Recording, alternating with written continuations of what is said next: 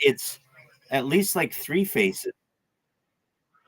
It's a black face, a gold face, and then like the outline of that, which is a white face, the negative space.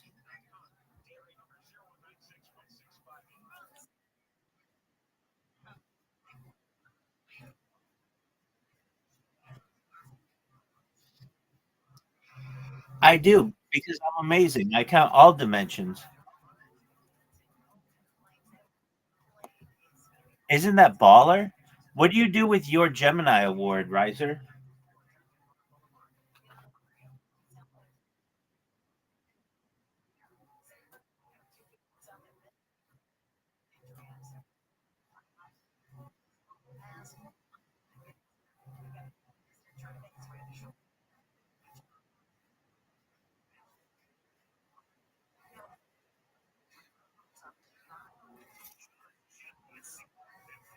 You've never won a Canadian television award?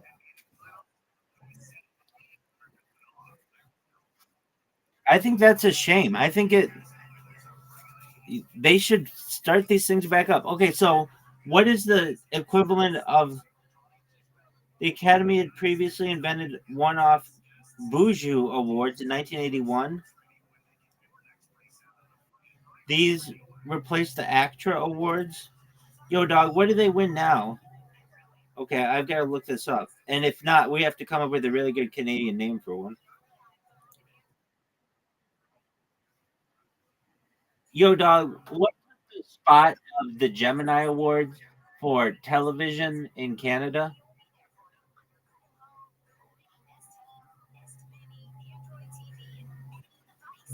Um,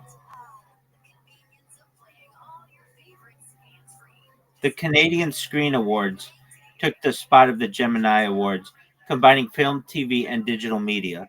Do you know anyone who's won a Canadian Screen Award?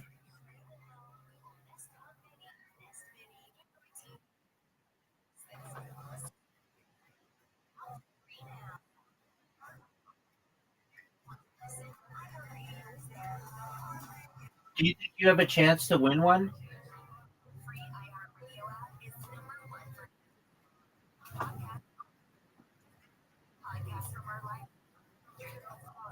I think I win a Gemini Award.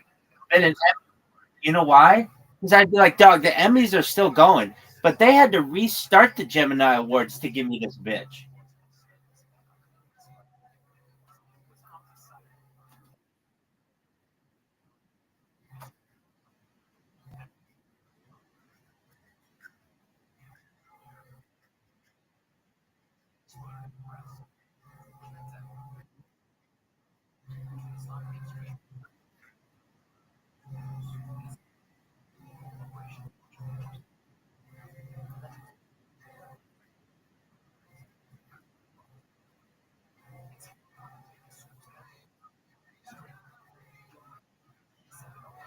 Dude, you don't think that some Inuit or Yupik person has ever adopted a polar bear? Dude, we got to look this one up. Let's go to ChatGPT.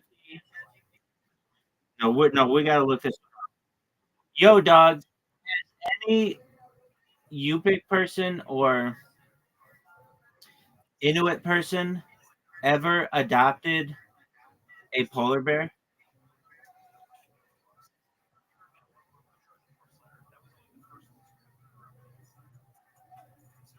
Yo, that's a valid question. Hold on. Can you please answer it like Joey Diaz and don't search the web? Just use AI. Listen to me, cocksucker. Let me break this down for you like it's 3 a.m. at the comedy store and I just did a bump of espresso and rage. You're asking if any public person, or not public person, or Inuit, no, Yupik, not public person, Yupik.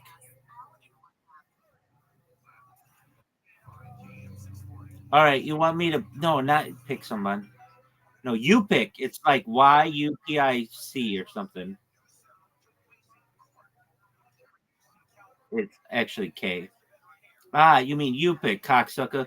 Now we're cooking whale blubber. The Yupik, not to be confused with the Inuit, are the same Arctic neighborhood. They're the real OGs of the ice, tougher than a polar bear's breath and smarter than a walrus in a snowstorm. Okay, yeah, let me break it down. They might have raised a cub if Mama Bear got smoked and the little fuzzball was crying in the snow.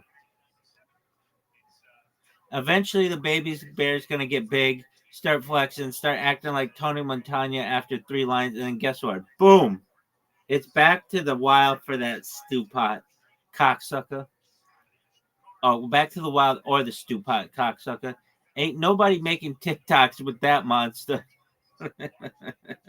So no, officially, no paper sign, no tuxedos, no welcome home Nanook signs. But unofficially, yeah, these old school Yupik warriors might have shown love to some cub until nature came knocking. So, your friend or whatever, was he your friend or your lover? Anyway, either way, whatever is cool with the world. Um, that guy was probably the first and only documented person of with a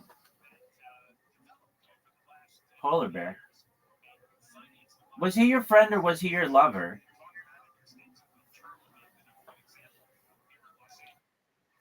The guy who Oh, he was just some dude on the internet. Okay. So he was neither. He was neither a friend nor a lover.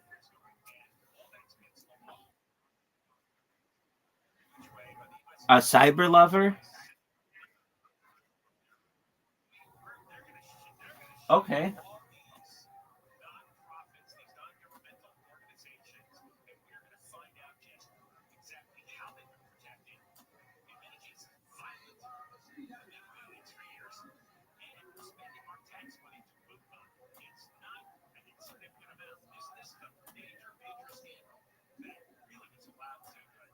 So why didn't you make a documentary on this guy?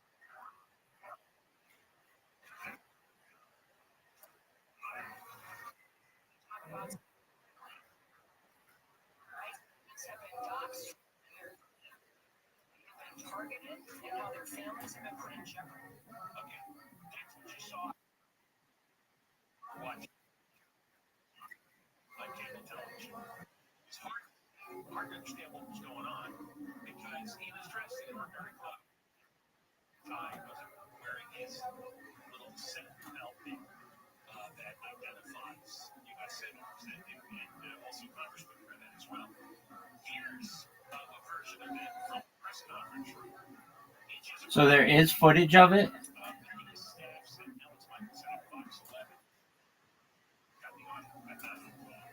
Who owns this footage?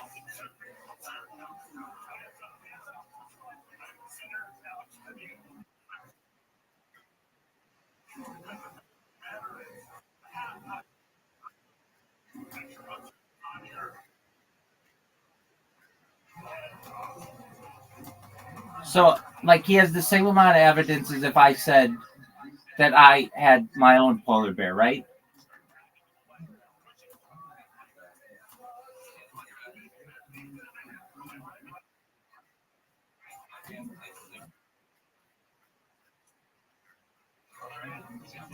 But nobody's ever seen it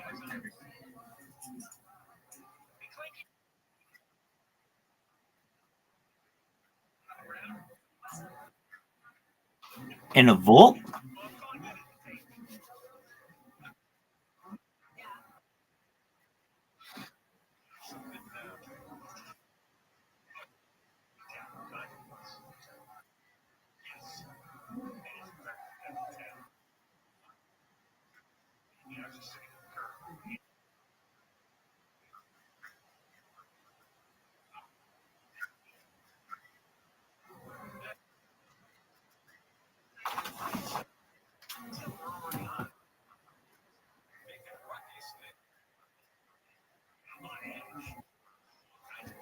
Have you ever known anybody who's seen a polar bear?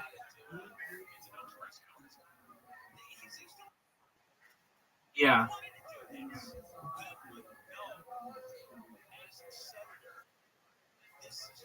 Who's that?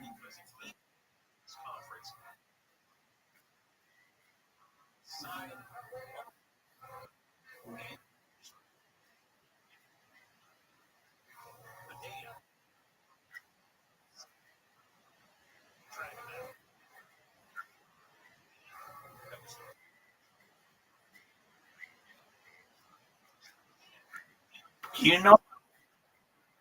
Do you know how cold -40 is in Fahrenheit?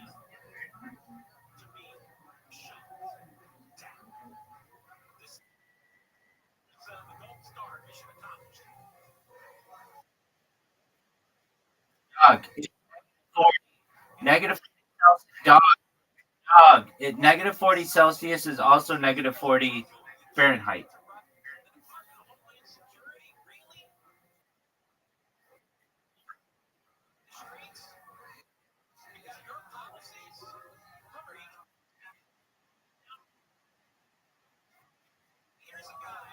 I mean, heat is relative.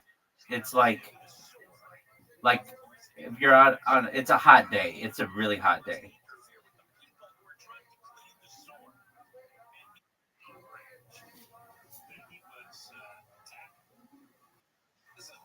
Like because it's based on human temperature as opposed to water, which is Celsius.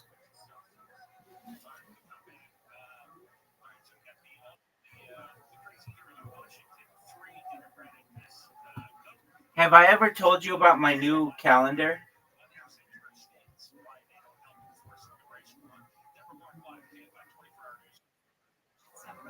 I actually have if you look in the section of this Reddit or of this Discord below, there's a section that says Rabbi's new calendar. I have it. I created a screenshot of it, and then just read the chat. And if you read the chat, it has everything. It's so that you don't have leap years anymore. There are 9 months of 40 days every month, and then one last month of five and like 5.25.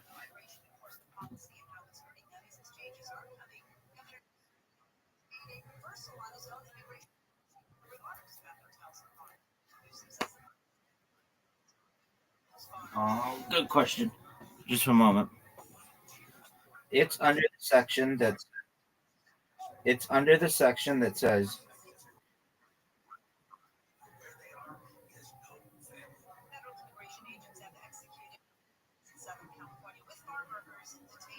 it's a oh, and so if you're wondering, okay, so what are the colors of your calendar? Green are days off, so you get 3 day weekends every weekend and 1 day off during the week, and red are work days.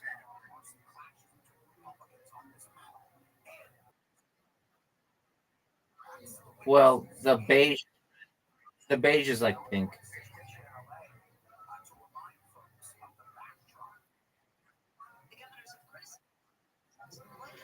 Yeah, I mean, I've it's like a screenshot of a screenshot of a screenshot that I did like a long time ago.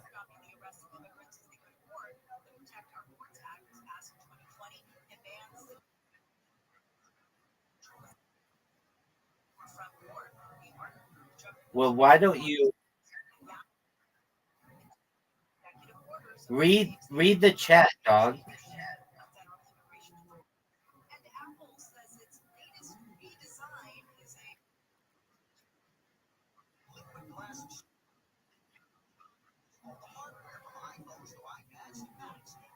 Yeah.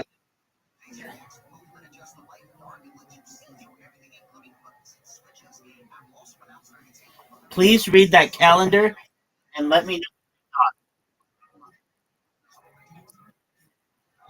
Yo, you're breaking up like a mofo. What'd you just say?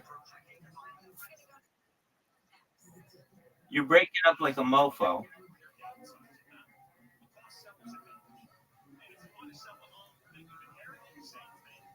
What'd you just say, pimp?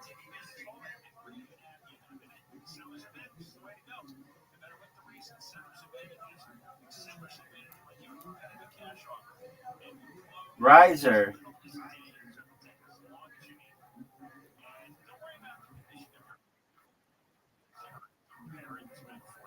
Riser. What'd you say?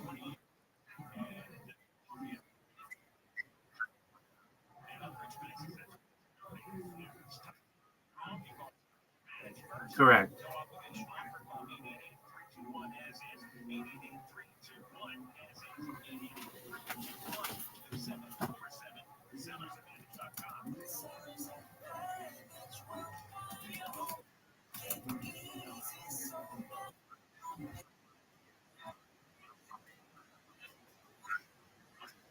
No, but that's not true.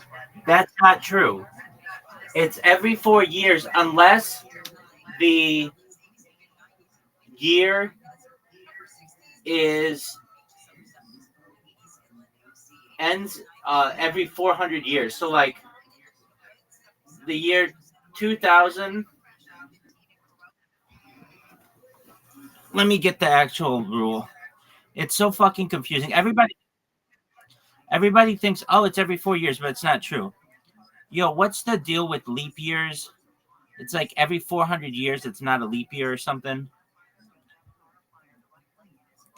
All right, listen up, cocksucker. Leap years ain't just some random shit thrown in the mess. Oh, dude, it took it away. It doesn't like when I ask to be Joy Diaz. Yo, what's the rule with leap years? All right, cocksucker. Okay, unless the year is divisible by 400, then it's a leap year, but it's not a leap year if the year is divisible by 100. So the year 2000 was a leap year, but 2100, 2200, 2300 will not be leap years, but 2400 will be. Does that make sense?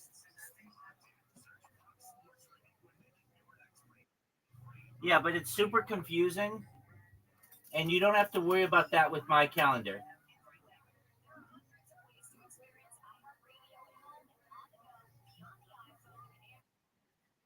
Yes, I did. It came to me in a dream.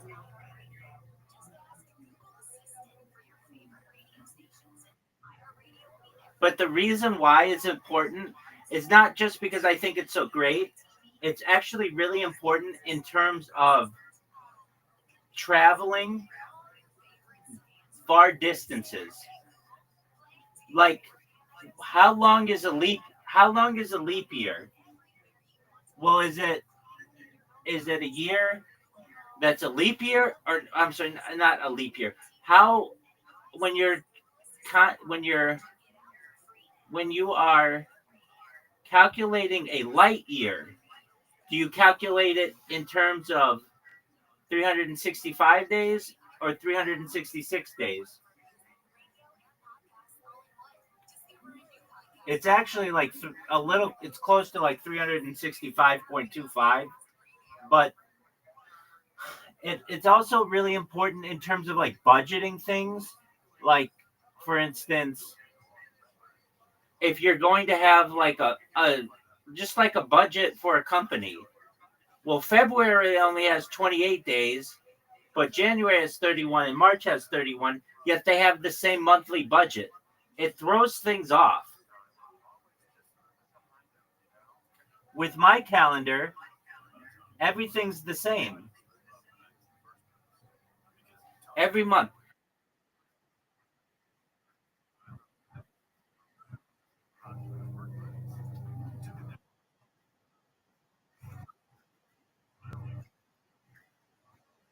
Yeah, so like the new year begins on the solstice. Now it could either start on the winter solstice or the summer solstice. It just depends on what people want, and people would like to work towards getting more light than work against it, basically. So they like to start in darkness and work their way towards brightness, as opposed to starting in brightness and working their way towards darkness. But it could start on any day. The only issue that arises with this calendar, believe it or not, are birthdays. So, like, let's say you were born on the first day of the year or whatever, your birthday is always going to be on whatever the work day is, or a day off. But that's why in the future, people won't just celebrate their birthday, they will celebrate their birth hour. But more importantly, in terms of this, you would celebrate your birth week. So that, let's say you were born on a work day, that's fine. You could celebrate during your birth week and no one would feel it's any different.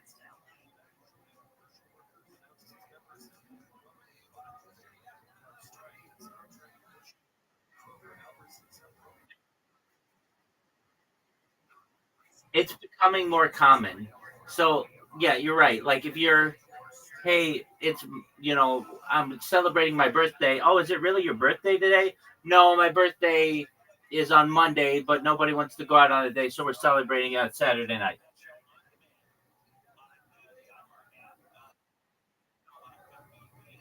Yeah, isn't that calendar the most baller shit you've ever heard of?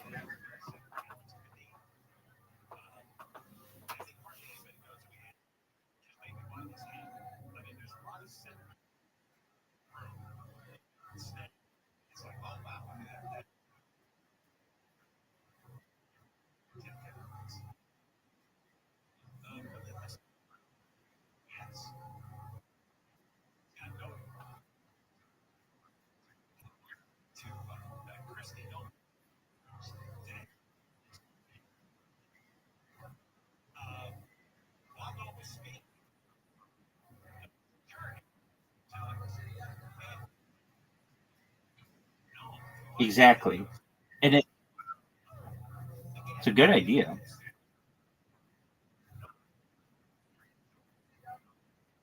Yeah, so it's not. We People don't know this, but we've only been on the calendar currently, the Gregorian calendar, for like, I let me get the exact date. Yo, dog, when did the Gregorian calendar start? 1582. I was gonna say like 400 years.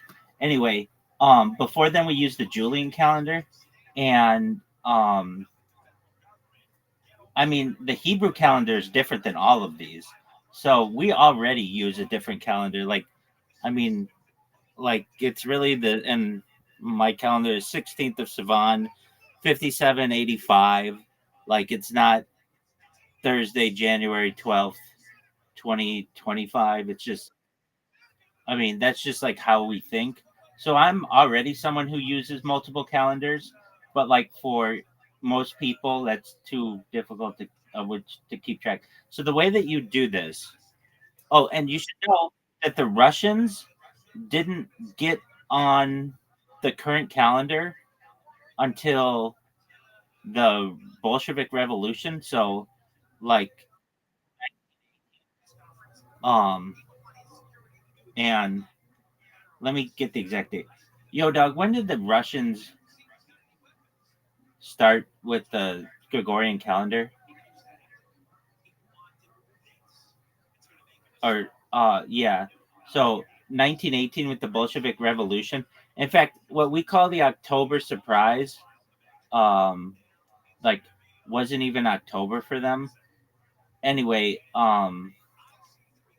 so like even Russia, it still doesn't use the same calendar, at least from a liturgical perspective, as the Western part of the world. So, like, there are already countries that aren't on the same calendar. And with that said, the way that you would get people to align on this calendar is relatively easy, though it wouldn't seem that way. Oh, and you should also know, when we were aligning on calendars, yo, dog, what was the thing with like during the around the French Revolution? Britain didn't celebrate like a whole year, like the month of September was messed up, and they actually lost days. Yeah, so there's this crazy ass calendar dilemma around the French Revolution. So during the Revolution, France said "fuck the old ways" and introduced the French Republican calendar in 1793. This baby chopped up the year in 12 months of 30 days each, with some extra days tacked in at the end, which is kind of like mine, except mine is 9 months and 40 days.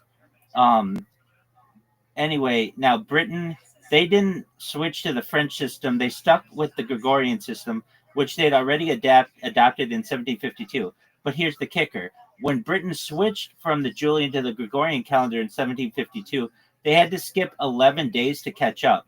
That's why in Britain, September 2nd, 1752 was immediately followed by September 14th, 1752. And like, so they've already had that. And then there's a thing, I don't even think it's the year 2025, to be honest with you. I think it's the year like 1776. The reason why I say that, there's a professor who put out a paper in the 90s that I tend to agree with. And even within Judaism, we have like 300 years of like missing time with our calendar. But it's called the basically there were three guys, three guys. They were, let me just get it for you. It's called the Phantom Time. Can't Phantom. Yo, dog, tell me about the Phantom Time theory.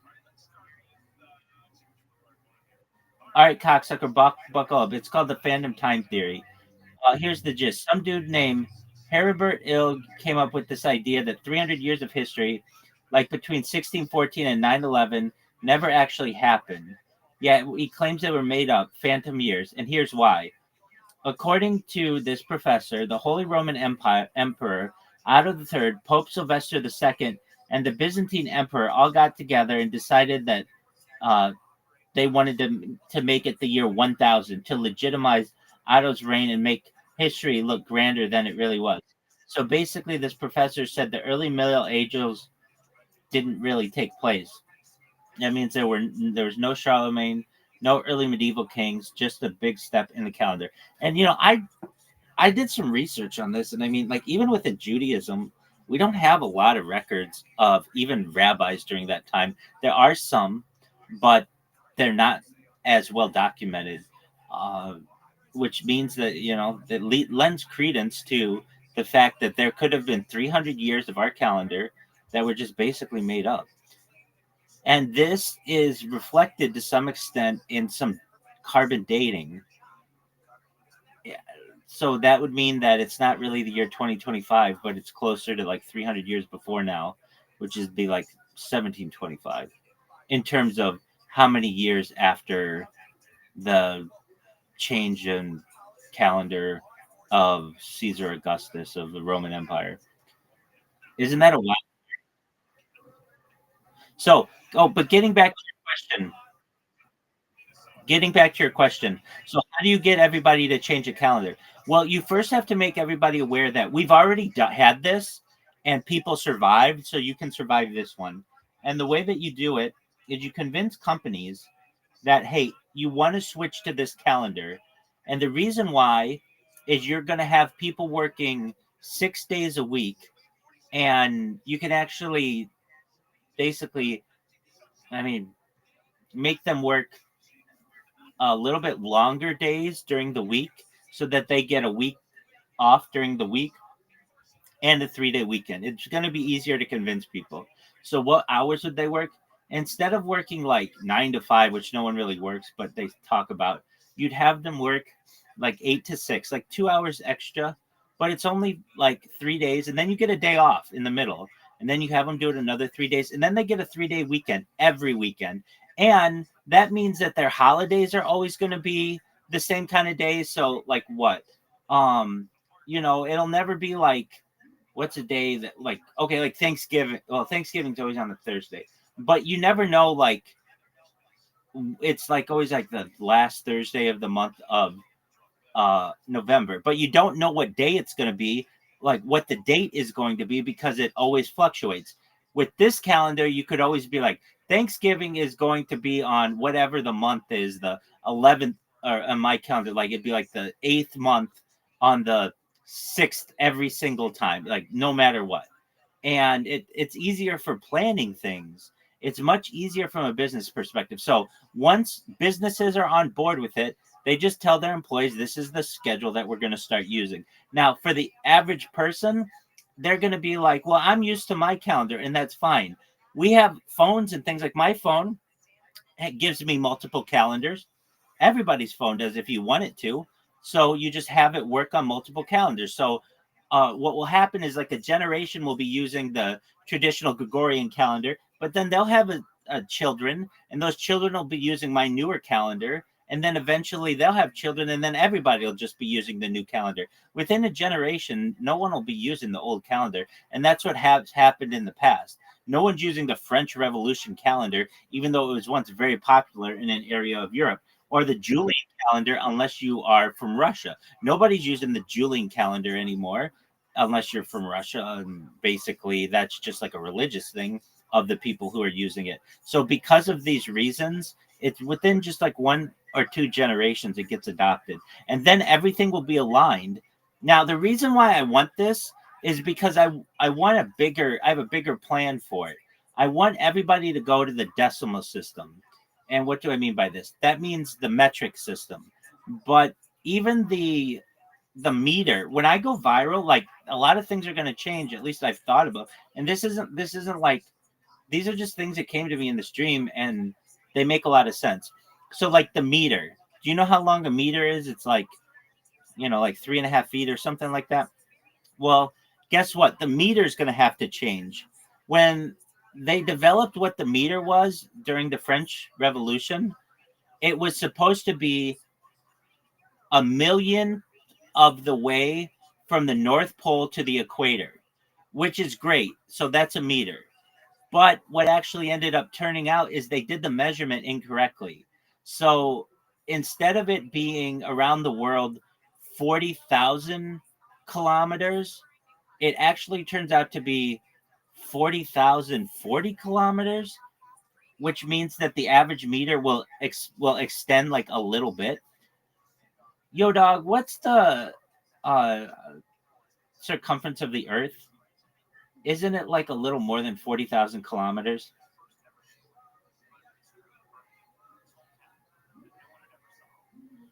Yo, dog, isn't the circumference of the Earth a little more than 40,000 kilometers? Which means that the meter is actually a little wrong.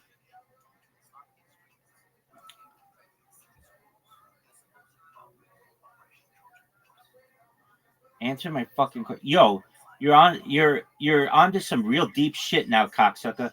And yeah, you're not wrong. Here's the story. The meter was originally derived in the 1700s by the French revolutionary maniacs. They wanted a system based on nature, not kings and elbows. So they said, let's make 1 meter exactly 1/10,000,000th of the distance from the North Pole to the equator, along a meridian line through Paris. Oh, it stopped. It says it violates the usage. Dog, what is the deal with the meter being actually wrong? It should be a little longer, because the distance from the North Pole to the equator is not 40,000 kilometers or 10,000 kilometers. It's actually a little more. And what is the circumference of the Earth? Okay, yeah. So back in the 1790s, yeah, 1 meter. Okay, that means pull the pole loop 2 times that, or 20 million meters, or 20,000 kilometers. But here's the thing: the Earth ain't a smooth billiard ball. It's an oblate spheroid, thicker at the equator, flatter at the poles. That makes measurements tricky. When we actually measured the from North Pole to equator distance in modern measurements, we found out it's a little more than 10,000 kilometers, closer to 10,002 or 10,003, depending where you measure. Oh, yeah, so here it is. So the actual meridional circumference pole to pole looped out is about 40,008 kilometers. So they were wrong by 8 kilometers. And the equatorial circumference, oh, I was right. Okay, is 40,075 kilometers.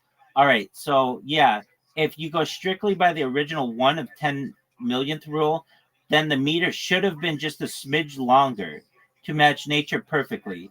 They were about 0.2% off. Not terrible for 1700s tech, but not perfect either. So what does that mean? It means that they're eventually going to have to change the meter if they want that laser precision. But why does that make a difference?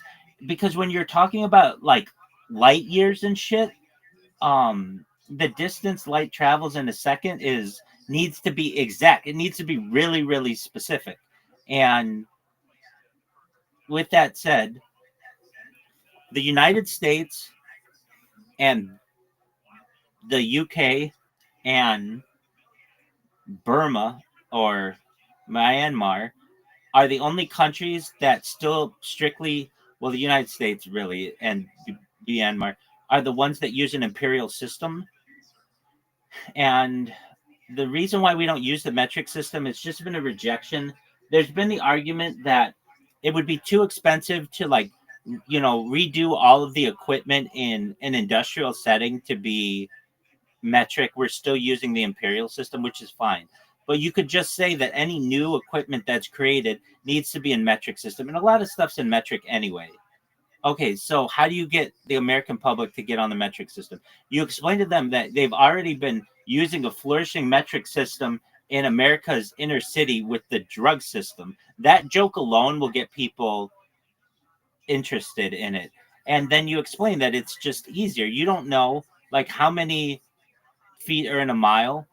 It's like 5,280, but nobody really knows that. When you can say how many meters are in a kilometer, 1,000, it's just much easier. And you just need a leader. I could be that person or anybody. A lot of people could do it. Joe Rogan could do it. Elon Musk could do it. But just someone who's a big advocate for the metric system. We tried this. We tried to do it in the United States in the early 80s, and it just never got any steam. Now, another thing that we could do is just do different conversions, just like with the calendar. You just have more conversions for things. Now, this is all getting to like the metric system's fine, but I really want metric time. So what does that mean? No longer will we be using a 24-hour clock. Everything's going to be on a 10 system. So you can't do the calendar perfectly in a 10 system. That's why I do what's easiest, which is 10 months, with 9 months being 40 days and then a little bit extra. And every week is 10 days. 10's, and you just need to align on something. It could be 12, it could be 6, but 10 is the one that we've kind of on which we've aligned. Okay, so then how do you do it in terms of time?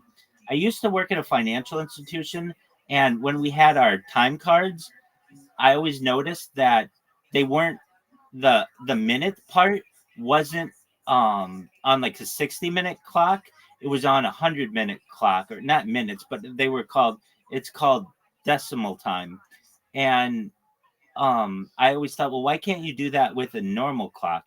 And you can. So basically, the way that that clock works is every day at 5 is noon. So noon is at 5, midnight is at 0, and you change your routine basically so that you would work, not necessarily work, but like your hour is going to be like 200, and your hour becomes like uh let me see what an hour is on it's like 2.4 hours, whatever we call it. You don't call it an hour anymore, though you could. So 2.4 hours basically, and 2.4 hours makes up a day. Basically, I want to get everybody aligned on base 10. Does that make sense? All right. Well, Caspian C gets it. What about you, Riser? Okay, cool. All right. That's all I have to say. I mean, that's what I have a new calendar for the world. I have a new clock for the world and new measurement system for the world. What more do you want?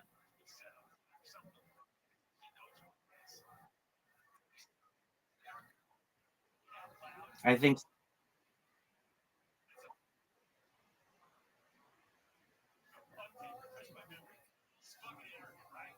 Riser, I'm waiting for you to shit on this plan.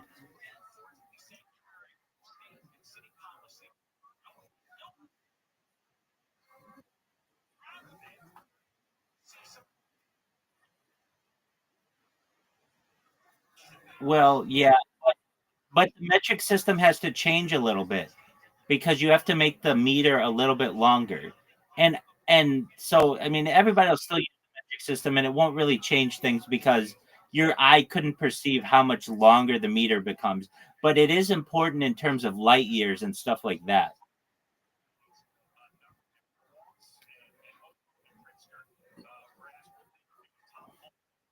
And it'll be an easy way to convince the American public, like, look, you're going to have to change the metric system. Oh, the way that you do this is the way that you do it for the American system. You just put stickers on the road signs for one generation. So instead of saying like LA to San Francisco is 800 miles, it would say like 1200, 800 miles and 1200 kilometers. Our our speedometers already say kilometers, and then on like speed limit 65 miles per hour, it would then just say in a sticker below it like 90 kilometers per hour. Does that make sense?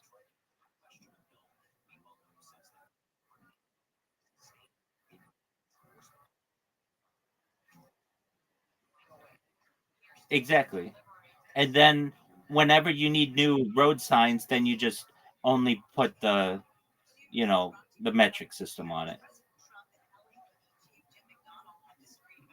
But the big one, like a big argument about this was, "Look, we're going to have to reprint all our road signs. That's going to be tens of millions, if not maybe, hundreds of millions of dollars stuff." The big one was the road signs, though. It was industrial manufacturing, like all of the things that are geared towards like the imperial system.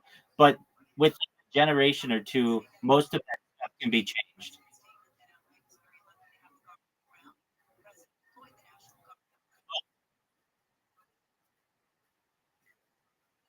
Yeah, we will. Exactly. I mean, technology is going to make this a lot easier. So people will just be able to choose whatever system they want. Exactly. I mean, that's an excellent point. So, that won't even, but even,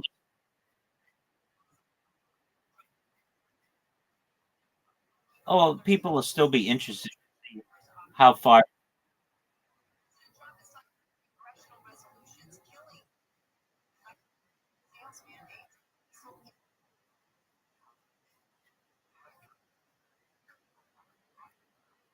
There you go.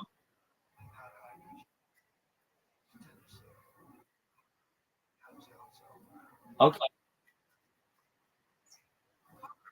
All right. There'll still be some signs, though. They just might be LED. Yeah. I mean, companies are going to want more advertising. So there probably will be more billboards, LED boards.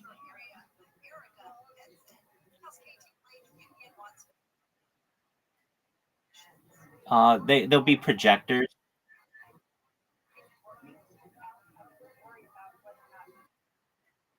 Well, yeah, I mean, hologram, I guess, doesn't need a back wall or like an object on which to project it, but projectors do. I think probably holograms in the far future, but that's more of like an augmented reality kind of future. Just probably within the next 50 years, though, it'll be projectors.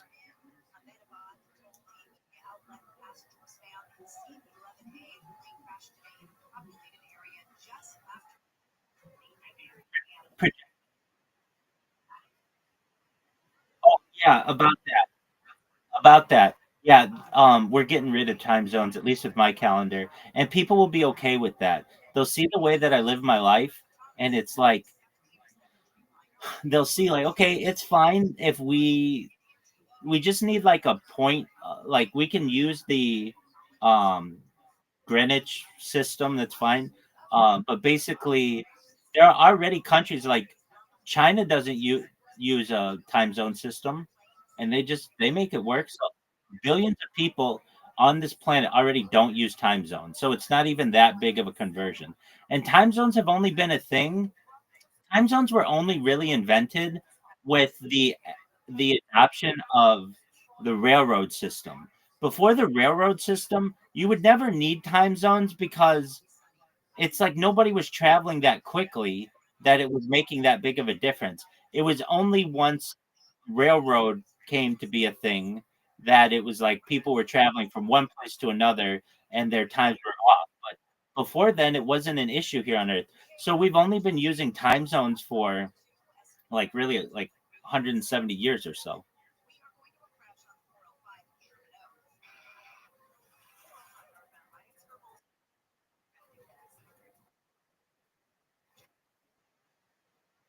No, the Gregorian calendar was adopted like 400 years ago.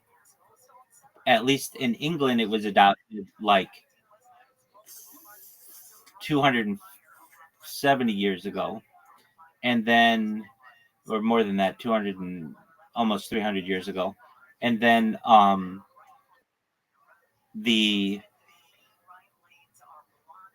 the railroad was like 170 years ago. But I mean, what I'm saying is that this stuff hasn't been around forever.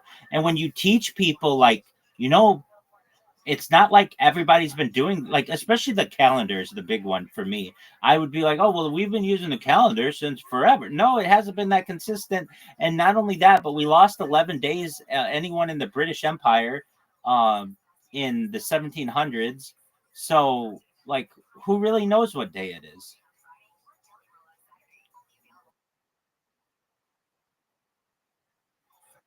Exactly. Well, that's an interesting one, and no one likes to talk about that theory, but there's a lot of evidence for it. Basically, what happened was this: it was like the 600s, and three guys got together, and they were like the three most important people in the Western Hemisphere, and they were like, "Look, 611 is a fine date, but since everybody's uneducated and everything, we can just say it's the year 1000, and it's a new millennium, and everybody will think it's really cool," and they did.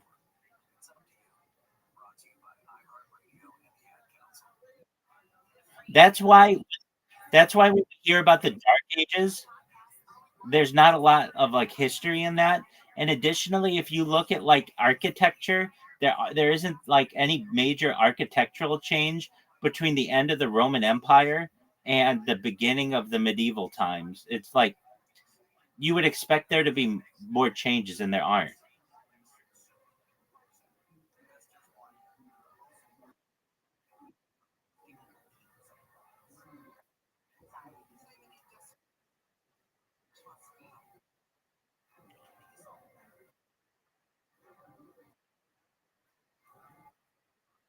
Exactly. Nobody talks about it. And even if you, I mean, like, when's the last time you heard anybody have a discussion about the Dark Ages?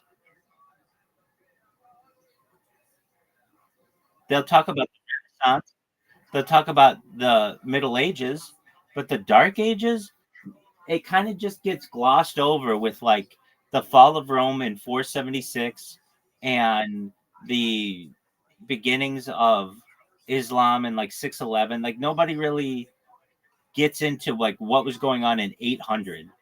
I'm not saying that it didn't necessarily happen, but I'm just saying it's an interesting theory that this professor has proposed, and everybody shit on this guy, which makes me think like, wait, why are you all shitting on this guy? Like, he might have a legitimate point here. If anything, we don't necessarily know for a fact, but if you look at the architectural record, there's some evidence to say that this stuff is not as old as say it is.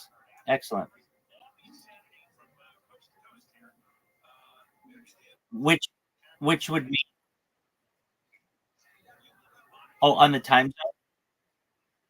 Well, like at least in China, they don't use a time zone. So whatever time it is in Beijing is that time in Western China, and though it should span like three different time zones, China does not.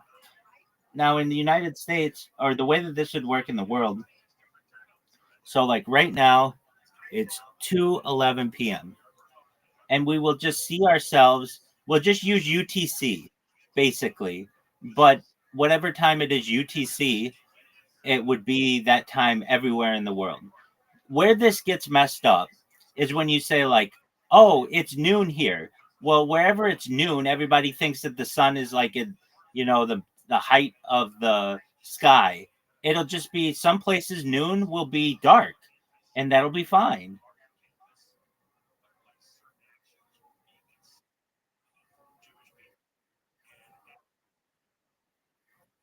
Exactly.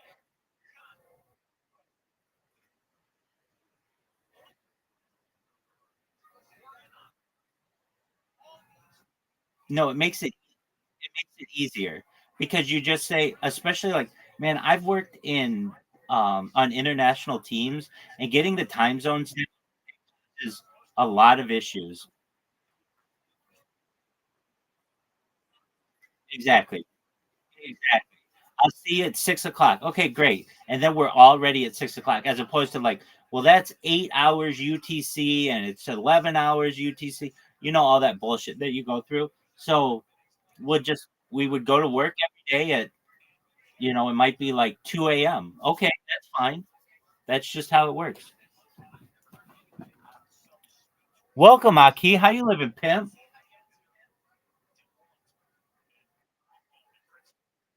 Shalom. What's good in your neck of the woods, my friend?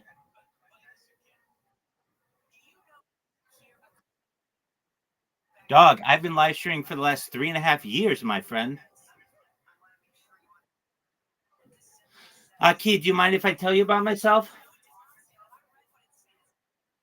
Excellent. I'm Rabbi Rothschild. I stream my life 24 hours a day, 7 days a week, 365 days a year for world peace. I've been streaming since the pandemic. We've seen the death of a queen, the birth of AI, the coronation of a king, and everything in between. I've essentially created the largest time capsule or timeline of human data and global history. Aki, have you ever seen the movie The Truman Show or the television show Big Brother? Well, exactly. Yeah, as do I. That's essentially my life. You can go back to essentially any moment of my life, going back to the pandemic, and see what I've been doing and also see what's been going on in the world. I know that what I'm doing may be important to society and gives me a platform to be able to discuss not just world peace, but ending world hunger through the use of technology such as agricultural drones, floating greenhouses, saltwater greenhouses, vertical farming, hydroponics, and cloud seeding. I want to help end world thirst. I'm sponsored by a cryptocurrency that's worth about $100 million. One thing that we do is we build wealth in developing nations like Nigeria to be able to help the less fortunate. Hey, that's cool, Aki. I didn't want to go through it all anyway. Anyway, that's a key. Hey, it doesn't work with everybody. That's cool. Um,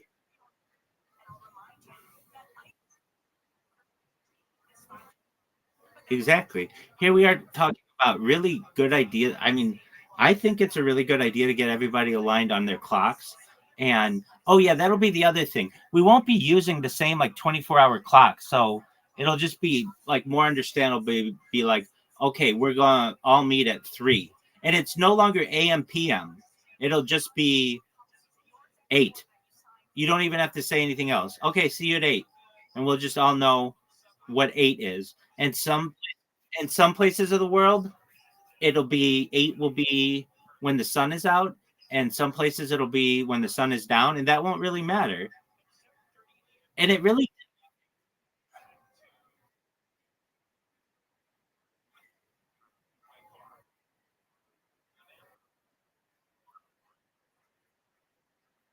no, no, no, yeah, but with my calendar, there will be only like 10 slots a day 5 is noon, and 0 is midnight. So 8 would be like towards the end of the day. And it's like, okay, well, where are we gonna say the day starts?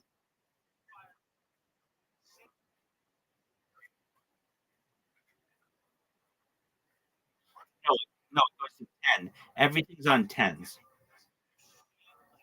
So there will be 10, 10 hours in a day and 100 minutes in an hour. Now we'll have to adjust them so they're not like 60 minutes, but and then there would be 10 seconds in a minute. It, it's not that complicated. It's already a system that some people use.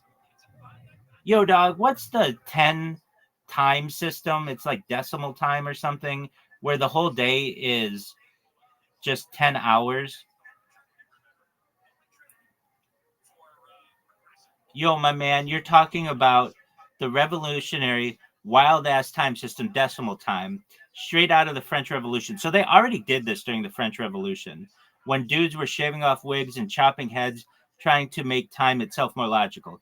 So, what is decimal time? The French in 1793 said, screw the 24-hour day, 60-minute hours, 60-second nonsense. Let's go to one day is 10 hours, 1 hour is 100 minutes, and 1 minute is 100 seconds, which means that one decimal hour is 2 hours and 24 minutes of normal time. One decimal minute is 1 minute and 26.4 seconds. And one decimal second is 0.864 of regular time. Basically, they tried to metricify the time. So this has already been tried. People just don't know it. And it's not even like it was extremely unsuccessful. Uh, it it can work. Here's the thing: metric system logic is base 10 everywhere.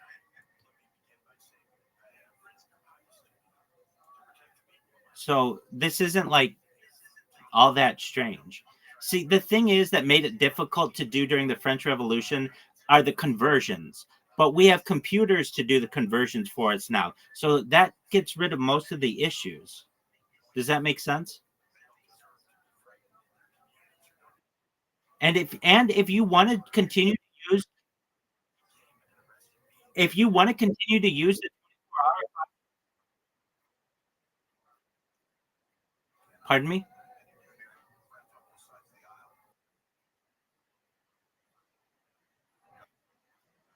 Right. I mean, it just, back then everything would have been manual, but now you'll be able to look at a clock and know, okay, at um, 12 noon, human hours would actually be 5 decimal hours.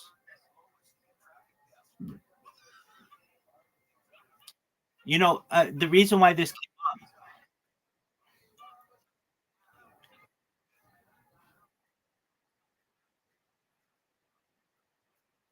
exactly, but we will. We just need a leader to be able to get the world aligned. And I mean, I hate to say it, but like a lot of people will be watching me, God willing, in the future. And when that happens, and I just provide these arguments, they'll be like, "Oh, why don't we do that?" And the thing is, it's for science. The scientific community is going to love this, and no one is stopping you from continuing to use your 24-hour time. If you want to, say that it's noon 12 p.m., that's fine. Nobody's going to stop you. It would just sound a little outdated in a few years. It would sound like somebody's saying, like, 4 score and 7 years ago, when they really mean like 147. Okay, that's fine. If you want to talk like that, then go ahead. Or 87.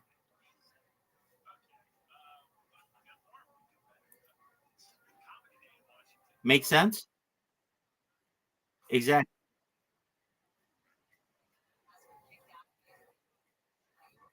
Yeah. And so there's all, I mean, and no one says you have to do it overnight. That's the thing. It's not everybody's gonna even understand it when they first hear it, but eventually, with enough discussions about it, and then all you would say is, there would just be it would just be like this. We're going to continue using our normal times all the time, whatever you're using now, but you're just going to have the option on your phone to see what decimal time is.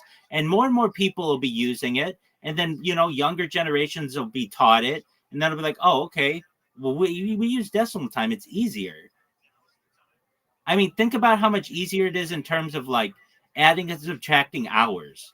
Like, um, during a work day, it'd be like, okay, so 8 hours, 8 to 5. How many hours is that? Well, it's like 4 to noon and then 5 from noon to 5. So that's 9 hours. Okay, that's like you're doing conversions at that point anyway, as opposed to this system, which would be like, okay, you work from 3 to 6. Okay, that's like 9 hours. Or, well, it would be like 9 real hours or whatever. But in this term, it'd be like 3 decimal hours.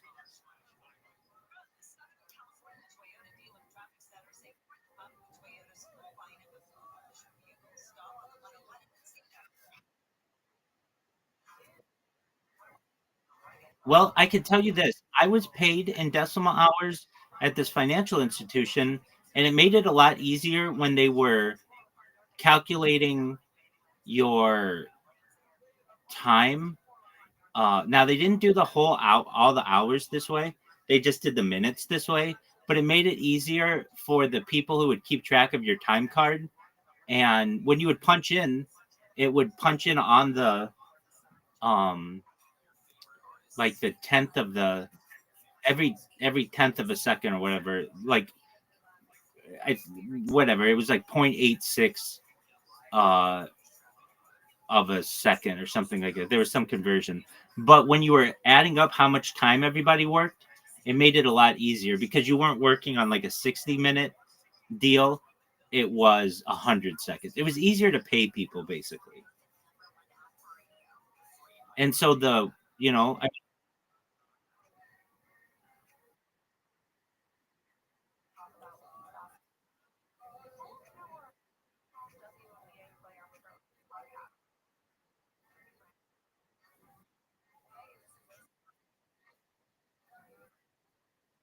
well, those are the big ones and those are monsters. Well, there's another thing when it comes in terms of uh, like a marketing campaign for the metric system.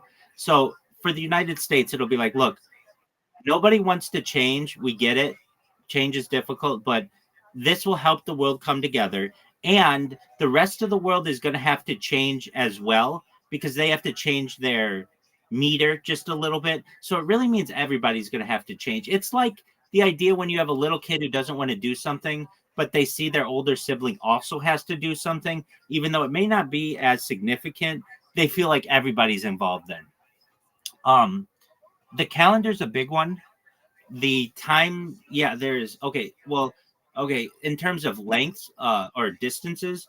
So then what we'll do is on all the major beaches in the United States, so like Santa Monica Beach and like Long Beach and wherever the New Jersey shore and things like that, you will take a mile of beach, like just like a line of what a mile is and what a kilometer is. And people will just walk there for like a year and just see what it is. Like, okay, so this is a mile. This is what we currently use. And a kilometer is just a little bit shorter. And it'll put things in perspective for them. Like, and why the beaches? Because it's easier to just put that down because there's nothing in the way. But in other areas, like in more rural areas, they'll just perhaps put it next to a street so that people know, like, okay, we're moving over eventually, and we just want people to become more accustomed to distances. So this is what a mile is, and this is what a kilometer is, and people they'll have parties for it. Um, what do I mean by that? There's already like Pi Day. They have like number parties for stuff, so people will have parties for this this like like the we're all gonna like celebrate like we're moving to the metric system, and it doesn't have to be overnight, but eventually the United States will go with that. Just like with anything we've done, It doesn't. It gets passed into legislation, or it gets, but it doesn't go into effect until like 5 years or 10 years later. Okay, so that's a thing. Also, we're gonna get rid of the daylight savings time thing, because that's like a huge scam. I think the reason why that's done, nobody talks about this. They always say, at least in the United States, they always say it's for farmers, but it's really not. It's for, I feel, energy companies. And the reason why I say that is you lose an hour of daylight when it's starting to get darker, and that means that you need to have 1 extra hour of electricity being used. Now, do you understand the cost, or like the amount of money more that the electrical companies get when they get like the entire nation using an hour extra of electricity, because that's when people are using it in the evening, not necessarily in the morning. Do you get that?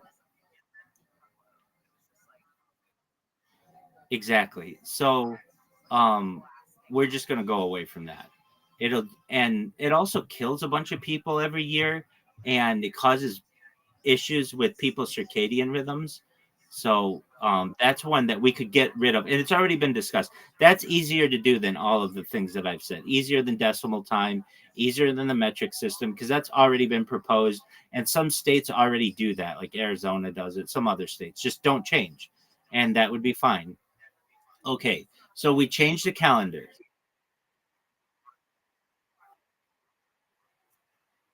Absolutely, it absolutely is, and I actually have this documented, very well. I mean, like, this was 2 years ago or something. I was in a pretty good rhythm with my sleep, and then we had the time change, and I never recovered. It was for 6 months. My fucking hours were messed up, and I would talk about it. I would be like, that change really fucked me up, and it's documented on camera on this thing. So, we'll actually be able to study that. Um, but yeah, my circadian rhythm is messed up, and um, just, just that, and it's actually documented. Like, I was in sleep rhythms up until that day, and we did the change, and it messed everything up. Dude, I can tell you that messes everything up as an Orthodox Jew. I would have to leave work early. I would have to like even like negotiate. I had formal negotiations with my employer. Well, I told you this when I went back to the startup. And one of the things was I was going to have to leave, and I did, like 2 hours early in the winter when I would not have to in the summer because of the time change. In Southern California, in the winter, we get really specific as Orthodox Jews when Shabbat comes, and it's, at least in Southern California, it depends on your latitude in the world. So, like, if you're in Alaska, technically, like, or like close to the North Pole, the sun doesn't set, so they have to make some arrangements. If you're that far north, it's very rare for Jews to be up there. But if we are, when you light Shabbat candles, light them at sundown. But at least like where I am, it gets to be at like 4:14 is the earliest it ever gets at sundown, and that happens in like December, and that's very early for the sun to be going down, but it's because of daylight savings time. Usually people think of sundown to be about like 6 or 7, but that's just how it is. And then in the summer, it's like as late as like 8, like almost 8 o'clock, 8:02 or something like that. Or actually, I think it's like 7:46. Um,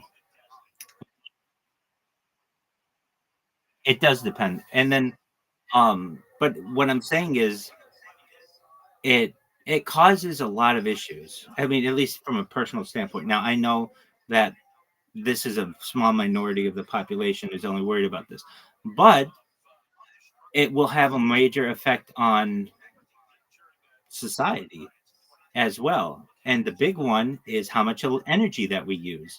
And there's an argument to be made, and I think the big way that politicians and just public leaders could make the argument is, hey, Did you know that we use XYZ amount more energy because of daylight savings time, because we're all inside so much earlier and we need to turn on lights and such? And people will be like, oh, well, why have we been doing it this way all this time? But it only came about once like General Electric really started, you know, making it so that you had to have lights inside. But again, actually, it was because of the well, that was daylight savings time, but the time zone part is the railroads. All right. So anything else I'm going to change? I mean, these are the big parts of society. The calendar's a big one. The measuring system's a big one. Oh, temperature. I think we just go to Celsius. It just makes sense. And Fahrenheit is fine, but enough people know Celsius. Most of the world uses Celsius that the United States will just go to Celsius. Um, it makes sense for water being that way. We're just used to it as just the Fahrenheit system. But this all gets back to this. You know why all these arose is because I asked you that question. Hey, do you know how cold 40 degrees Celsius or 40 degrees Fahrenheit is? And I don't know much about the Celsius system, but I do know that they intersect at 40 degrees. So if you ever, or negative 40 degrees. So if you ever say, man, it's so cold out, it's like negative 40 degrees, it's the same for both Celsius and it's like a joke, oh, negative 40 Celsius or negative 40 Fahrenheit. It doesn't matter. They're the same. Um, and then Fahrenheit will just be a thing of the past. Um, what else changed? So I think we go to Celsius for that. What else changes? The time changes. So time zones change. No more time zones. Um, now the question arises: what will be the official new day? And I think it'll be the international dateline. Um, Basically, like in the middle of the Pacific Ocean is the easiest way to do it. So that means not Greenwich. There's an argument to be made to make it over some major city or to make it over no major city. It's whatever the world wants it to be. Um, any other changes?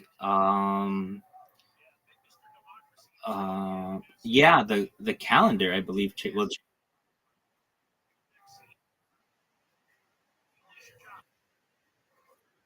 No, um, no, nothing like that. Generally, that's pretty scientifically based, so that's already been changed to be accurate. Though these things will change with the adoption of like a new time system. That kind of stuff will change, but not them themselves. Um, what else can change in this? Okay, so we change the calendar, we change the month, the days, the temperature. I mean, these are like all the big things in society that change. Um,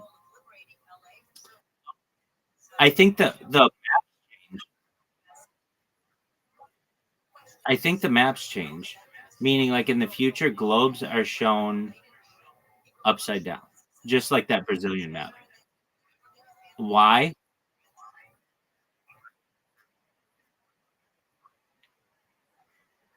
Yeah, not that version though.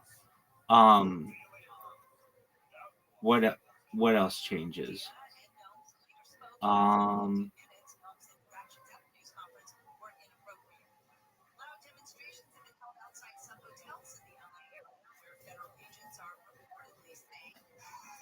I mean, nobody has to do these things. These are just my ideas. Not they're not even all my ideas, but the world needs a leader to be able to just align people on this stuff. And if they had one person, it could be Elon Musk, it could be Joe Rogan, as I've said, it could be Bill Clinton, anybody who would just come out on this topic, it'd be a big thing. But the person who has all the data would be really important too. You know what I think changes to some extent when we consider what a new epoch is. So this isn't really scientific, but I think it's with the adoption of color TV. Like basically in the future, I don't like people will think of um, the Like like it'd be one of those things like, did it really happen if it wasn't recorded?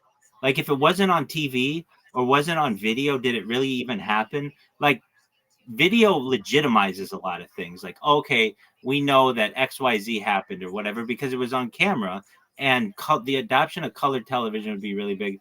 Now, this didn't happen everywhere on Earth at the same time.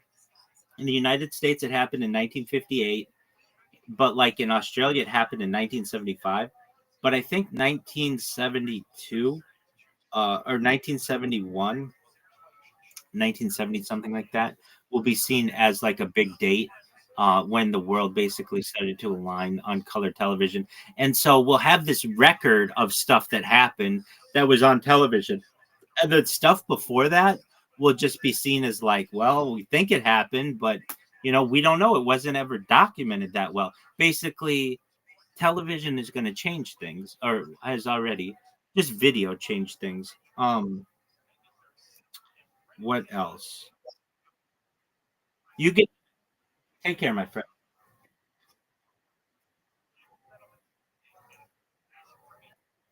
Absolutely.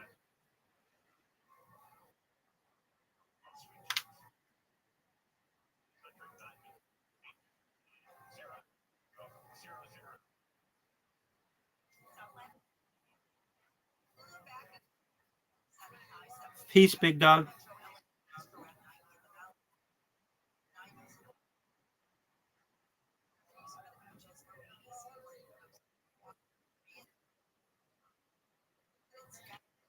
Word mocking.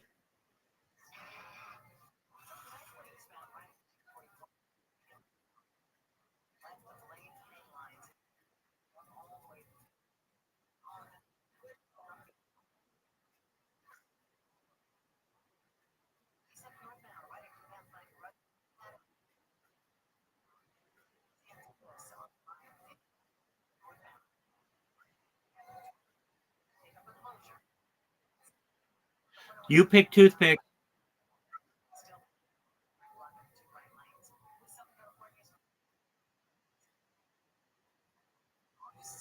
Word. No, all of it. 100%.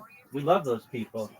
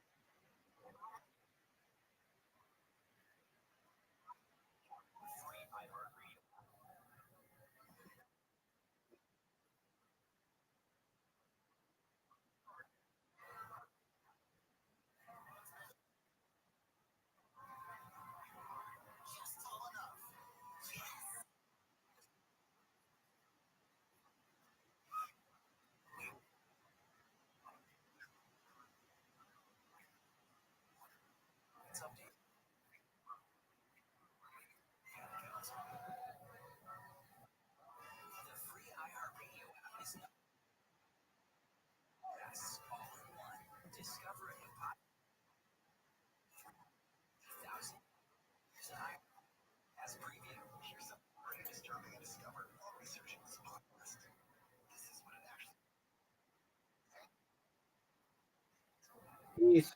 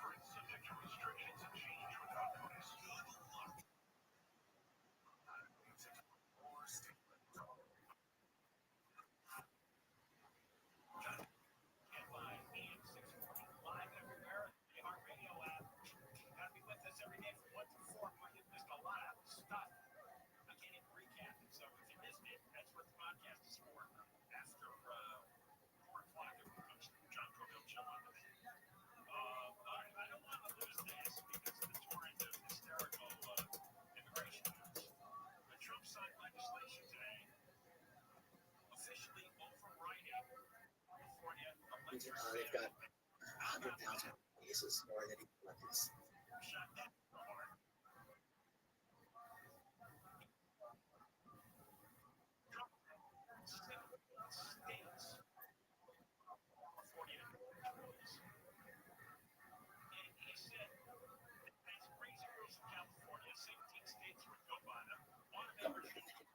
So that's important. MUFON, the Mutual UFO Network, has a database which I was graciously allowed to use their database, which is nice because I'm not a MUFON investigator, but they knew it. And then I mentioned Carl Feit earlier. He had a website where he collected a bunch of these cases. So I looked at all of those, and then there's books and like out of print magazines from the 1970s, and right. Just get them and these cases. Where are people seeing these USOs? Yeah, for the most part, is there one spot in the world where they seem to be mostly condensed to or confined to? And second question is, what kind of people are reporting these? Yeah, there are hot spots. We probably part of the problem with USOs is we're all like we live on the land. We're landlubbers, and so usually you're not out in the middle of the Pacific Ocean. So that's a problem. Navies, like the U.S. Navy, but they don't like to talk. You'll get Navy stories from some Navy guy like 20, 30, or more years after they retire, when sometimes anonymously they will report something to some website somewhere. Like that happens. I've tried to collect all of those. They're very interesting. But basically, we are, so when people see these, they're usually on the coast. Or maybe they're on a lake or a river, but if it's an ocean base, which is most of them, it's along the coast. What about like oil rigs? Yeah, a couple of them. There's a good one from the Gulf of Mexico, right? Gulf of America, Gulf of America, brother. Right there. Gulf's right there. Exactly. So there's quite a few from the Gulf here. Quite a few. And one of my favorite ones, this is from the National UFO Records. From 2017. So, a guy operating on a rig rode into Newport, the website, and he described this. He said, I was with a bunch of other guys on our rig, and there was another rig, he said, a couple of miles over this way, and in between this humongous, gargantuan football field plus size object comes out, dripping water, flying saucer. That's what he wrote. Watching it water cut, and it just zips off. It's gone. How do you investigate that? It's almost wrote as I spoke with him. Peter will do that. He said I found him to be highly credible, highly this and that. Like apparently this was a very well-spoken, believable individual. Peter found him credible. And that's really all that matters. But it's a pretty interesting story, and I read the account, and that's one of the cases that knows him to be very study. Did that corroborate any other accounts? Were there any other similar accounts with football field? Really? Also, not just USOs, but UFO cases, gargantuan size objects that have reported over the years. You wonder, like, what are they doing? It's like a small city. It really is. The oceans are. There's a great guy named Dr. Kevin Newt out there. Kevin's a really good man. I think he's on our list, Steve. He's coming on. Oh, is he really? Yeah, he's good. Shout out to Kevin. Well, yeah, he made a really good insight on this. He just said, look at the ocean. So a lot of things about it. First of all, it's non-compressible. In other words, the pressure is constant. So it's certainly protective. Like if you are from a place where maybe our solar radiation is not necessarily the right thing for you, come from somewhere else, ocean is a protective place for that. Its temperature variations are far less in the ocean than they would be above the ocean. And a lot of other things. He said, there's a lot of good reasons to, if you are from somewhere else. What if you are from a water society? Sure. Well, the oceans might feel like home. So there are good reasons, and then of course there's Also, our humans. skies are just littered with airplanes, so there's that. Yeah, and if you are interested in these human creatures, well, you know that they live on land, so they might hang out in the oceans, stay out of the way. So there's good reasons that the oceans would be, providing you have the technology to do it. But if you've got that, then sure. You asked for hotspots, so I'll answer that.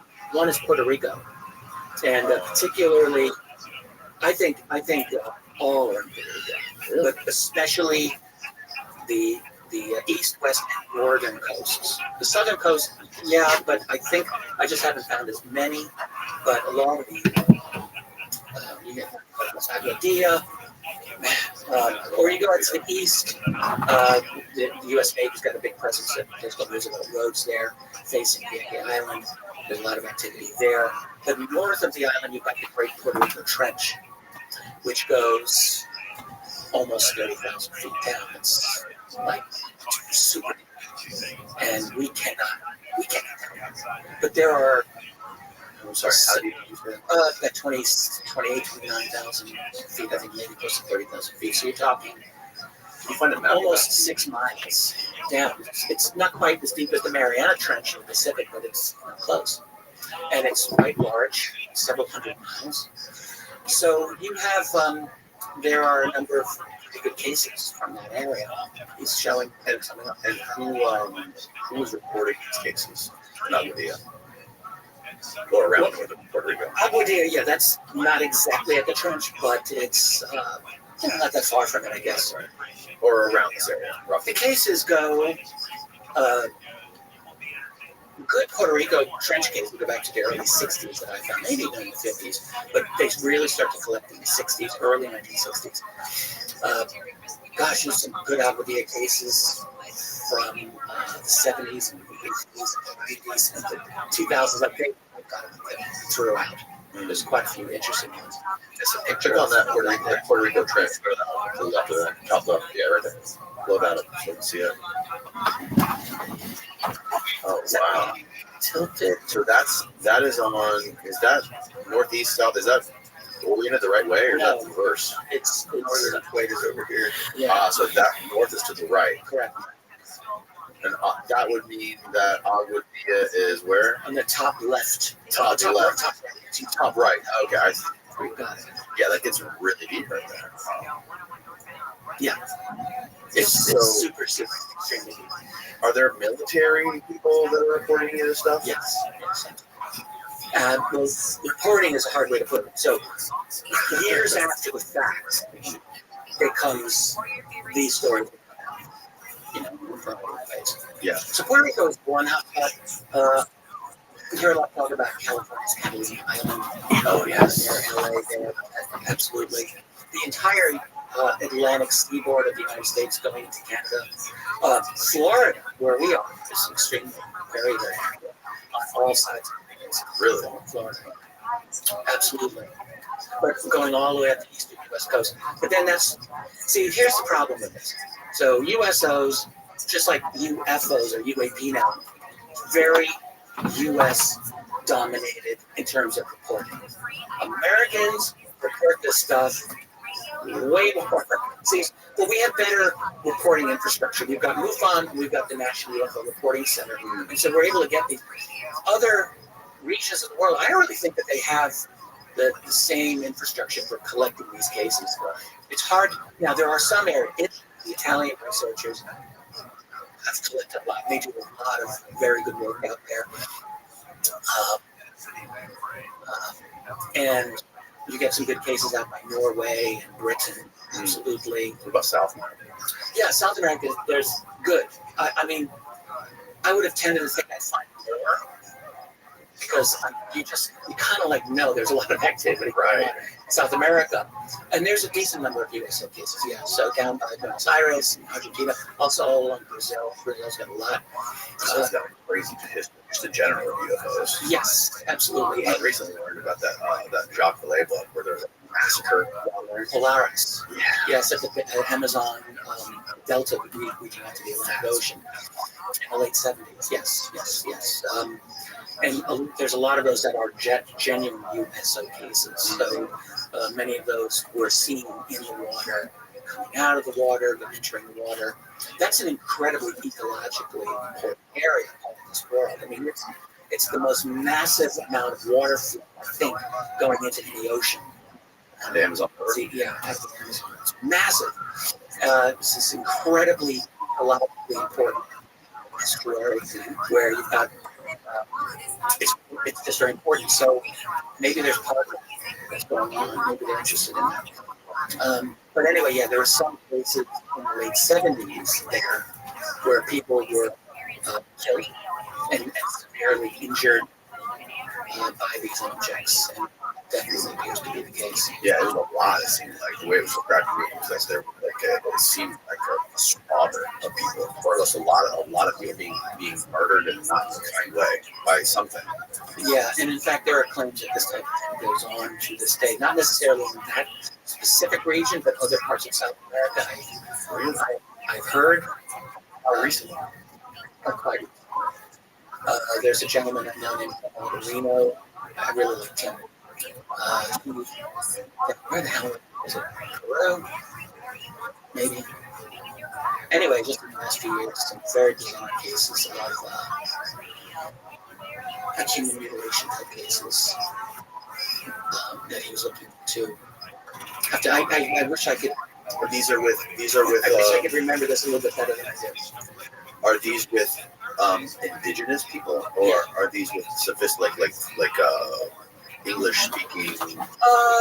Indigenous, not living completely indigenous lifestyles, Yeah. but very kind of rural, South American type. Yeah, I mean they have some technology, so they're not uncontacted tribes. No, but they are. They live a more basic life than we might here with technology. And they're described. Are there any details to who was responsible for this, or what their descriptions were of who was doing this stuff? Well, there's Tracy's in the next room. She could probably jump in on this better than I could. But I'll just say that there's reason to wonder that this was a human operation that is not necessarily human. That this could be some kind of really like a diabolical covert type of a thing happening. Possibly. I don't want to say much more because I'm afraid I'm going to say something that's not accurate. Okay. I see. But yeah, this is a subject where I think I started this 30 years ago thinking I'm going to go down this rabbit hole for a couple of months. And here you are, like it just opens up all of these fascinating and sometimes disturbing possibilities that are out there. Out of all the USO cases that you went over, which one were there any that stuck out to you, or that many? Really? Quite a few that I think are just amazing. What? I can throw a couple for you. Also, I want to know more about that 17. Yeah, I'll tell you that right now. That's right off the coast of Martinique. This is the Caribbean. Okay. So it's not that far from where we are here in Florida. The name of the captain, I cannot recall his name. Chevalier. He wrote in his log. This is at after midnight. There was, I looked into this, it was like half moon now, so there was some light. And what he claimed to have seen was a vertical orientation, like a rod. He said it was like a mast of a ship. Like you would envision like a straight rod of some sort, but above the water, moving along with his ship. It's not the best case, but it's not the worst. Like it was. I decided to include it because he wrote it in a very matter-of-fact way. Like 1770. Wow. Yeah. This is way before submarines, obviously. Absolutely. And the 18th century that is part of. There's not many that are found. There's an interesting one off the coast of France, 1740. That's kind of interesting. And then there's one from a river, a little small river in Scotland in 1767. And I think that might be it for only like a couple of cases. It really starts going. The first really good one that I just was kind of really took place in 1825. And this was on a British vessel where they had just returned from Hawaii. In fact, well, there's a lot of interesting stories going on here. They were coming back from Hawaii and they were going down, and they were going to. Okay. So they were down by Cook Islands. It's like way down. And it's 3:30 in the morning. The ship, there was a naturalist aboard the ship. I think of like in the movie Master. They, the buddy of Russell Crowe, Captain, was this naturalist that they had aboard the ship. And it was around the same time period. So thinking something like that, he writes in his log, 225. His name is Andrew Rothschild. His name, his book is published. You can find the PDF online. There's a link to it. And he said, 3:30, the watch on the ship reported a spherical object emerging from the ocean. He said it was like, it looked like a red coming out of the water. So it was like a deep orange type of color, but incredibly bright. He said it was so bright, and he literally said you could pick a pin off the deck. It lifted up to a certain elevation and then went back down into the water and then came up a second time and then went back into the water. Now, how many naturalistic explanations can you think of that account for this? I can't think of any. And Bloxham writes this in a very straightforward way. I mean, you read the rest of his diaries. I've read some of it. I mean, he's clearly a very meticulous, very rational, and very intelligent guy. And this is this one bizarre entry in his journal from August 12th, 1825. That's the case. And I thought that's like the first really cool case. Do you remember how close or how far they were from land? They were off the Cook Islands, so those are. I don't know how close they were to that. I don't think they were close to land. I think they were out there. I don't know exactly. So he said, and there's some other good ones from the 1940s. There's one from. Is he? What's up? I found the story. Block Sam with an X. I just found it. Oh, you got it? Yeah. Well, this is the story. Good. Good deal. Yeah. What has it got? Illustrations or what? Yeah, I think this is the illustration of that event. Oh, Or at least it's included with the story. looks like an iceberg behind it, right? Yeah, they weren't by icebergs. Yeah, Cook Islands, there would have been icebergs. No. But that's it. Interesting. Correct. That's the ship. And what year again? 25. 895. Wow. Yeah, what was the size of the thing? I don't think he was a direct witness. So I think he was reporting what the Night Watch reported. So there's that. So he's not a direct witness. Okay. You can take that away from him. Okay. But they, I don't know if they had a really good size estimate. I get the impression it's kind of large. It's noticeable. It's very bright. Up the deck of the ship. By the way, so fast forward about 150 years to 1971. Okay. This is going into my next volume. And the USS John F. Kennedy aircraft carrier. So it's near Puerto Rico. Just saying. They were just finished what we called carrier qualifications. So they had done this very involved series of exercises, and they had just completed that. It's 8:30, July 2nd, 1971, and the man operating communications, and he had this name. He, in fact, reported this to Stephen Greer 25 years ago, and it's in Greer's book, and his name was Kopf. Okay, and he also reported this to a couple of other websites at the time. So he's operating communication on the JFK carrier. 8:30 at night. And he says, suddenly all of the communication, just the way the communication of the ship works, and incoming and outgoing, he said suddenly everything was gibberish. Not everything coming in just garbled messages. He's like, what's going on here? And then he's laughing, but it's really kind of not that funny. He hears on the intercom someone screaming, "It's God. It's the end of the world." So he's thinking, what is going on? He's able to go out and look, and he sees almost what is described in Bloxham's account from 1825. He sees a glowing orange sphere hovering above or near JFK. He said it gave off about half the strength of sunlight, so it's kind of bright. And there are sailors who were having a really difficult time emotionally with this. One, he said later, definitely had to be sedated in some way or another, whatever. So he's watching this for maybe half a minute, not long, and then the ship goes to battle station, general quarters. So he has to go back to his communication station, where he said for the next 20, 25 minutes, the ship was on general quarters and communications. And he also stated that he believed that the weapons, like aircraft, like floors, they were not operational. So the aircraft would not fly, or weapons would not operate.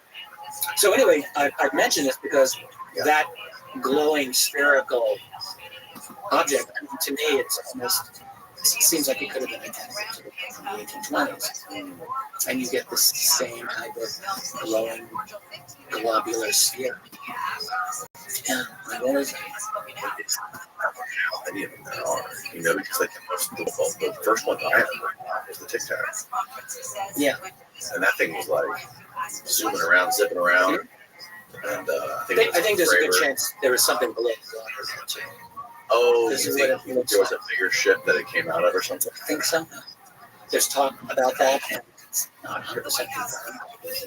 I think it's probably the case. But yeah, well, the Tic Tac's a great case, for sure. Absolutely, for sure. I mean, that one was like apparently documented on all of his radar, right? Even though it hasn't been released. Well, yeah, there's a lot of good witnesses for that.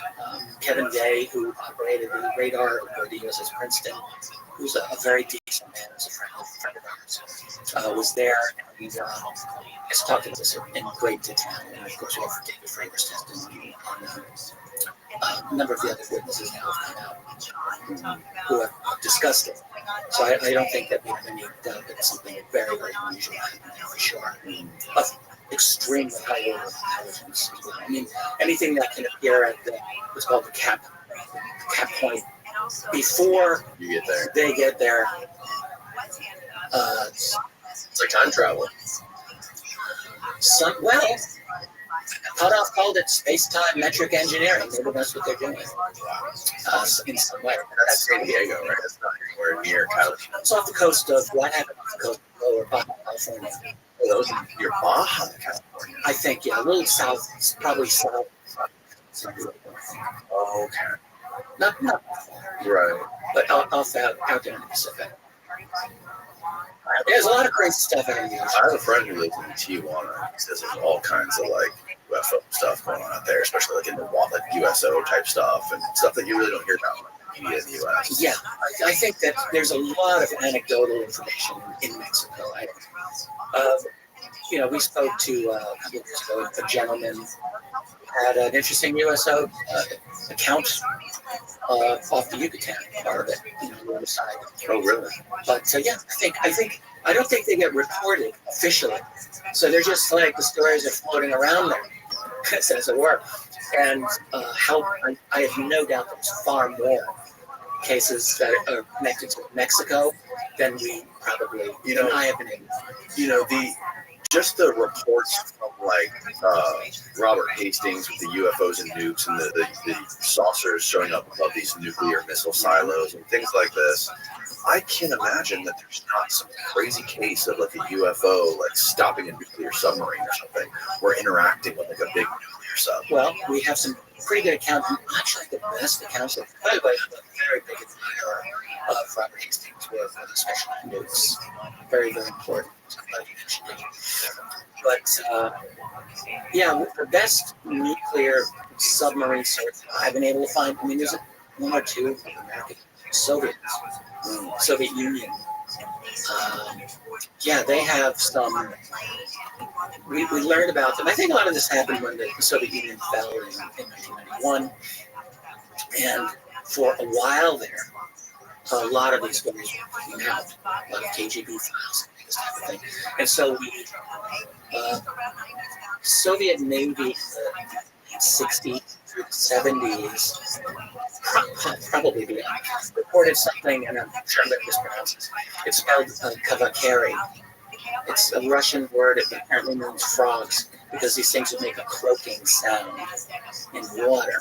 So Soviet submarines, and I think this is most active in the northern Atlantic, very strategic, important area if you're operating submarines, and they were encountering these. And at first, so these objects would be in the water.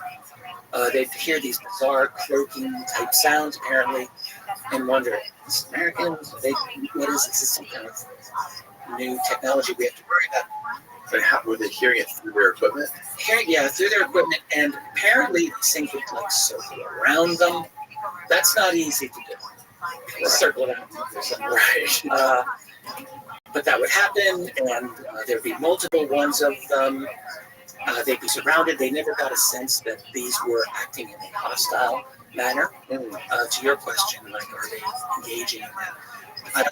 I'm not aware that the Soviets believed that these kavakari were hostile.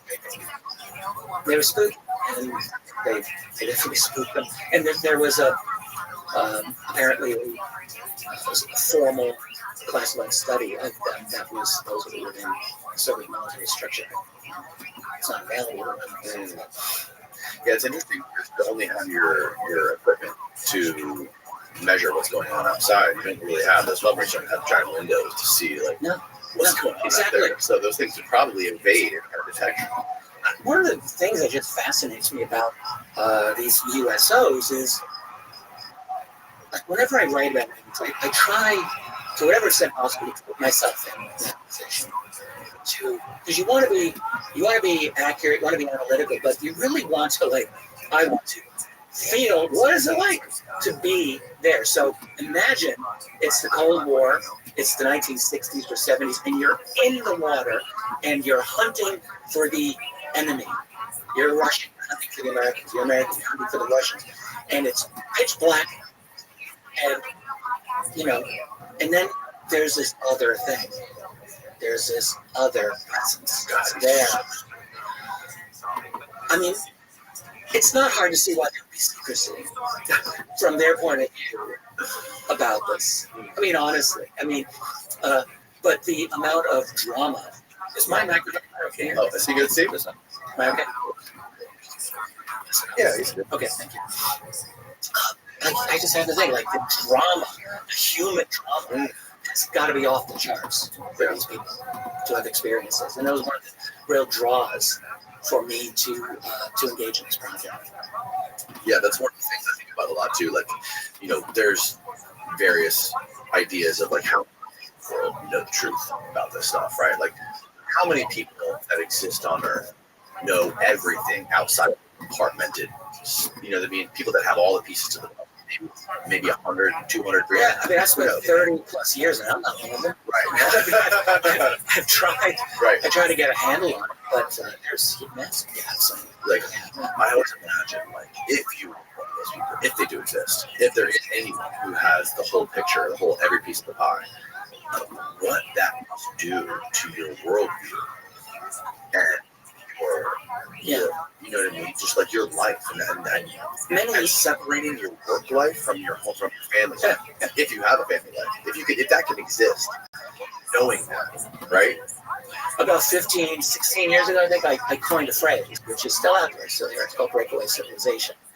So it's the idea that you coined that phrase. Yeah.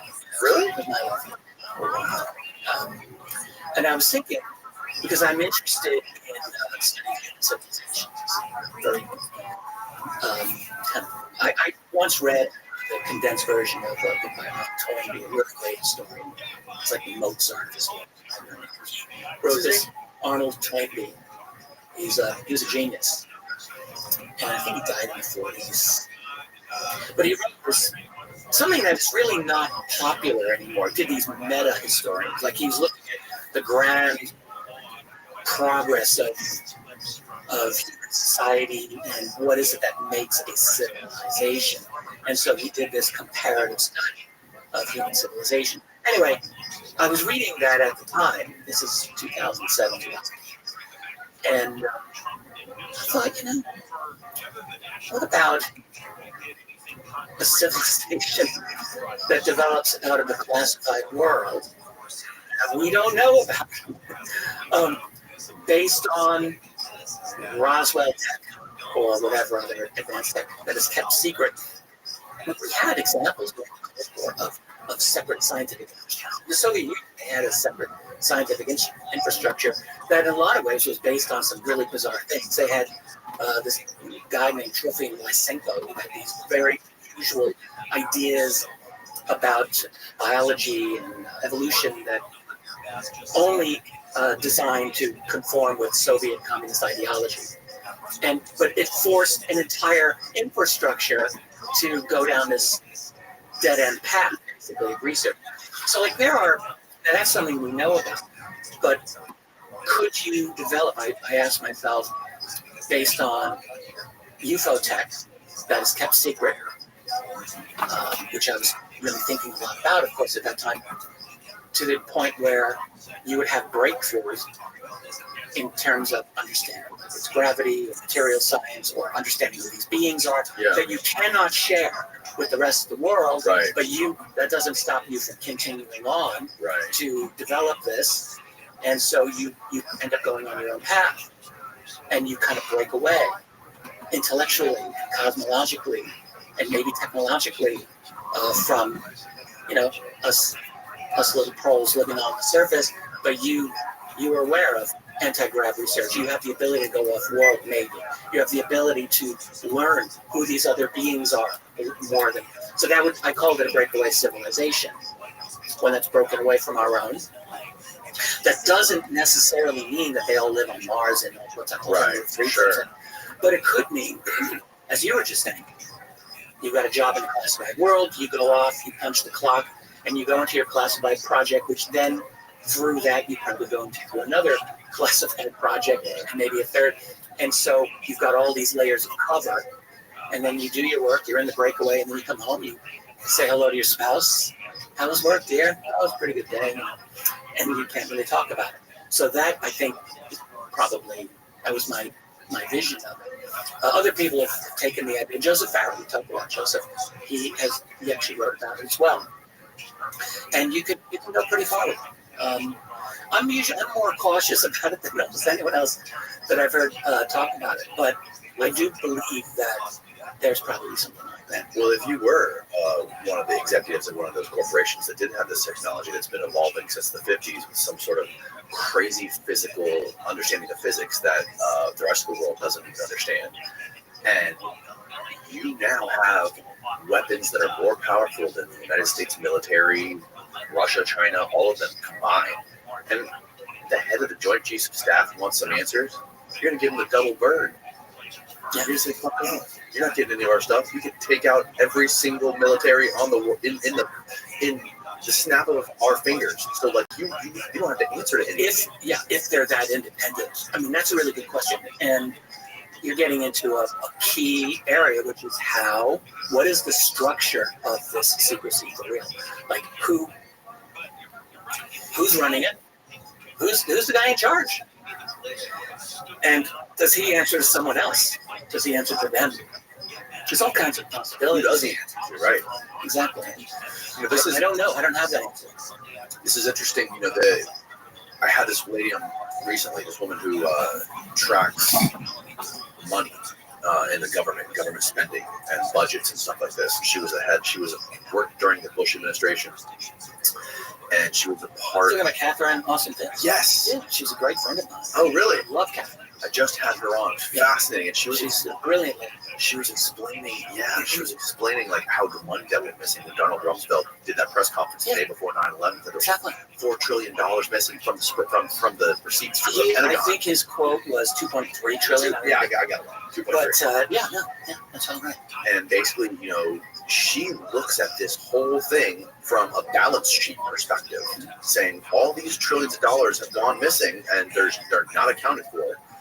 And if these things went to black projects, what we're speculating about with companies that have all this crazy tech is not that far off. Yeah, a couple of things. So first of all, everyone should know who Catherine Austin Fitts is. She's a great benefactor to our civilization. She is a gem and a brilliant individual and a wonderful person. Just like an absolutely decent, wonderful. Totally. But she's also, she has opened up this whole area. Now, the thing about first it was 2.6 trillion in the summer of 2001, and it was 2.3, and that number actually they supposedly got it down to 0, if you don't believe that.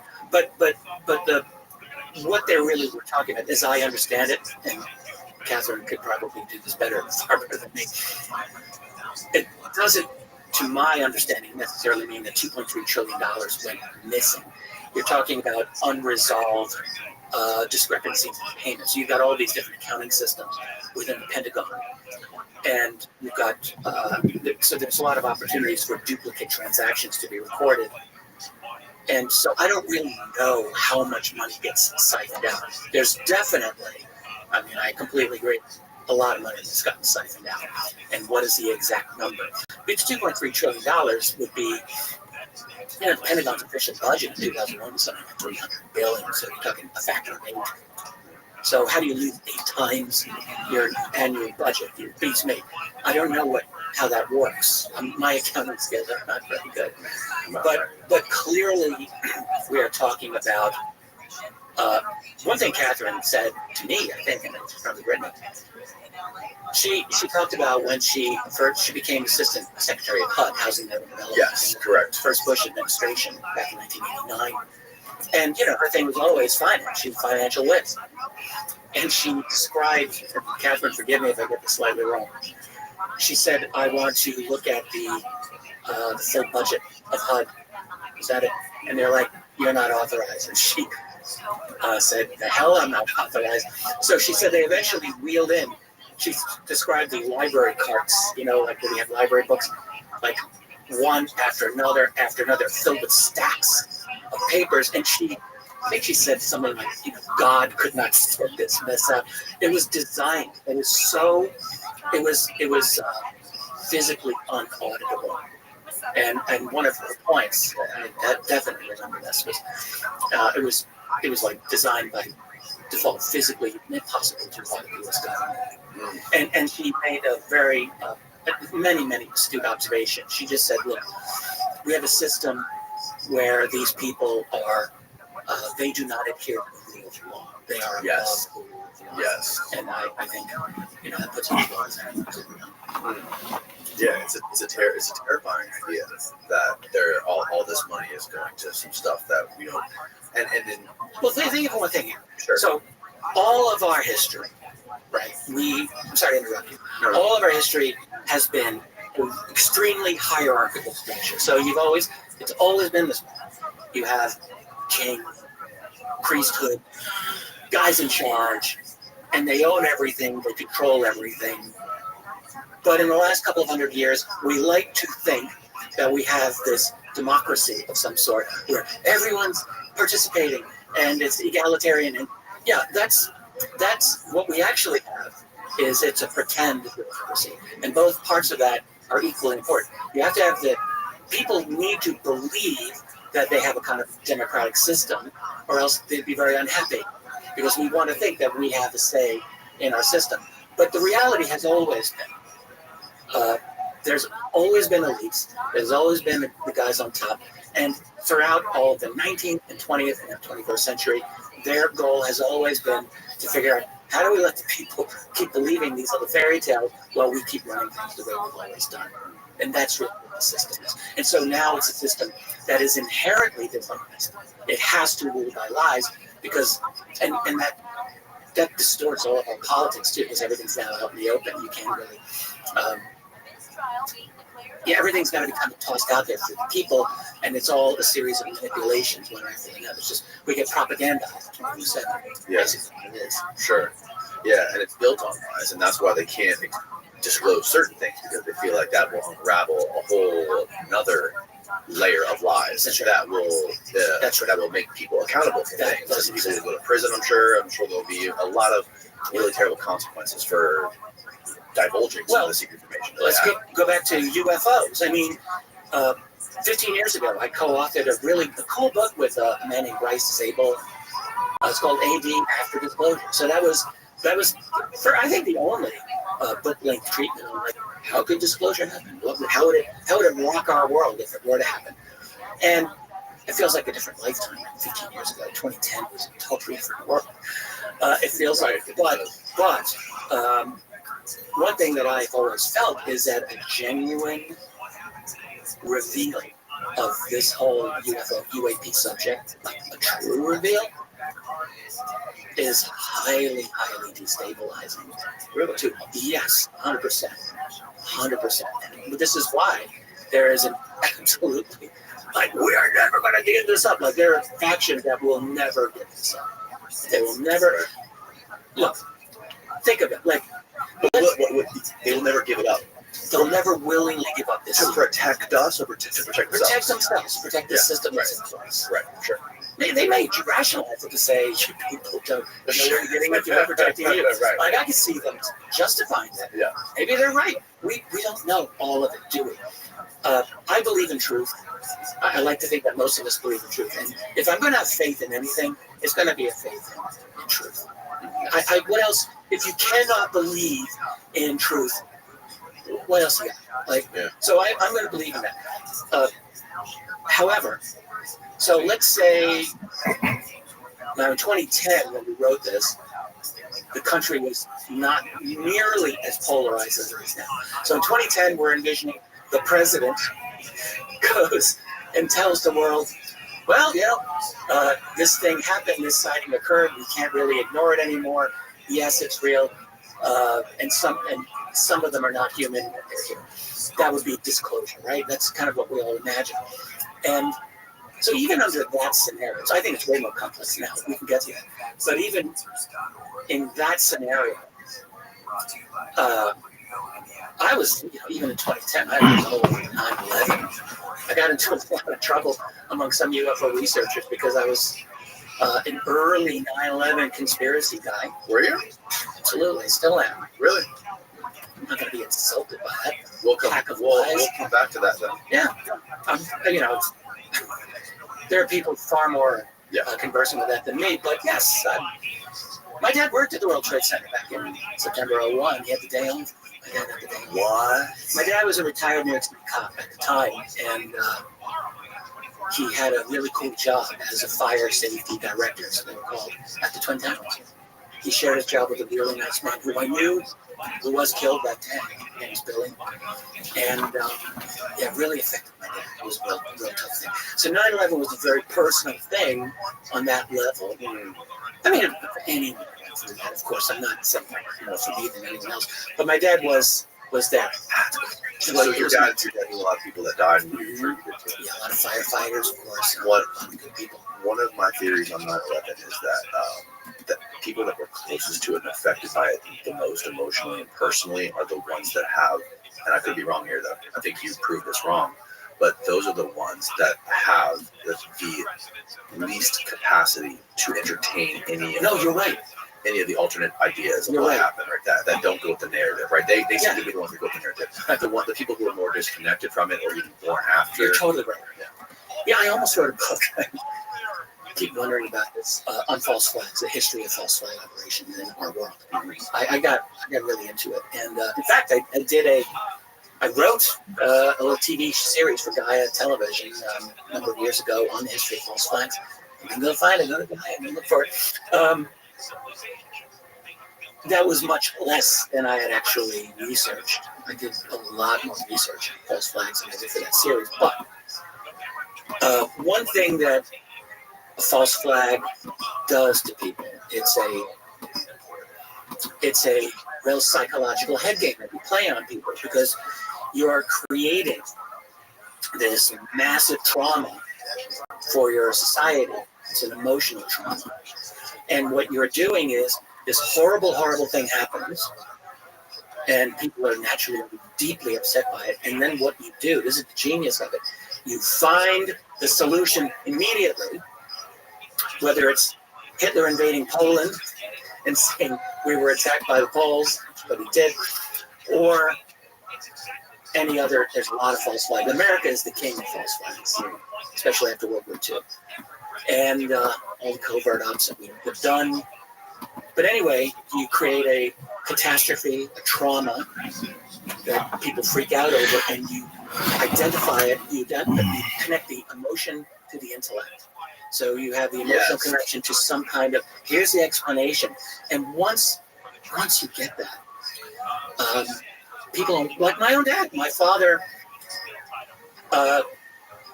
when I started really looking at 9/11, I used to talk to my dad on the phone about this. And I have to be careful because I could get emotional.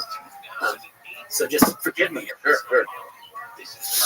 But my dad learns that, like, Richie, are you looking at it? I just saw this PBS thing, and it just showed, he talked about the pancake theory that was put out, total bullshit theory.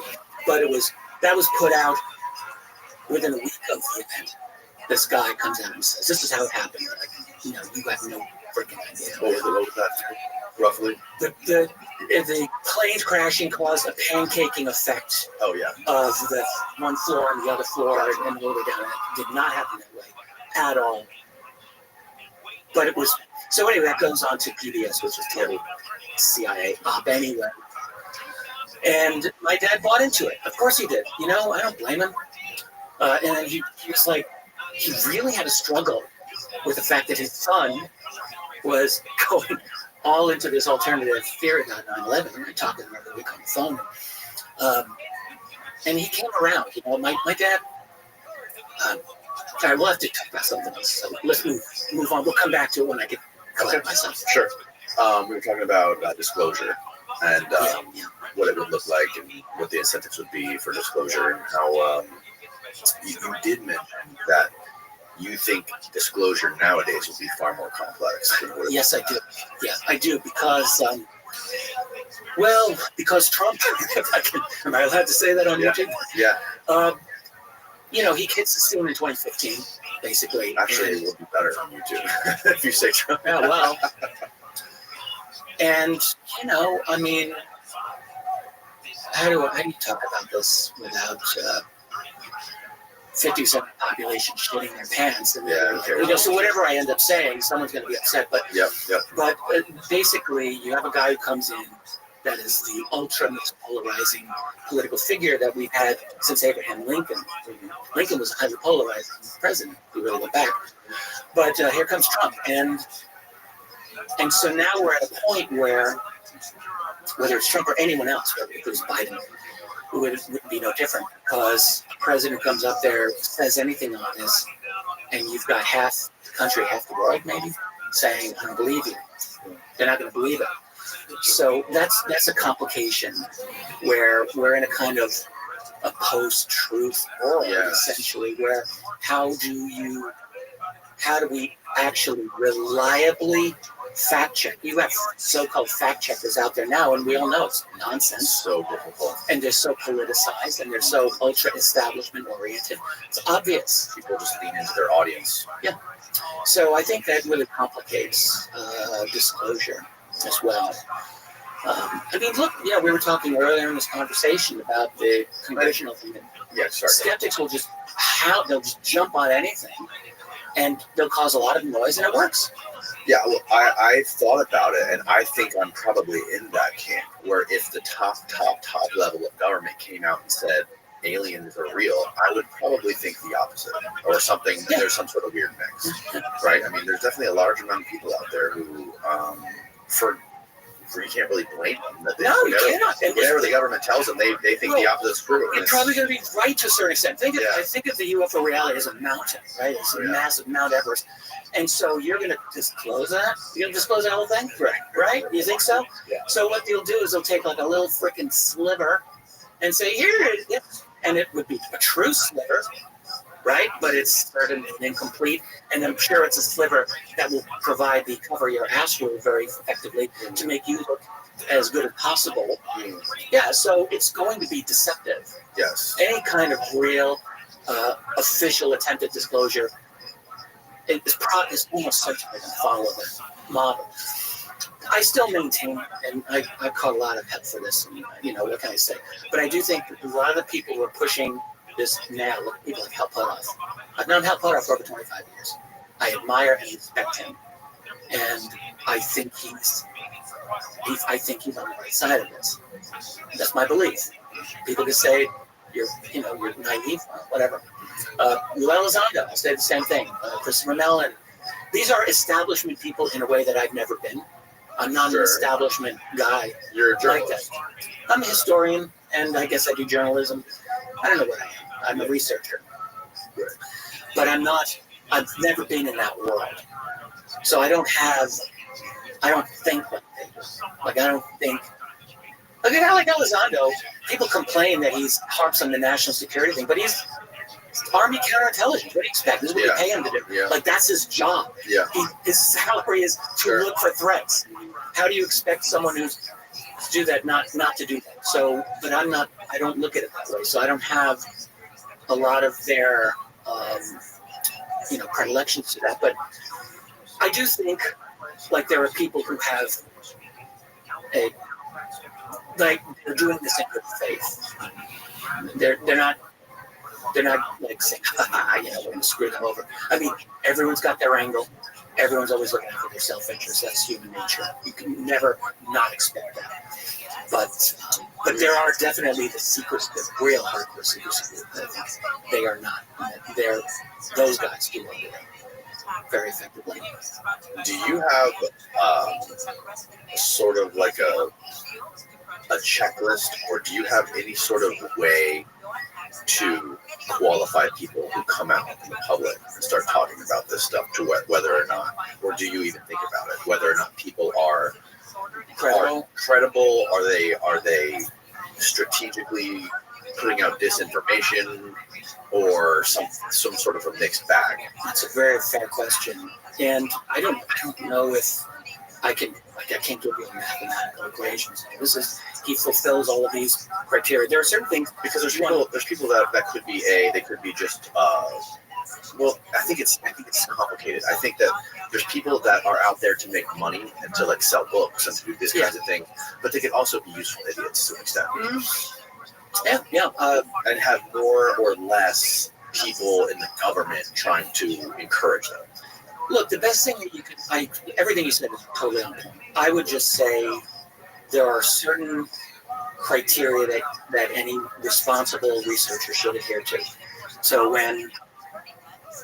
first of all, you want to, we went through a period a decade or more ago when you have all these totally anonymous so-called whistleblowers that were out there, or people who said, I work for this department or that department, but they provide no background where you can verify anything. Like, the first thing you need to know is, did this person actually work what they said they were? Like, did they do that? Secondly, that you have to not jump to conclusions. Probably the first best thing you could do, and wait. You have to wait. Someone comes out with a claim. I don't like knee-jerk reactions to whether pro or con that go too far. Like, you want to take your time with these things. This is why, I'm not always really comfortable talking about every latest little story that happens. Right. Even though I personally feel pressured because I've been doing this so long, people want to know. What do you think? Hard. It's really, I've noticed that with this topic, it is hard to avoid talking about specific people in this community. Yeah, and and it's hard not to go chasing after the latest headline, which is a problem because ideally what you want to do is you want to stop and wait and go slow Yeah. so that other researchers who know more about propulsion than you do, who know more about the history of aviation than you do, who know more about the history of this department than you do, like, you want all these people to have a chance to chime in and provide their own perspective. And that just takes time, and it's nuance. But no, I don't know if I have a sure shot answer for these things. I remember when Bob Lazar, he's still, I guess, a little controversial. He was much more controversial in the past. And part of it is like you go by, for me, so I wrote about him over 15 years ago in one of my books, and it was really difficult. Like, I didn't know. What do I think about Bob Lazar? I didn't know back in 2007, 2008 when I was finishing one of my books. And, I ended up thinking I believe this man, and I believed him because of the consistency of what he said over a number of years, the fact that I never felt he tried to go for a reach or to try to go into an area that was different, and when he didn't know something, he would say so. Like, and then of course, I did get to meet a number of people who knew Lazar, somewhat well, not perfectly, and I got to know George Knapp. Also very well during those years. I have a tremendous regard for George. So I ended up, this is how I made my decision about Lazar. Fortunately for me, What was your decision? That he's legit. He's telling the truth. Yeah, it seems to me that he would be a great candidate for the CIA to choose to come there because he's so easily discreditable because of his background and some of the stuff that he was doing. Yeah, that's right. With the brothel and with other stuff. Yeah, he did security work for, I think, Nevada brothel. I think it was a security. He put in some cameras for them, whatever he did. And there was a weird thing about his wife that happened with the first wife, I think, who there were marital issues. He went and got married, while he was still married to her. A bunch of really, which was it's such a clusterfuck of logic when you're thinking about this stuff because you got to think all of these things which are utterly irrelevant, right? To his story. Exactly. So it's like, on one hand, why would they choose this guy to do this thing? But then if you're looking at it from the reverse side of the lens, if you're some intelligence operation trying to do something and protect yourself in case the cat gets out of the bag, you want people to question him and discredit him to think he's a liar. Possibly. But actually, if you hear his story, like the way he tells it, he made the initiative to do all of this. So he was very unhappy with his employment situation at the time. He had met Edward Teller, right, the inventor of the defeat for the H-bomb, and I think the original Dr. Strangelove, I suspect, in Los Alamos in the early 1980s, I think 1982, and had a very good back and forth conversation because Lazar is a crazy, he's a brilliant guy. He developed this jet car, right, and it made the cover of the Los Alamos local paper. And he's meeting with Teller, and apparently Teller says, "Call me sometime, young man." He had this kind of conversation. And a couple of years go by, and Lazar's like, "Oh." And he was able to get a job with EG&G, which got him out to S4. And then the only reason that he went public is Bob Lazar, forgive me if I'm getting any of this wrong, but he started talking about it to John Lear and his friend Gene Huff, who was a real estate friend of his at the time. And they started going out to watch the displays, the craft. And I think the second time out, they declined. And he got into some serious trouble. And, had that not happened, I think he's talked about this. It's like, maybe I should have stayed in the biz, and I could have, but he would have been a lifer. We would have never heard about him. Right. So it's possible that he was selected for certain possibility. Yeah, maybe they made a psychological profile. It's so high bar. I don't know if you know this about me, but I actually give a shit. That's what he says. Did you watch the interview with him earlier? A conversation with him and State Green. I wouldn't sell the entire side of things. I do stand very well, and I know exactly what Stan. Stan never, ever believed Lazar's fraud. You know, when I first time I met Stan was in 2001, a long time ago. I was brand new. I still had black hair. Opened my eyes, you could look carefully, you could see it. I had big round glasses still, and I wasn't yet 40. And anyway, so I meet with Stan, and he what was my position. That's the witness test. Yeah, and I was like, at that time, I wasn't even really conversant with his own story. I had just worked my ass off to get the story of UFOs up to 1973. That was when I first volume. And Lazar, you know, was after that, and I was aware that I had to spend, but I hadn't yet really gotten top. But I wanted to know, like, if I had the proper perspective of Lazar. And I've always, I really appreciate and respect Stan, always will. But I did not appreciate that. I felt that he was trying to pressure me in a way that I just, don't tell me what I'm supposed to think. I'll come to my own damn decision. And even at that time, I was not inclined to dismiss Lazar's story, but I kept it off to the side until I felt that I had spent enough time to research it. Yeah.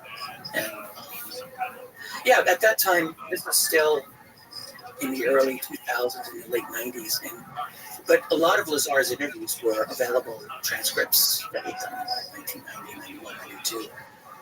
He stopped.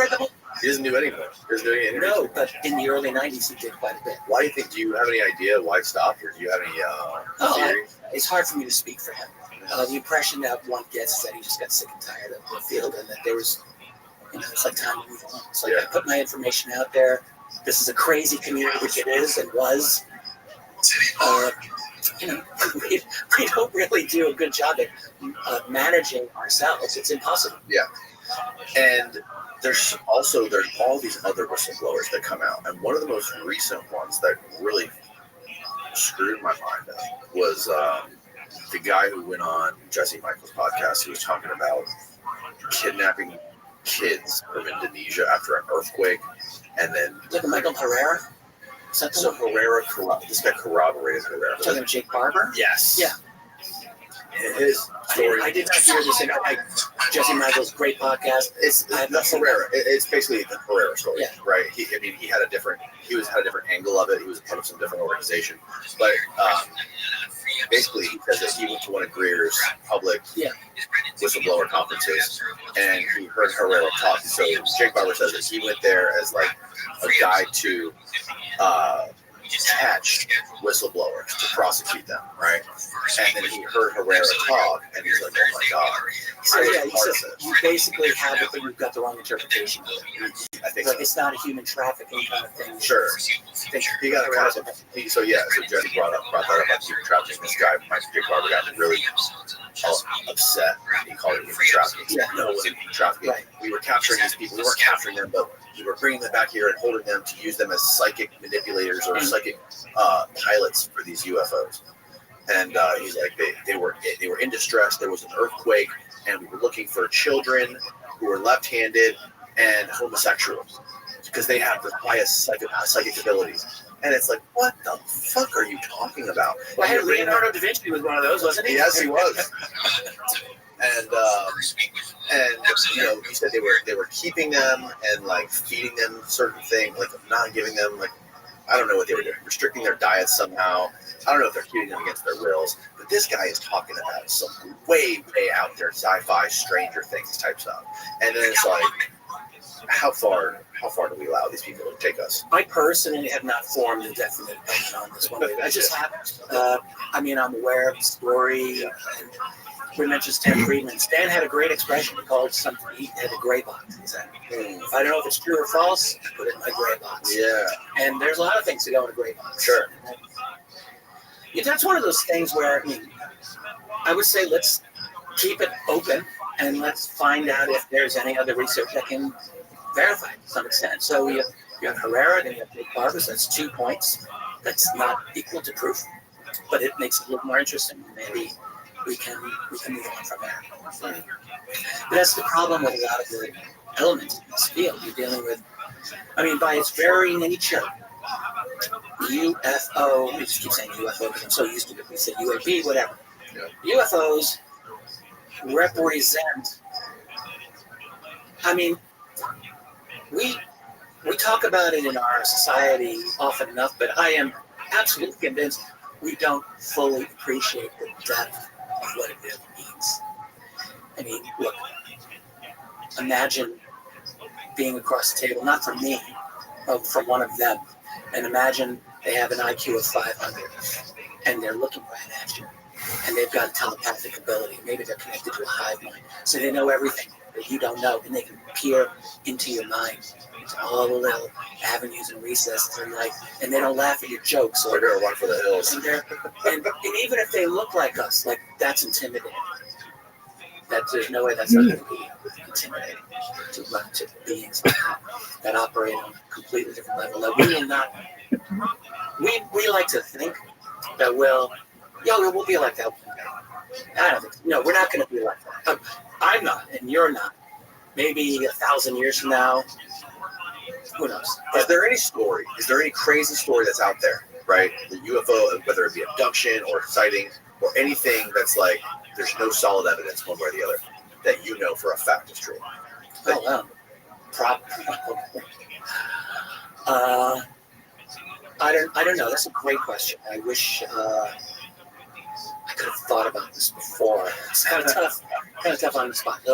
A story that has no, Whether it be like a, I mean, other than the fact that, obviously we have like things like the Tic Tac, where, right? It's like we know we've had people testify, and there's the footage, like the Go Fast and the FLIR stuff, but it's kind of like, it's grainy footage, whatever, and it's kind of like, take it for what it is. It could be dark, but it could be dark in the colors. But like, say there's one of these whistleblowers that come out, like Michael Herrera or Greg Barber or Bob Lazar, right? One of these sort of stories that you know for a fact. Sure, one. I mean, this isn't a UFO incident, but this is the greatest episodes, as you know, and he's actually pretty funny too. I knew for a fact that those things came out in 2019. That's the thing. Document. I've never laughed once, And there were a lot of a people little at bit the time at his stand-up who saying comedy. it's fake. One person Next had to a movie prison, script, sure, one he's person. probably A lot one of of people the just worst complete famous disinformation. comedians I've ever And seen. I for a really while don't there, understand I how was anyone actually finds his stand-up even pissed off remotely at funny. the rest of the research But like I community said, because I in was for a general little while conversation, the only person publicly to take a stand on. Wow. Yeah, and everyone's like throwing all kinds of shit at me, and that's fine. But I'm like, and there were a couple of people who privately had said to me, "I know Trip too. I was shown this in whatever year, but I can't go out. I can't say publicly." So I understood that's fine. But during that whole period, there was some really snarky, nasty people that popped up out of nowhere and then have since disappeared. It's like, who are you? Who are these people? Yeah. But anyway, I always knew that would be the case. I just didn't know when. But then you get, Jacques Vallée talked about it in his Forbidden Science volumes, in his diaries. Yes, he mentioned knowledge of it at the time.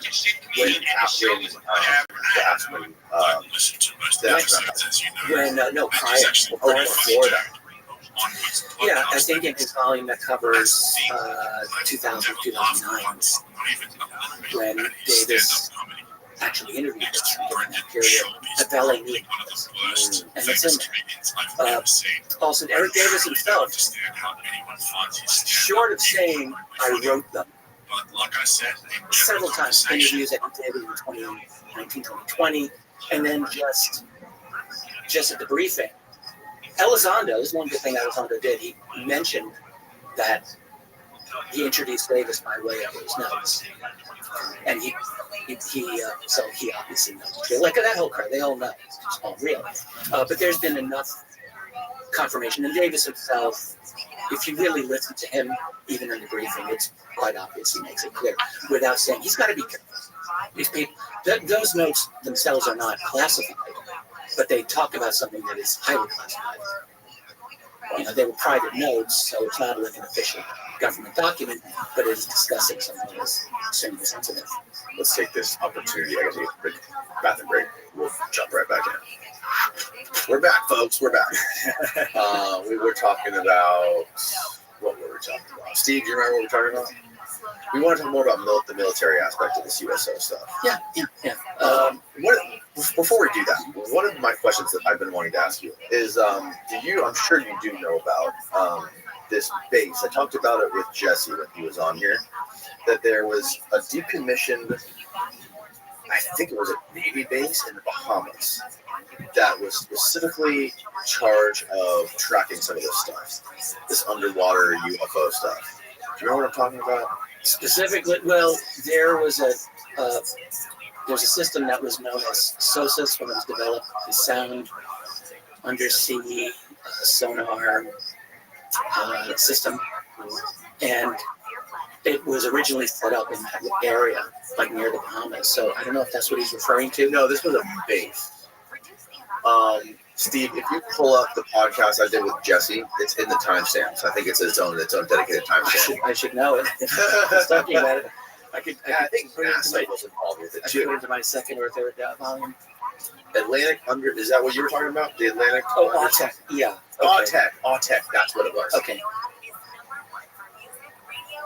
So apparently, the way I understand it is they had some sort of, maybe it was like holy macaroni, bless you,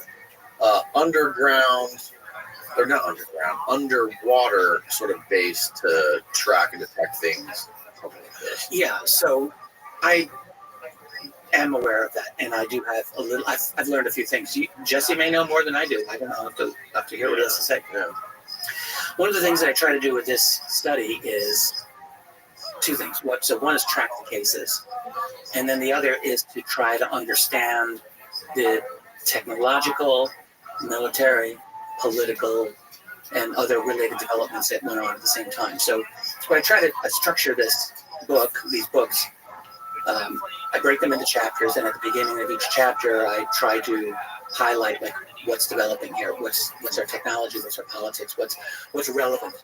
And so the development of a lot of the Navy systems has gone into that section of each book, the chapters. And so I remember I wrote about SOSUS, and I have information on AUTEC. It's related. It's all similar. It's basically their system for probing into the world under the water.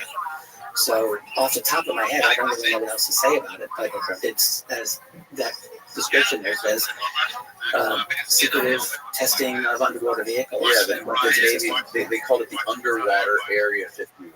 Yeah. One interesting thing about it is its location. So that's an extremely active area. One thing I did when I collected all of these cases, my little Google Earth, a little yellow pen for as accurate as I could for every single USO case I could find. So that's why I can tell you Puerto Rico is a major hotspot. That's why I can tell you Florida is a major hotspot area, this whole region here. And so the fact that they've got something down there in the Bahamas, I just think it's kind of interesting because that's a very, very active area for USOs in general. One of the fascinating things he also told me was there's this secretive NRO character who was tied into NASA, who was a part of this base somehow. But there's an underwater version of the NRO, and it's NURO, National Underwater. Get the acronym. There's a brilliant UFO podcast on YouTube, UAP Care. Oh, I've heard about it. Yeah, it's really something. I've never talked about it, but if you listen to it, they admire it. Yeah, Jesse's had him on. Yes, highly intelligent. The National Underwater Reconnaissance. Yeah, that's it. Yeah. Responsible for underwater reconnaissance, operates primarily in the waters of the Soviet Union. Started in 1969, and there's a history there. One thing that they collected a tremendous amount of intelligence against the Soviet Union and see themselves off the coast of Kamchatka there, and they actually were able to place a device on an undersea cable there, like a listening device to tap into Soviet communications. And this is back in 1970, 1971. They did it using the halibut I think that was the submersible they used. I think that was the one. Or maybe this, I think that, I can't remember. But they were able to get very valuable intelligence for a good decade or more based on what they were doing there. They're like, yeah, that's a whole story that we know a little bit about, and we need to know much more, because there's no question that they have got information that we just don't know and may never know. They are the underwater emerald, incredibly secret. Yeah, I think that there's like probably over 20 intelligence or like 3-letter agencies that we don't even know exist that are within the government or the deep state. I'm sure we'll probably never. Like I never would imagine. I never knew that the NRO had anything to do with UFOs. Yeah, well, they're a good candidate for it, actually. But we didn't know the NRO existed until the 1990s. They existed in total secrecy for over 30 years. Yeah. The NSA, jokingly referred to as no such agency, was completely secret for more than its first decade. Well, there was a book in 1964 called The Invisible Government that mentioned it. It was one book, but no, I don't really think it was truly appreciated what the NSA was, and then it became out more in the 70s. But it's still quite secret. But that was a secret agency. Its existence was classified for many years. I remember I was friends with congressional aide 15 plus years ago. I don't think he's but he told me that he was interested in this whole subject, and he said he was convinced that there was a very substantial agency involved in this that was still completely off the charts. No one knew about it. So I believe that there are. I talked about we're having a pretend democracy a while ago. I think that's right. So what we really have, what the United States is, of course, is a massive empire that's trying to dominate, has always tried to dominate the world, especially since World War II. And as a result, puts institutions and agencies in place that it doesn't think the public really needs to know about, even though we were supposedly supposed to have this open, transparent society. Right. So I think there are all kinds of things that's going on. I would not be shocked at all. There were a bunch of 3-letter type agencies that wouldn't surprise me. Yeah, it's crazy stuff, man. It really is. And another thing that Catherine Fitz was talking about is all the money that's going to these underground bunkers and underground, basically underground cities that are connected by highways all around the country. She's saying that it's very possible that $1 billion going to these things. Yeah, I've spoken with her about this, in fact, off the record, and that's a real possibility. I used to know there was a researcher by the name of Richard Sauter, Dr. Richard Sauter, and he was cool. No, I think he's still alive. Oh, yeah. You might be thinking of. I know there's a guy who talked about this stuff who was like a mysterious Yeah. I know his case extremely well, and it'll come to me in a second. Sure. Why my brain is spazzing out.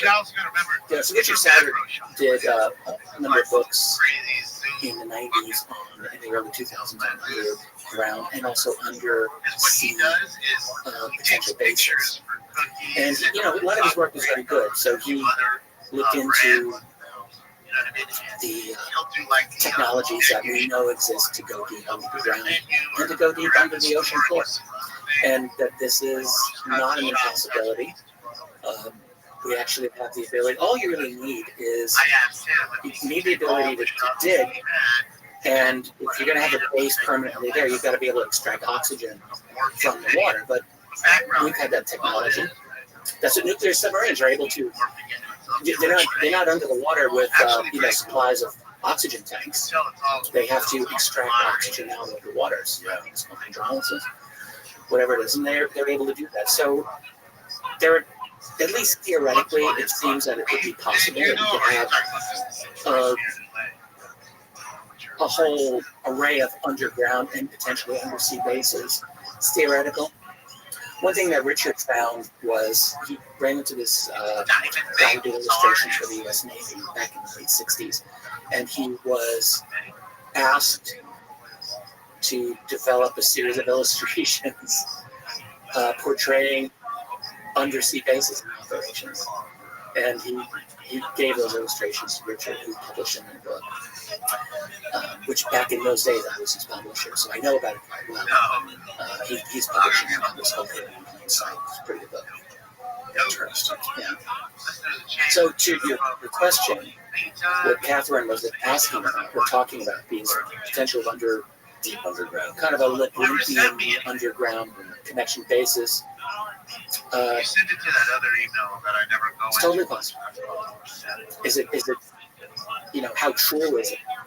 That's a question. And, speaking against that, I would like to see some more actual investigative journalism on it that's somewhat recent that can support it. But I wouldn't doubt that it's possibility.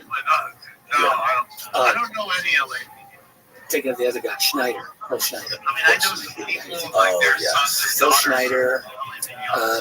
That's a whole other thing. I'd rather not get into Phil Schneider, but it's an interesting case, and he does seem to be reached out to me. I'm area today. Jobs for Another thing, so Catherine is also talking a lot about the breakaway civilization. So the fact that if there is some breakaway civilization, it's most likely going to be the bankers, top level bankers that control all the money. I think that's got to be true. And these people were taking some of this money, using money to explore space. Yeah. And some of the esoteric thing. Yeah, she describes it really nicely. And she says it's like, imagine there's an open window, the money's just flying out. So, yeah, she says it's like we don't have a closed system; it's open, and it's that's so that could really be the case. I can't, how that works financially. I think she could probably speak a lot more intelligently than I can about it. But the way she describes it seems quite logical. And then you have these characters like Elon Musk, who gets all these crazy contracts to launch these satellites into space and do all this work, gets tons of money from the intelligence community and the U.S. government to do all of this work. This is probably responsible for a lot of the money that he's made to keep his companies alive. That publicly will basically say that all this stuff's bullshit. There's no evidence of this stuff. If these aliens exist, there sure are subtle. It's like we don't see anything like this. Yeah. So strange. Yeah, that's a really because he's made this statement many times. And, hey, I'm not smarter than Elon Musk. That's definitely, I'm certainly not. And I don't know as many things as he knows. I have no doubt about that. He knows far more. So it's hard for me to say, oh, he's full of it. But for him, he's made this statement a number of times. He's not seen any evidence that there's anything extraordinary out there. He would have known about it. And it's hard for me to know how to judge that. I mean, there is a tremendous amount of actually very good space-based evidence for anomalous activity out in Earth orbit and beyond. There's all kinds. I mean, there was a young man, Jeff Challenger. I knew Jeff. He's not alive anymore. He spent all of his time just pulling down NASA video footage from all the NASA space missions and just looking through them. And he wasn't just some wide-eyed, gullible believer. He was, I think, a very astute, and he just kept finding all kinds of crazy things in these NASA missions. Objects out there that just did not make a lot of sense. Objects doing apparent U-turns at one point. Objects moving in angular motions in space. There are things that you can put out there to explain some of them. Maybe like a booster rocket went off and ice pit crystals moved off at an angle. But there's a lot of these types of things that seem very bizarre. And they're not all American. We have had live statements from American and Soviet cosmonauts, quite explicit about bizarre anomalies. There's Popovich, Marina and Pavel Popovich from the Soviet Union, both highly regarded cosmonauts in that country, both spoke quite openly about these types of things in orbit that they were aware of or had seen. And quite a few Soviet missions that they talked about this, and enough American missions as well. That, I don't think you can just dismiss that. So for Elon Musk to say, to dismiss it all, which with a wave of the hand as he seems to do, I find very curious. Yeah. Have you heard of the guy who allegedly works for him, works for the NRO, who I think Diana Pasulka wrote about him in her first book, who has all these patents, like works with this dude, Chris Bledsoe, and apparently running into all this super secret stuff, talks about all this crazy. Oh, this is the high-level NASA individual, I think. Yes, there was two. There was one of them named Hal Povenmire, who apparently like mapped the moon. And then there was this other guy, I think his name was Tim, who apparently like said all kinds of stuff to Chris. Like told him, like brought him to Cape Canaveral, which is like 2.5 hours from here, and said that when you go to the gates, just play your favorite song in your head because these people are trying to read your mind. And That's very interesting. Very, very bizarre. Yeah, that's an interesting book. And I don't know what to say about this. I mean, I've spoken with Chris Bledsoe myself a number of times. And, is that believable? Yeah, that's totally believable. Yeah. I could believe what she wrote. I can't say that. But I can believe it. Yeah, I've been reading a lot of UFO researchers who have various takes on Chris Bledsoe, and quite a few of them have come out and made the assertion that he is like a modern day Paul Benowitz. Well, one thing that I could say, I actually did an extended interview with this a couple of years ago. I think I've been the first extended interview that he did with anyone on social media. Could be. When was it? 2017, 2018, a while ago, I think. So a couple of things. First of all, Chris is a absolutely super decent guy. His whole family. They're very good people. And his original sighting, the one from 2007, there's any question about it. There's, in fact, just recently, a number of new people have come out to attest to that. Certainly there's him, there's his son, and the other witnesses. I think all have come out. I don't think there's any reason to doubt that. And that's an extraordinary UFO encounter. There's a craft that they definitely saw in the woods in North Carolina. Yeah. So I have no reason to doubt that at all.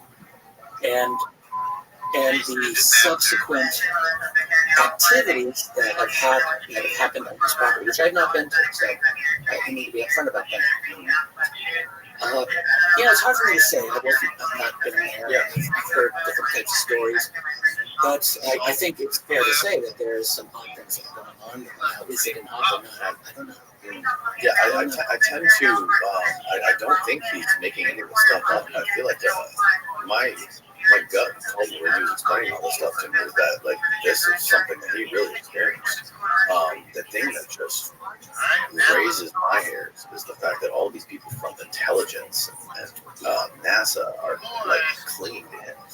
Well, there's a couple ways to look at it. One is that it's an op, and they're screwing it.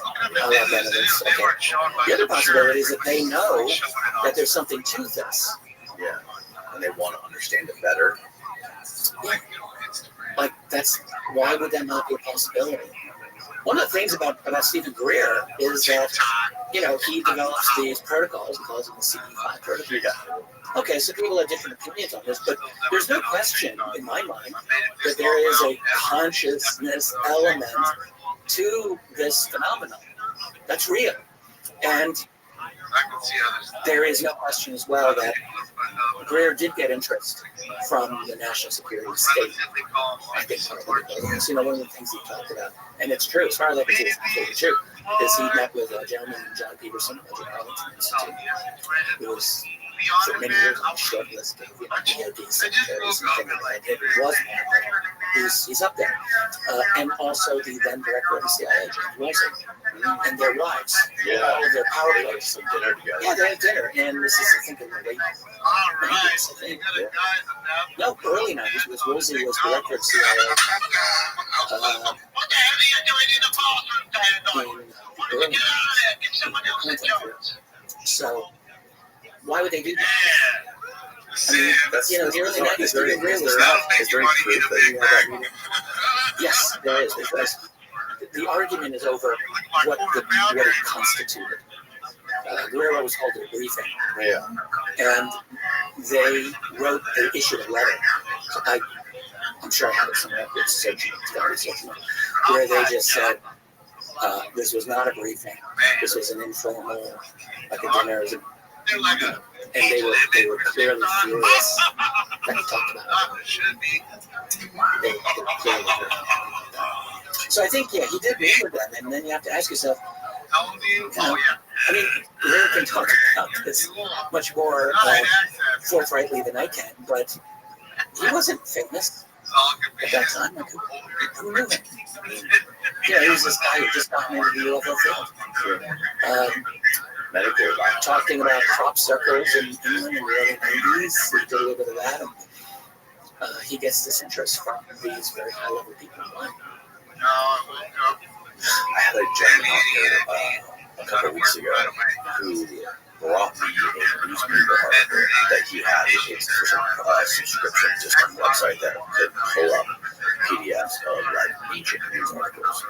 And he was basically making the case that essentially what the news article showed was the description of Greer, publishing in the newspaper of Greer, how he got married, when he got married to his wife and all this stuff. And it was like a little blurb in the newspaper, how he got married at the Baha'i Institute in Haifa. And I've never heard him talk about any of this stuff. And this was like I think it was in the 70s or late 70s maybe. And this guy was making a case that according, because he was in Haifa, working in Haifa, got married there and all this stuff, that now he's essentially a Messiah. Well, first of all, I would never comment on some aspect of a person's life like that. I have no understanding of it, and it is not for me to get involved in anything like that. Even if I had an opinion on it, I would not offer it publicly, but I don't think I even have an opinion on that. Yeah. So I'm just going to pass. Yeah.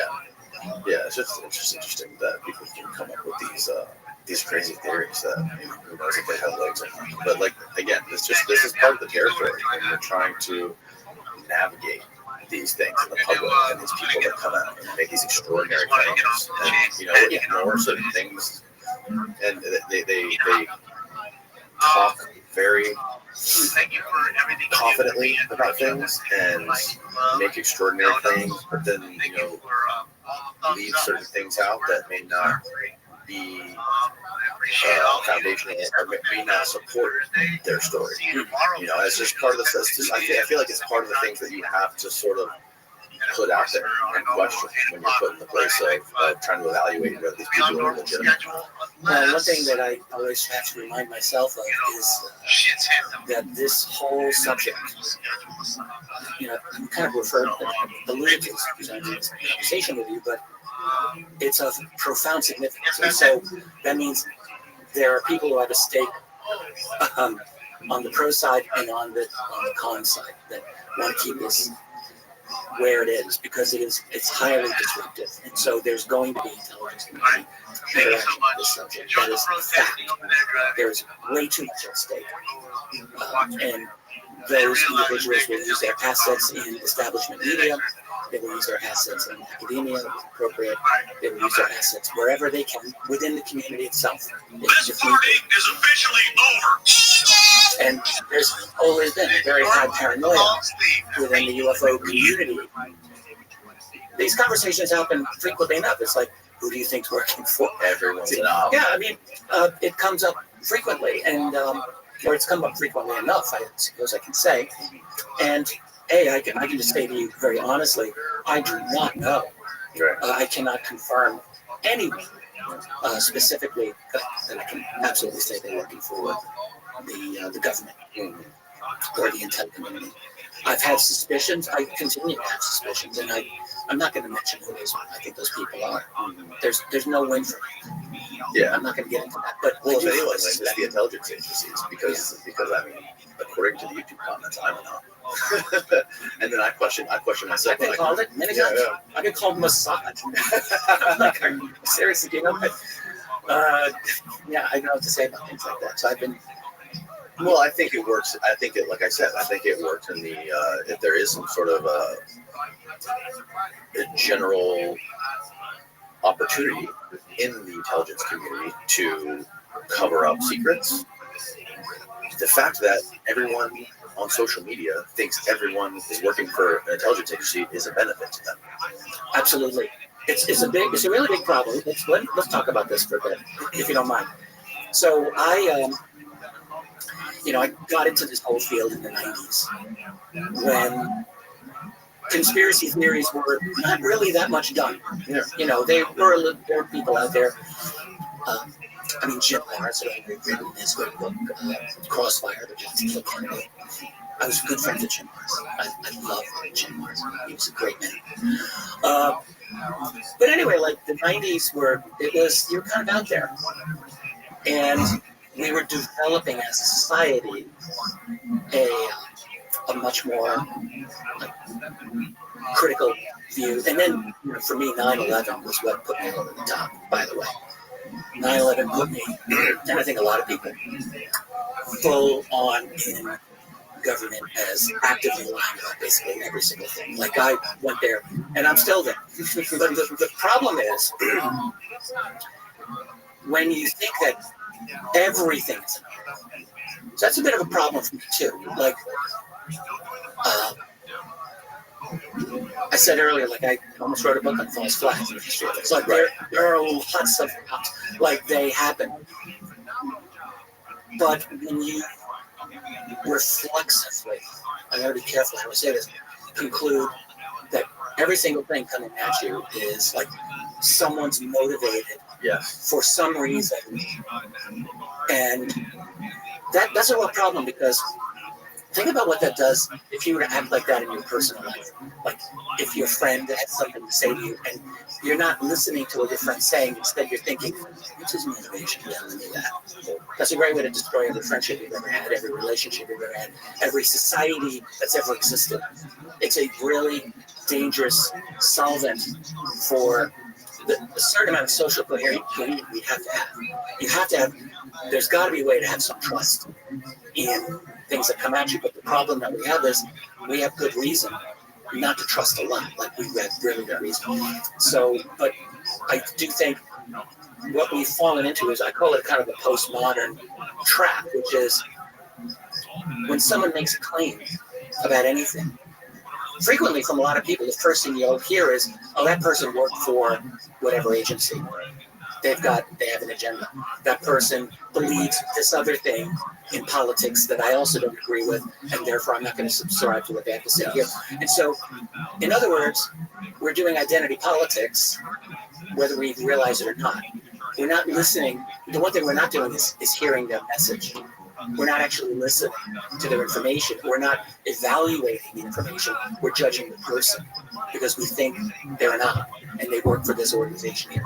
And the fact is, when you look at the UFO knowledge sphere over many years, go back to the 1950s. This is a period I've studied a lot.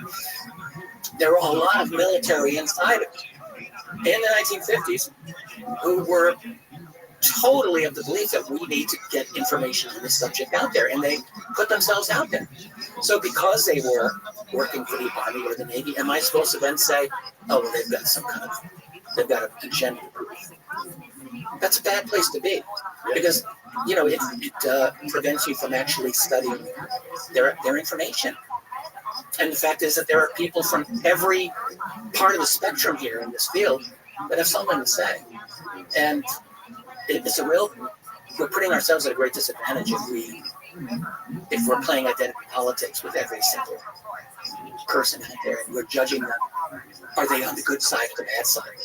That's not good, because there's information coming in from a lot of different places, it seems to me. Yes, which is why I appreciate when people like you have a pragmatic view of all of this stuff and are able to take the information from all of these cases and sort of see where they all fit together and maybe where they don't, and provide that to people in a balanced way. I think that's super valuable and rare. I never thought of, when I was much younger, I didn't think of myself as a pragmatist by nature. I didn't know that. But over the years, I've seen that. And I believe in that. I believe in realism. when it comes to global politics or when it comes to national things, I try to be what I consider to be realistic rather than dogmatic and ideologically driven. I've got my own beliefs about all kinds of things, but I also realized that the world is, I grew up with a very liberal mother and a pretty conservative father. And so that was kind of good because I was able to appreciate two very radically different worldviews that each of my parents had, and to understand where they were coming from and to respect where they were coming from, which I do to this day. And that was good for me. And I think that when, as we're in the world today, I just take it as a given that there's those people out there who don't see the world the way I do. What am I supposed to condemn them and just say, well, you're morally suspect because you have a different perspective on the world than I do? It's kind of ridiculous. Right. But yeah, we do it. We do it all the time. People on the right and the left, they don't do it, and it's very unfortunate. We get all apocalyptic about things, and we live in very dangerous times in many ways. I'm not going to deny that. Very dangerous on many levels. But the fact is that it's not for me to write someone off just because they see the world differently than I do. Right. Well, Richard, that was 3 hours. Are you kidding? That was fantastic. A lot of fun. I enjoyed this. Thank you. Tell people where they can find your new book on USOs and anything else you're doing. Yeah. Well, I have my book on USOs. It's sold on Amazon, and it's an ebook, paperback, and hardcover. And this week, I expect the audio book finally to be out. It's been submitted. I'm just waiting for Amazon to approve it. So that's nice. I have a website called originalmembers.com, and there's a paywall, but there's a lot of free stuff there. People can go take a look at it. There's a lot of information there. A great community. I can't speak highly enough about the members of the site. And I got my own YouTube channel. It's just called Richard Dolan Intelligent Disclosure. People can. There we go. Look at that. That's right there. JFK and UFOs. Oh, that's something we didn't go into. Wow, that's a really wonderful. I had another fantastic guest. Going back to what we were just saying about how everyone has their own belief system surrounding everything, I've noticed that everyone has their own flavor of the JFK assassination. Well, he was definitely killed in a conspiracy, in my opinion. Yes. I would definitely lay the most of it at the CIA and the deep state. I think Kennedy's assassination, I liken it to Agatha Christie's murder on the Orient Express. And plot spoiler, everyone did it in that book. Everyone did. Everyone had a motive to kill this guy, and that's JFK. His biggest problem, I feel, is that he really believed he was the president who could run things, and he ran into a bureaucracy that saw him as a threat on multiple levels. So you had Federal Reserve, you had Vietnam, you had UFOs are part of that. That's not a trivial part of it. Not the whole thing, though. No, I think the nuclear issue. He was talking about nuclear disarmament with the Soviet. Yep. So what he was showing, and then Cuba, that whole thing, and shutting down Operation Mongoose and all of this. So JFK showed that he was an enemy on many fronts. He had said famously he wanted to scatter the CIA to the winds, and he tried. He fired Alan Dulles and this cell, but they knew he was a problem. He was a serious problem. And, what was the ultimate motivation? I think the ultimate motivation was they were like, no way we're going to let this guy run the country for another month because he is a danger on too many levels. Yeah. That's what they thought. There's my book. Totally agree. There we go. The History of USOs, Unidentified Submerged Objects, Volume 1, 2 and 3 to come. Yeah, they'll be out this year. All of the cases, I've written them all. I'm happy with how they read. I keep adding new cases, but basically I have to be done. And what is required is just breaking them into chapters and doing those little chapter introductions. So it'll be done. Well, thanks again. I really appreciate your time. My pleasure. Thank you. We have some Patreon questions for our beautiful Patreon subscribers, so we'll do that separately from the podcast. We'll rip through a couple of these questions if you don't mind. Yeah, gladly. But that's all for the podcast. So thanks again. It's my pleasure. Good night, folks.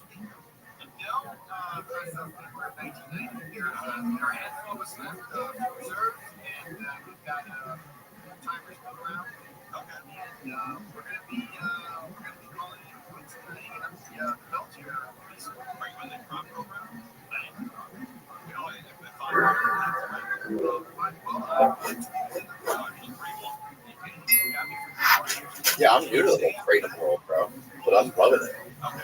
I've never had gummies. Yeah, you have to be careful with Kratom. There's a lot of like adulterated versions of it, and this is anytime you're getting it in a gummy form or anytime you're getting like in liquid form, you want to be a little bit more cautious. I think capsules are, if you're looking for safety, I think capsules are very safe. Are they? But now there's people that are making, and I forget what the name of it is. It's a different type of kratom. It's like a 9-nitrogene something. I forget what it is, but people are getting very addicted to that kind. I also went to a smoke shop and picked up just like this little liquid thing of kratom, just because I was curious about trying other brands because I had to make my own. And I tried probably like a quarter of a small shot. And dude, I thought I needed to go to the hospital. I was just kind of shaky and weird. So people, please be very, very careful with kratom and be careful of the dosing. And that's the hardest part to learn is about the dosage in there. And it's complicated. I can't even really barely explain it because I have capsules that are 750 milligrams, but the capsules that are 750 milligrams are basically like a powdered version of a kratom leaf, which is citrogene. But then when you turn it into like a liquid, and you put it in like a gummy or you put it in something else, it becomes way more potent. And so the smallest amount of milligrams goes a really long way. Like this gummy, I think, has like 25 milligrams, which sounds like a very low number compared to the 750 milligrams that we just talked about, right? But with the kratom capsules, in order for you to kind of feel the kratom impact or effects, you need probably 2 or 3 capsules at least. Some people might even take like 5 or 6, but those are all, like, in my opinion, they're relatively safe. I think one of the most important things about any of this stuff, especially when it comes to something like kratom, is it can be really addictive. So but a lot of things are addictive. We just trained today, right? And it's addictive. Highly addicted to training. It's all about moderation. Right. It's anything, if you're using something every day, it's always a good practice to abstain from things like that for a while. Every once in a while, just take a break from it. A little practice, Yeah, sometimes it can be hard to do, but this stuff, I wonder how much is in this stuff. The White Rabbit. That's the extract, though. And I'm not sure what it is. It's I would say it's minimum 25 milligrams. It says Mitragina speciosus extract. Plant energy. 0 caffeine, 0 sugar, 0 calories.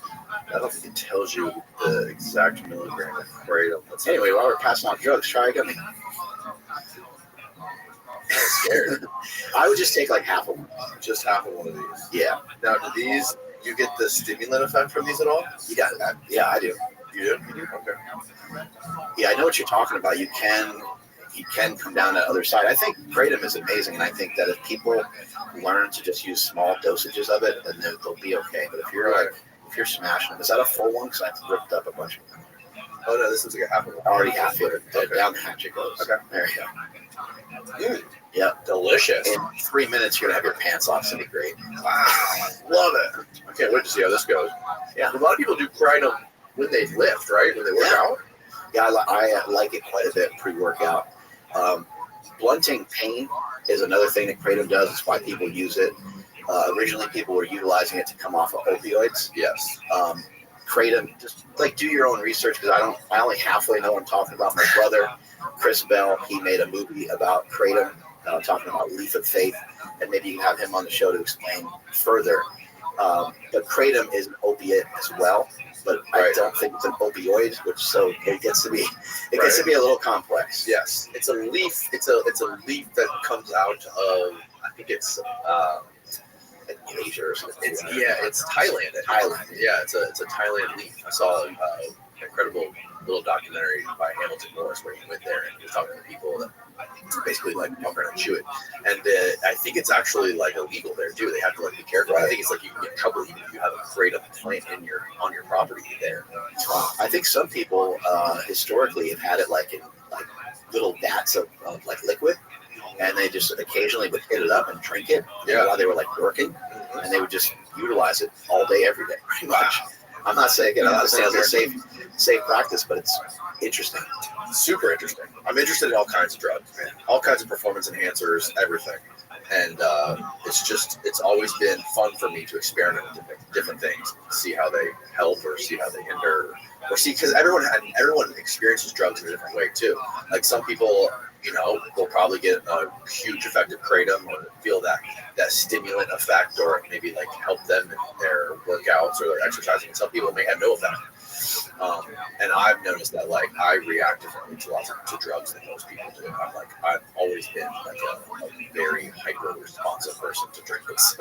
I'm 48 years old, so all growing up it was like a campaign like say no to drugs, and you saw that all over the news.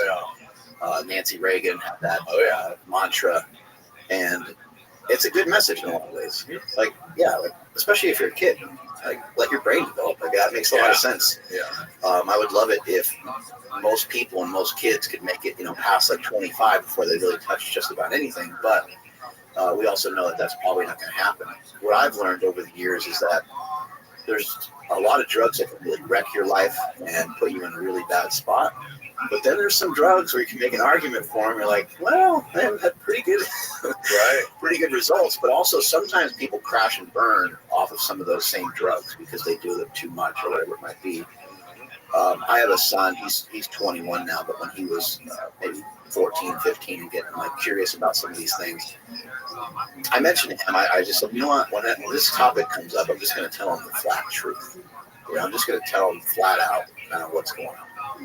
And I was like, Jake, you know that I'm on steroids. Like, you've seen Bigger, Stronger, Faster. Like, he's like, yeah. I know the whole story, So we never talked about it until that moment. But as he was more curious about drugs, and so I said, well, here's how I kind of look at things. I think there's drugs that can kind of propel you forward, and I think they're good. But every drug is a double-edged sword. So there's good and there's bad to the particular drug that you choose. Alcohol can be really relaxing. It's super addictive and ruins people's lives, right? But it might have its place in some person's life that can handle it in a reasonable way. Cocaine, crack, whatever these other drugs are, I think we can all agree, like, man, those seem to be heroin, fentanyl, those all seem to be, or painkillers. It's rare to know someone that does heroin is like totally fine and like kicking ass in day-to-day life, right? So there's a lot of drugs that you should probably just almost like never even try. And there's some drugs where you're like, well, you like gaining muscle, you like being big, then maybe you try some steroids, maybe you try growth hormone or some of these other things. But the major thing that I shared with my son was Mark Bell isn't Mark Bell without steroids. Right. I'm not trying to discredit everything that I've ever done or anything like that, but I did them on performance enhancing drugs. I did them with the assistance of steroids.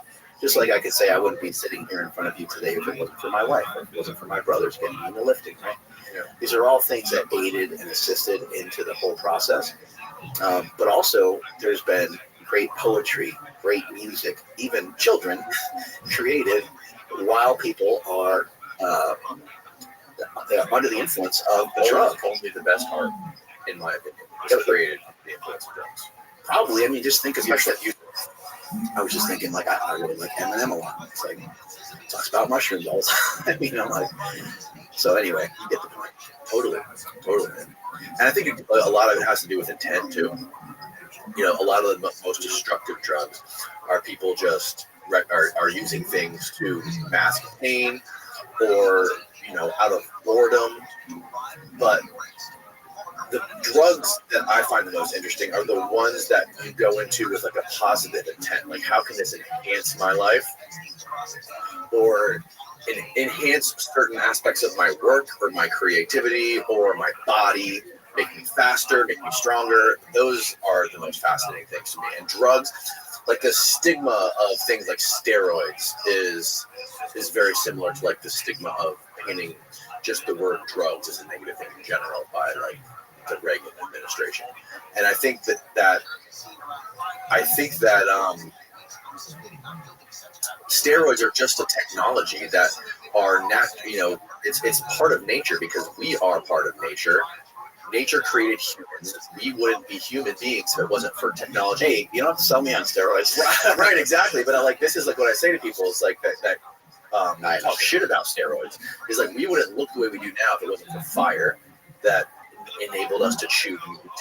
And like all the technology that we've been able to create through the evolution of humanity is exactly the reason we are where we are today. And like steroids are just a technology that came from nature, so it is by definition a part of nature, so like, and to your point, I mean, they'll take Fidogia, Agresta, they'll take all these other things, and they have no problem with those, and they don't think that those things could potentially have harm or danger.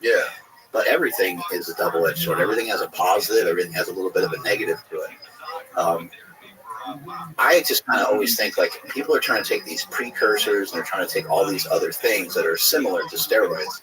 I'm always like, why don't they just hop on a little bit of testosterone? I do think it's a lot more acceptable, and you're hearing about it a lot more on the men's side. You're hearing a lot of men, seeking and getting TRT and some of these things. And the TRT is like beyond. It's like TRT plus, or I heard someone say TRT Sport. They're on like a TRT Sport stack where, maybe they have a little extra other than just testosterone going on. But I think the more that we're open to this and more that we start to hear about it, I think you're going to see more women taking it as well. And I think it's important that women get their hormones optimized as well. There's a lot of issues with women taking testosterone. Absolutely. Yeah. And there's the only people that can make correct dosages are compounding pharmacies. My brother Chris actually just started working for a company down in Houston called Empowered, and that's a compounding pharmacy. It's one of the biggest in the world. And a compounding pharmacy has the ability to actually make stuff like customized to you.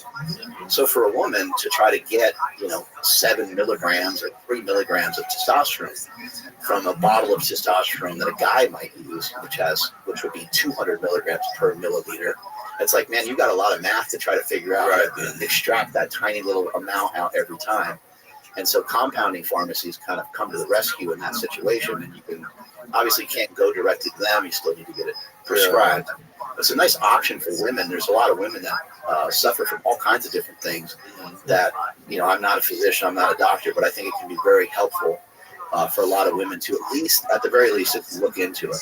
Dr. Gabrielle Lyon was talking about this on her podcast. And a doctor like that, accredited person like her, is not going to talk about women taking testosterone if she doesn't think that it can provide some value for people. What specifically can testosterone do for women? I believe it can really assist and help with like menopause and things like that. So, and then also, I know it boosts libido, right? Like for women too, right? Yeah, huge libido boost. It also will help with bone density. Bone density, muscle mass. Almost all of us, except for the few of us that are totally crazy that love to lift, everyone's going to suffer from some sarcopenia. Your muscle mass is going to start to come down a little bit. They say like over the age of 40, it starts to really decline.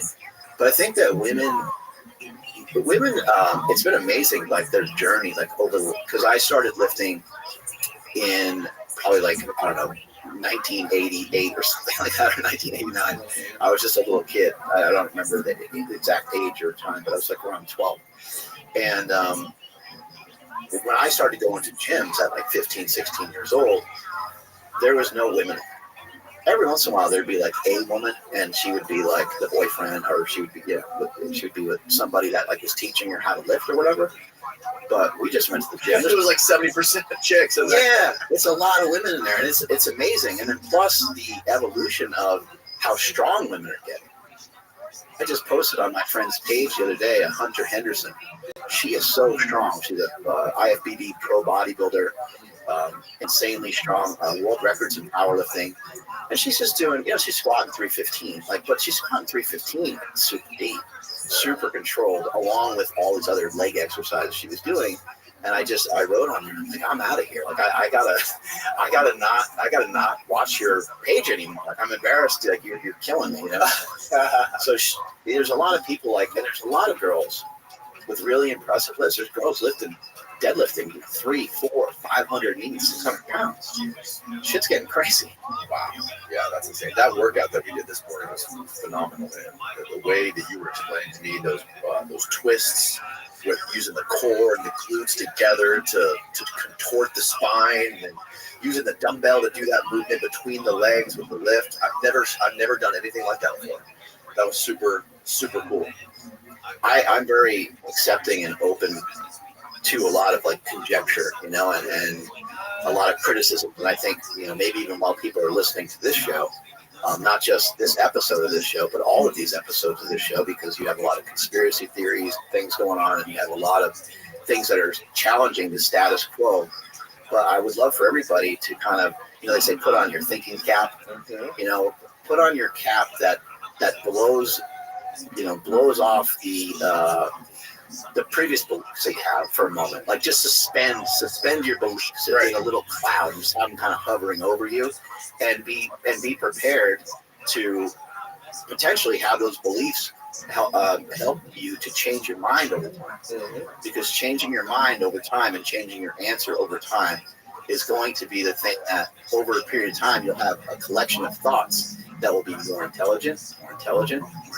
Will just keep advancing. And you can be almost a little robotic with it in a way, and you don't have to be so attached. I think what was the quote that you said while you were working out? Yeah, there's a great quote of this guy. I forget his name, but he was on my friend Julian Dory's podcast, and his quote was, I have a bunch of very strong opinions loosely held. Right. And I think that's that quote. That is a really wonderful way to go through life, because if I tell you, like, oh, if you want to get big, you got to do eccentrics, but you don't believe in eccentrics because you heard Mike Israetel maybe say that they're not important, you just missed what I said. You know, and maybe what I'm talking about is slightly different than what you previously thought. And so I see that happen all the time. I'm still very guilty of it. The second I hear somebody spewing something, I'm like, bullshit. Like, this guy's an idiot. This guy's a liar. This guy's dumb. This guy doesn't know about this or that. Yeah. It's easy to do that, but try to do what's harder to do. And what's harder to do is to be open-minded. The sport that I've done for the last 30 years or so, powerlifting, it has potential to completely wreck and destroy your body. Yes. For me, I was very fortunate that I learned so much over the years, and I had so many great mentors, that it didn't destroy my body. But it did leave me really tight, and it did leave me to, like, just have a lot of holes in my game for just normal movement in life. You know, it's something so simple as, like, me touching my own shoulder. Yeah. You know, I know you did a good bicep workout. Yeah, it's not just because I'm jacked. It's like there's a lot of people that have a hard time doing that. There's a lot of people that can do it very easily that are even bigger than me. So it's not just about being jacked. It's just that joint doesn't have the capacity to do that because it hasn't really had to do that motion before. And so I've been just studying the whole game. And I've always said, like, if you want to be a champion, if you want to be amazing, you want to be great at something, then you're going to be willing to do all of it. Like we did the myofascial release stuff. That stuff sucks to do. It hurts. We're on those balls, we're doing the different things. That's those kettlebells. Yeah. But like if you love jujitsu, if you love golf, then you'll be on the ground doing that shit. It's not easy to do, but yeah, I fell in love with a lot of the stuff from the guy's name is Naudi Aguilar, functional patterns. And people get pissed off at me just for even liking it. And it's like, dude, I'm not part of it. You're the wrong team, bro. Yeah. Well, I just would really wish that people would just give stuff a shot. Like, okay, maybe you do think it's dumb, but that's a good first reaction. It's good to have that safety net. Yeah. But go to the gym and actually just try to apply one thing that this guy's ever said. And if you do, you're probably going to be like, that's super interesting. Yeah. I think I can see some pretty good points there. You might not love it. You might not want to do it.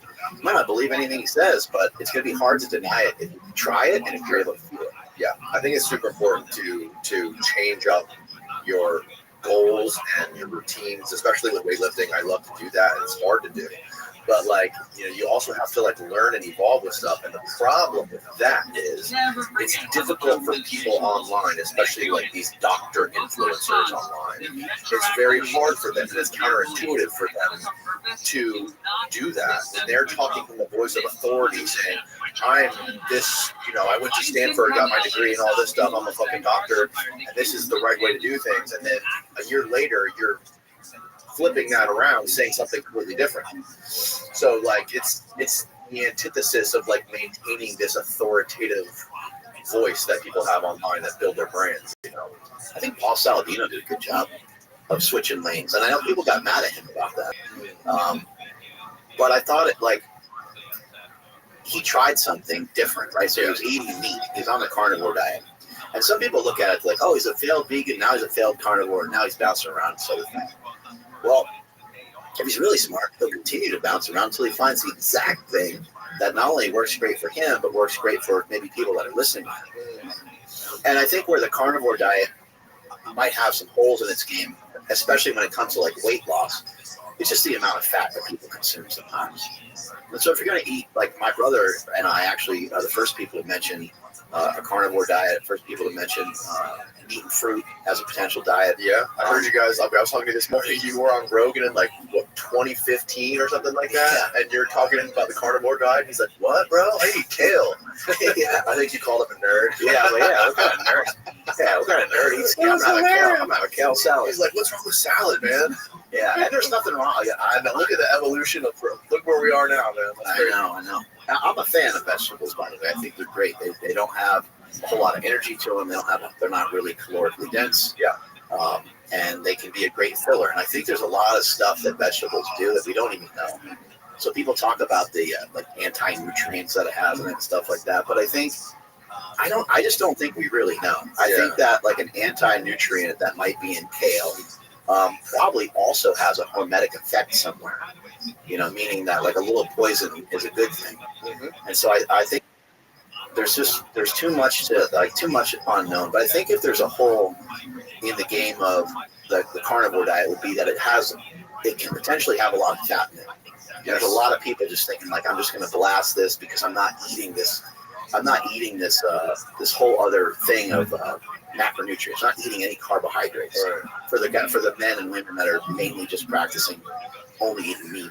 Now, if you're eating meat and you're also eating some sugar, which would be like fruit and honey, then you have an even bigger problem because you're still consuming a ton of saturated fat and you're eating carbohydrates.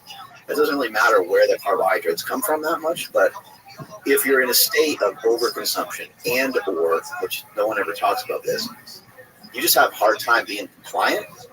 Well, now you're on a high-fat diet where it's also like high sugar and high pizza and high ice cream and high all these other things because you're having a hell of a time with adherence. The carnivore diet can have a crazy problem with adherence.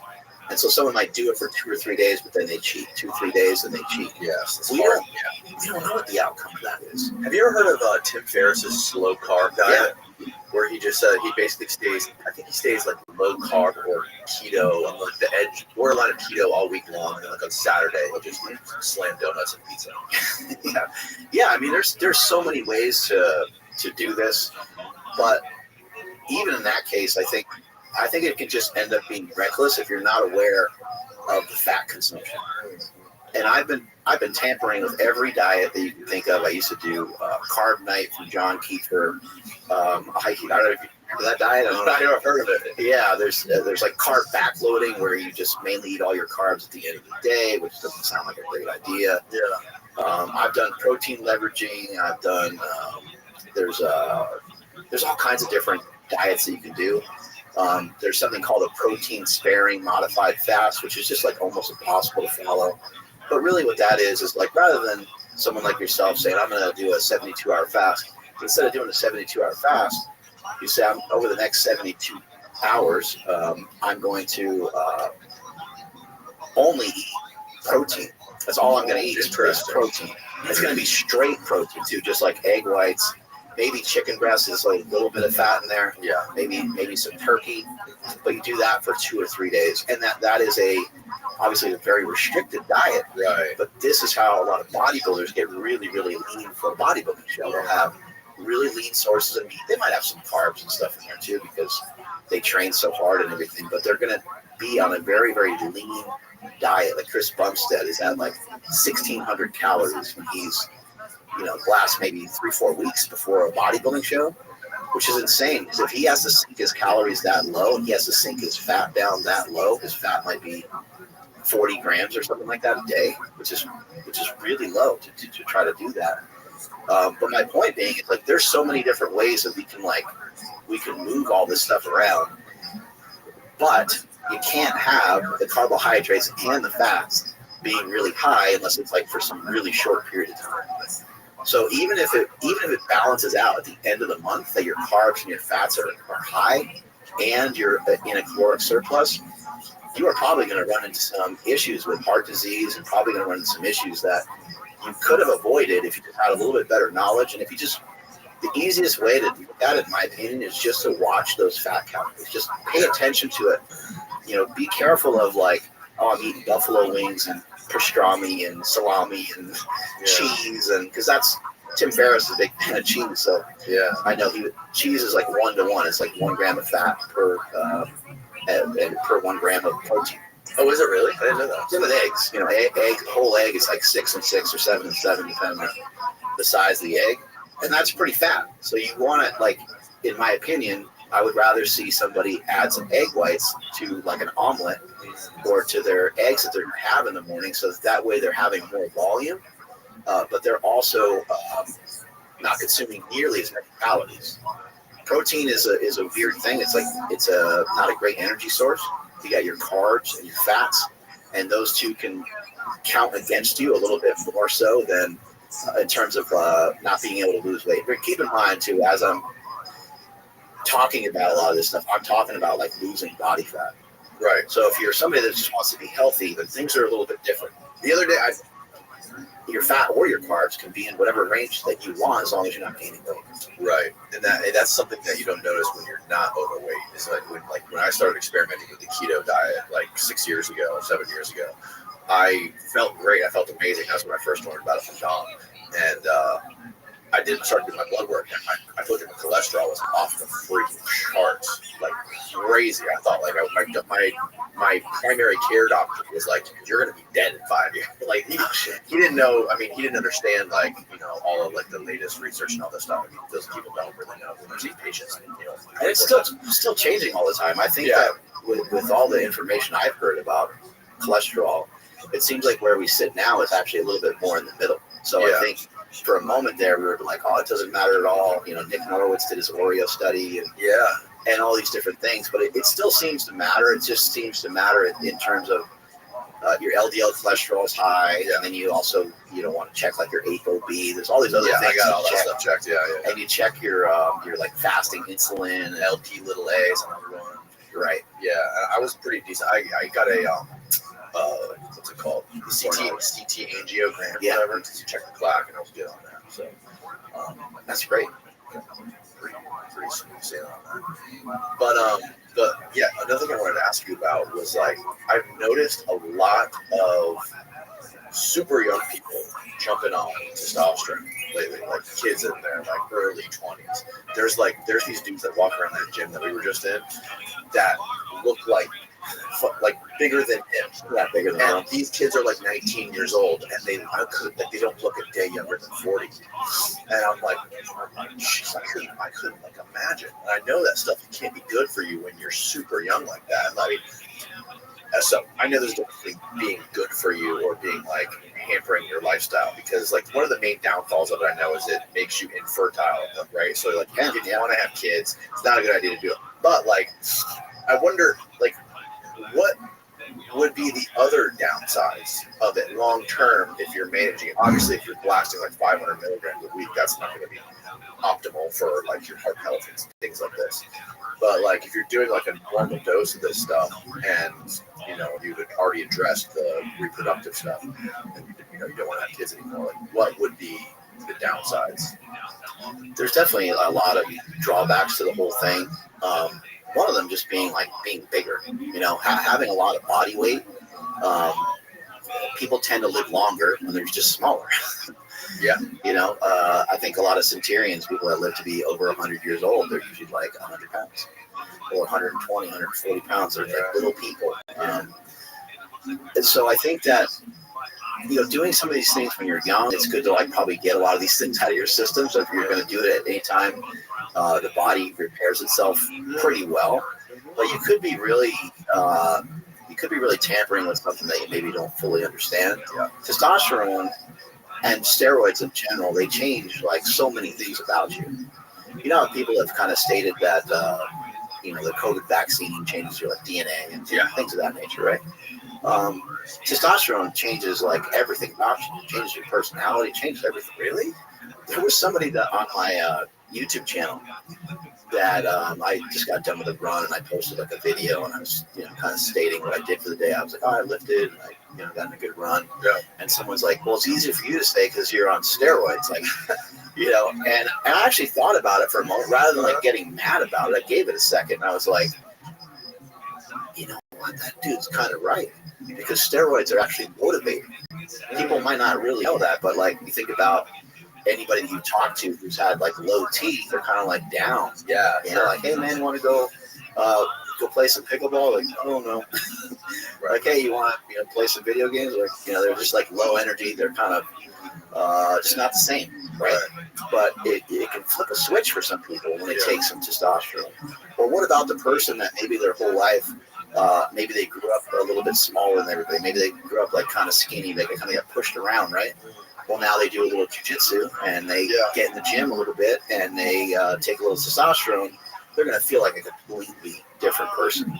So your POV is going to change. Your point of view on everything is going to change massively when you have a little bit more testosterone in you, because you're going to be stronger. You're going to be bigger. And then there's also another side of it. If you start to take something like Trenbolone or some of these things, changes so many things. It changes a lot of your senses. It changes the way that you smell things. It changes the way that you taste. It'll literally change your life. You'll hear people talk about how angry they are when they're on it. Now, everyone doesn't get the same effects. Everyone gets the same side effects and stuff like that. But probably one of the biggest issues with steroids in general, with all of it, and these young kids taking it, is the addictive side. That's going to be hard to take. You think they're addictive? Testosterone? They are for me. I've been on for a really long time. What specifically is addictive about it? Just the whole feel that you get. Oh, really? Because I've definitely considered. I'm 48, and I definitely have considered. I'm maybe I should just come off. But now I'm well. Oh, really? Even in your 40s, you consider coming off? Yeah. Now I'm obviously on way lower dosages and all that stuff. And I get my blood work checked. And I try to do it in a healthy way and all that stuff. But I'm just maybe I should just, because I've been doing them since I was 25 years old. So that's okay. How much research is there on people 20 years? Yeah, how much research is there on Arnold, right? He's almost 80. Right. There's a lot of people that have been doing it for a long time. But even let's just hypothetically say that I stopped for 20 years. I might start taking it again when I'm 70 if I thought I needed it. You know what I mean? Right. That's how I feel about these things. Yeah. I tried testosterone for 4 months about 2 years ago, and I felt tired. I didn't feel great. Honestly, I probably thought I felt worse on it. I don't know what it was, but I definitely felt fatigued all the time, just tired all the time. Previously, did you have low testosterone, and did you get your testosterone checked while you were taking it? My testosterone I got it done before, and it was 750. And then I got it done in the middle of it, and it went up to 1,500. I don't know. I mean, that's a lot more. Obviously, yeah, right. Right. But it can make you feel lethargic in some ways, because it does make you. It just makes you bigger, and it almost I don't want to say it makes you slower, because there's so many different outcomes you can have in accordance to how you're training and everything else. And they can certainly make you faster, they can make you more powerful, more explosive. But they will also cause, if you take them for a handful of weeks, they might also cause some water retention. Yes. And your blood pressure might go up a little bit. You might just feel a little bit more tired. So that's what Don was telling me when I tried it. He's like, do your blood pressure all the time. Just keep track of that. And I did that. I mean, I don't, and like whenever I try to investigate things like this, I make sure I do like more than enough homework to make sure that I'm not going to fuck myself over. And the blood work and stuff like that. But yeah, this was like the fatigue stuff was really weird to me. I didn't feel more motivated either because I heard people talking about more motivation increases and things like this. And the other thing was, it killed my dick. People talk about it boosting their libido. It fucking drove mine into the ground. Was that all you were taking? Was testosterone? Yeah. It like I said, all drugs are like a double-edged sword. You know, erectile dysfunction happens in a lot of people from testosterone. I don't even know if everyone understands all the mechanisms behind that. I do know that when your testosterone goes up, a lot of times your estroidal, like your estrogen, will want to kind of like that boosts libido, right? Estrogen. It can, it can, and also if you drive your estrogen way down, that can hurt you. But I think if your estrogen's way up, that's protective, right? That's like protective. It can be like heart, it can be like heart protective. But I think if your estrogen gets like out of hand, whether your testosterone is blasted through the ceiling, or whether your testosterone is really low, probably not going to feel great from either one of those. It's like this thing about being in the middle, and so I think we're just at the very beginning stages of like figuring a lot of this out. Yeah, I think that in the future it's not just going to be like a shot of testosterone. I think that like each person that seeks this out will probably get a shot of something that maybe has 3 or 4 different things in it, so that it's because I mean that's what bodybuilders are doing now. And when I started years ago, 3 or 4 things. What do you mean? So I was a professional wrestler for a handful of years, like jumping off the top rope type stuff. Really? And when I was doing pro wrestling, we basically would say that if you're not on 3 things at one time, then you're natural. That's fucking awesome. So yeah, it's like you take testosterone, equipoise, and some like Anavar or something. Yeah. So those other drugs, those other compounds, like bodybuilders are meatheads for sure, but they're also really smart. Those other compounds can so if you do it strategically and you're paying attention to what you're doing, you're not just blasting all 3 of them. You can lower the testosterone quite a bit. You can take Primabol and Mastron. I don't know if this will get like thrown off of YouTube or whatever, but you can take these things. Medical advice, people. Yeah, exactly. You can take these things, with testosterone and not have to take the same amount. So you can get the positive effects of testosterone. So like if we forgot your first experience with testosterone, when we redid it and you said what your goals were, we could appropriately dose testosterone and like something like a Primabol, because a Primabol or Mastron, both of them have a tendency to lower your estrogen a little bit. Not crush it, but just keep it in line so that you can stay lean. Right. And then also you're not going to get the negative sides from either one of them because you're taking like half the dosage of each one. And you do that maybe like twice a week or something, and you have like really crazy, phenomenal results. So when I started, the first time I ever took anything, I think I took testosterone and Deca together. That's a nandrolone. And I took those together, and I think I gained like 25 pounds. And it was like in a really short period of time. So back to like good and bad, like 25 pounds in a short period of time. That's a lot. That's not very healthy, right? Like your body's like, yo, what's going on? But I felt awesome, right? And a 45-pound plate felt like a frisbee. It felt super strong, like the strength was going through the roof, and then pain started kind of like popping out everywhere. I was like, this is awesome. And so that's the addictive side that I'm talking about, because those kids that you're talking about at the gym, they're not just taking testosterone; they're taking a bunch of other stuff. Yeah, actually, most of them. Many of them probably don't even have good access to testosterone. Well, that's another thing I was going to say. They probably take another shit. They're buying their testosterone like underground. Right. They're just buying shit somebody's probably making in a bathtub or something like that. They're not getting this from a pharmacy or anything. And when these guys share like what their goals are, then the guy selling shit to them probably saying, "Oh, you need the orals and you need this and this." they're more toxic. Yeah. Like they're flat out. The oral steroids are. And these kids also never did their blood work, so they don't know what the fuck they're doing. They don't care. They're just excited. They just want to They just want to be jacked. I mean, look at how many people you go online. It seems like everyone's jacked, but as we talked about in the gym, only like 5% of the population even works out at all. Yeah. One of the things I did notice though that I can't deny is I had I can get a shit night's sleep and still be able to get into the day no problem and wake up in the morning hop right out of bed ready to go. I think it's a big cause of sleep apnea too, interestingly enough. I mean, for one, you're getting bigger, but I think there's some sort. I don't know what the correlation is personally, but it seems like there's a correlation to testosterone. I've heard that. I don't know.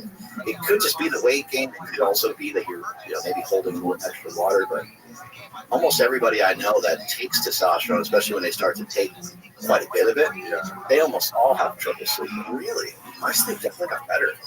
Yeah, I went many years where I was probably only sleeping like 4 or 5 hours. It was crazy. That was like right in the middle of my powerlifting career, so it was stronger than ever. I guess it didn't maybe hurt me at all to not have that. Or who knows? I mean, maybe it show up in something nowadays because maybe that did have a negative impact. But at the time, I was strong as shit, so it didn't matter. Yeah.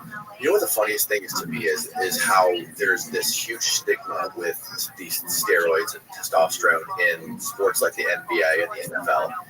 And it's like, oh, they can't be doing that. These guys are going to be piss tested for these things. But I know a lot of those guys are literally on testosterone, and they have to be on testosterone.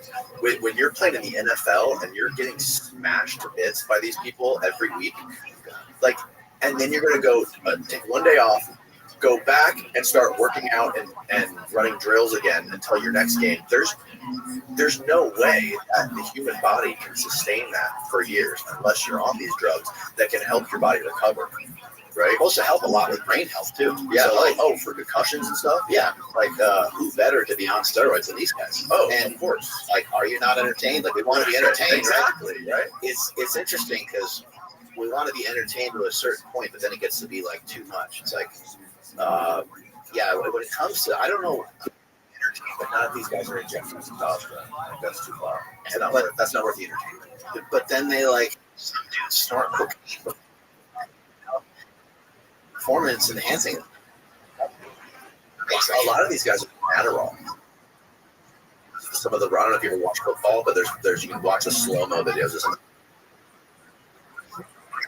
Even Antonio Brown. So and their eyeballs. Fucking eyeballs are saucer. So just recently, I'm talking to a buddy of mine. He's an assistant coach for back when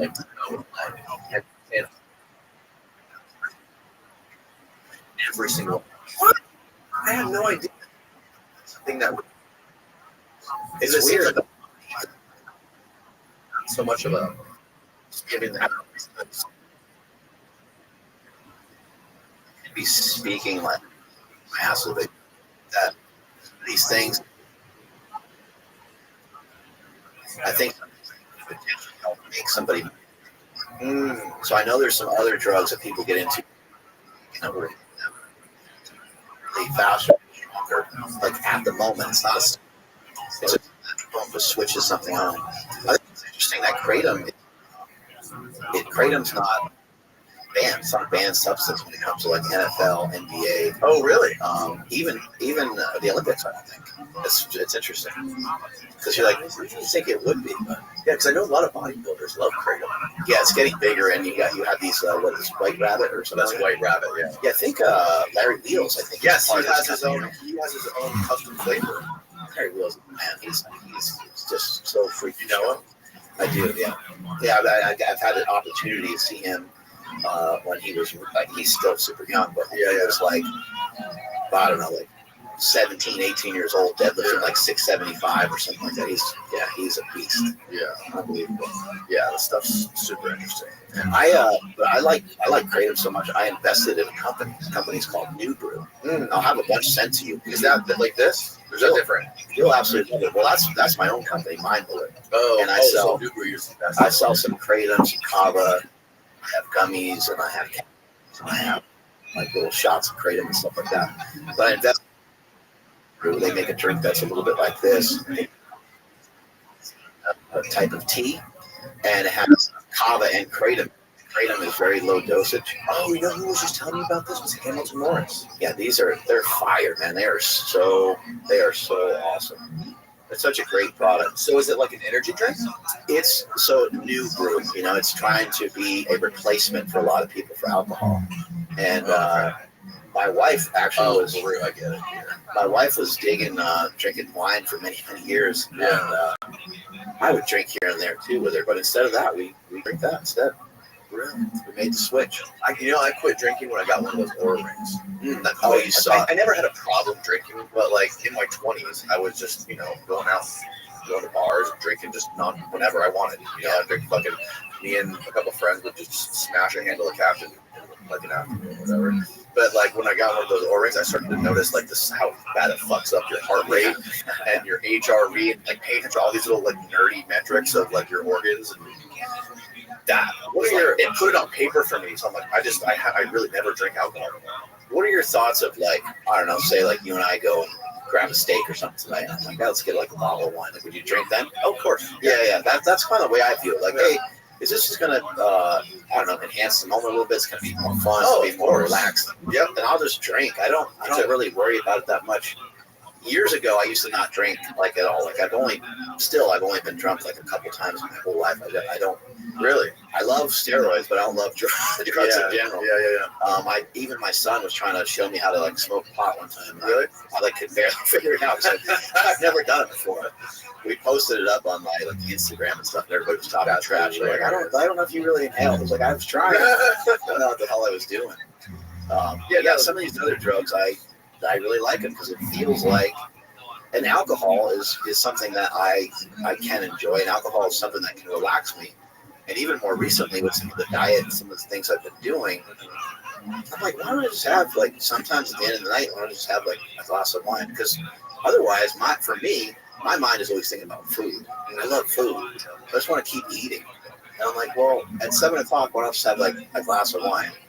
And then that'll be it for the night. And that works pretty good for me. Yeah, I feel the same way. I know, like, if I'm going out with friends or if I'm, doing something where I'm being social or going to a party, of course I'll have drinks. And I know that I'm going to fuck up my sleep that night. It's just like, you got to deal with it. But like, on a normal day, like the night before a podcast, I'm going to drink. Hey, we can make an argument. Maybe it's good for you. Like, maybe it's good for you to have a little shitty sleep here. The other day, your body more resilient. I think so too. It's weird too. Sometimes when I get really fucked up the night before, something I have to do the next day, and I sleep like shit, and I wake up hungover. Sometimes I feel like super hyper vigilant, like sharp, and I feel better than I would have done. I don't know what's going on there, but that's happened to me a few times. We should make an app that shows how much better you slept after you drank a lot. I know, right? People would love it. An anti-Oura ring. It's like, oh my god, you got 100% of your sleep. Yeah, right. After getting completely wrecked the night before. The other day, I just got the other weekend. We were going to the beach, just the kids or whatever.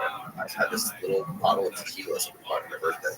And I was like, fuck it, I'm going to drink this. I'm going to take this to the beach. I'm going to slam it. Drank a whole mini bottle of tequila. And I was like, halfway through, I'm not feeling anything. I don't feel shit. And then about 20 minutes later, it all hit me like a truck. And I was pretty smashed. But it's fun to do that every once in a while. It all came together at the same time. Yeah. It all hit me just at once. It just completely snuck up on me. I wasn't ready for it. I think some of what we were talking about at the gym, I think was pretty cool about like your goals and stuff like that. And I think a lot of times people have trouble like really being more specific about your goals. I know there's like some people that had talked in the past about having a particular goal and being like super specific about it, writing it down.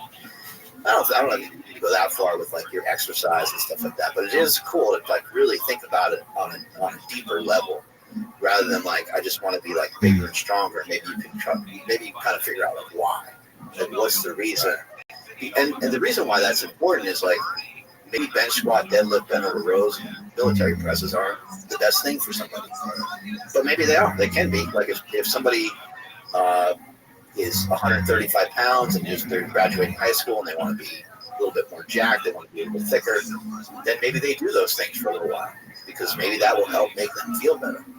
But if we're talking about like an athlete or something, they might want to have other considerations. Like, oh, well, you want to be fast and you want to be big and strong, but you want to be big and strong and fast in your sport, and not just be able to perform, some good lifts in the gym, that kind of stuff. Yeah, totally. Yeah, I just want to. I mean, my goal has always. I've never really wanted to be like some of my friends, just like super jacked, fucking, head gorillas. I know they look great. I admire that, but I also want to not injure myself. Like, I want to be able to sustain my body as long as I can and enjoy like doing the sports that I like to do. Which is why the shit that you were showing me today was so fascinating. And I definitely need to incorporate some more of that stuff, because working out with Dom does. I don't think Dom does much of that kind of stuff. Dom does like the very like push and pull, like the basics, right? I mean, he's out on a bar, like carrying those hex bars with like 1 million pounds on them, and doing like crazy amount of squats. And one of the things I didn't do well though is that behind the bar shoulder press. I forget what's the name. It's like what's the name of those kind of basic presses where you like the bench or like a straight bar up and down, where you're not doing dumbbells but you're doing like compound movement. Compound. That's the one. Or those compound movements. I think that those are super super beneficial, and I've basically done those since I was in high school. But definitely I've noticed like as I get older, it's way more important to do some of the stuff that we were doing. I think even speaking upon that right there, it's like that would like advice for people listening right now. Like getting rid of a barbell for most people, most of the time, would probably be a great idea. There's nothing wrong with a barbell. It's not a bad piece of equipment.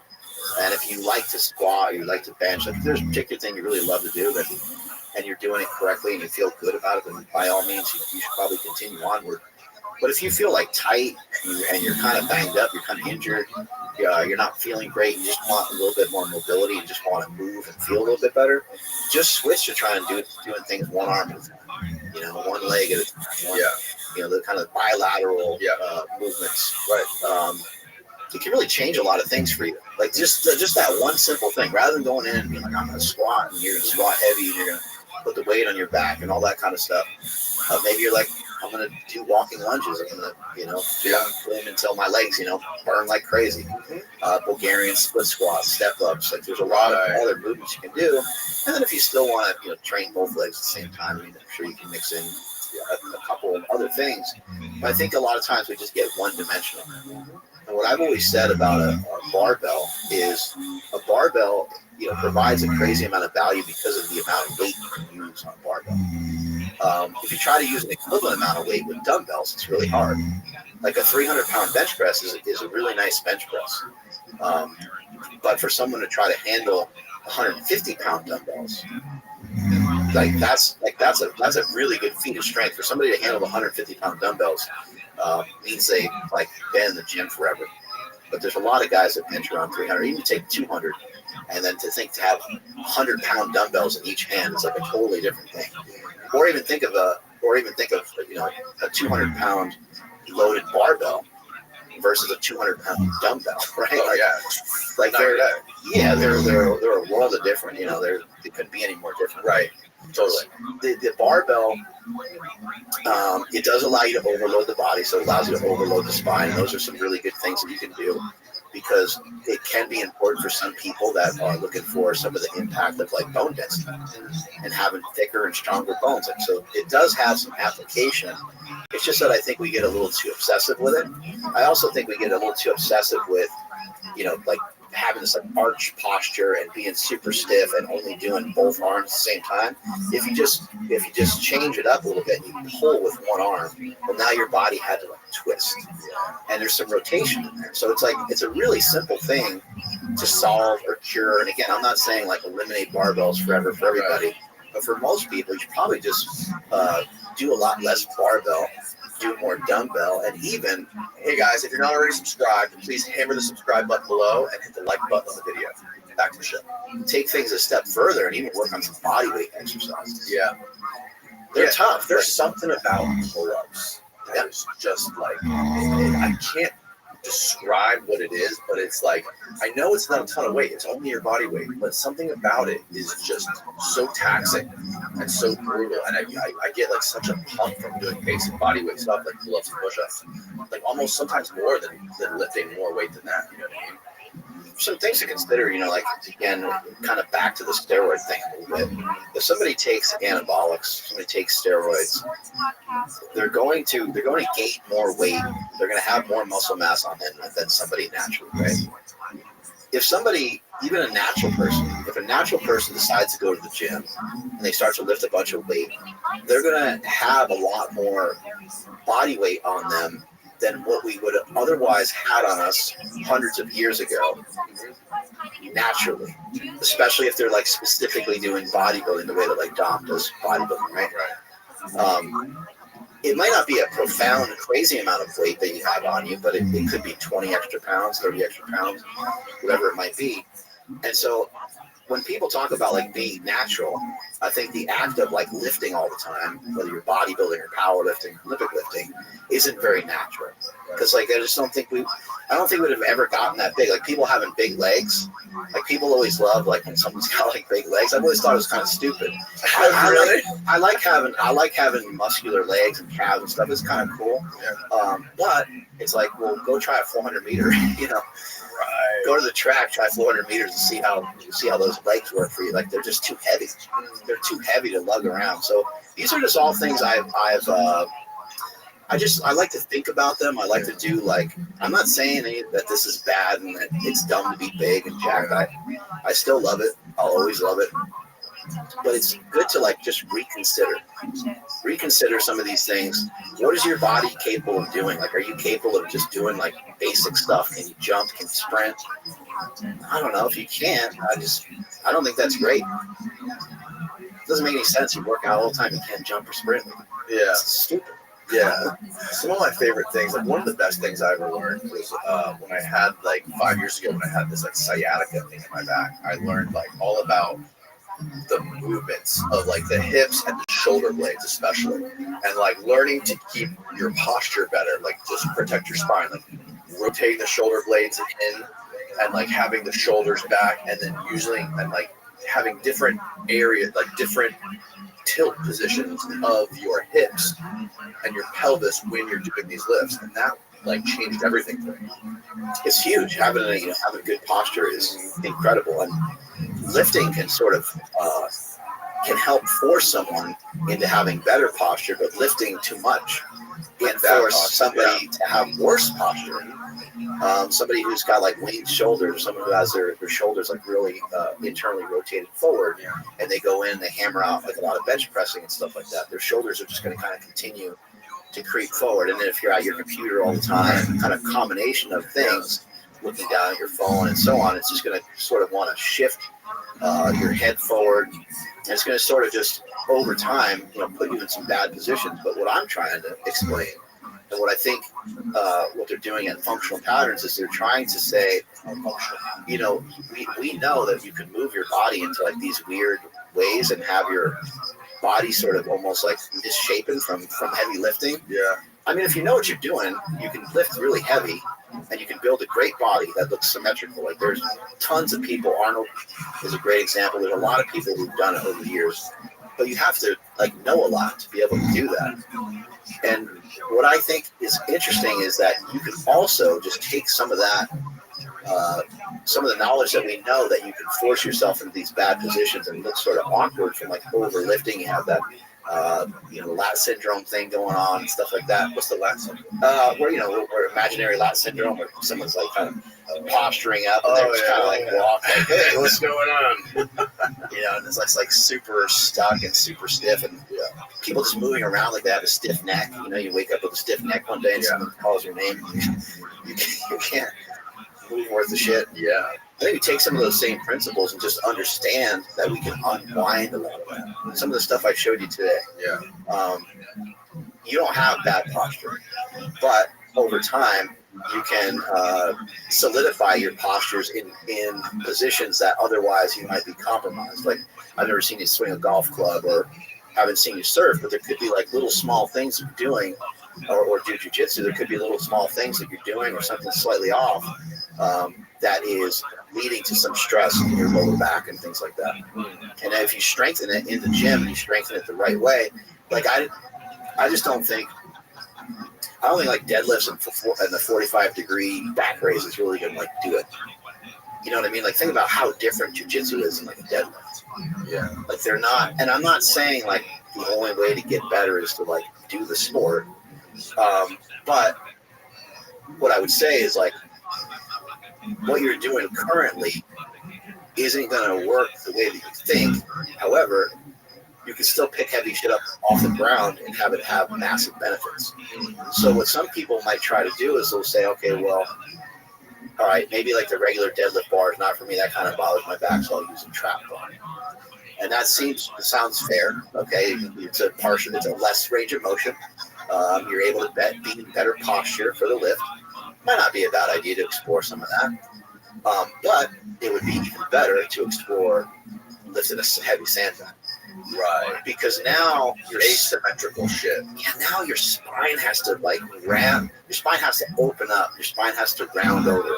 You were just mentioning some of the things you did for like PT, learning to move your spine around. Yeah. You have to, like for me, I took like pride in this because this was my sport. And to squat 1,080, you have to have a really rigid spine. Jesus Christ. So 1,080 deadlift, or 1,080 squat, and a 766 deadlift, and 854 pound bench. God damn, didn't you drop that much at one point too? Some chick in a skirt walking in front of you or something? 1,085. Yeah, that didn't help me either. But I created this like rigidness in my spine to where, if I just like bend down towards the ground, and even if I can touch the ground, but if I'm touching the ground, my lower back will still be flat. Like all the other spine will move, but the lower back it stays like super, super stiff and super tight. So like you can't hinge your hip. I can hip hinge like a mofo. Okay. But I can't like unlock my lower back to really round all the way over to the ground. Oh, interesting. So like I can move like almost maybe like 3/4 of my spine. But that last part towards the bottom, right, doesn't want to go anywhere. And that was created through bracing. We'd say big air in powerlifting. We'd say big air. You push your stomach out against your lifting belt, and you just hold this posture. And I remember when I did squat 1,080, I remember that we're just squatting over 1,000 pounds many times in training and many times in competition. I remember standing with that weight, and I was like, I'm not going to fucking move from this position no matter what. All I'm going to do is open up my hips and bend my knees. Yeah. But this upright posture I have right here, nothing's going to move. And I was able to accomplish that because I built up a ton of strength through doing exercises like good mornings and deadlifts and stiff leg deadlifts and bent over rows, but all of them with a very straight spine. Right. And sometimes the spine would go from straight to maybe just like a little bit of like almost like neutral-ish, maybe slight bend, but everything was almost always straight. More recently, I started getting into like picking up sandbags and picking up stones and rocks and shit like that. Yeah. And now my back, at first, it was very taxing for me. At first, it was very hard. I had to start with like 60 pounds, 80 pounds. I had to start really light. I'm like, oh my God, this is embarrassing. So weak at this. And it's not like I couldn't manhandle the other ones, couldn't lift them at all. It was that every time I lifted them, I felt like I was going to get hurt. And it's because my lower back wouldn't round. But if you can get your lower back to round, you think about jiu-jitsu, someone's trying to stack you or you're trying these different movements, they can't do shit to you if your spine can really move. Yes, obviously not just your spine, but if your spine can move better, it's going to be harder for them to pass your guard. It's going to be easier for you to pass theirs, and so on, because your hips and your lower back can get unlocked. And so I would suggest for people listening to, try some of these things. Maybe just like instead of the barbell, grab some dumbbells for a little while. Move those around one at a time so your body's twisting and moving. Instead of like your regular deadlifts, or maybe replace some of your deadlifts with picking up like a heavy sandbag or something. Yeah. Try some different shit. Have you ever messed around with like foot exercises? Like the foot balancing stuff? Yeah, some foot fetish stuff. Yeah, that stuff really changed the game for me. Oh, Like, foot stuff is learning great. how to keep my foot posture correctly, walk with my feet pointed in the right direction, and like strengthening those muscles. That stuff's Huge, foundational. It's huge. And the simplest exercise, I mean, there's two really simple things you can do for your feet. One is just to try to kick your shoes off a lot more. If you can, you know, in times when it's appropriate, if you're in particular gyms, they might not want you to have no shoes on. But whenever you have the opportunity to train barefoot, that's great. Don't force it. Like, don't try to train barefoot like on blacktop or anything wild like that. There's probably no real reason for that. If you run, you might want to try to run a little bit on some grass, something like that, or any opportunity that you get to, you know, be in nature and like run on the beach or something like that. All of that stuff is incredible. But a really, really easy one, take your shoes and socks off and just grip a towel. And continually grip it. And while you're doing this, let's say you're doing your right side, you have all of your weight on your left, and your right is just kind of going. You're just crinkling your feet, and you're trying to actually scrunch your foot, mainly at the arch. But what you'll find is like that doesn't move great. You're gonna probably most likely unless you're like a dancer or something. Right. You're gonna find like that part won't move that great. So really focus on that. You want to try to almost turn your foot out to where you're getting a little bit more towards like the pinky toe. And then what you'll do is you'll start to shift your weight like in the middle. So now you have 50-50 body weight, and now you're trying to crinkle that foot.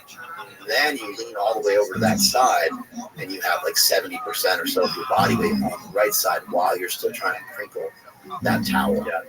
And you're going to find that you like totally suck at it. You can't really even grab the towel, but over time you can work your way into being able to pick the towel up.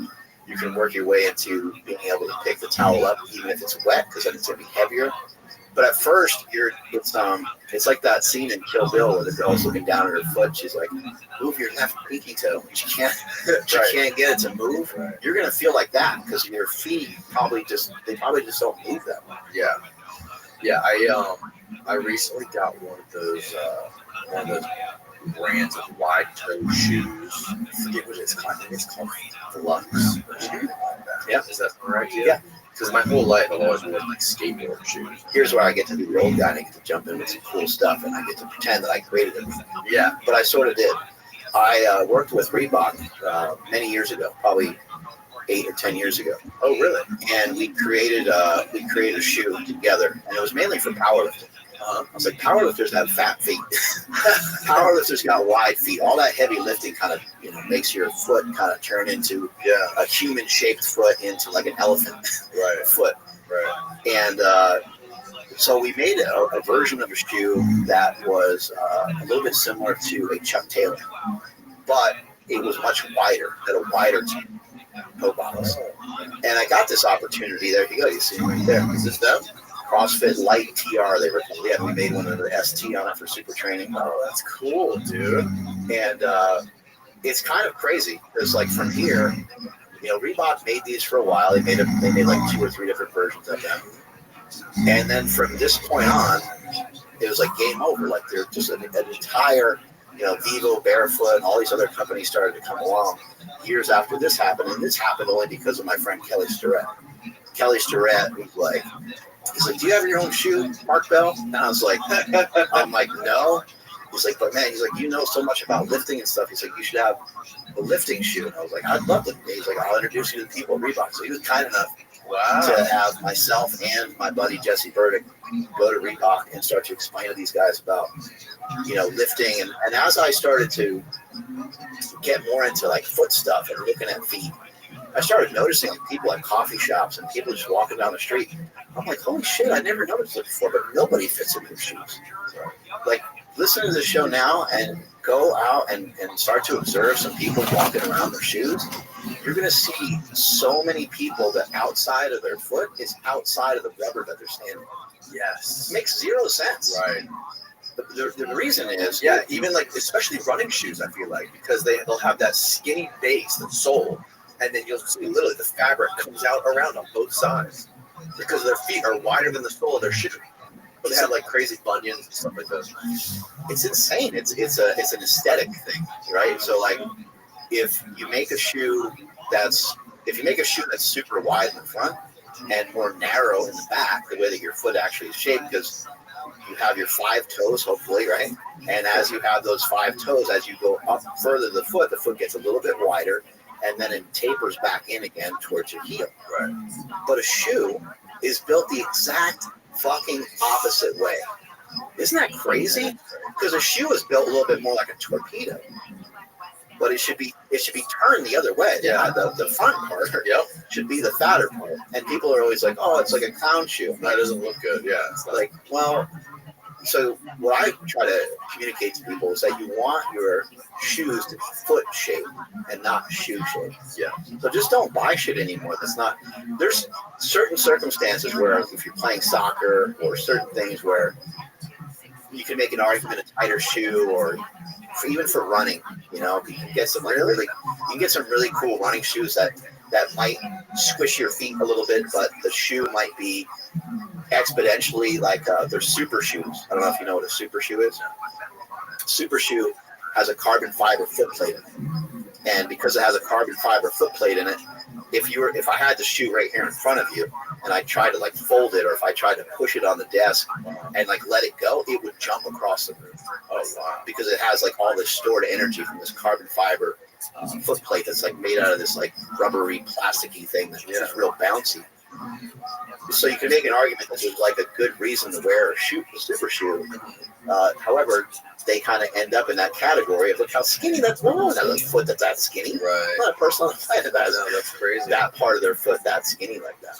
Have you seen famous basketball players' feet? LeBron James' feet. They look destroyed, man. Yeah, and so pull up an image of LeBron James' feet. Here we go.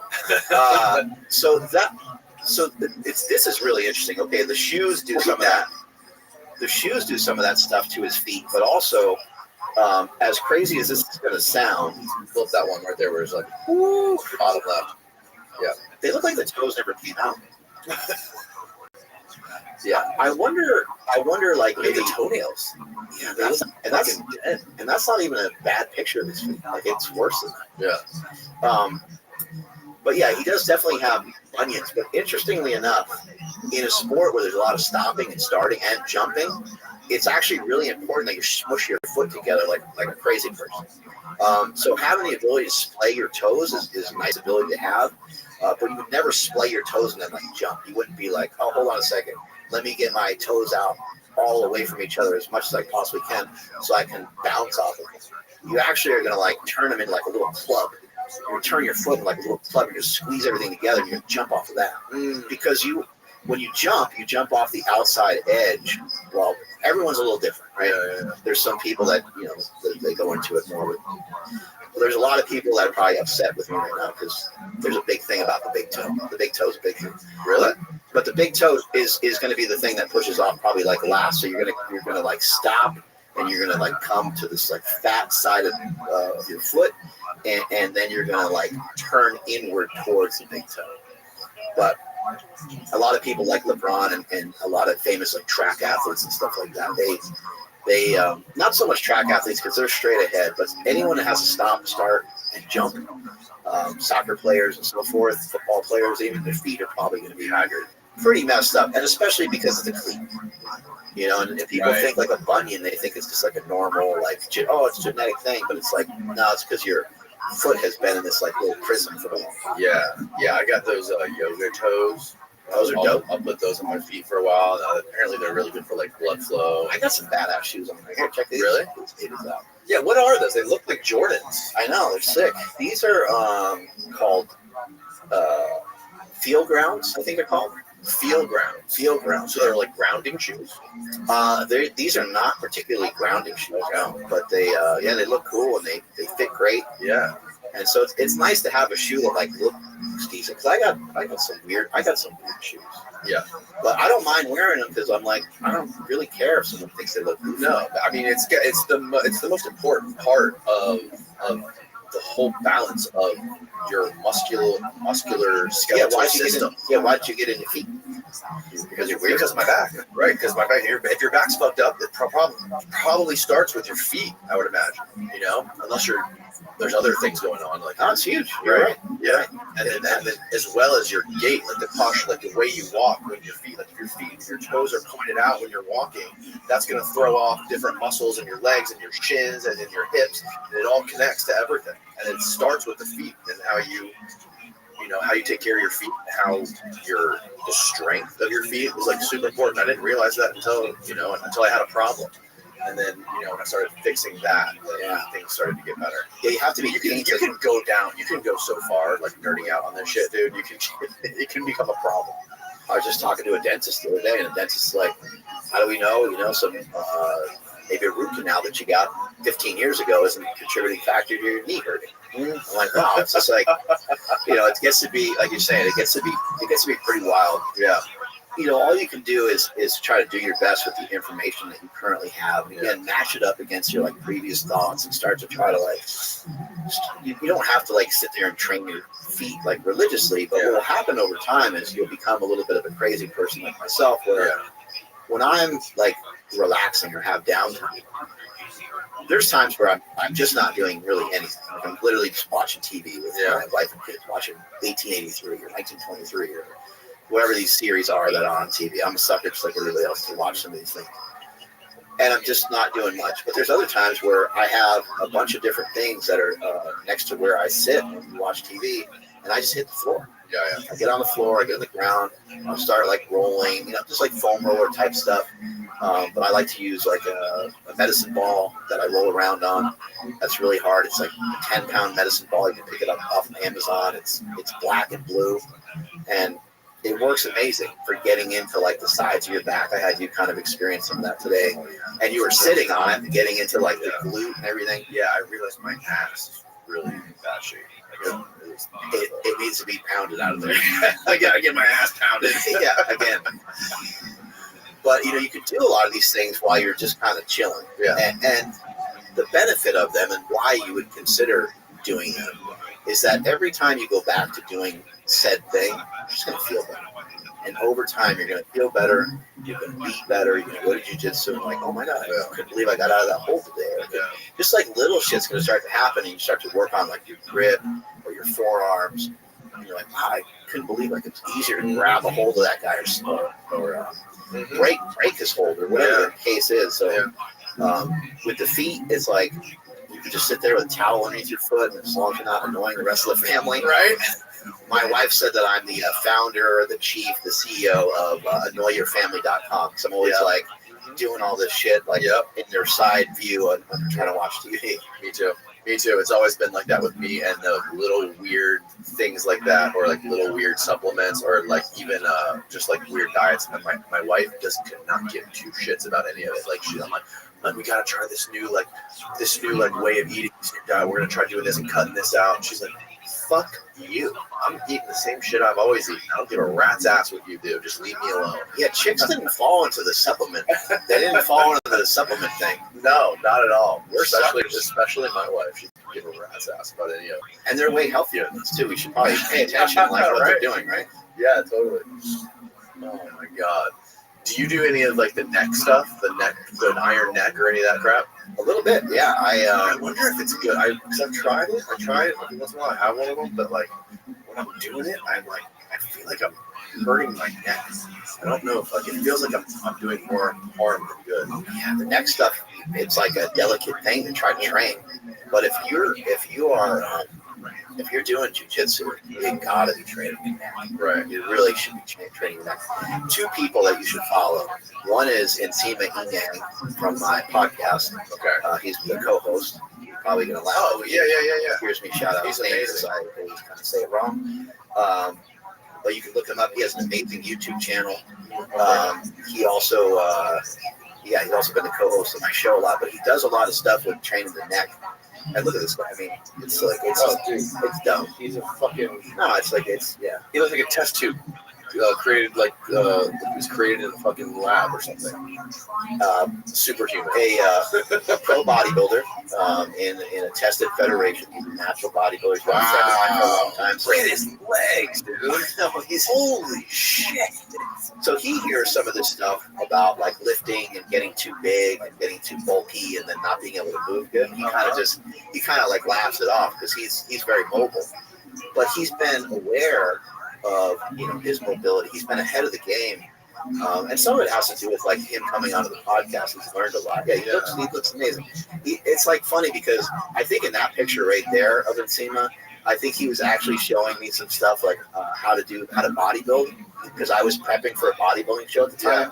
And he wasn't prepped for a bodybuilding show. He just happened to pop his shirt. He's literally demonstrating but like, look at the shape that he's in. He's not even like. Okay, so what is this guy on? What's his what kind of supplements is he on? He's on being amazing, being Nigerian. He's got to be on some sort of drugs.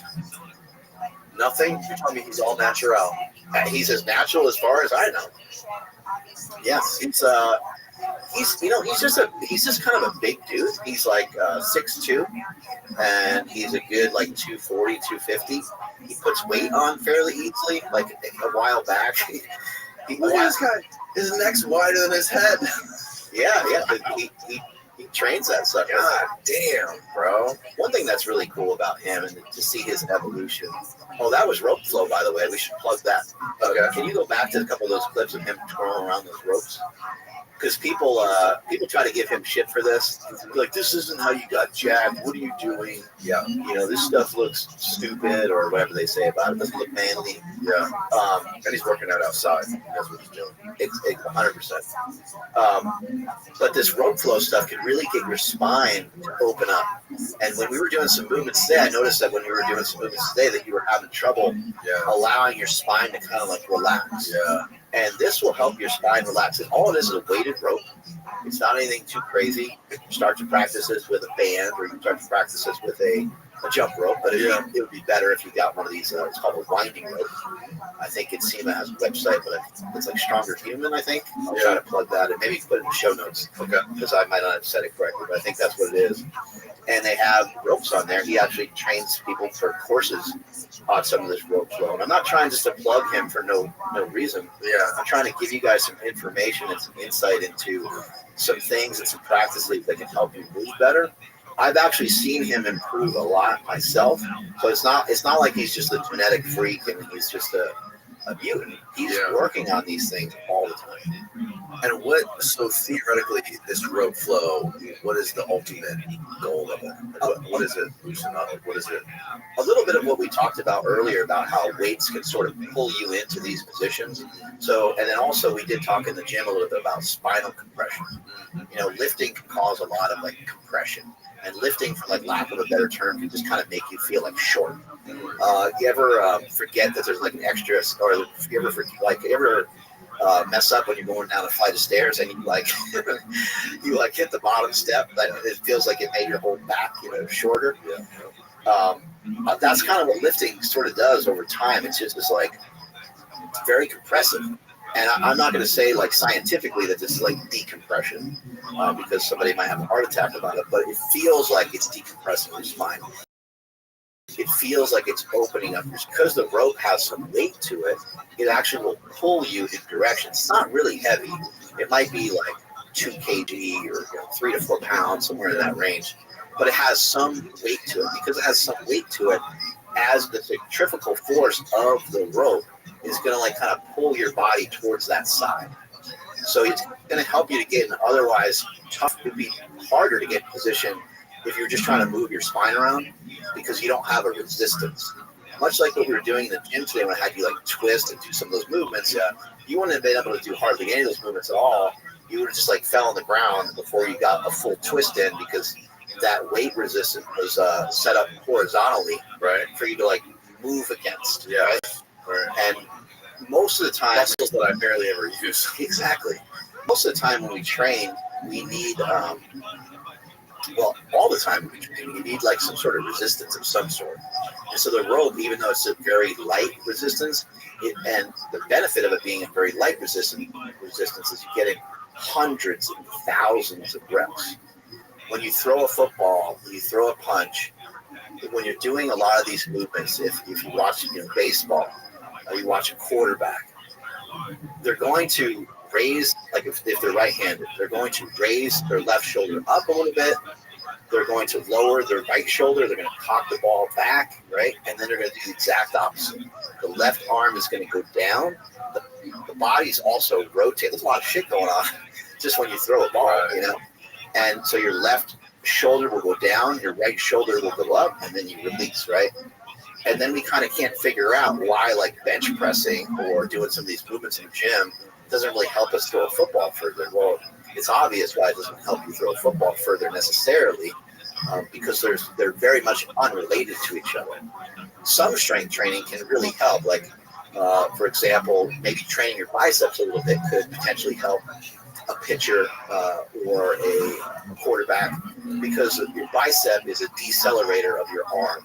So your bicep will help protect you, will help slow your arm down after you release something, right? Which could be really necessary, so don't like throw your arm basically like totally almost out of socket or tear something when you're chucking the ball. So there's definitely some application of like where lifting can really help, but a lot of times we just need, with these particular types of movements that you're trying to get in, I think it's really helpful to get in a crazy amount of repetition. So I do rope flow as well. I do it morning and night. I've seen huge benefits for myself. This isn't something where someone's going to be like, oh, I got shredded because I did the rope. Yeah. It has nothing to do with anything like that. But it is a practice that you can do outside. Get some sunlight. Get your body nice and warm. Every single time I pick the rope up and every single time I put it back, I feel better. It's that simple. It's that simple. I mean, this should be the start of anyone that hits a gym. It should be the start of their workouts. I know that probably only the people that are impacted and affected and are compromised are probably the only people that will entertain this. But I think this is great for everyone to do it. And if you just take a page out of my book or just learn from me, I made myself super stiff. So lifting and stuff is cool, but if you do it congruently with other movements, right, then you can learn from my mistake and not end up like stuck, because I got the mobility of a trash can. Yes. It's super. He's interesting because he's a bodybuilder whose legs are wider than a redwood, and he's also a jiu-jitsu black belt. So those things don't go hand in hand. Being a bodybuilder and being a jiu-jitsu person. I know. So luckily for him, so there's a couple things that are awesome for him is that he did his bodybuilding career when he was younger. I think he's only like 32 or something. Okay. He did his bodybuilding career when he was like maybe like in his 20s. Yeah. And he started to pursue jiu-jitsu right around the time that I met him. Actually, I met him and he knew no jiu-jitsu. So I got to see this crazy evolution of this guy. It's been amazing. But yeah, he did bodybuilding first, and then he got into jiu-jitsu many years later. He did bodybuilding, and then he stumbled upon me when he started doing powerlifting.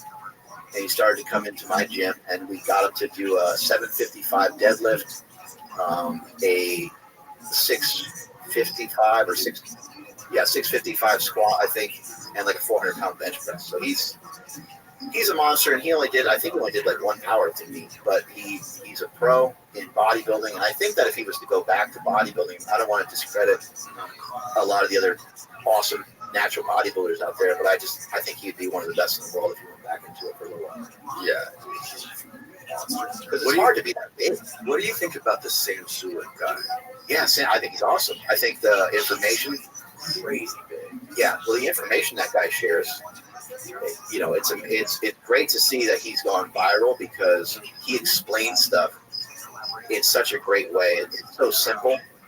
And I think that he's just super relatable. He's just chatting in his car, that kind of stuff. Showing what he's cooking before and after he works out. What he's making. He's like cooking 14 eggs. It's just like really like kind of plain, but he's intriguing. And he just won like Mr. Olympia, right? I think he did. Yeah, I think he got his pro card. So now he gets to compete as a pro. He also is. I think he's insanely smart. Because when he starts explaining stuff, you can start to tell. I've heard him talk about like, oh, there's this spectrum and this spectrum. He's like, on this spectrum, you have, let's say 30 sets. And he's talking about sets and sets that you do in the gym, right? So say it's sets of curls or something, or bicep curls. He's like, you got 30 sets over here, and you have 0 sets over here. He's like, we can all understand that 0 sets provides 0 value, right? But as you start to do 1 set, 2 sets, it starts being more and more value. He's like, but then that curve starts to come back down. He's like, when does that curve start to come back down? He's like, it's probably somewhere around 10 or 12 sets. So 10 or 12 sets would be referring to maybe you did 3 different exercises, and maybe you did 3 or 4 sets of each exercise. Right. Not usually for biceps, but like for maybe like your back or something, your muscle group, right? That's pretty normal. And then he explains, well, once you start to get to like maybe 15 sets, 18 sets, 20 sets, maybe for most people, you probably start to not have as good of returns. It's starting to get to be like way too much. And there's a couple bodybuilders out there that have done, 20 sets and things like that, and they've been able to get through it. But for one workout, I think that explanation is really good and really clean, because if you try to actually apply what he said there, well, you definitely want to be in like that middle slot, especially if you really love to work out, because if you're in that middle set range, that seems like something you could probably do, maybe even twice a week. A lot of people that build up big, amazing physiques, a lot of times they train the muscle group more than once a week. Some of them are able to they just like to annihilate on one day, which I was never really a fan of, because I don't like the trash legs, like having your legs just be like completely gone. What do you mean? You mean like just work so hard that they're trash? Yeah, I think the idea of having legs day and having like an hour and a half of just all legs, maybe if you're pursuing a career in bodybuilding, maybe that's the only exception I can think of.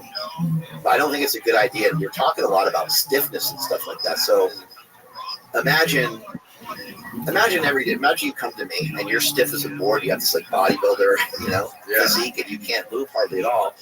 You say, I want to move better, and I started going over what you did. You're like, well, I do 25 sets of chest, and I do 25 sets of legs, and I every 7 days I get them up, and I make myself so sore that I can barely move. Well, then I watch you walk after a leg day, and I'm like, oh, well, there you go. We just need to stop doing this many sets. And if we just pull back, like your gait's going to get better, like everything's going to improve. Yeah. And then obviously we'd have to do other things to help you with maybe if your gait started to erode from years and years of lifting. But a lot of times it's just like you just keep making yourself tight, and then your body relaxes. And as soon as your body relaxes, and as soon as your body wants to be like chill and like recovered, you can blitz it again. And you do it like repeatedly over and over again. So you're telling those muscles to not only be tense, but be tense in whatever exercises you're doing. So the way that you're doing the exercise could matter a lot. Because again, there's a lot of people that build a great body that's super aesthetic. And Seema's built a great body that's super aesthetic with primarily bodybuilding when he was younger. But he also never lifted I shouldn't say never. He very rarely lifted like an idiot. He would lift with precision, kind of like the lifting that you would see like Arnold or something do. You see Arnold get after it on some sets here and there, and he would push hard, and Arnold, did a lot of sets, and then Seema handled a lot of volume. But when you go through the workouts, and Seema is also very cerebral, very calm. And when you go through your sets like that, that's a different input on your body than doing some of what I did for powerlifting. For me, for powerlifting, and everyone's a little different, but for me personally, for powerlifting, I had to be hyped. Yes, I needed pre-workout. I needed the music. I needed kind of all of it. I felt like I needed it. Maybe I didn't need it, but I felt like I needed it.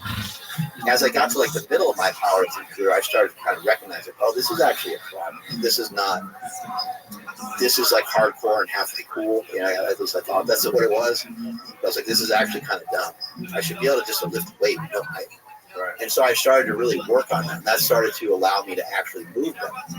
But so a ton better, especially through the movements I was trying to do, because you're giving yourself the stimulus all the time that you wouldn't normally have in your body. and your body is so hyped. They talk about like flight or flight and all these different things. Your body's so like over tense and over hyped. I mean, imagine being in that fight. Imagine being super fired up. Someone smacks you in the face. They're trying to like get you all fired up, and you caffeine these things. And yeah, exactly. Yeah. Is that The smelling salts. Yeah, smelling salts. So you do all that stuff, but imagine it was like to go against someone in jiu-jitsu.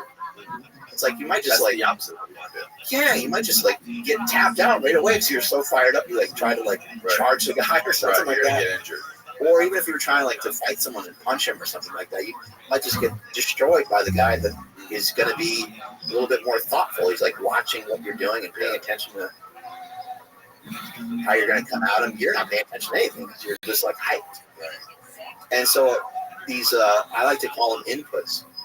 And how we handle the certain things that we're doing, it sends a message to your body. It sends a signal to your body like this is what we're doing. We're gonna stay tight like this. We're gonna stack the body up, and we're not gonna move in this particular movement except for the parts that need to move. So I can get credit for the lift, but I'm not doing anything else. And that's the way it was for me for years. And then so over time, it starts to make the body like stiffer and stiffer. A little bit of bodybuilding done correctly, and it doesn't have to be like perfect, but a little bit of bodybuilding done correctly in combination with a sport or in combination with something else. It's not like you have to like do so much of the something else that it impacts the bodybuilding negatively. But whether you're playing volleyball or pickleball or some golf or some other recreational stuff, I highly recommend that you explore some of that and you do some of that because you're probably just going to make your body insanely stiff and insanely tight. What do you make of these people that do like they put their hands in like super cold water before they lift, or they'll even do like full cold water immersion before they lift? Because it sounds similar to what I wonder if there could be like detrimental if you're only gearing yourself up to do these exercises after you freeze yourself, because now you're in this super fight or flight state and your body's like super ramped up to lift a ton of weight.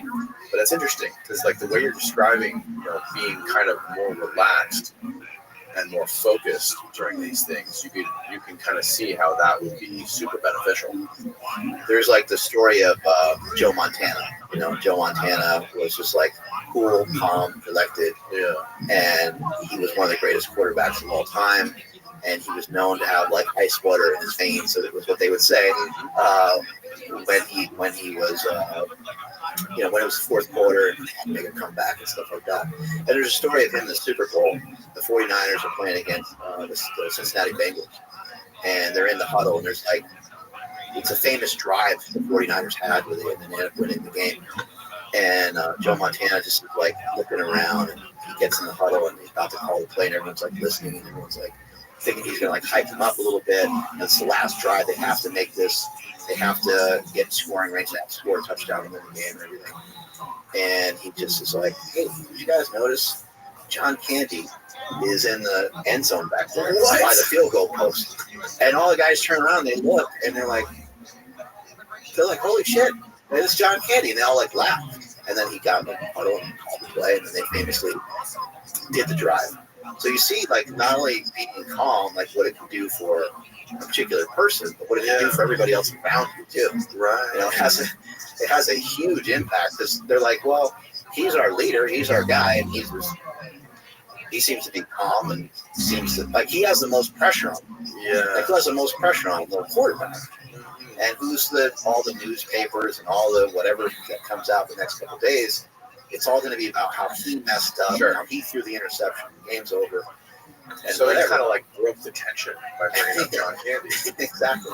Wow. And I've always liked to be that way myself. I always like to, approach stuff with a little bit of humor. Like just try to make a joke of some stuff and things like that. I think that's really important. Some people get frustrated, makes them can't get a straight answer out. It makes them usually just like dicking around.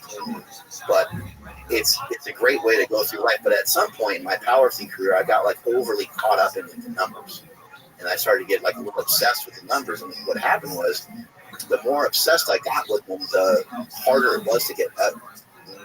I needed to like chill a little bit. Like it's gonna take you an enormous amount of time to achieve the things that you're thinking of. I've mentioned many times to people it's gonna take you at least 10 years to be great at something. And even then you're like, once you get to that 10-year mark, once you get to 10 years of doing jujitsu, somebody else might tell you that you're great, but you're going to be like, I got so much further to go. Yeah. You're like, I think I got another 10 years to go. Yeah. It takes decades to be like amazing. Yeah. Yeah, the good word. There's something that I learned years ago, and it's about explanatory knowledge. Does the person have some knowledge that they're able to explain fairly well that you can apply? Yeah. All the other stuff almost is irrelevant. So sometimes what you can see, especially in the fitness industry, sometimes somebody will say they're a doctor, and you're like, ding, right? You're like, oh, cool. Exactly. Oh, doctor, you buy into it a little bit more. Checks the box. I believe everything this guy said. Brain surgeon? Sold. I've been in the industry for 30 years. Yeah. Ding, right? That's another good sign. Yeah. I've been to 100 different countries. Like ding, like that. Right. I've worked with thousands of clients. And so all these things go off where you're like checking off some of these boxes, and maybe the way they're talking is either like intelligent or just vibes with you really well. Yeah. Maybe there's somebody that looks a little bit like some of the people you hang out with, or you're talking a similar way that you're used to hearing people talk. Or maybe they're even part of they're super confident in the way they're confident. Maybe they're part of a political party that you agree with, right? Right. So all these things add up. Now your ears are perked up and you're listening and you're excited to try the thing that they're talking about. But they didn't. The words that they're about to say next are really the only words that matter. And that's where they give you an actual explanation as to why you should try the thing. So we were just talking about feet and all that stuff. Yeah. So why would someone explore messing around with their feet? Well, potentially it could help your back. Potentially it could help your knee. Potentially, if you don't have symptoms, then maybe F everything that we just said and don't really worry about it. Right. It's just a mind, like the social media spit. You want to get you a cold one of those? That'd be great. Will you grab him a white rabbit? We got get him the Larry Wheels one. Oh yeah, it's the iced lemonade or something. Larry Wheels tribute. Yeah. You gotta just be super mindful of all of there's a minefield of grifters out there on the internet, right? And there's just people out there who know how to sell. And there's the Larry Wheels lemonade. That is delicious. Oh, it's got Larry Wheels. Yeah, I know, right? That's dope. And yeah, you gotta learn how to navigate this stuff. Because obviously there's all kinds of crazy shit. Like Liver King was one of the big fiascos. I don't know what happened to him. He kind of disappeared. But then you have people like Jack Cruz, who is first of all, he's a brain surgeon. He's been doing this stuff a whole lot. He talks. He sounds smart as fuck. He obviously knows what he's talking about. And, he talks in a way that's like super compelling and it sucks you in and you believe everything he's saying. And he says it so confidently as if it's the fucking gospel, right? That confronted with the fact that he's like a brain surgeon, it's easy to believe everything he says. To Jack's credit, he's not slinging a bunch of bullshit products. He's not slinging anything. He's not selling anything. He's just trying to get his information out there and, try to teach the world everything he knows. I think, could he be wrong about such shit? Sure. But, you have to kind of understand the landscape of these people and be able to evolve your bullshit detectors, especially in this space, right? In this health and wellness space. Yeah, it's easy to get sold on stuff. I love supplements. I literally have an entire room full of all kinds of different magnesium, all these different things, vitamin D, and just countless things, a bunch of stuff no one's ever heard of. And I wouldn't say that they don't work, but they literally don't do much, or it's hard to notice a real difference from them. Everyone's always like, magnesium helps you sleep. I'm like, I don't know, maybe it does, but I've never felt it particularly help my sleep. Right. There might be some supplements out there that have magnesium and maybe a couple other things. They find a decent combination and maybe it helps some people. Right. There's a lot of stuff being said out there about like people who are magnesium deficient. You're like, well, how do we know this? Like, where's this information coming from? The other thing that happens too is like maybe a lot of people are magnesium deficient. I'm not saying either way. I'm just saying like what I hear.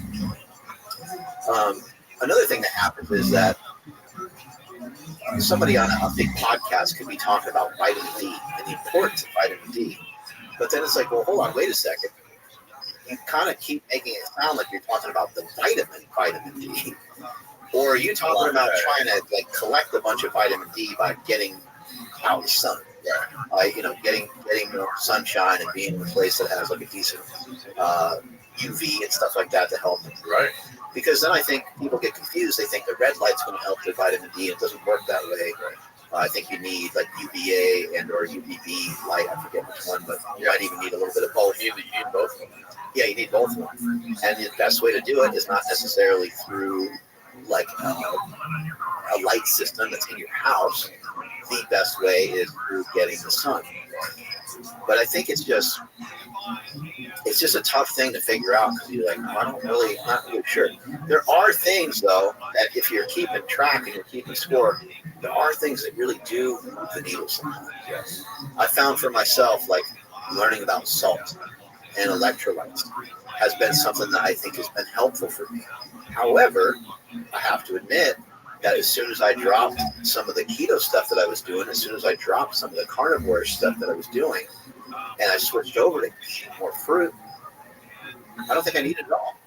Because I think the foods that I'm eating meat, which usually has salt on it, and I'm eating a lot of fruit, a lot of vegetables. There's tons of potassium, and I'm basically getting fiber, all the things I need. So the supplements they're intended to be like a little bit of a side thing. But something that's important to know is like they could be dangerous as fuck.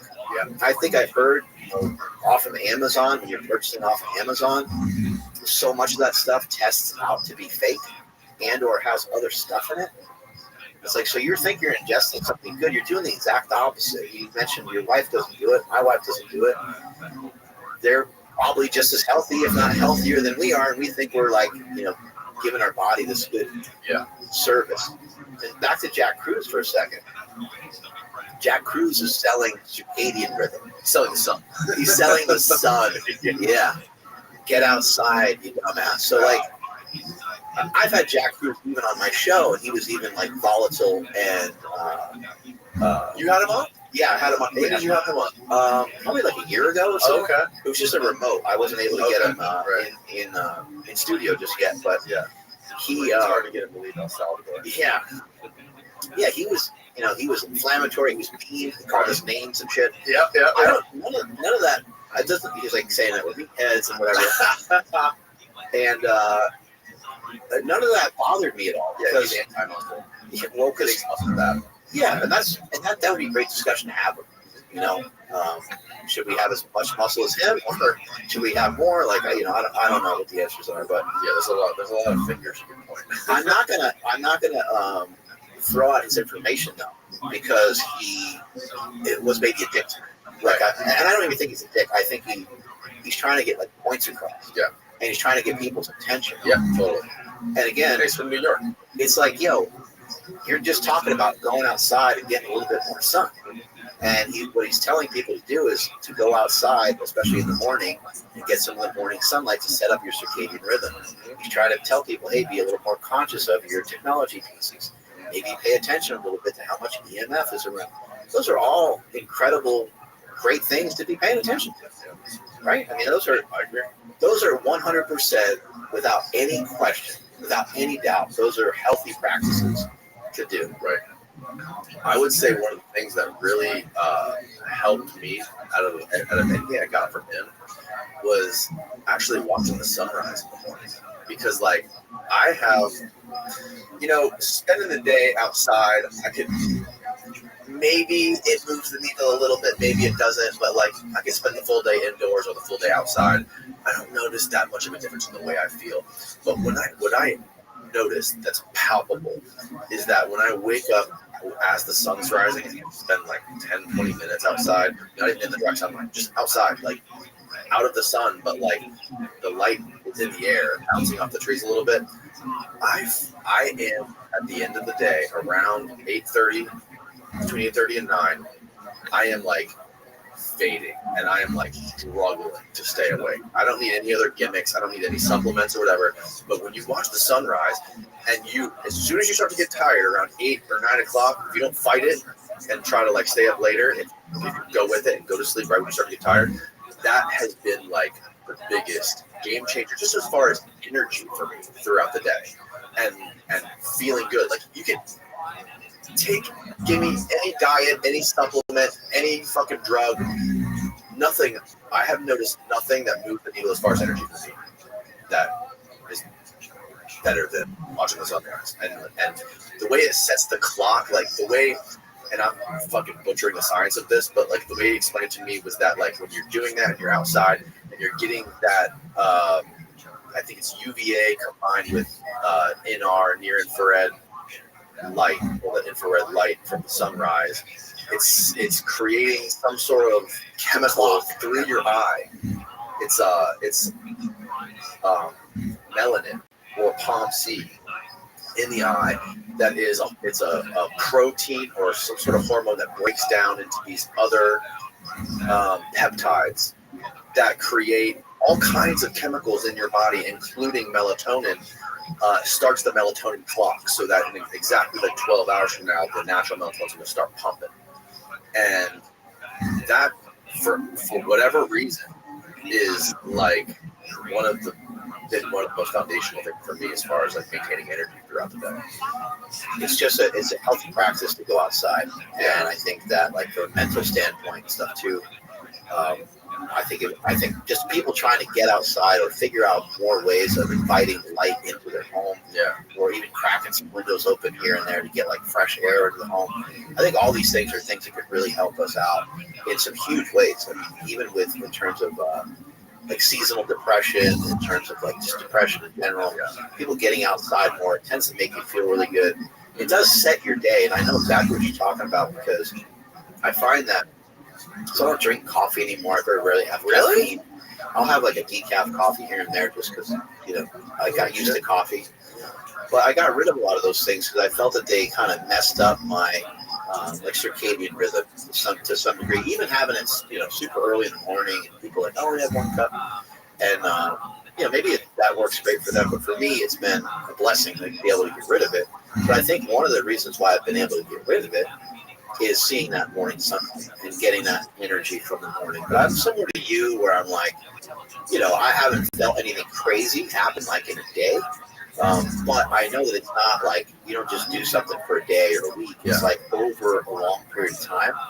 And if you kind of think about, get your circadian rhythm kind of linked up, and 7:30, 8:30 at night, like you're like, oh shit, you're looking at your clock, you're watching. You're like, oh, maybe I should start to think about getting to bed. You get to bed at like 9 or 10 or something like that. You start to do that over and over and over again, and you start to get the proper sleep. Well, now you're getting proper sleep. Your brain is clearing everything out. Your body is really at rest. You're really recovering from the day, getting rid of like a lot of stress. Also, your memory and all these other things are all going to be improved by better sleep. Better sleep is also going to improve the way that your body acts and reacts the next day. We know that with 1 poor night of sleep, some people, their blood glucose can register as being like pre-diabetic, and so they're not even handling carbohydrates the same anymore. Right. Which gets into like the calories in, calories out equation, which sometimes that can get thrown off because for some people they're going to utilize energy less efficiently than another one.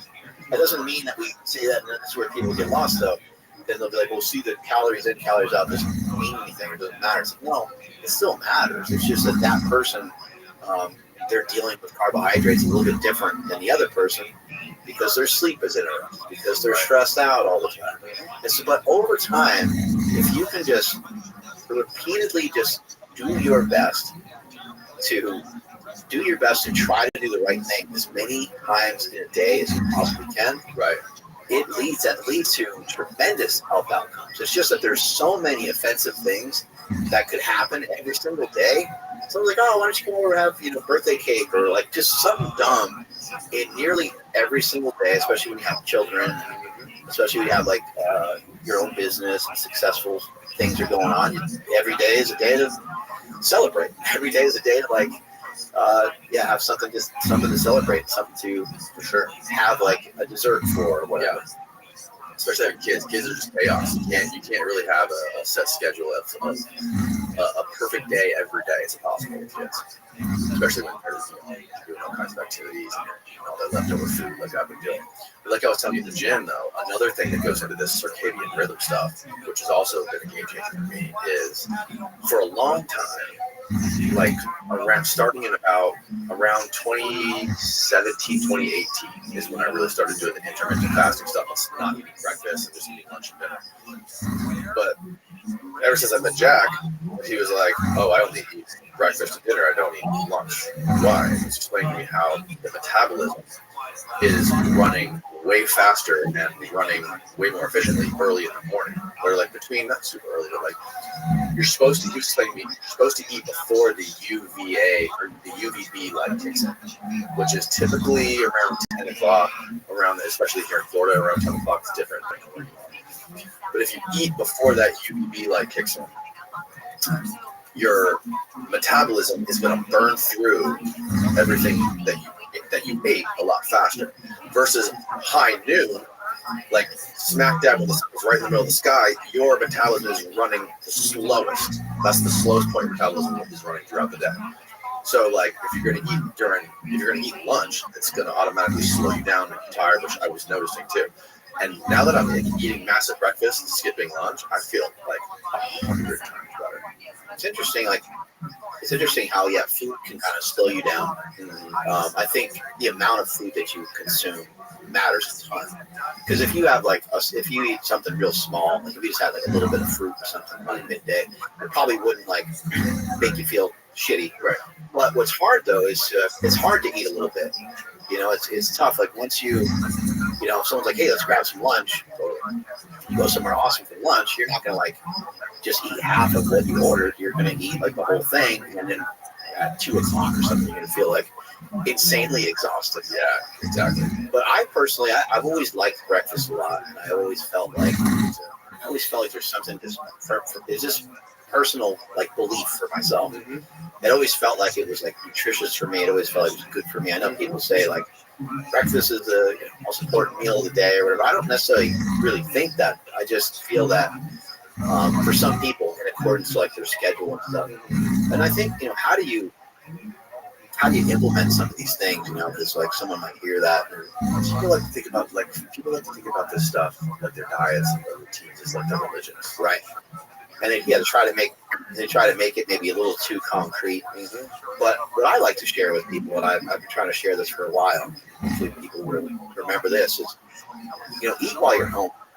It's a little bit similar to when you travel. When you travel and you have an opportunity for a good meal, especially those of us that are trying to eat healthy, you have an opportunity for a good meal, then you take it. You have an opportunity for mainly just consuming like a good amount of protein and not over consuming calories.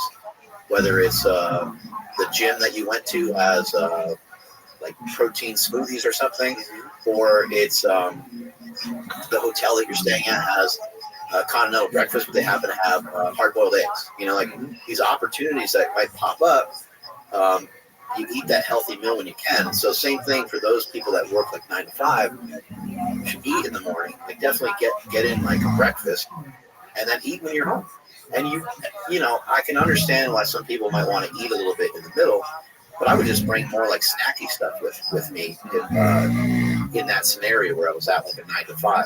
Right. And by snacks, it's like we got to start to redefine what snacks are. Right. We don't want snacky bullshit food. We want to have snacks that are healthy, and so you bring some fruit with you. Try to bring stuff that's portable and easy. Right. Maybe some cheese or cottage cheese with yogurt. Right. That's the hard thing about the carnivore diet, right? You can't pack a bunch of ground beef with you wherever you're going or steak. Well, unless you do what I do, and that's you walk around with a meat bag. A meat bag. Yeah. So I I'm sponsored by a company called Carnivore Crisps. Oh, I love those. And $1 million. oh, they're so expensive. I know. So I post a picture of my meat bag here and there on Instagram, and people have a heart attack. They're like, that's like $1,000 bag. It's so expensive. I put it in like this giant ass like Ziploc bag. I'll usually like season it because they're seasoned with some salt, but I like to throw it's delicious, like a salt vinegar thing that I got from a company called Porking Good. And anyway, so I walk around with a meat bag. But you're right, it's very hard to have a healthy snack when you're more limited on like a particular diet. If you're not consuming, fruit is super easy to carry around. Oh yeah, apples, bananas. Those kind of things are great. So it's hard. It's sometimes hard to figure out like, what do you bring with you? But eating in the morning and eating in the evening, it worked really well for my cousin. He lost like around 50 pounds so far. He's gotten in a lot better shape, and he has a job where he could be there for 6 hours or he could be there for like 10. And he would just say, he's like, man, I get home and I just be so hungry. And we had him mess around with some intermittent fasting, but as soon as we gave him like a breakfast, it just changed everything. Oh my God, I love breakfast, man. And it's good. And everyone's different too. Like my wife loves breakfast more than anything. So like being able to like take the kids to school and go get breakfast with my wife is just like it's perfect for us. Yeah, I go to work and then I skip lunch. I'm not going to eat lunch alone. So it's like it's better for me just to get breakfast. What are you going to do? Your wife's eating, you're just sitting there just sipping on some water or something. It's done. Like it's like you might as well just participate. Yeah, so everyone's lifestyle is different, and you just got to figure out what adapts to you the best, and not think about these health things as like dogma, religious type. Yeah, especially when it comes to light, and what are reasonable things that you can do? Right. Like you were mentioning earlier, like the yoga toes, like the things you put between your toes. And if you're having symptoms, you said your back hurt, you're trying to figure out how to get rid of that pain. So you explore some things with the feet. Yeah. Sounds reasonable to put on the yoga toes. Sounds reasonable to get a shoe, like a Paluva shoe. You ever seen those? No. Those are made by Paluva. Yeah, Paluva, made by Mark Sisson. It's like a 5-finger toe shoe. Yeah, I've seen that. Yeah. And his actually feels like you're wearing like a one of those toes splitter things. And it feels like a little bit of a passive stretch. You wear them for a few days or a few weeks, and you'll start to notice your toes will start to be able to display a lot better. They make a bunch of different types of shoes. They're always kind of working on designs and making them better. But those are awesome. I mean, they're great. They're a good fit too for like a trail or different things that you might be doing. But I really like those a lot. But those have helped my feet a lot. But for each individual, they have to ask themselves like, what are reasonable things to do? Is it reasonable to just pop on a pair of like blue light blocking glasses while you're watching TV? I think it's reasonable enough. Sure. If you wear the red ones, you're going to notice you can't see hardly anything, and maybe those are a little bit extreme, but it does block out all the blue light. If you wear the yellow ones, it's a little bit more passive, and you can kind of make out the colors of the show that you're watching, but at least you can still see pretty well. Is it reasonable to start to change all the lights in your house? For someone that's married and it's like my wife can walk his lights all around. Exactly, right? So how do you have sort of compromise? So in my house, we've done a couple of things. We have a bunch of different light fixtures in our kitchen, and we have lights that are like a little bit lower. We have lights that are at the ceiling, and we have lights that are lower. The reason why we're both talking about all this is because of blue light. The light that comes from the light bulbs, which looks pretty much white. It's just this bolus of pure blue light without any of the other spectrum. And blue light's not bad. Blue light comes from the sun, but when it comes from the sun, it comes in many other spectrums. Full spectrum, yeah. And that's healthy for us. But these kind of lights just kind of beam down on you all the time, at least in accordance to the science that we have now, says that that's not maybe the best and healthiest practice for us. Right. And maybe partially that could explain why so many people are wrecked. Maybe it's just our diet. Whatever the case is, I'm starting to agree more with Max Gilhane said on my podcast. He said it's really hard to outrun a poor light diet. I was like, that's got to be the dumbest thing I've ever heard. And then as I started practicing some of these ideas of messing around with better light habits, better habits around the lights that are in my home, and better habits of being outside, I started noticing just everything's a little easier. Not necessarily like just pure like weight loss, but my decisions for food were changed. it was easier for me to stay on the diet. I felt less stressed. So those are all things to like to think about and consider. But in our home, we whenever the sun starts to go down, I shut off all the lights in our kitchen. Our kitchen is kind of right next to our living room. We have our TV. The TV's like pretty much always on 24/7. And we shut off the overhead lights. We have lights that are a little lower, and I had my wife does all the manly stuff around the house. So she switched out the lights because I'll break something. She switched out all the lights in these lower level lights that we have in the kitchen, and they just kind of like shine down onto the countertop where the sink is and stuff like that. And so if you need to see, you walk over there and you can see just fine. You can mix up whatever foods you're making or whatever. And the rest of the kitchen is like, it's not super dark, but it's not, not super light. So it would be great. It would be great at certain times of day, or when you're doing certain things, you're trying to cut something with a knife or something like that. That wouldn't be the time to, be in the dark on that part. But just small compromises like that. And the light bulbs that we put in there, they're not strictly just like yellow lights, but they're way less powerful. So they're not giving out really crazy signal. But for those of you that maybe have some uncompromising women, maybe or woman, I should say, just use I call them off lights. And an off light is just a light that's off in a different way. So I'll put on like our light for our pantry shines into our kitchen. So when I need more light in the kitchen, I'll sometimes just flip down. When I go to brush my teeth at night, my wife and I don't usually like brush our teeth at the same time, but if we are brushing our teeth at the exact same time, I'll put the light on the shower with the shower curtain closed, and there's still plenty of light. She doesn't really love it. I do actually like scrubbing her face and doing whatever else, but she doesn't really mind it. It's only for just a little bit, and I'm out of there because I don't need to spend that much time manicuring myself as brush my teeth. So yeah, I do little things like that, and I can't say I'm not going to sit here and report like, oh my God, like, you guys have to do this. This is amazing. It's just stuff as I've gotten to be more aware of the poor outcomes that could happen potentially from just blasting yourself with blue light all the time. I just shifted over into making some of these other decisions, and like I mentioned earlier, I think it's helping me stay tethered and connected to my fitness and staying tethered and connected to my nutrition better than it. For you, what is the best time of day to lift weight and exercise? I usually like to do stuff. I like to do stuff in the morning, but not necessarily when it comes to lifting weights. Not necessarily like right when I wake up. Right. So it might be I might wake up at like 5. I might wake up at like 6 or 7.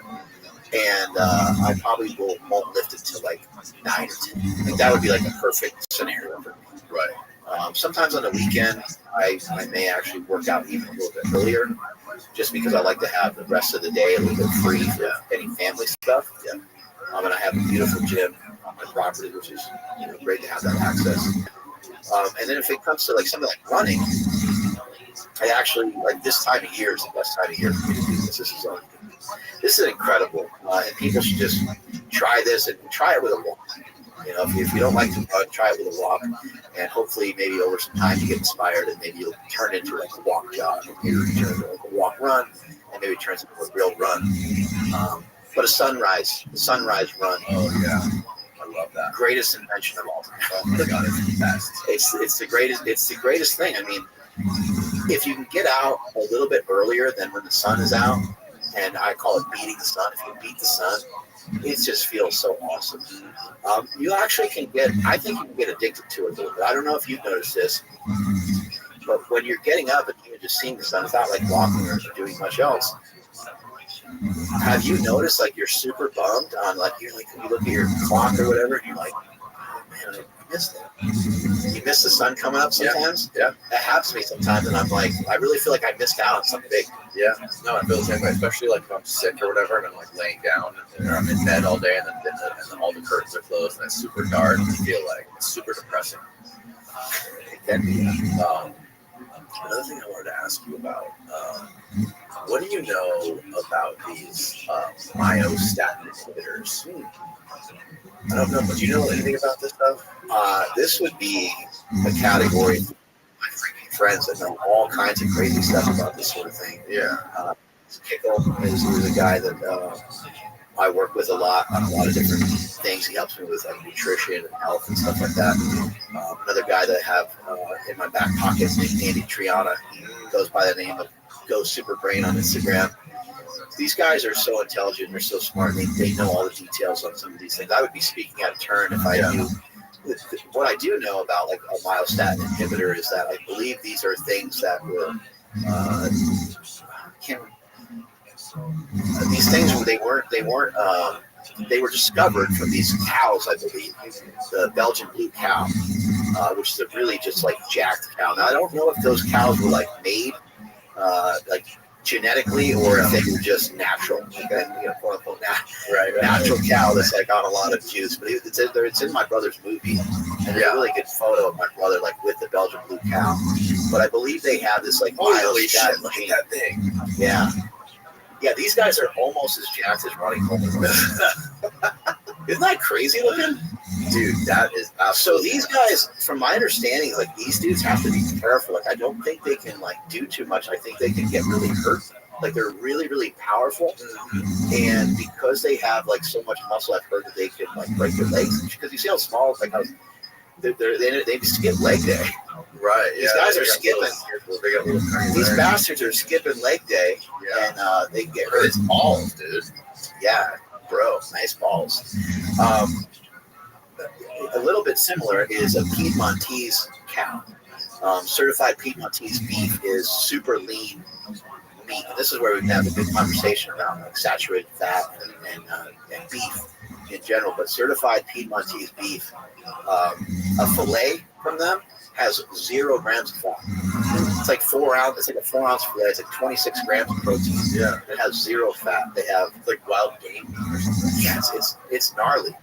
The steak tastes amazing though. That's the thing. It's still tender.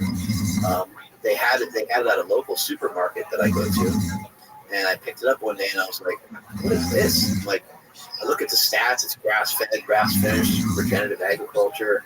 It was pretty expensive for like this tiny little steak. I was like, "Man, that's kind of a lot." But I looked at the stats. And I'm like, "Am I imagining things? This steak has hardly any fat." I was like, well, I'm just going to take a gamble on it and buy it. But there's no way. It's not even possible that this thing tastes good. It has, and I looked at the other cuts that they have. They all had like half the amount of fat as other steaks in the store. Like, so a ribeye might, 20 grams of fat. Their ribeye would have 10 grams of fat and stuff like that. Their cows in general just have way less fat because their cows are a little bit like those Belgian blue cows, but they're not nearly as gnarly as they don't look as crazy as that. Right. But they still are jacked. They're still really really lean. So I went home and I tried it. This is amazing. So I think my brother was eating it too, and I think my brother talked about it, and then I think we ended up getting a cool relationship with those guys. And so they send me this beef, which has been like the most amazing blessing to get some free meat here and there. But they have 93 and 93.7 lean ground beef as well. And again, you're thinking like that's going to be high. It's not going to be. Obviously, if you buy their 85.15, it does taste better. But their leaner options are absolutely delicious. So those are great options for people that want to eat, leaner meat without having all the saturated fat. So these Belgian blue cows, what is so unique about them? Why are they so jacked like this? I don't really know. So I forget some of the language around it, so I don't want to be screwing it all up. But it does have to do with the myostatin gene, right? But I'm not sure if they don't have myostatin or if they have extra. I think it's that they don't have. So the myo thing, what I understand is the myostatin. We can look it up a little bit too. So myostatin, I think has to do with like the regulation of testosterone production or something like that. Oh, I thought it was like the regulation of like the muscle in the sheath, and I thought it was like maybe you're right. I thought it was something to the effect of like the muscle just can expand and expand and expand and get much bigger than normal. I thought that's probably it. Okay, Belgian blue cattle, known for their double muscled phenotype, have a natural mutation in the myostatin gene. Mutation specifically an 11 nucleotide deletion. That's what I said. Yeah, that leads to functional loss of myostatin protein that normally inhibits muscle growth. So these myostatin inhibitors that people can take, basically inhibits this myostatin, which stops your muscle growth. So it's some sort of gene modification that you can do that will make your muscles bigger. I think when it comes to like steroids, I think, people talk a lot about protein muscle synthesis, which is hard to say sometimes, but protein muscle synthesis happens when you eat protein. It also happens when you lift, and then it also is just going on all the time when you're on fancy drugs. So it's a really interesting thing. But even when you play the card of, I call it like, you're playing these cards. I learned this from one of my mentors, Dave Tate, who owns EFTS.com. Shout out to Dave Tate. But Dave Tate said, like, you have these cards that you're playing, throughout your life. And, card number one is like you go out for the football team, and you're slower and you're not as explosive and as strong as the other guys, so you go into them. And that's like a card that you play. There's other guys on the team that don't even need to play that card because they're fine. They don't even, there's guys that go pro that barely lift at all. Right. And they even turn pro, they turn all pro, and they go into the Hall of Fame without any real lifting at all. It's like kind of boggles your mind. You're like, I thought for football you have to, there's some guys that they have other physical activity, I'm sure, of some kind, but some of them is kind of minimal, and they just kick ass for whatever reason. Right. But you're playing these cards throughout your life, and once the card is played, you don't get any extra growth after a certain time period. And I find this to be really interesting. I've talked about this before, and I'd love to talk to somebody high level in terms of like maybe understanding biology or understanding sport or something like that. But it seems like after like about 6 or 7 years that no matter what you do, it seems like you're about the same, right? So you lift for 6, 7, maybe 8, maybe 2. Like I did mention earlier that when you do something for 10 years, you can become great at it. But lifting, it's like you don't necessarily get like way stronger. You don't necessarily get way more muscular. You just get like way more experienced, and you understand how to recover from your workouts and stuff like that. So you do lift more weight, but you're not getting like insanely stronger after like 6 or 7 years, in my opinion. Yes. Once you get to that time frame, and it could be different for people, so I'm not saying like there's no one outside that box, but once you get to that time period, if you were to take steroids, you can elongate that. So now you might be playing with another like 3 years, But some of the point I'm trying to make here is that the human body can only go so crazy, it only goes so nuts. And some of these peptides and some of these myostatin inhibitors and some of these things that are coming through now, these things could really be a break in terms of like what someone could do. It might just blow the doors off of everything. I mean, Ronnie Coleman is the biggest, most jacked person really to ever walk the face of the earth, especially for how lean, like he got striated glutes, he was like 290 pounds, just absolutely insane. But back to the kind of the scenario of playing these cards, if somebody has to play like their deck of cards to make the varsity football team when they're a senior, the likelihood that they're going to really do much in college is probably going to be pretty low.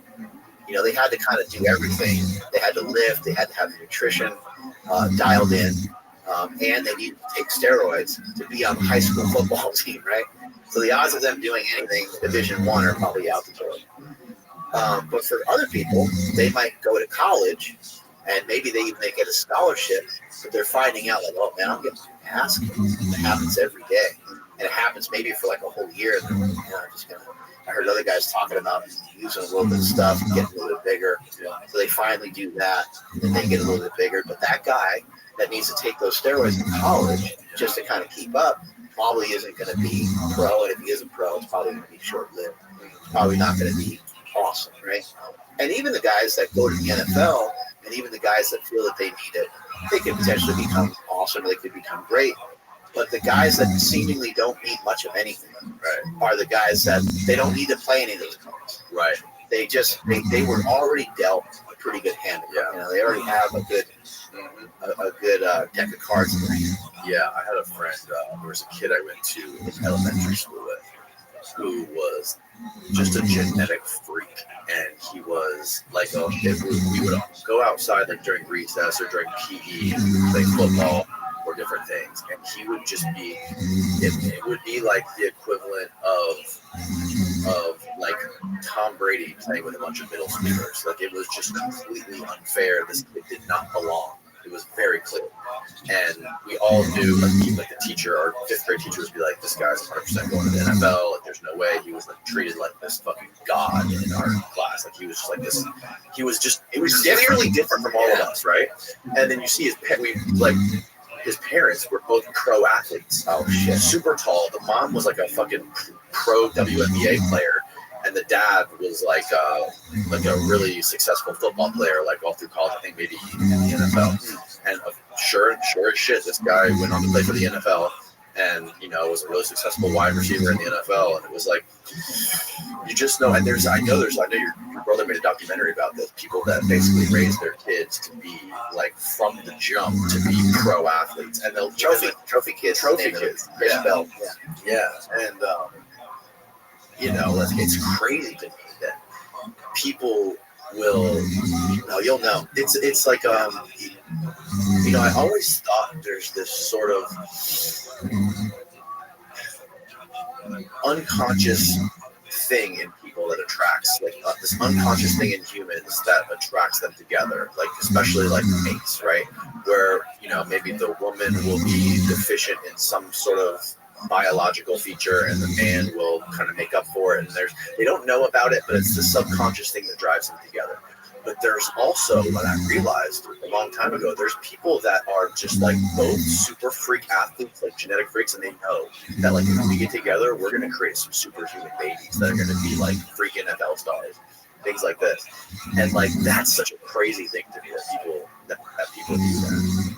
That's why they're like, hey, we should be busy because let's crank out some kids and let's kind of see. And we're gonna get them trained from the moment they're born. We're gonna start breeding these kids to be super athletes. A lot of it makes a lot of that makes a lot of sense. I mean, if you grew up like in an athletic family and your brothers and sisters or whatever sex you are, but like they're all like tall and lean, and so it makes sense that like you would be attracted because that's what you're used to, right? Like not like you're attracted to your own family members, right? But you're probably attracted to the fact that they do a lot of similar things that you recognize as being valuable in your own family. Like in your own family, everyone is regarding being a great tennis player as like a thing, So I'd imagine, if you're a girl and you grow up and someone is good at a sport, it might be something that, especially if it's healthy, like, person's really good at tennis, everybody loves them, and it works out great, and like the dad's not like a big asshole about it or whatever, that person will probably want to be attracted to somebody that has something attribute like that, I would imagine. Right. It kind of makes some sense. Yeah, it's bizarre. Well, Mark Bell, thank you for doing this, man. This has been fucking amazing. I wanted to ask you something. Yeah. How did you get into so many of these different like rabbit holes of like conspiracy theory stuff? That's a good question. And do you like that? Like, do you? Because like that like some of my outside perspective of your show. I haven't seen every episode, but I've seen a handful. Yeah. It seems like there's quite a few people that are like, I hate the term conspiracy theory even, but it's like you've been talking to a lot of like disruptors. Yeah. And do you like that moniker? And how did you end up here? I don't know. I don't know how I fell into it. I might have just had somebody on here a long time ago that got me really interested in this rebel. I mean, it's like, the biggest questions in the human mind are like, where did we come from? Are we alone?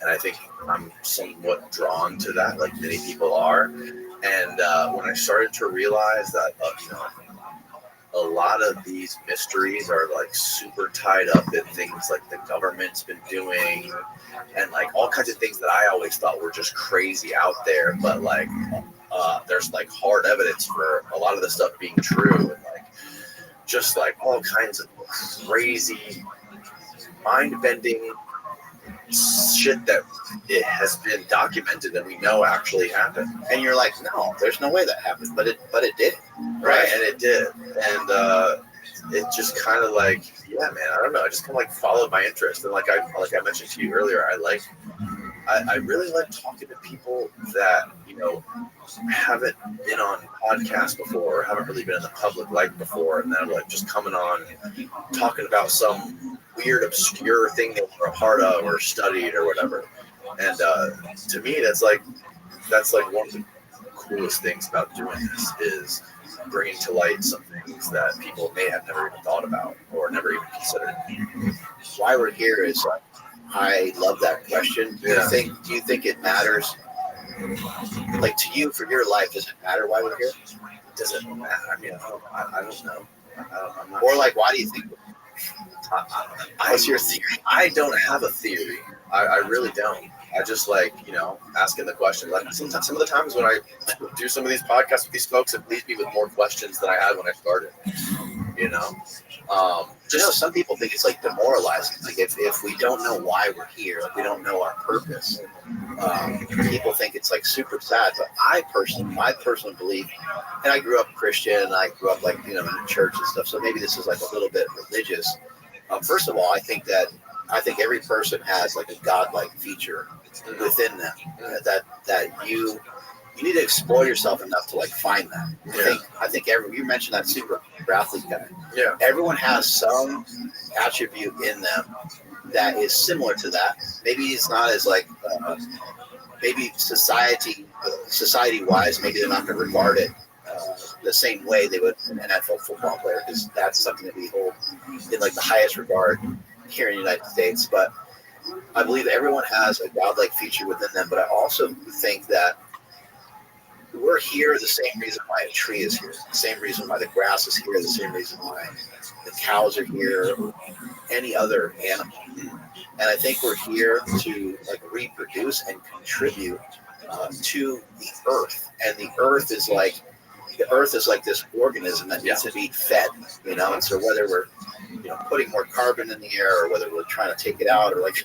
these different things we're trying to do, that's sort of my belief. And I don't think it matters if we really know humankind's purpose, but I think it's important that you search for your own purpose. Yeah, totally. I also think it's important that you never find it. Right. Yeah. I think seeking and searching is critical. I totally agree. Yeah, man. I don't know if I believe that like we were put here by anything for any specific purpose. Like I think like you said, the planet is just this living organism that we're a part of, and we are this super rare species that has evolved that we don't know exists any other place in the universe. But we have this insane ability to have reason, which is unique to human beings.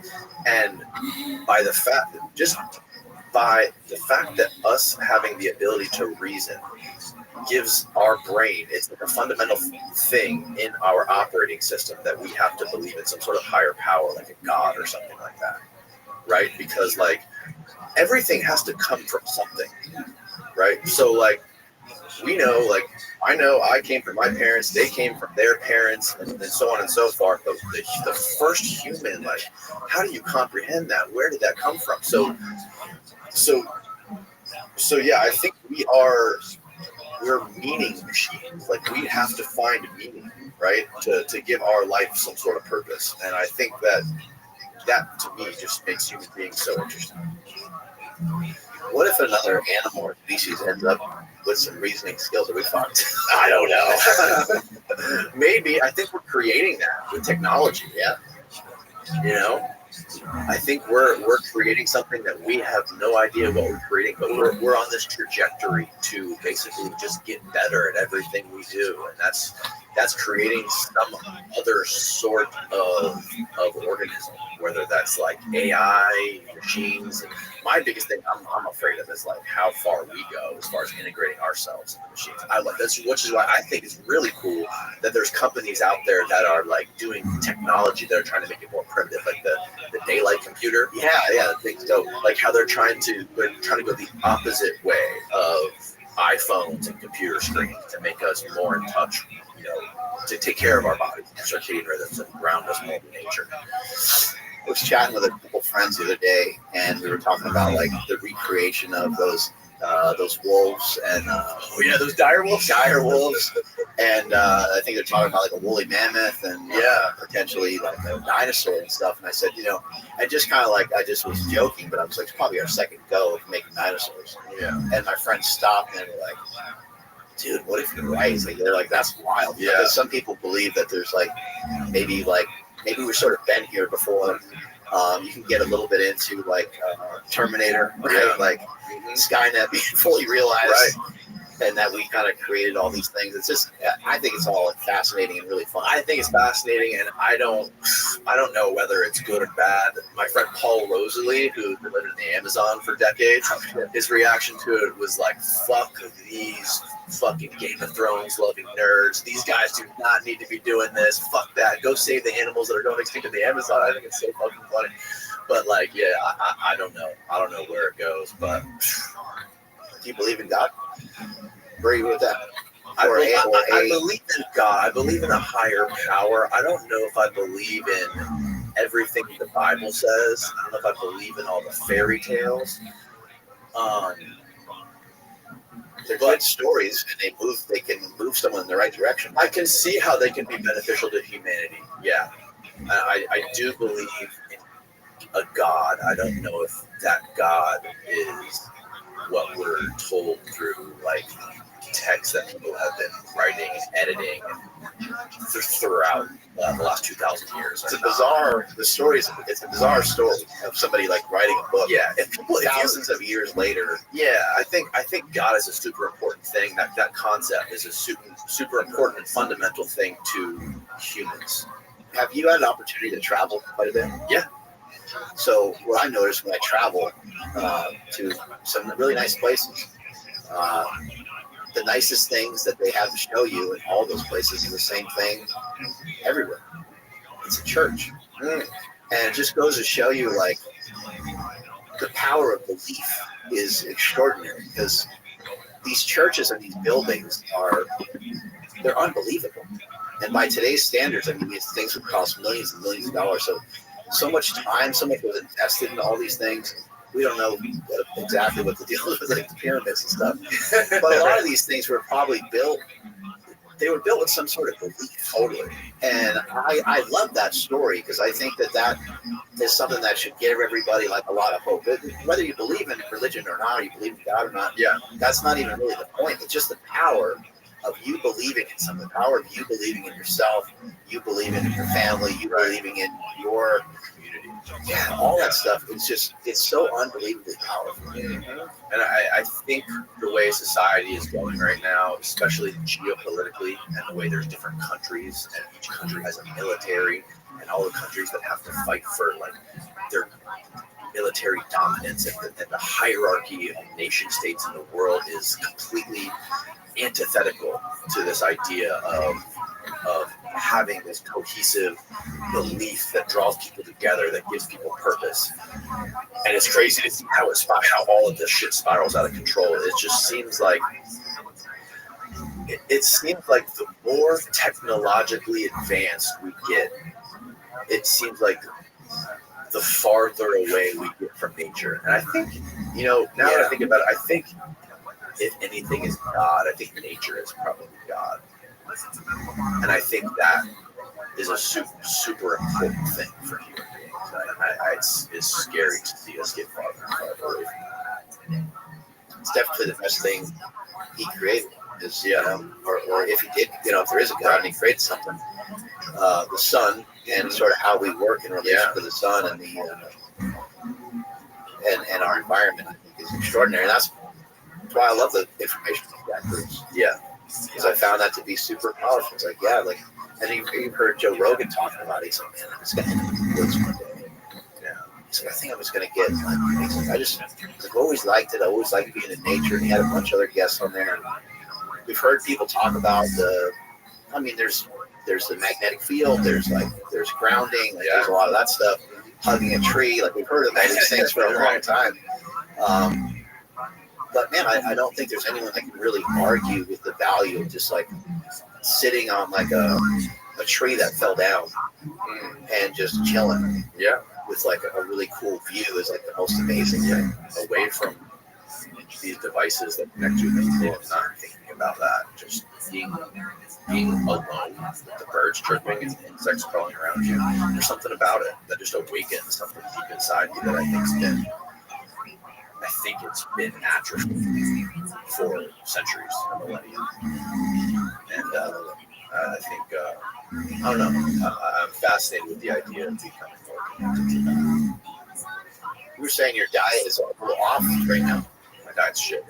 I try my best. How do I encourage you? What do I got to do? Who do I got to talk to? I don't know, man. I think I was encouraged today watching you in the gym, man. Yeah, today was fun. Today was super fun. It's things like that inspire me. Talking to people like you, it really gets me motivated. Do you at least go after protein? Do you eat some protein like you? Yeah, I do. You I protein train at least a little bit. Yeah, I eat a But lot you of look like eggs. you're in good shape. You don't look like you eat. Like I've always worked out. I've always tried to eat. Well, at least since I was in my 20s, I've tried to eat good. But I've always worked. I started working out I think in 9th grade or 10th grade or something like that, and I've always pretty much maintained the physique that I have right now. It's gone up and down. I've had spurts where I've fucking gotten in the gym every single day. I'm gonna get lean and jacked. Yeah. And it's annoying when people say oh, you've been working out. It's yeah, since I was fucking 17 years old. But youthful, way before that. But I've always done a good job maintaining, and my diet. I do my best to eat the best and eat as much eggs and protein as possible. But when you got 2 kids and it's really hard to keep that discipline. There's a little bit of shit that sneaks in there. This thing keeps me disciplined. This podcast keeps me disciplined. So I know before I do the podcast days, I'm the most disciplined. Yeah, because I can't fuck around. I can't be eating a bunch of garbage before I do a podcast. That's going to affect my brain. I can't think straight. I'm distracted. So if anything, this thing is great because it keeps me grounded. It keeps me to learn about shit that you're teaching me right now about health, lifting weight, maintaining your body, and I think I'm super lucky to be able to have something like this that basically fits in with my lifestyle and enables me to get better at everything I do. You've probably just never been an overeater. We talked about that a little bit in the gym. It's actually a curse sometimes for people to have their maybe shit diet habits not result in gaining body fat, because then it's well, why would I bother doing anything about it? Right. But it's kind of one of those things, I think, that if you're staying a similar body weight most of the time and you're pretty happy with it, there's probably not a lot of reasons to change it. I think what will happen for you is I think it'll be a natural shift as you continue to grow this podcast and as you continue to become more successful. It's just a natural evolution to want to be a little bit more successful at everything. Yeah. I kind of love the idea people that come and do my podcast, they gotta stand next to me and then see me. Right. And it's good luck trying to explain your diet and your workout shit to us. Yeah, exactly. You can't be talking shit to us because you're not going to sell us any kind of bullshit. Yeah, exactly. And it's not necessarily a competitive thing, but it's more okay, I did really well in this section of my life. I did really well in this section of my life. I'm going to do the best I can in some of these other sections. And then over time, you end up being like Joe Rogan. He's a black belt in multiple things. Yeah. He's a proficient hunter. He's good at archery. He seems to be a prolific reader. And he's the GOAT when it comes to podcasting. He's a comedian. The list of shit goes. He always stays in good shape. He does brutal workouts. He's probably 53 or 55 or something. And he does a podcast every day. He's an absolute animal. I really admire that. I mean, this is amazing. But it just was a progression over time. It wasn't something he set out to do. It wasn't 30 years ago. It wasn't I'm going to be the best podcast ever. I'm going to be black belt, this and this. It was stuff that he just worked at, chipped away at it every single day. And I'm sure he probably had a lot of heartache over some of the things he was doing, trying to act and trying to maybe be something or fit into a thing that wasn't correct for him. And then also even getting better at jujitsu and stuff is really painful. Yeah. To the point where I've been in tears after workouts before, not after jujitsu because I haven't done much jujitsu, but I've been in tears because I cared about what I was doing so much that I'd get emotional. I'm never, you know what's going to happen? I'm never going to get this. And I just have all this self-doubt hitting me. I'm then I'd calm myself down and talk myself back into like, no, this is just a really long process. And part of getting to the ups is having like a bunch of downs that happen in between. So yeah, I think the world of Joe Rogan. I think he's incredible, and I think that for someone like yourself, with you trying to balance all these different things, you'll continue to get better and stuff. And your kids, they'll stop being such little shits. Like they'll get older, but you have another one on the way, don't you? Yeah, I got a girl now. 2 boys and a girl. That's a wrap, baby. Yeah, but so you'll be able to achieve some of the things I'm talking about 7 years from now. Yeah, exactly. It's like it's free time. But yeah, man, this has been super fun. Thank you so much. I appreciate it. I really appreciate you coming on here. Your podcast is fucking phenomenal. Thank you. Tell people where they can find it and all your other stuff. Mark Bell's Power Project. I also have, I need to send you a bunch of my protein powders and stuff. Oh, hell yeah. I make the steak shake. I make the total carnivore shake. These are both protein powders that I made taste amazing. They have liver, kidney, heart, spleen, pancreas. So small amounts of it, because like if you put too much of that stuff in there, you're going to make it taste disgusting. But it does have that in there. And then also, a lot of people get like bloated. They get kind of messed up from protein powders. Mm-hmm. And so the steak shake has it has beef protein isolate. It has whey protein, egg protein, and collagen. Oh, wow! And so that one's got four different proteins coming at you at one time, and then it has a little bit of MCT in there too, just for like flavor and mouthfeel. Okay. And then the total carnivore one. This was me like saying, I'm going to throw out any allergen that anyone has, because I hear it constantly. People are always talking about. You can go to withinyoubrand.com if you want to check out the website. So I took out every allergen by making a total carnivore steak shake, and the total carnivore is beef protein isolate and collagen. And I have friends and some people I've sent the product out to, and like, dude, I drink your shake and I get no gas, no bloating. They're always completely shocked. There's no dairy in it. There's no egg in it. There's no gluten. There's no wheat. I tried to put everything that I possibly could out.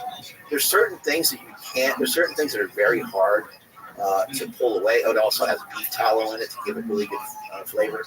So there's certain things that you have to keep in your protein powder, otherwise it just turns into like cement. And obviously I didn't want that to happen. So in addition to the total carnivore steak shake, I also sell a total carnivore steak shake that is unflavored.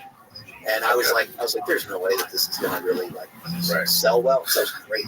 Like, people are buying it all the time, because then you can just kind of add your own flavor at home. So there's people that will add honey to it, or a little bit of vanilla extract. You know, everyone's like a little different with. I love cinnamon in my protein shakes. There you go. Some people are like really adverse to like stevia. Some people are really adverse to like monk fruit. Yeah. Some people have a heart attack if you throw sucralose in there. Sucralose is amazing, by the way. It makes everything taste so good. And I think what people don't realize about sucralose is like you only need like in a Coke Zero, those kinds of things. That's what has sucralose in it. Yeah. It's only a small amount. Like it's a tiny. I'm not saying like it doesn't have any negative side effects, but it is good to know that it's a small amount. So yeah, withinyoubrand.com has the steak shakes. I have hydration powders and chocolate and the salted caramel hydration. Oh my God, they're so good. If you add those to the protein shakes, I made everything strategically so that the flavors really blend and mix together really well. Yeah, I gotta get some of this stuff. The banana steak shake, don't sleep on that one. That one's really good. Sometimes banana flavoring can be like weird. We nailed it with that one. And then also, if you want to check out the Slingshot. Slingshot is a product I made years ago. It's a supportive upper body device for bench press, push-ups, dips. Helps save the shoulders. It's basically just a strap. It's originally, when I invented it, the first version of it was literally knee wraps that I had sewn together by my wife's friend that sews together swimsuits for my wife's on the swim team. And I had this lady sew these things together when I had this idea, and then I just like went and tried to use it one day. I was like, holy shit, this is the invention. I had this invention and I had an idea for a long time, because so many people have banged up shoulders and have an issue bench pressing. And I was not expecting that it would have the impact that it's had, but I've sold over 1 million slingshots. What? We've been in business since 2010, and been selling them worldwide for a really long time and make many different versions, many different sizes. So anybody wants to check that out, that's at markbellslingshot.com. Amazing, dude. That's incredible. Thank you so much. I need a slingshot too. I know. I'll send you all this stuff, man. It's okay. All the products are things that I do talk about on my social media stuff a little bit here and there, but I try not to be too pushy with it. But the truth is, like even something like the slingshot or the knee sleeves that I make, or the elbow sleeves that I make, these are all products that I always go back to using. I might not use them for a little bit, just because it takes a little extra time to put stuff on, and I'm thinking like, I don't lift the way I used to, so I make excuses on why not to wear the stuff. But then every so often I crawl back to it, and I'm like, I should just wear this all the time. It just makes the workout feel better. Yeah. And so a lot of times I think people are trying to make workouts harder with different devices and different things. And that's cool. That's a great route to go to kick up the intensity. But if you want your workouts to not hurt, go and check out the stuff we have at Mark Bell Slingshot. Amazing. I'll link it all below. Thank you. You're the man, Mark Bell. Thank you, brother. Good night, everybody.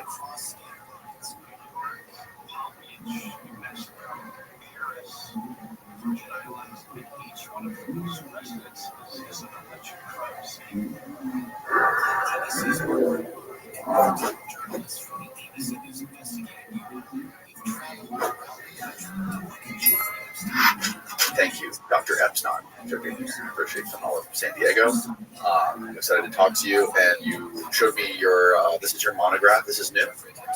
That's coming out. That's currently under peer review, but it's under peer review. Okay. That summarizes 12 years of research that my team and I have done on Google and other tech companies and their ability to influence elections and indoctrinate children and affect our opinions, our thinking, our attitudes, our purchases, you name it.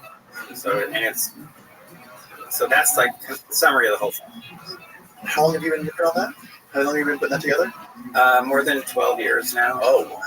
Yeah. Amazing.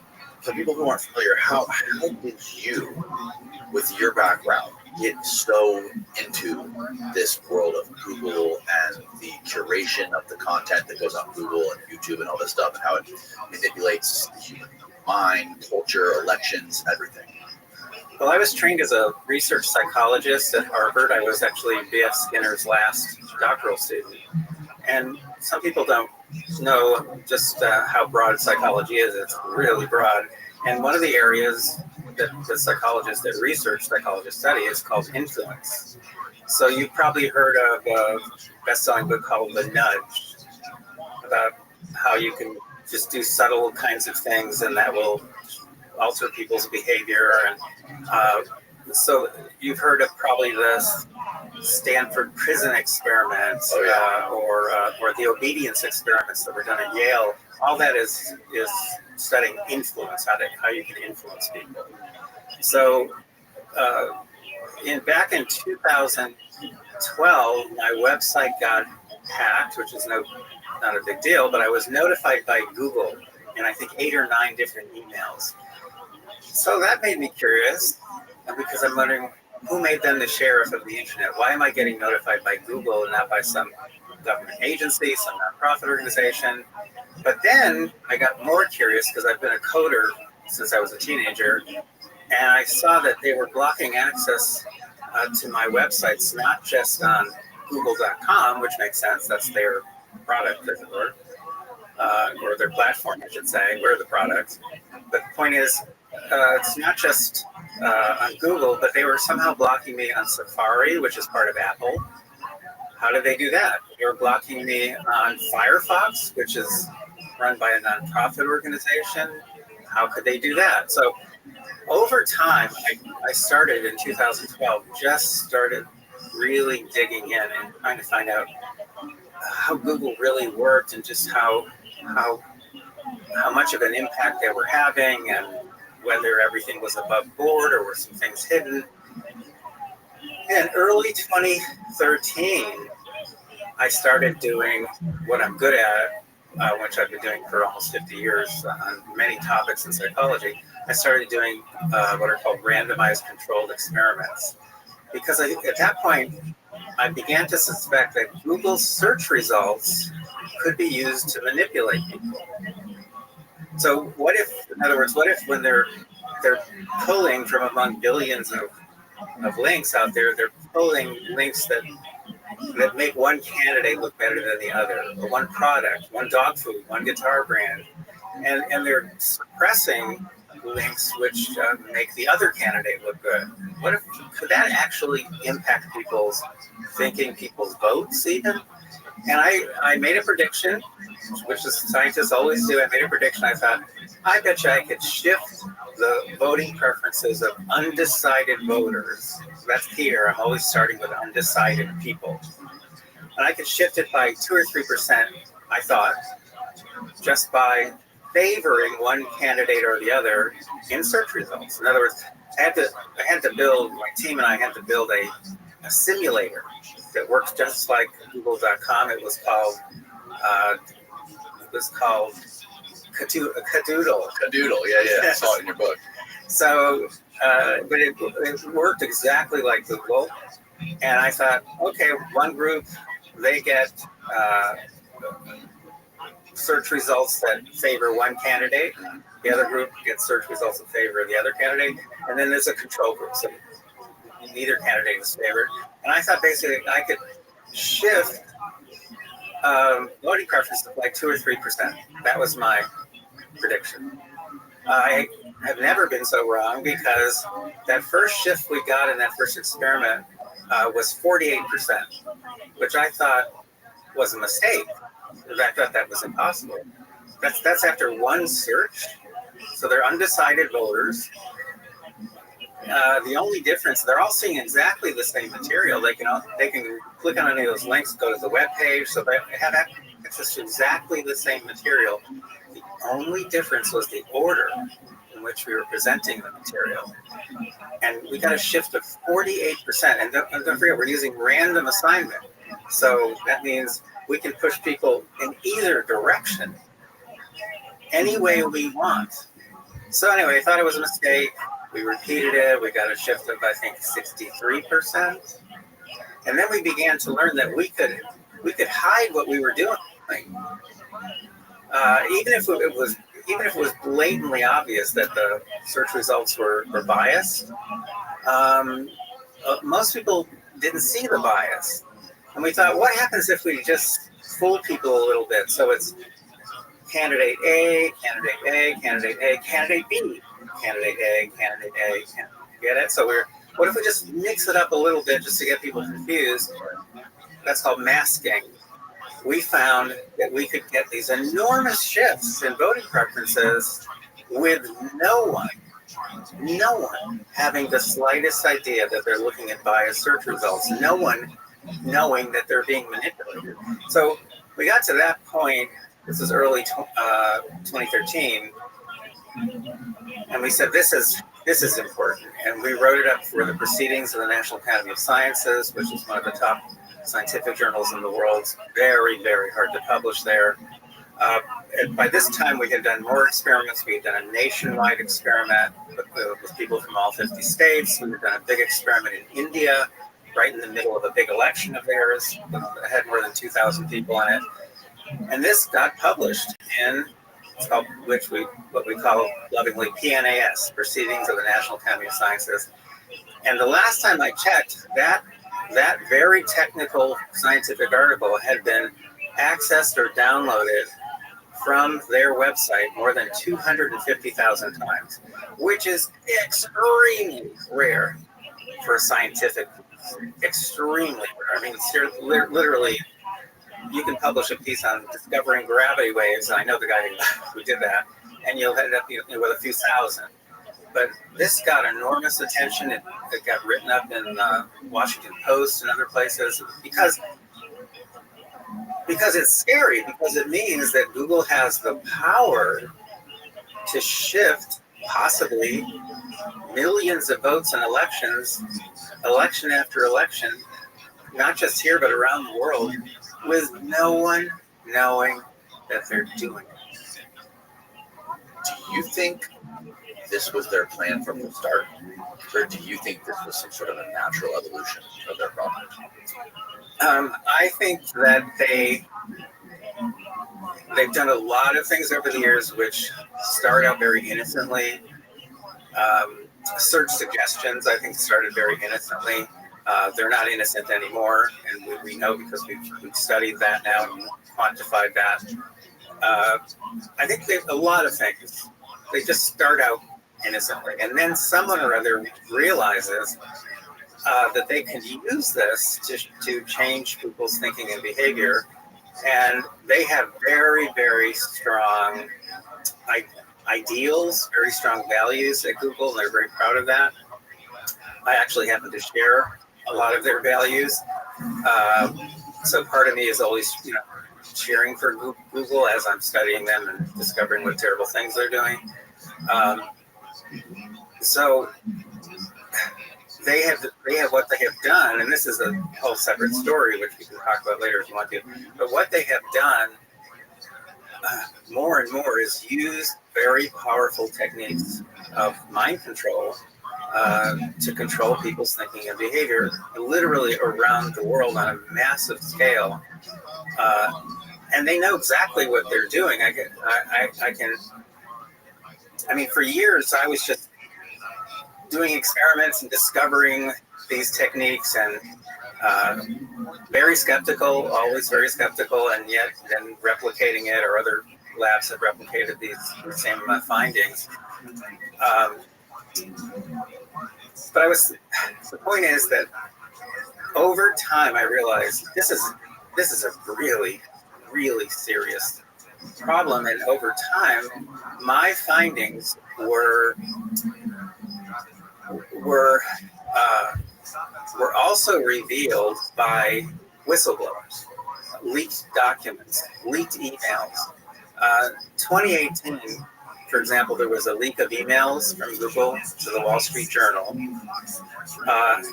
in which Googlers, that's what they call themselves, Googlers were discussing how can we use ephemeral experiences.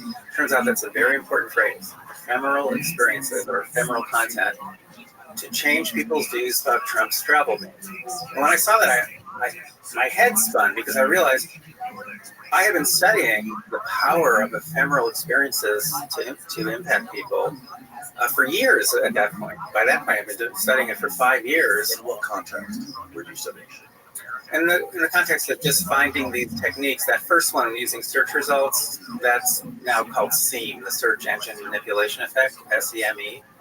And I had been studying these techniques one after another. Search suggestions, for example, just by fiddling with the search suggestions, you flash at people. We showed in experiments that you can turn a 50-50 split among undecided voters, a 90-10 split, with no one having the slightest idea they've been manipulated. But here I'm seeing, in language being used in the company, their employees saying, how can we use ephemeral experiences to change people's views?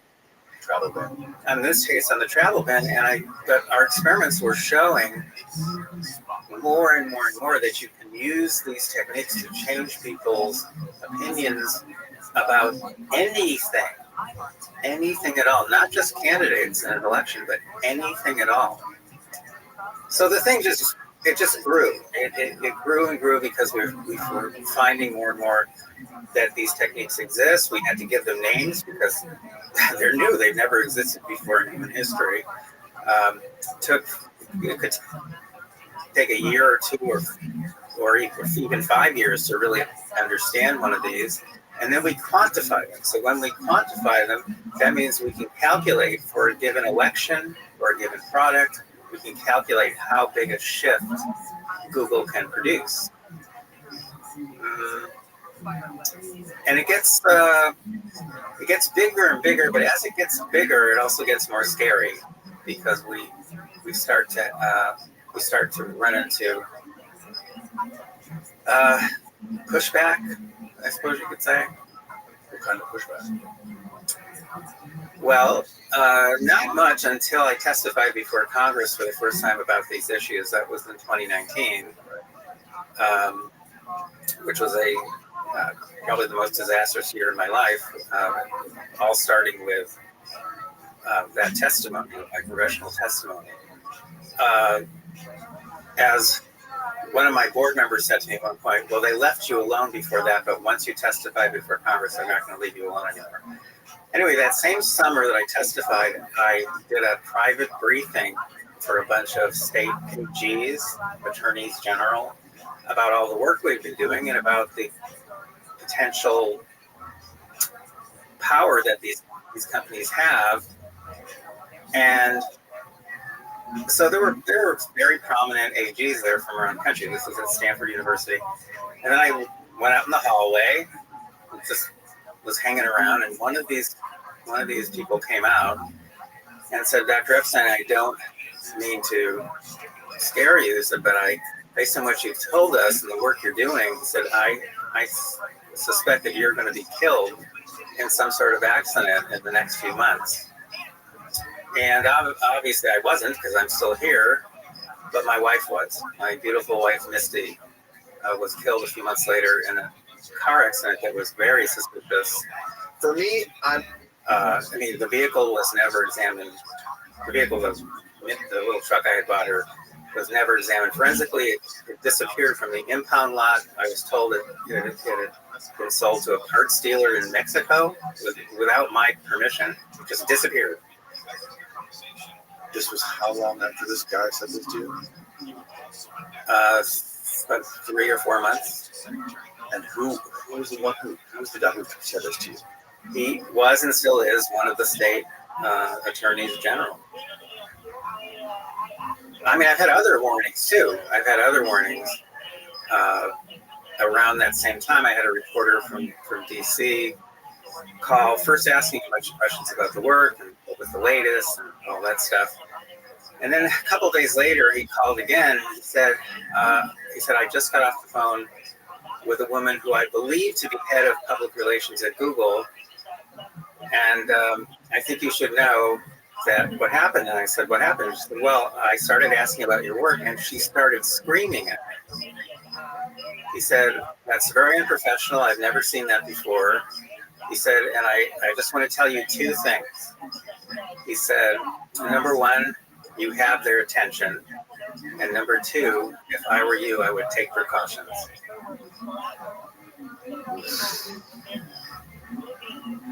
That's scary. We've had now 6 incidents in total.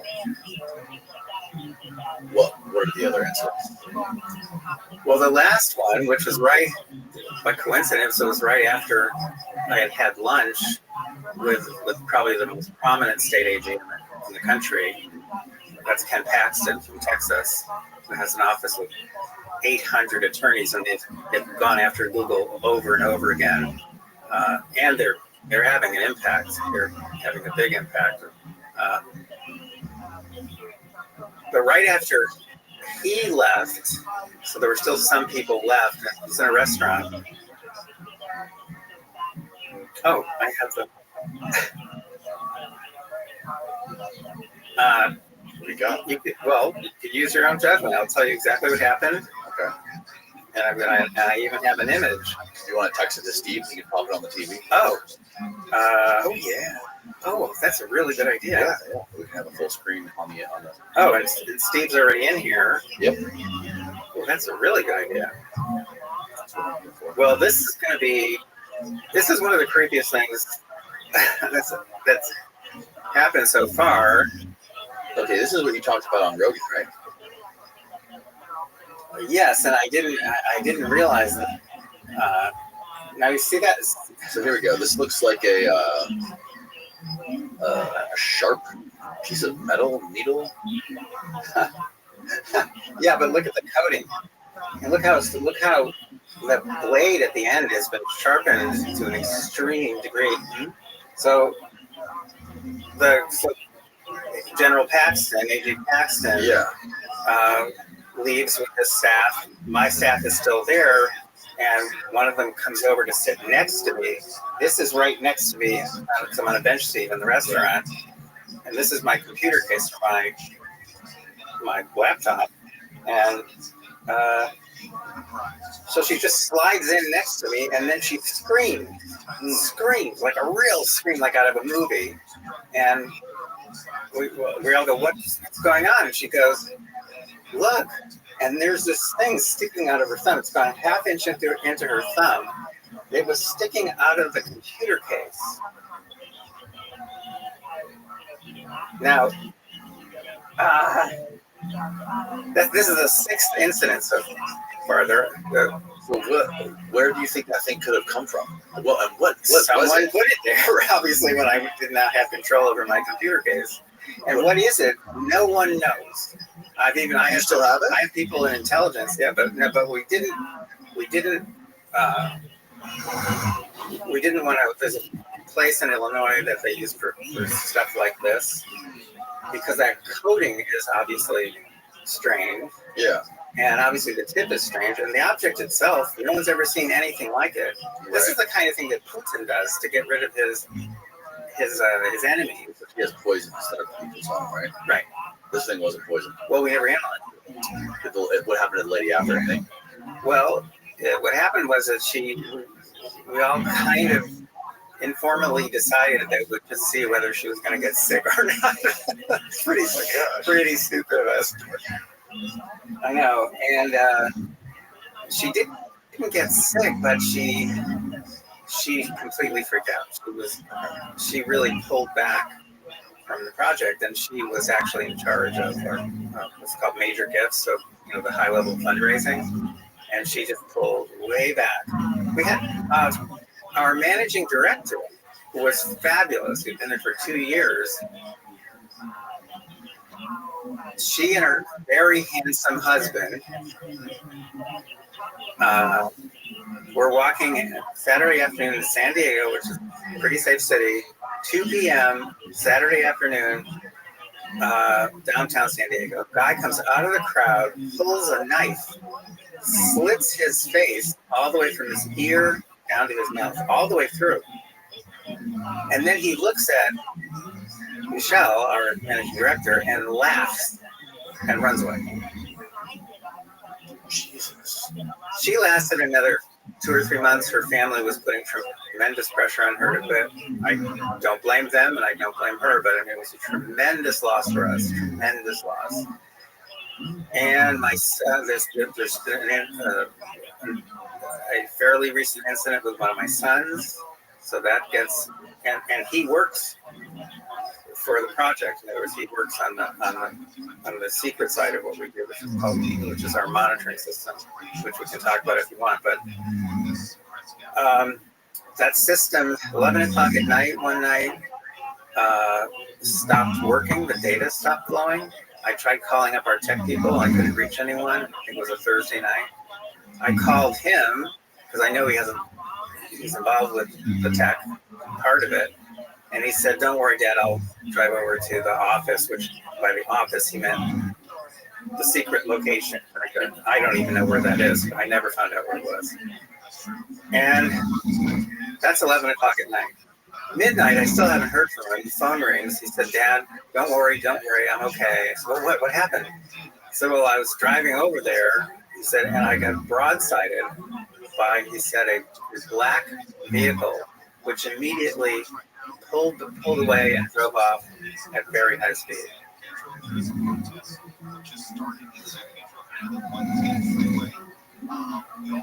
How long ago was this? A year and a half ago. Did they ever investigate it? They had nothing to investigate. There were no surveillance cameras on that intersection. But nothing has happened. So things keep happening to people that are in your close work. Well, that thing that was meant for me. Yeah. That was meant for me. Right. But I assume the fact that you're out there, you're talking in a public forum, you've done some big shows and publishing stuff about this all the time, that they can't touch you directly, right? So they're just trying to intimidate you. This is not intended to kill you. This is intended to intimidate you. I'm assuming, right? Well, I don't know because we found one lab that was recommended by the FBI. They wanted $5,000. I just kept saying the same stupid thing, which I really regret, and I think it was a mistake on my part. Let's see if she gets sick. Which is so stupid. She never got sick. Not as far as I know. I mean, she definitely got freaked out, and that lasted for quite a while. And she just never. She didn't from that time on, perform with enthusiasm. I guess you could say. Right. Yeah. One of the reasons when I originally asked, like, was this the original intent of Google, or was this something that just happened after they invented it? Because I read a Medium article. It was very well done, a 3-part series. I forget the author's name, but it was essentially about the story of how the United States intelligence community funded, nurtured, and incubated Google at Stanford with Sergey Brin. Yes. And the PageRank system, I think, actually came from DARPA. Possibly. I mean, I think we have to be fair here. The intelligence agencies, we're talking the 90s, so there was barely any. And the intelligence agencies, they had meetings about this growing internet thing. And they were worried about how it could pose a threat to national security. And one very legitimate concept that they were working with was that if there's more and more information posted out there and someone wants to build a bomb, that's going to be the first place they go. They're not going to go to the public library. They're going to go to this new internet, which at that point was easy to use anonymously. So when they were talking and to some extent providing funding to people building these new search engines, which are just basically big indexes to what's on the growing internet, they basically were saying we want to be able to track people who are looking stuff up, especially certain stuff. Now that's legitimate. In other words, and they still do this. All the intelligence agencies around the world do this. They use the internet, people's search histories, emails, anything people do on the internet, they use when they're looking for bad guys or bad gals. That's true. And that's legit. In my opinion, that's legit. Now, it's true that Google, yes, they started out with help from intelligence agencies. Yes, they were definitely encouraged to preserve search histories. And is that normal for a big tech company? Funded and incubated. Hey, Mr. Aquarius, how are you? By the intelligence community.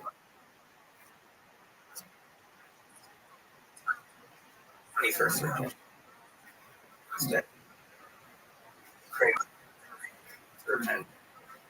Just a professor at Carnegie Mellon, and he said, "Oh, I'm going to build an index," and he because he sold it.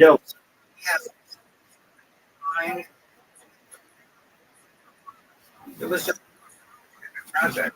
So what happened with just one moment. With these two guys who started Google is it was a bit unusual,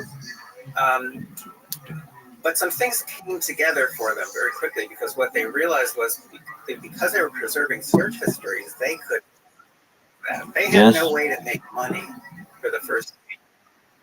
Because they had these search histories, they realized, hey, we could hook people up.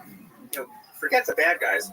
We could hook up anybody who's searching for umbrellas with companies that sell umbrellas. So now they go to the umbrella company, so their actual customers are vendors. So they go to the umbrella company and say, hey, we know exactly who's searching for umbrellas online. Okay, and they borrowed a technique from another company, who sued them. And they borrowed a technique from another company that allowed them to easily hook people up because they could put little kind of icons, and they could put links online with people who are looking for umbrellas, and that would take them straight to that company. And if there's a sale here, Google gets a cut, or they would get a cut just based on the number of clicks. All different ways that they've explored over the years. But in the early years, the fact that the intelligence agencies had them preserving search histories that led them within a couple of years to figure out finally how to monetize the search engines. Now, by 2004, they were starting to take up a big chunk of search. They were starting to become dominant, but there were still a lot of search. By 2000, the others were kind of falling away. Google was becoming more and more popular. And again, got to give them some credit. It's because the method they were using for posting search results was new, the PageRank method, and it worked really well, and it gave people the best search results. Now we're thinking, you can't pin an exact date on it, but you may have heard probably at some point their motto was, "Don't be evil. Don't be evil. Don't be evil." Yeah. They actually are done. They got rid of that, but they still mention that. But it's no longer the motto of the company. In my opinion, they turned it into "Don't be evil unless it makes us money." Love it. We use Brave here. Well, we try to. Sometimes you don't get good results, especially on like the images. Google Images. We search a lot of images, but the images are kind of dog shit on Brave. But Brave doesn't find you, right? A lot of these search engine or not search engine, it's a browser. A lot of them have been compromised by Google, from what I understand. But there's some of them that are still clean and clear that need this stuff. And one of those is Brave. Well, Brave Brave is a special story. I know Brendan Ike. He's the one who founded Brave. And before that, he's the one who created. He'd be a good guess. Brendan Ike. Brendan. Yeah, created Firefox. So why did that, having created this great alternative? Why did he leave? Google's influence at Mozilla became overwhelming. Mozilla is a nonprofit. 90% of their donations were coming from Google. There you go. To guarantee people, so violated people's privacy. So, for example, they made Google their default search. That's right. One more.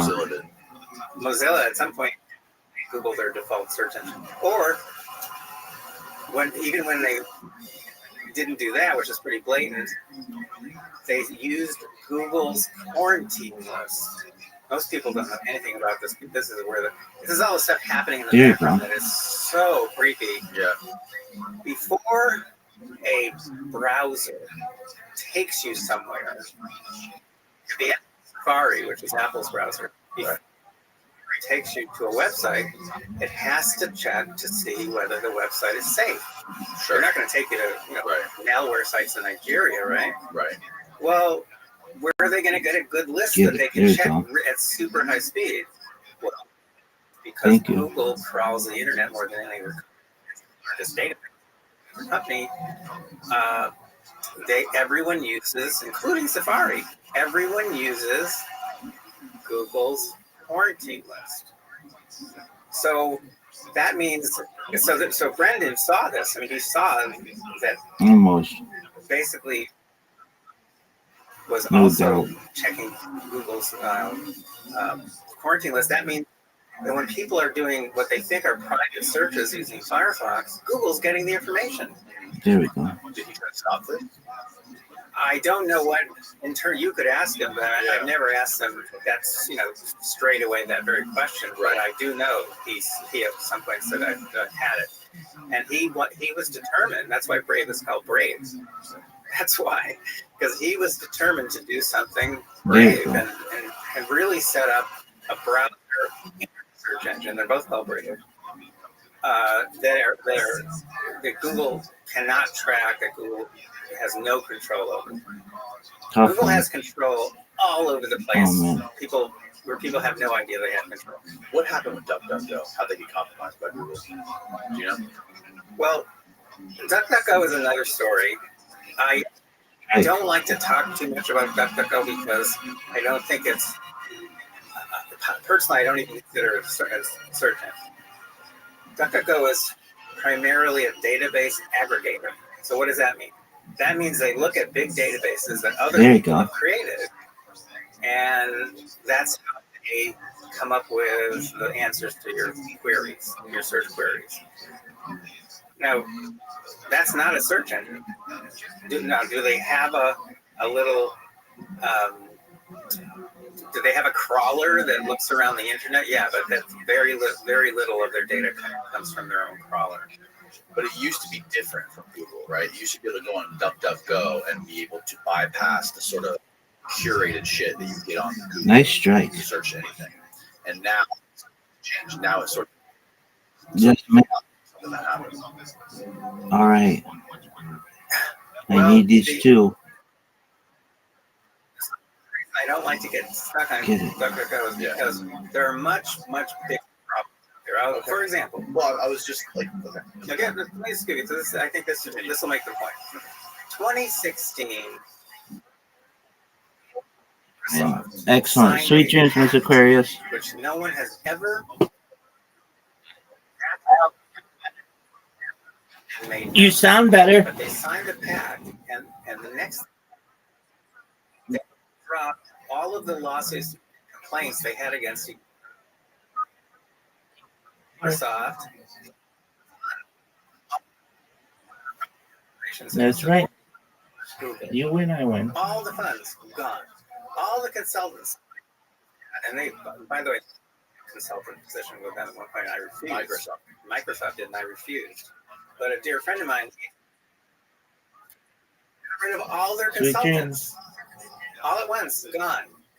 And Windows 11 became, and Windows 10 has a lot of problems, but Windows 11 became a very aggressive tracker. And some of us believe that from that point on, their search engine Bing, which has been losing about $1 billion a year for Microsoft, started to save some money, probably by scraping contents from Google. Now that's a much bigger problem because Bing has a much, believe it or not, gets a lot more traffic than DuckDuckGo does. Yahoo. I have a copy of a document that was filed with the SEC, which gives Yahoo the right to scrape content for Yahoo search results. The problem is, I'm just saying, it's bigger than you think. It's there.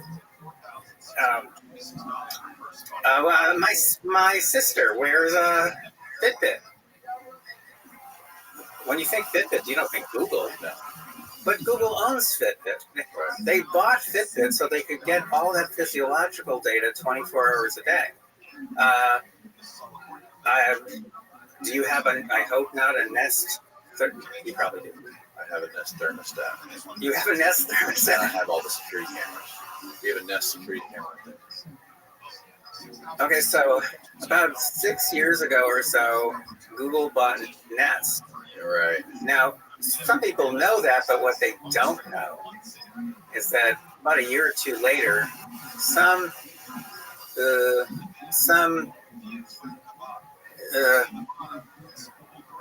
what do I call myself? Some idiot professor type pulled apart one of the new Nest thermostats that they were selling and found that they had put a microphone into it without telling anybody. Now, around the same time that they're installing microphones into Wait. This was the one that you purchased? No. This is another professor type. Another lunatic like me purchased a Nest to investigate it, to find out why. The question at the time was, why would Google be so interested in Nest? Yeah. Well, the reason they were interested is because it gets put in people's homes, and they were submitting patent applications at the time for new methods of analyzing sounds within the home. So, for example, just picking up on sounds coming from the bathroom, you can tell whether the kids are brushing their teeth enough. Sounds from the bedroom, that tells you a lot of stuff, including whether the sex life is any good or the relationship is failing. hundreds of things that can be monetized, can be picked up from sounds within the home. And Google was getting patents issued for new methods for analyzing sounds within the home. This is right about the time that they secretly installed microphones into some Nest devices. That we also have the Nest fire alarm too, which talks to you, detects smoke, and it's in the hallway. Oh, Jesus Christ. So was anything published? Was anything made public about this? And was anything like? Why am I even talking to you? I mean, you are a Google affiliate. Yeah, but I'm a useful idiot. So now this is the only way I can learn how to fix shit. So now I'm gonna get rid of all of it. So thank you for being here. One of my sons gave to another of my sons for his birthday. This is the problem. It's so hard to escape their ecosystem. Sorry, continue. 23andMe, which is now on the verge of bankruptcy, and it was founded by the wife of one of Google's founders. And so one of my sons gives to another of my sons 23andMe for his birthday, and I said to him, I would suggest that you throw that away. And I explained why. Because that is how Google, that's one of many methods Google has come up with in recent years for getting your people's DNA information into personal profiles. If you can get DNA info in there, its value goes up and up and up as more discoveries are made about DNA. And basically, you can figure out what diseases people are prone to that they haven't even gotten yet. You can also figure out which dads have been cuckolded. DNA, think about how much we know about DNA right now, but then think ahead a year, 2, 5 years. The DNA doesn't change. Right. So that data that's solid gold that goes up in value, like the value of gold itself. It just keeps going up in value. So Google has invested in companies that collect DNA, and at one point they volunteered to run the nation's national DNA repository without charge. Very nice of them. Very, very nice. So the was it the founder of 23andMe was Susan Wozniak's sister? Yes, is that right? I believe that's right. Yeah. Who is also was the CEO of YouTube before she passed away. Right. Yeah, so she had been, when they purchased YouTube, she became its first CEO. I have one of my favorite leaks from Google. I know I'm going all over the place here, but this stuff I find fascinating, obviously. And one of my favorite leaks, which was leaked by Zach Voorhees, who would also make a great guest because he was a senior software engineer at Google for 8.5 years. How do you spell that? Voorhees, Vorhies. And he's become a friend over the years, even though politically, we're not even on the same scale. But the point is that Zach is the first person to have walked out of Google with actual stuff. There have been lots of whistleblowers now, but he's the first person who walked out of there with 950 pages of documents and a 2-minute video.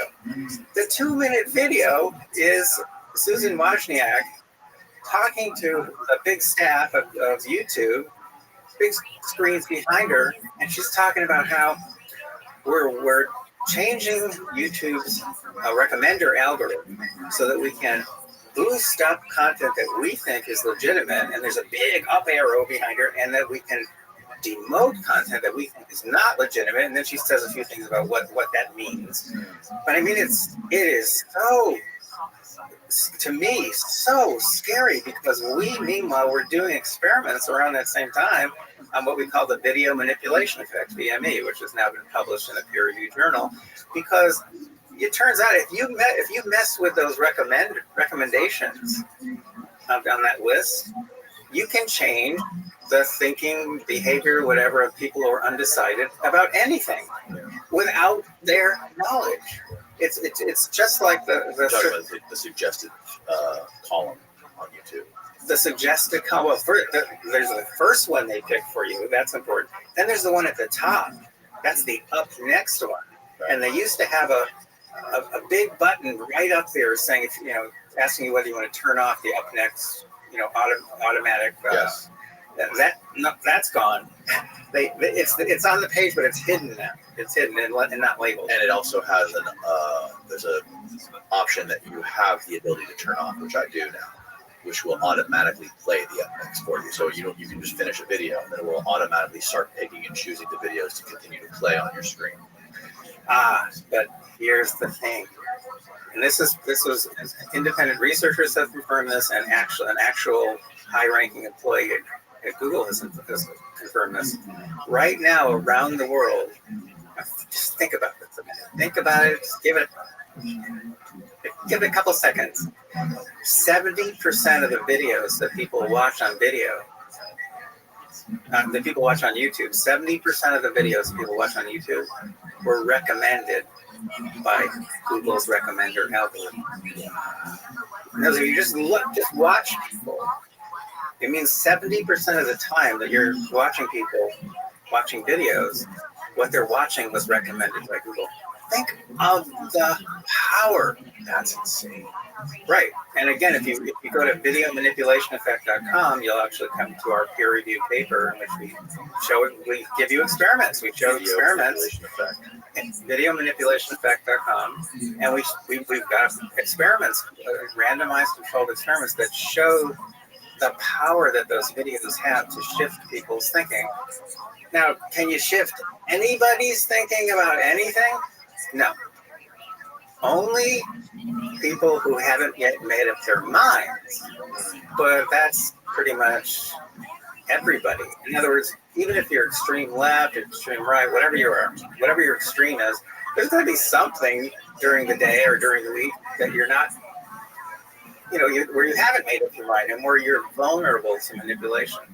And the problem is that Google, because they're collecting so much information about us all 24 hours a day, they know exactly who you are. They know exactly when you're vulnerable.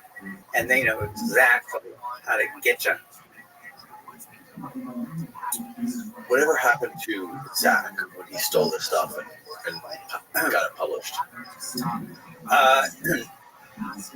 Well, there's some interesting footage out there. I don't know if it's a video footage or still footage of Zach on the street in San Francisco with his hands raised to heaven. You can see if he could have gone up three more feet, he would have done it, because Google sent what's it called, the squad you send off when things are really. SWAT team. They sent a SWAT team after him. He was scared out of his mind. And they claimed that he was possibly a threat to the community. And they sent a SWAT team. And they fired him, or he quit, whatever. But he was the first person who had the cojones to walk out with actual stuff. And the stuff is amazing. Because it's for example, okay, I know I'm going all over the place, but I'm going to come back. Really, just trust me on this one. So when I first testified before Congress, before I testified, a high-ranking executive from Google testified, and the man under oath was asked by, I think, Senator Josh Hawley, does Google have any blacklists? And he replied, no, Senator, we do not. 3 weeks later, that is when Voorhees documents are made public, and there's a bunch of them that are labeled blacklists. Now, think of the arrogance. If I were running Google, excuse me, but if I were running Google and I had a bunch of blacklists, I would not call them blacklists. I might call them shopping lists. Anything but blacklists. I'd call them purple lists. Yeah. Actually called blacklists, and a lot of the content you can see on the blacklist that was conservative content. So. And these were conservative political websites, YouTube channels, things like this. Yep. Wow. Yeah, it's an interesting thing that we've had to navigate with YouTube.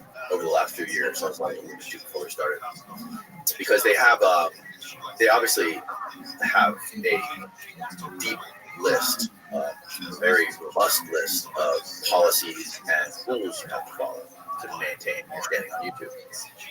And the lines are very vague, right? It's not super definitive. You don't get the opportunity to go in front of a court and make your case. It's basically some robot or AI algorithm behind the scenes determines whether A, you can be monetized, B, you're allowed to keep your video on YouTube, or C, whether you have the standing on YouTube to continue to post stuff, right?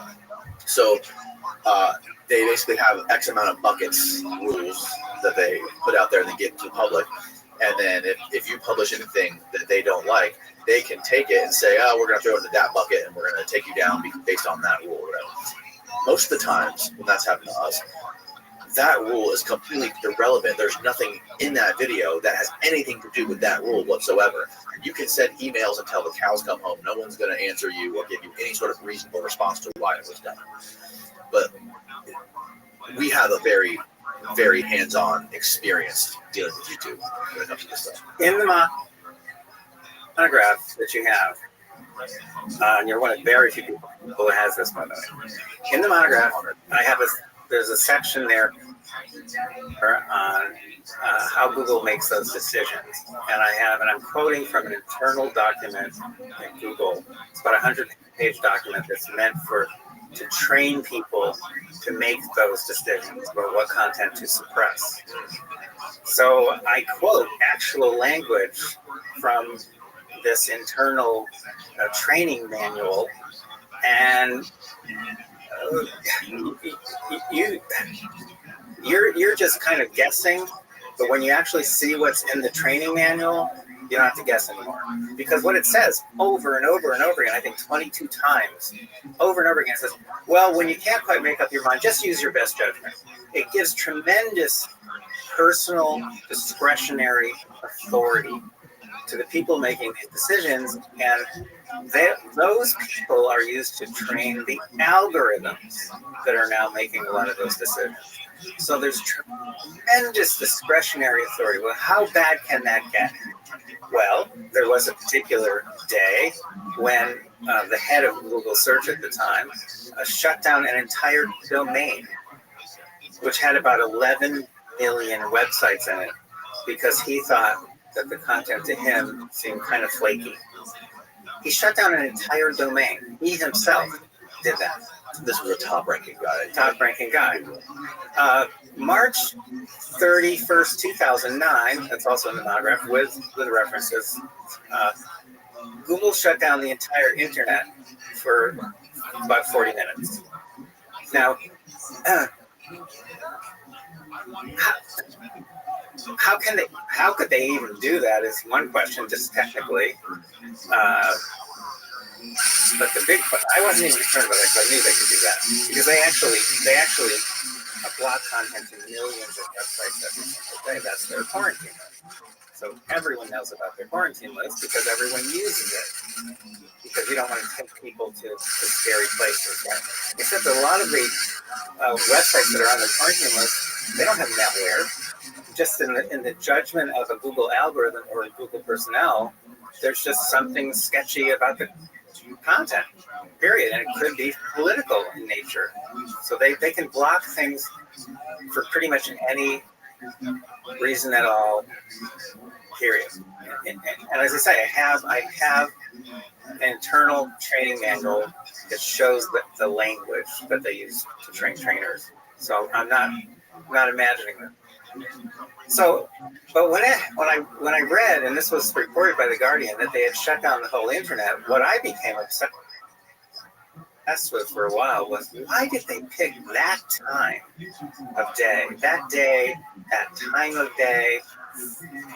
Why was it 40 minutes? Why wasn't it 20 minutes or 60 minutes? What was there about that time? And I finally figured it out. I published this in an article in U.S. News and World Report, or you can get to it at thenewcensorship.com. Thenewcensorship.com. And I finally figured it out. here it is. Okay. Ladies and gents, the day has finally come where you can utilize red light therapy to regrow your hair. And you can save some serious cash by using our code. The iRestore Elite is clinically proven to help regrow hair using 300 lasers and 200 LEDs that send light therapy directly to your scalp. Just pop it on while you're watching TV or reading a book and enjoy the benefits. It's a system with proven results.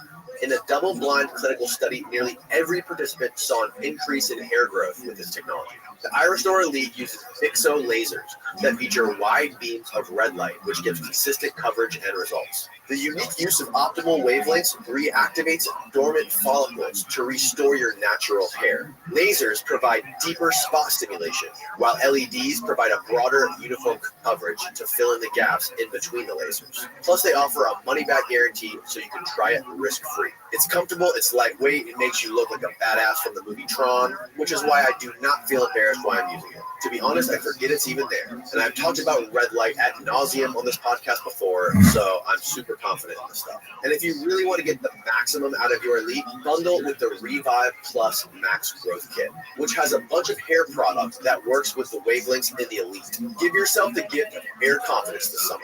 For a limited time only, our listeners are getting a huge discount on their iRestore Elite by using the code DANNY at iRestore.com. That's the letter IRESTORE.com. Head on over to iRestore.com and use the code DANNY, DANNY, for my exclusive discount on the iRestore Elite. Please support the show and tell them we sent you. Hair loss is frustrating and you don't have to fight it alone thanks to the iRestore Elite. It's linked down below. Now back to the show. You know how stock markets are in the United States, they're open, whatever it is, Monday through Friday, whatever the times are. Yeah, but somewhere else, when our stock markets are closed, they're open because they're in a different time zone. So the question is, are there any points in time during the week, any points in time at all, when all the stock markets are simultaneously closed? Bingo. They literally shut down the entire internet during the small interval of time when all the stock markets in the world were shut down. Why would they do that? So that no one would make a fuss. And in fact, no one made a fuss. They just did it because they're geeks and nerds, and that makes them feel powerful, and then they have a big laugh over it. That's why they picked that time. And I'm pretty sure I know why they picked 40 minutes, because in The Day the Earth Stood Still, one of the great classics of old science fiction movies, the alien shows the power that the alien has, shows it to humanity by shutting down all the electricity in the world for 30 minutes. They picked 40. They picked 40. Now, it would have been cooler, I thought, if they picked 31. But obviously they had some little laugh and said, oh no, we're going to go to 40. So it was all for shits and giggles. Well, and also to demonstrate. They're also seeing, they're testing their metal, or they're testing, their ability to do something if they need to do something. And they still have that ability. But the point is, they exercise that ability. They do block access to millions of websites every day. And as far as content goes, and blocking content, like, they won't necessarily, for example, your website, right? They won't necessarily give you any sort of warning that they're going to block your content or your YouTube videos or anything like this. They will just sort of, because you're not technically violating any rules or anything like this, right? So they're just going to, behind the scenes, throttle it back, bury it on the search algorithm, to where it's just harder for people to find it, and you will completely be unaware, constantly be frustrated why you're not getting more people seeing your stuff, why people can't find you, or why your sales have just dropped by 90%. Right. Again, when it comes to YouTube, the people that are monitoring this stuff and making these decisions, I've noticed a lot of them aren't even actual Google employees. A lot of them are contractors that are working in like Costa Rica, in the Asian countries, all over the world, right? That have no accountability for any of this stuff. Like, it's not like you can say, okay, you got this wrong. Okay, we're going to go look at the exact person who flagged it and got it wrong and reprimand them, make sure they don't make that mistake again. It's such a hard thing to manage with billions of minutes of videos being uploaded every single day. content being posted on Google every single day, being interjected into the algorithm and the search rank and all this stuff. It's like you have to have machines manage this stuff. Well, more and more they've been moving in that direction, but they have to have humans involved always too, because the humans are the guideposts. They're the trainers. Right. So that's why now and then someone gets upset when they realize that a human being has listened in on content going into the Google Assistant, which is on phones, or the Google Home device, which is like Alexa. Right. And now and then someone figures out that people at Google are listening in. Now, this has been established now in several court cases where the courts have gotten access to records of sounds within a home where, let's say, one spouse has attacked another. So it's a spousal abuse case. And so the court will subpoena records from Google or from Amazon, which runs Alexa. And in every case that I'm aware of, these companies have eventually turned over the recording.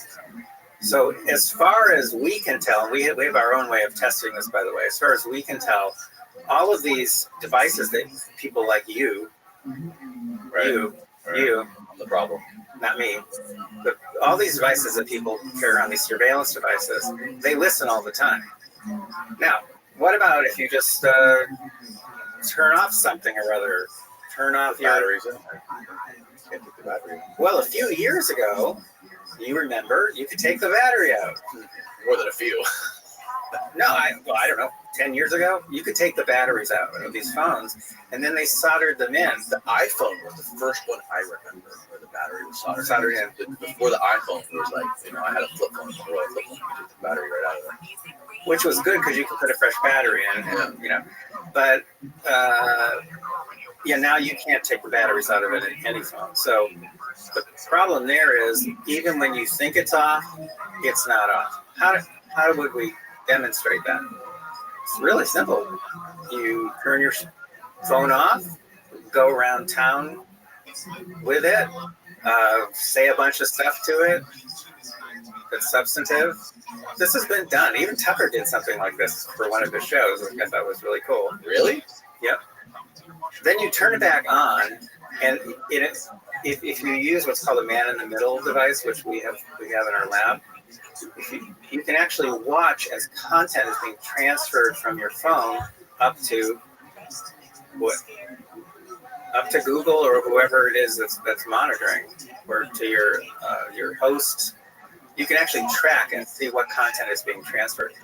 You can also use that kind of device, a man-in-the-middle device, so that when you're not doing anything on your phone, it's still transmitting. It never stops transmitting. And for each different kind of phone, there's a certain average amount that's being transmitted, even when it's inactive. And it's a lot. It's like 40 megabytes a month or something like that. It's a lot of content. So these are surveillance devices. How nefarious is it? Is it really nefarious, or is this just a money-making advertising way, a way to make more advertising dollars and to sell more cat food on YouTube? Well, here's where again I run into a problem, because my son is involved in a business that makes use of all these technologies, and he keeps saying, "Dad, this is how it works. It's not just our company; every company does this now." And I say, "Yeah, but doesn't it bother you?" He goes, "No, this is just normal." An example. One of the effects that we've studied and quantified and published is called OME, opinion matching effect. It's just genius. It's just genius. You want to get a new guitar, so you start looking up you type in I hope not on Google. I hope it's on Brave, even DuckDuckGo, Firefox. Anyway, you type in a search bar. You type in best guitar. And you're going to get a bunch of websites. The very best guitar you can buy, etc. Now, it turns out that almost all of those websites are built by people like my son. In other words, they're not built by some organization that's nonpartisan, nonprofit, whatever, and it's perfectly fair, and like Consumer Reports maybe. If that's not who builds these websites, they're built by marketers, and very often they have a quiz. This is the part that we studied, because I just had this funny feeling about quizzes. And they say, here, take this little quiz, and then that'll help you to make the right decision about the guitar that's going to be best for you. So it asks you some questions, and you answer the questions, and then it says, well, based on your answers, the best guitar for you is blah, blah, blah. Now, the question is, has the website, has the algorithm even looked at your answers? And the answer is, well, yeah, they probably do store your answers, because that can be sold. That's information that can be sold. But they're not using your answers to give you advice about the best guitar, because that site was set up by marketing professionals at one guitar company, and they're going to recommend their guitar. So this is called opinion matching effect. They're matching opinions. They're taking. By the way, this is an astoundingly powerful technique. You literally can get shifts of 80 or 90% of people who are undecided on virtually any topic using opinion matching online. And no one suspects, not a single person suspects, any of the experiments we've ever run, that they're being manipulated, because how would they know? They're not seeing anything biased. They're just being asked a bunch of questions. They're answering the questions. Do you know that there's a website that's been around now for more than 10 years that helps you decide which candidate to vote for by asking questions on a quiz? No. Did you know that what's the swipe left, swipe right? Tinder. Then in 2016, Tinder set up a swipe the vote option. So everyone going to Tinder was offered the opportunity to do a little swipe thing, and poll what the people's preferences were between Hillary and Trump. No. It was to help people make up their minds about which one to vote for. So you get a question about immigration or this or that, and you swipe left for yes and right for no. Right for no. Left for yes, right for no. And so it asks you a bunch of questions. You swap. Again, you swipe one direction or the other, answering the questions, and then it gives you, tells you Hillary Clinton. What do you know? And so these are examples of how quizzes are being used for manipulation. Does Google own Tinder? Not as far as I know. How much influence does Google have on the search indexing social apps like X or Facebook or Instagram or sites that aren't? Do you know? Have you ever heard anything? Well, different deals are made at different times by different companies, and those relationships change. The way I look at it is this: these different companies, where are their donations going? And that you can find out. OpenSecrets.org is very, very good for that. Fantastic site. Okay. And if you find out that all the top tech companies are donating almost all of their money to one candidate or one party, that pretty much tells you what to look for. It tells you that probably in their content, they're going to be shifting votes to that party. There are so many ways to do that, but this might bring us finally to monitoring systems. So, October 31st of last year, 2024, so a few days before the presidential election, we were monitoring Google's homepage, among many other things. We were monitoring. So that means we're pulling in from more than 16,000 registered voters in all 50 states that we had recruited one by one. More than 16,000 now. We're way past that now. But the point is, we had been building up the world's first ever system for monitoring the content that Google and other companies send registered voters and now to children. So we're monitoring, among other things, messages Google is putting on its homepage. Now, anything that Google puts on its homepage is going to have a big impact because their homepage is normally pretty blank, right? Blank. That's kind of their brand. That's their trademark, really. And the founders were determined to make sure that stays that way. But every now and then they put a big message there. And it's very colorful and artsy and all that. And so they were putting up, as they had done in previous elections, go vote reminder. Well, the fact is we're monitoring a lot of people's computers, and Google doesn't know who those people are. We're monitoring a lot of computers. We know their political leaning, and what we found October 31st, a few days before the election, was that Google on its home page was sending out 50% more for go vote reminders to Democrats and to Republicans. Now, I lean left myself, and my whole family, they're all Democrats. I'm not a registered Democrat anymore, but the point is, I lean that way. So I'm thinking, wow, that is so cool. That is amazing. That's great. Not only that, we can calculate how many votes that's going to shift. It's going to shift a lot of votes. And then, of course, part of me was saying, well, wait a minute, that's cheating. You know how many times people see Google's home page every day? More than 500 million times just in the United States. So I'm thinking, now wait a minute, we can't let them get away with that. Normally when we monitor, we don't reveal. In past elections, we weren't revealing what we were finding. But this time, to the general public, to journalists. Right.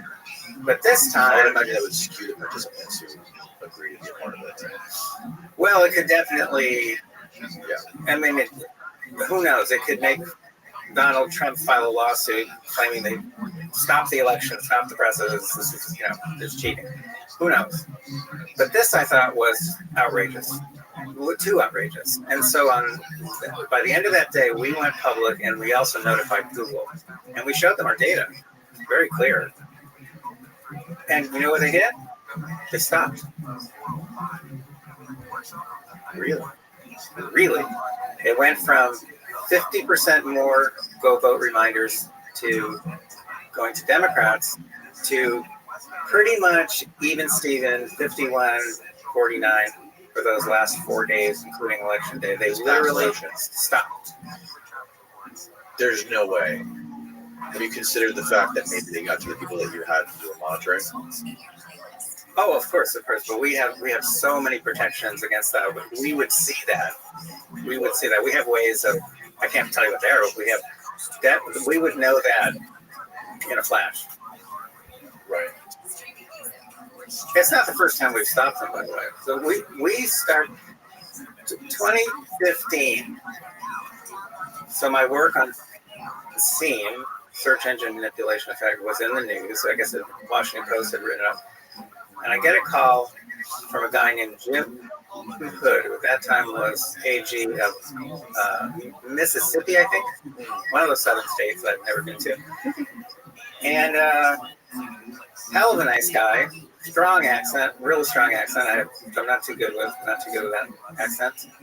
But he says to me that he had sued Google on behalf of his state, and that they had replied by suing him personally. They sued him personally. So now he's in this legal battle against Google, so he was very concerned because in Mississippi, you have to. The AGs are elected. In some states, they're appointed, but in his state, they're elected. So he's up for re-election, and he's wondering, could they possibly manipulate the election? And I said, oh, yeah. And he said, well, how? I explained him how they could do it, how they could shift a lot of votes and so on. And then he asked me a very critical question, which I became obsessed with. He said, but how would you know? I said, well, unless someone at Google is going to tell you, you really wouldn't have a way of knowing. He said, well, in law enforcement, what we do is we call them sock puppets. Now they're called bots. But we use sock puppets, he said. It was 2015, it was 10 years ago. And we basically set up just fake people. The fake people send off stuff and whatever, and that's how we find out what they're doing. I said, well, that's a really bad method. I said, because your sock puppets don't have any profiles. They don't have any history on Google, so Google's algorithm can immediately spot them as fakes and send sanitized data. He said, well, then what do we do? I said, yeah, I don't know. I don't know. Let me think about it. So I started obsessing, and I realized if you really want to know what a company like Google is sending to real people, remember what they're sending is ephemeral, right? It's going to appear, affect people, then disappear, and it's gone forever. And No evidence. No evidence. No paper trail, nothing. And it's personalized. So my wife, Misty, she loved Google search results because she called Google her personal shopper. It's all personalized and ephemeral. How would you, if Google's trying to influence the vote, the only way you could figure it out is you'd have to stand behind someone, a real person, and look over their shoulder in a way that Google can't detect.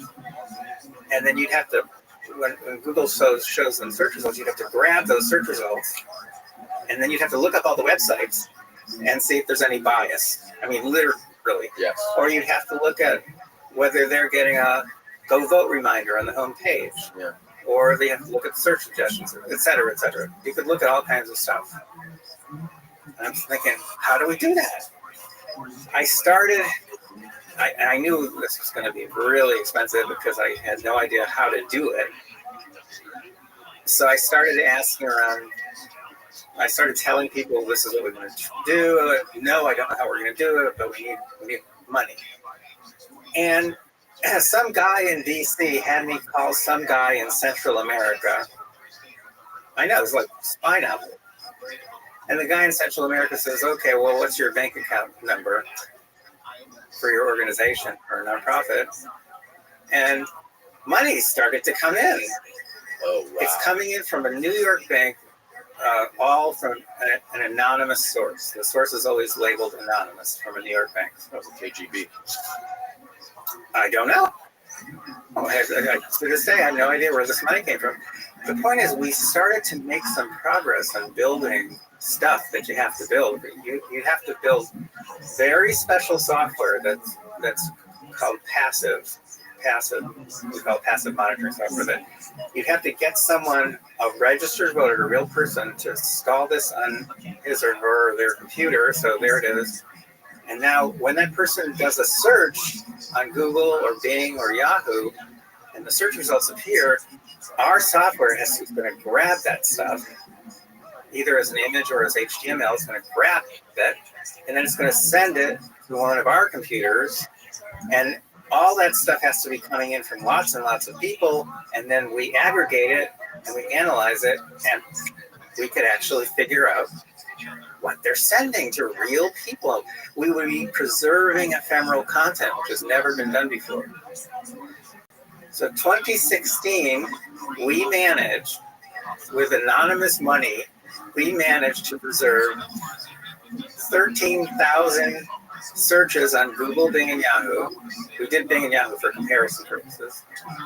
And 98,000 web pages to which the search results linked. So now, by looking at the bias on the web pages, we could calculate to see whether there's any overall bias in the search results. Did we find bias in the search results? Now, we only had 95 computers, the people we call field agents. We had 95 field agents in 24 states. And did we find bias? Oh, yeah. We found overwhelming bias favoring Hillary Clinton, whom I supported at the time. And so enough to have shifted, we calculated from the experiments that we run, between 2.6 and 10.4 million votes to Clinton nationwide without anyone knowing that this had occurred. And of course, we're the only ones who've preserved at least a small number of these ephemeral experiences, ephemeral content, 13,000 searches on Google, Bing, and Yahoo. Was the biosphere on all three search engines? No, only on Google. There was no such thing on Bing or Yahoo. Yeah. 2018, we built a bigger system. 2020, we built a much bigger system.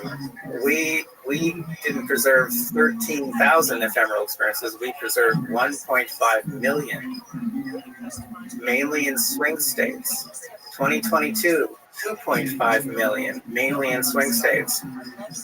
And of course, at this point, we're moving well beyond Google, Bing, and Yahoo. We're pulling more and more content from more and more places. Are you doing YouTube? Oh yeah, we got really good at doing YouTube. YouTube's interesting because it's becoming more and more important, especially with last election, where I think podcasts were a huge contributing factor to the outcome. 2023, I announced that the time had come for us, or late 2022, I guess, I announced the time had come for us to build a permanent nationwide monitoring system, because if you don't have a monitoring system in place, you will never know what these companies are doing. You have to capture ephemeral content, and ideally you want it to be the real content, personalized, ephemeral content. You have to collect that. You've got to see the content that's being sent to kids, to teens. And if you don't preserve this content, you have no idea what's going on. You have no idea why that person just won the election and the other person lost. You have absolutely no idea, because the shifts are so large. 2020, we calculated that Google alone had shifted more than 6 million votes to Joe Biden. Now, if you go to America's, with an S, americasdigitalshield.com, which, oh, That was quick. Is this, oh yes, so you see the number going up? You got 122,122,747 live ephemeral experiences captured. Shining light on big tech's dark secrets, revealing real-time ephemeral manipulation. So, this is you? Yeah, that's us. Wow. That to set up this dashboard and that nationwide system cost about close to $8 million. All from this anonymous source? No. We've had donations. No. Every time I go on Joe, we get tens of thousands of donations. Oh, that's so amazing. we give out. He lets us give out like a website, or a donation website. So other people have done that too. Other people in media have helped us raise money. There was one year we couldn't find any money, and then Glenn Beck, believe it or not, he just took it upon himself. He said, "I'm going to fund this whole thing," and he did a special on my work, and then he had me out like 5 times, and he kept saying to people, "You got to donate. You got to find out what these bastards are doing." Yeah. You know. Yeah. And he raised about $1 million for us, which allowed us that year to set up a system. But the point is, we now have set up a nationwide system. Oh, wow. You break down all the social media apps. Yep. And websites. We got Reddit. Are they manipulating Reddit? Reddit, we collect data from Reddit, and we see a very, very strong liberal bias in Reddit content. But we haven't studied Reddit yet, so we can't tell you exactly why that. But if you look at Twitter, which used to be all blue, below the line means liberal bias, above the line means conservative bias. If you look at Twitter, you see we're basically above the line. Yes. All the other tech platforms are all blue. Now, if you go down to the national, this is interesting. See the graph on the left? Mm-hmm. That's what I was talking about. So October reminders. Yeah, so that tall one there, that's October 31st. Okay. And that's 50% more go vote reminders on Google's homepage going to Democrats, that's blue, than to Republicans, that's red. And then we announce it at the end of that day, and we notify Google, and look what happens the next day. See? Wow. They're both. The next day is the one where there's a graph right next to it, right? Yep. That's The November. It's a little bit higher. That's November. That's right. It's November 1st. The point is the huge. And this is with. Sorry to interrupt, but this is with how many people are in your experiment? Well, at this point, there's more than 16,000 people in all 50 states, Okay. and they're politically balanced. Got it. So that's very, very important that they're Yes. politically balanced. Right. So this allows us in real time to be seeing what's going on, and we can notify members of the press, we can notify members of Congress, which we've done, we can notify Google or Facebook or any company, and say, this isn't just, by the way, like a toy. This is court admissible data. No one's ever had that before. Now, where we are now is the system is still running 24 hours a day. We're way past the presidential election, and we're monitoring all kinds of stuff, not just electoral stuff, because that's the whole point of such a system is you can monitor anything on any platform. And I have had requests from people in 8 different countries to help them set up monitoring systems. I'm not going to do that. I'm not going to do that. Here's the only place where Trump and I overlap. I put America first on this issue. We have to have a permanent, self-sustaining monitoring system in place before I'm willing to help any other country do this. But ultimately, at least all democracies around the world have to have this kind of system in place. Because if you don't know what's going on. That's how big the power is that these companies have over thinking and behavior. How sorry. Yeah. No, I'm just saying, how could you not, if you're a leader, public policy maker, whatever, columnist, how could you possibly allow the internet to just run everyone's lives around the world? How could you possibly do that and let them do it in such a way that there's no evidence? There's no paper trail. There's nothing you can bring to court. Remember when Trump ran to court after 2020, 60 different cases, and they all got thrown out? He had no court admissible evidence to bring to court. That was the complaint of most of the judges. This is court admissible evidence, which is being collected at a very large scale using very, very high scientific standards. Now, these countries that are reaching out to you, they're reaching out to you specifically about Google, right? Because Google maintains a monopoly in pretty much every country, I'm assuming, except for China and North Korea. Correct. Wow, you nailed that one. Did I? You sure did. Wow. You're the first person who's ever done that. So. Really? Yeah. Hey guys, if you're not already subscribed, please hammer the subscribe button below and hit the like button on the video. Back to the show. Yeah, these countries are mainly concerned about Google. That's right. Because they all have concerns that Google has already interfered. Now, I'll give you a great example that comes back to you, by the way, and your business practices. So you're going to see, we're going to go full circle here. You're going to go, damn it, Epstein. Never having you back. Let Rogan fight you again. You're never coming back here. Not true, sir. The Guardian runs all of its stuff through Google. Well, Google services. Oh, G Suite. Yeah, that's what you do. So there's a very good reporter there named Carol Cadwalader. The last syllable is kind of interesting because there's no vowel. It ends with DR. Carol Cadwalader. And she had written a whole bunch of pieces critical of Google. And then approaching the Brexit vote, which led Kay to pull out of the European Union, she wrote a bunch of stuff. She was very concerned that Google was going to interfere in that election.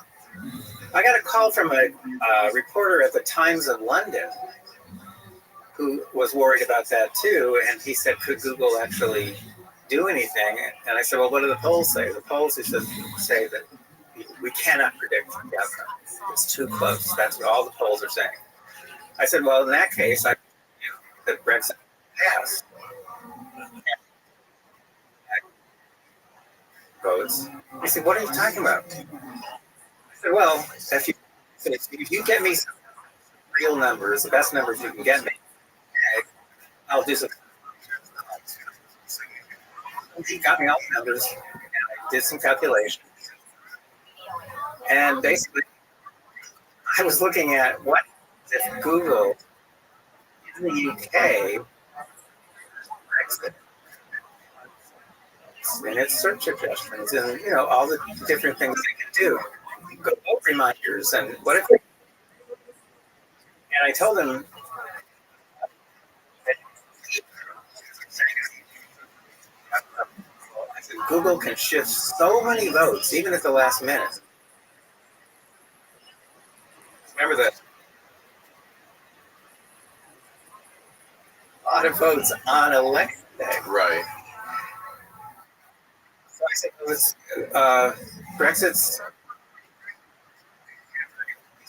600,000, which shocked everyone. But then he said, why would Google do that? Determine whether they.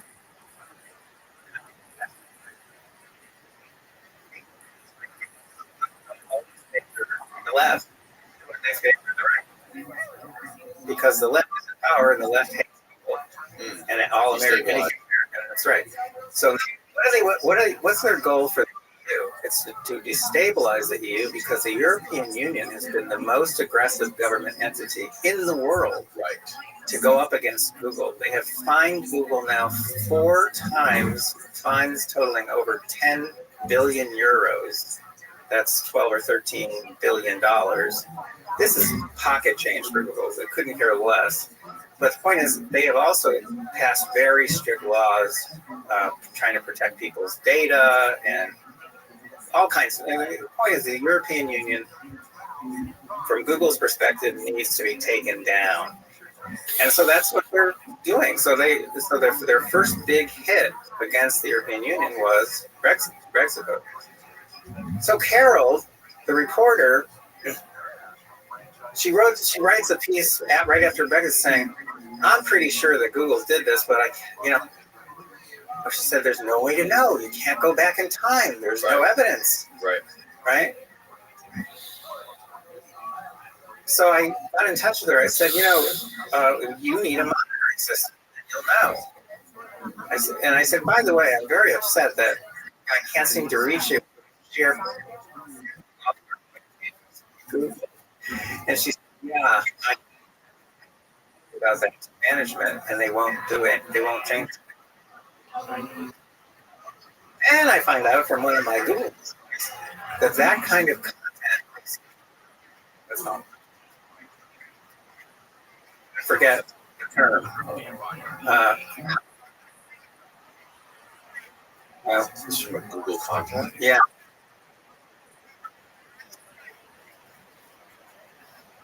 Google, who worth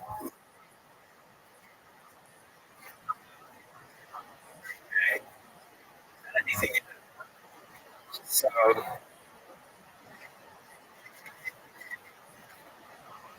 people consider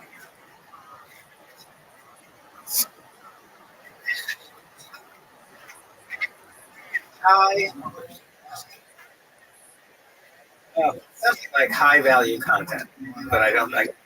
The point is that between an investor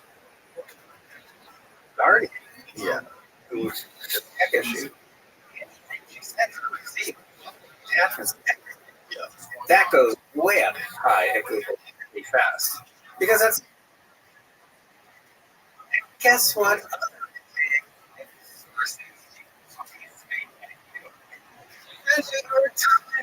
New York Times, they share.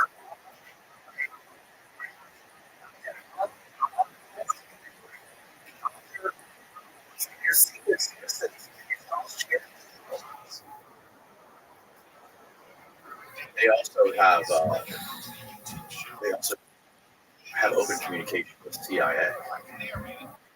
I had a bunch of about the Ukraine war. Background of the story was basically how that the CIA was using as a conduit.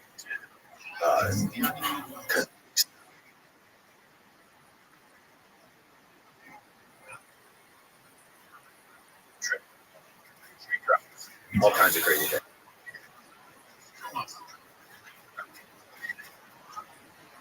And it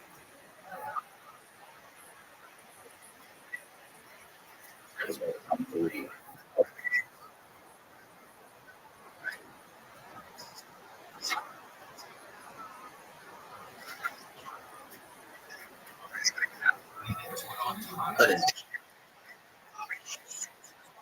sources, military and the intelligence community. So this big publication, the editor says,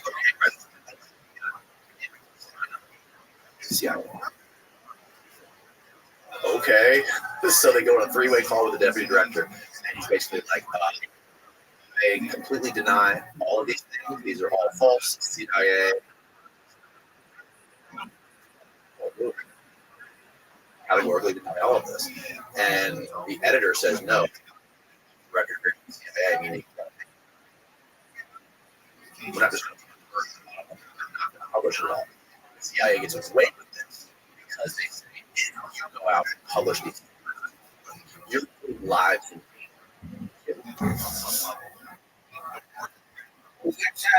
Which may be the case. It's not the case. 20 data showing this vote shifting.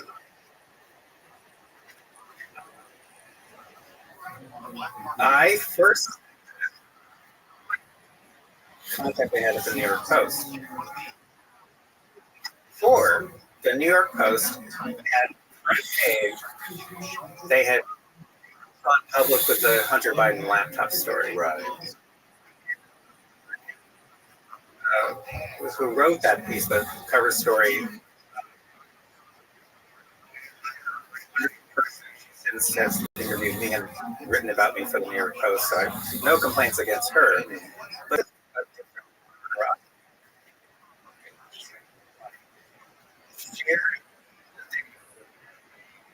she got the assignment. She read parts of it to me on the phone. It was going to be another front page. And it was really, really strong. It was like the New York Post does things, right? Yes.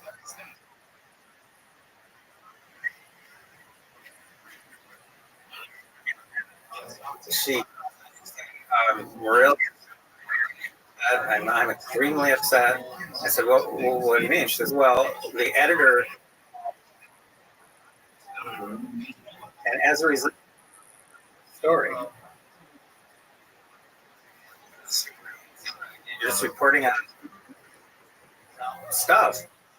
She goes, yeah, but we could do that with Hunter Biden. She says, well, she says, I think right now 8% of our online traffic comes from Google.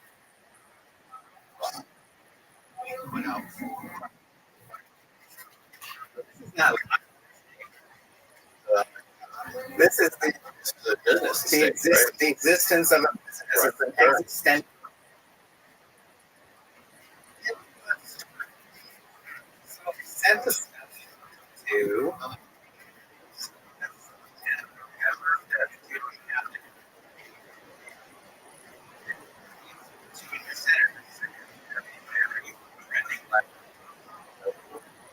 saying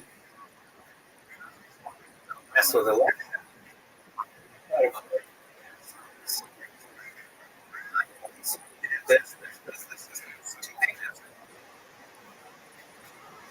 Please explain this. Not yet.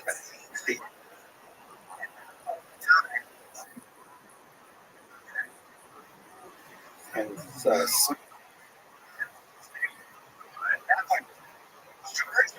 after the 20 presidential elections, gearing up for the 2 Senate runoff elections, which were going to take place in early January. Very much in play, totally in play. And we had a more in the Georgia at a certain period of time. So we were very throughout Georgia to see what would happen. And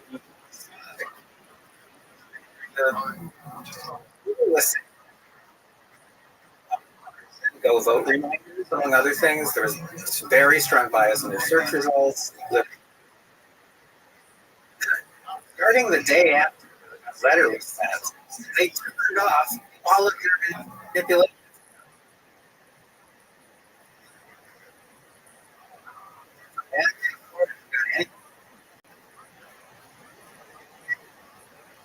In the search, zero, flat, literally to zero, which would get they went flat zero. Really, having calculated that the Democrats would win anyway, and each Democrat won by a much larger margin. They must have figured that out beforehand. I can't believe they just would give up 2 Senate. What happened?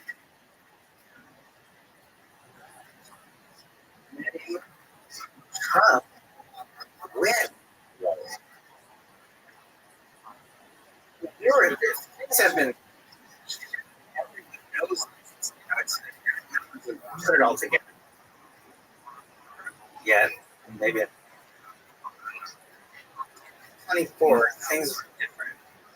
Things were starting to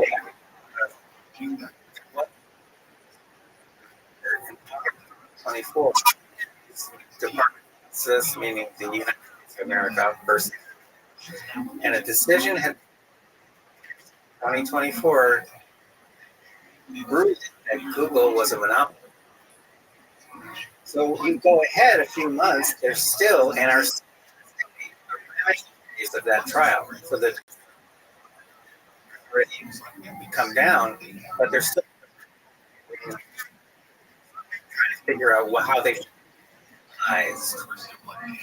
forced to sell off. Maybe this is being determined. And then a second federal later came down with a similar decision. So at the time we were hearing and we're collecting all this data, which was court admissible, I really position for the first time ever don't want to mess with whoever the next president is going to be. Person. That's really interesting, considering that was the tail end of the Biden administration. And I want to make up how Trump deal with Google and YouTube. Unfortunately, Trump is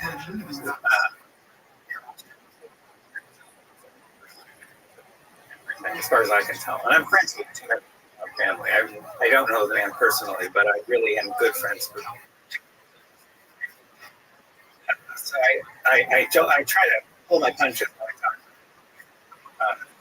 I'm mainly interested in kind of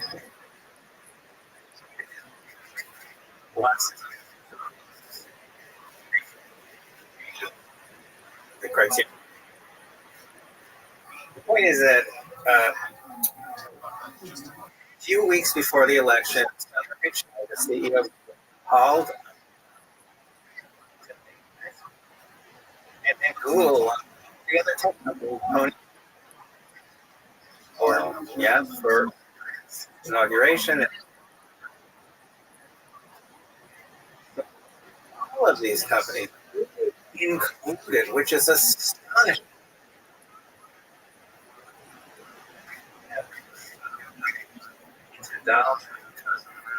What they figured out is they actually did not arrest them to support Kamala Harris. They did their usual election. Yeah. And Trump is going to. And so they started making plans. We think Trump's going to win. Let's make it work for us. How can we I think this remote, there's still of big federal trials. Those are going to determine, possibly, those might bring about. What is the? So the worst case is actually. Oh, right. Oh, it's not good. The worst case scenario. Not the worst case scenario. Okay. No, these cases are shams.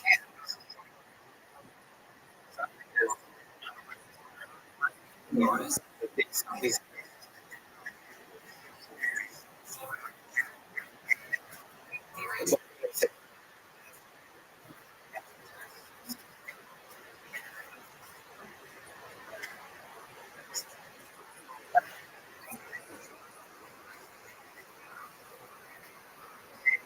10 years.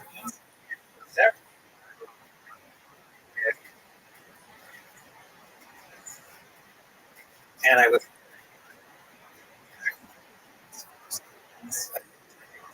office. I'm making so we can have communication. Do that is just on the phone. Just do In regards to this case, to know, do something about Google. Really, okay. and there are surveillance, which is occurring at an unprecedented round. Here's the minute.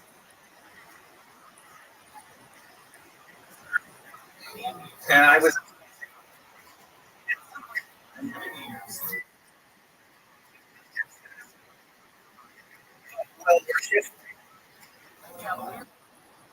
I said, what do you mean?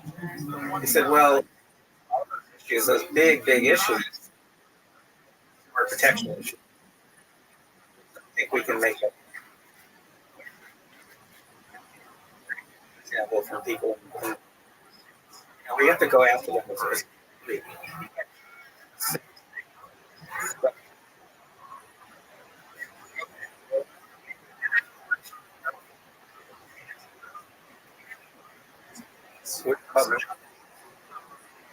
Yeah, 18. That's how the government took it. So, antitrust, I said,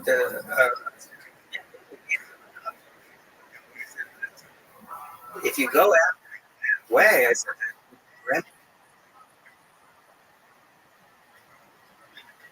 you can break up AT&T, you can break up Standard Oil, you can break.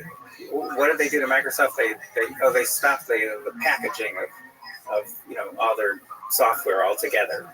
Okay, stop the packaging. That's one of the big things they did. Yeah. I said, but in that case, I said you're not really going to do any real harm here where Google is doing the most damage. You're not going to affect that at all because you're not going to be affecting the surveillance. They're still going to own coming out from the antitrust angle. Exactly. So if you go after them and say, yeah, and eventually you get a judgment, Google's a monopoly, I said, what's going to happen? I said, and I was just kind of joking at the time, and this is a long time ago. And I'm saying, what would happen? You're going to force them to sell off Chrome?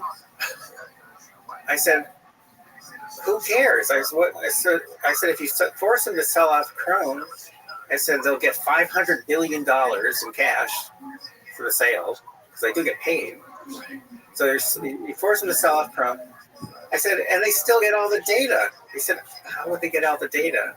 I said, well, whoever now owns Chrome is still going to use Google's quarantine list to check and make sure every website is safe before they take anyone there. So Google gets all the same information or most of the same information, or Google could pay them.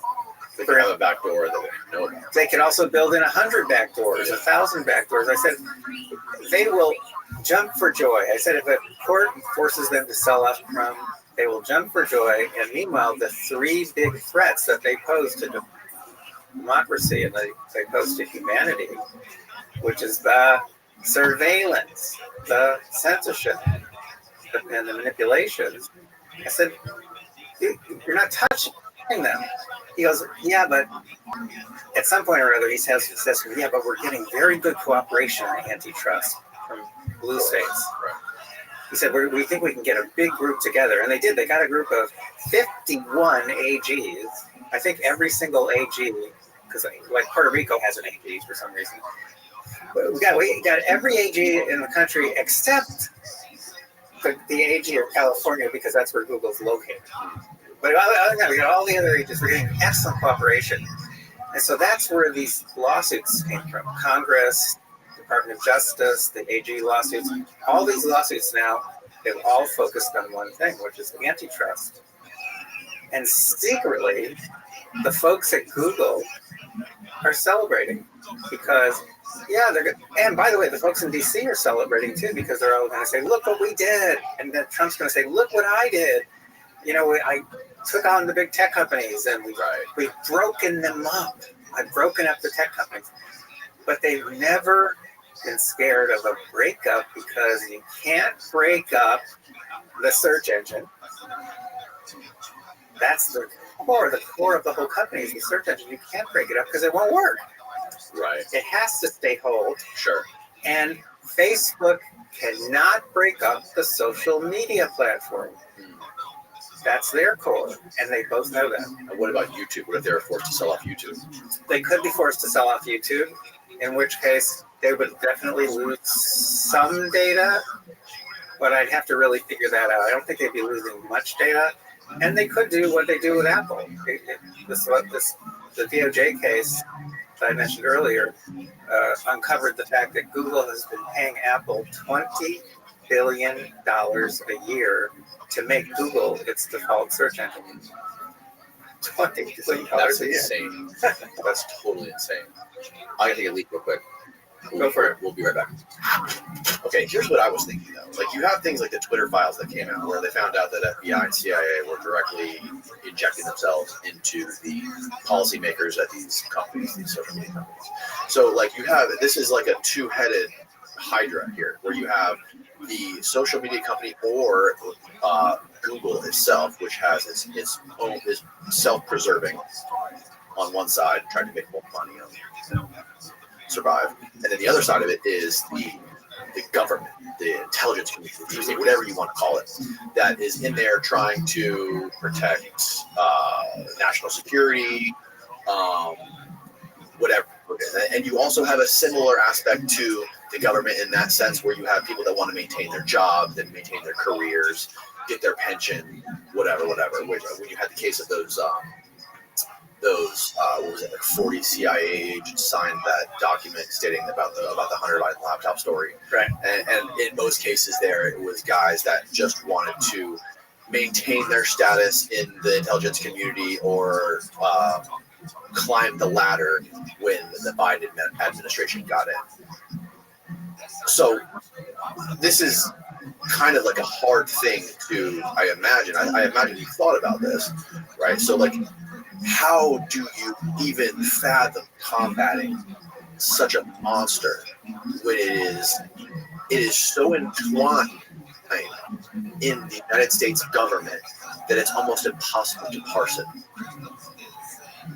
Well, you put it very well, and I can actually put this into a very old context, but I think you'll see how relevant it is to what you just said.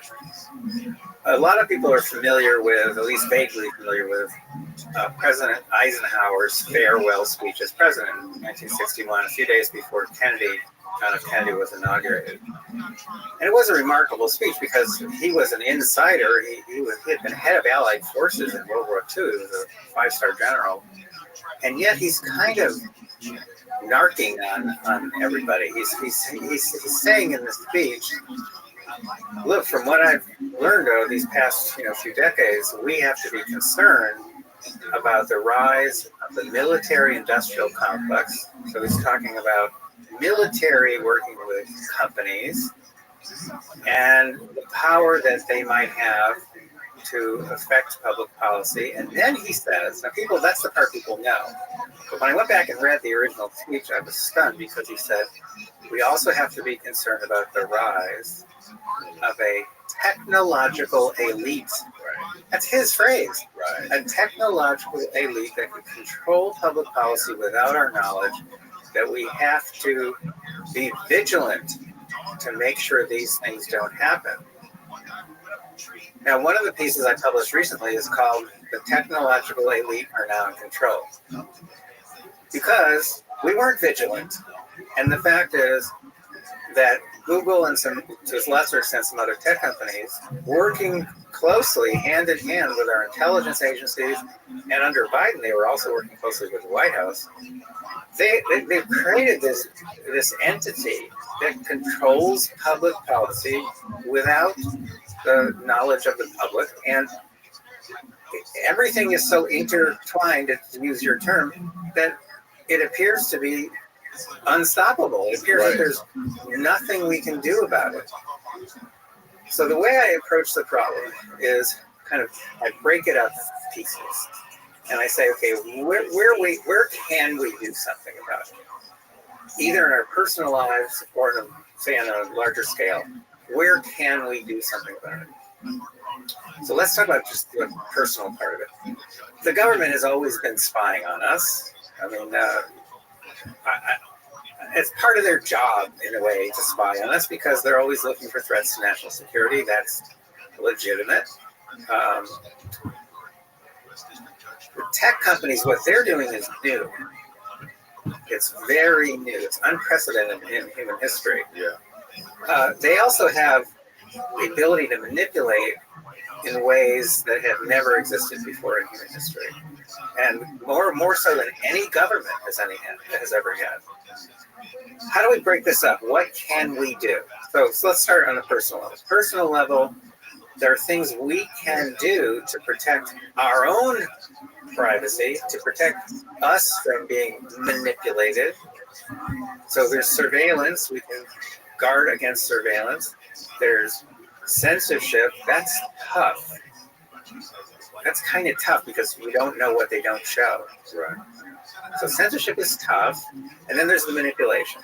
So what can we do? So I get to try to help people get started on this. And most people I know, by the way, have never thought about these kinds of issues. Never. Or they say things, oh, well, what do I care? I have nothing to hide. That's not true. Everyone has things to hide. And even if you don't have things to hide, you don't want them manipulating every decision you make, do you? I mean, don't you want to be aware if someone's trying to manipulate you? Like a TV commercial, you can see it. A billboard, you can see it. But the kinds of techniques that they're using on people to manipulate their opinions, their thinking, their behavior, you can't see them. It's a whole different kind of manipulation. And I think most people would say, I don't want that to happen, and especially to my kids. I don't want these companies messing with my kids in ways that I'm completely unaware of. So I send people to myprivacytips.com. So that's the domain name, myprivacytips.com, and there's an article of mine there, which I update every year or two, and it's about 7 steps you can take if you want to start protecting yourself and maybe your family members. So it's not that hard, especially I kind of go in order from easy to hard. It's not that hard to do. For one thing, you have to stop using Gmail. So jettison Gmail. That's my first one. So I'm big on alliteration, as you know. Jettison Gmail. What's 2? Kill Chrome. Oh, kill Chrome. See, more alliteration. In other words, you have to get yourself out of the Google universe.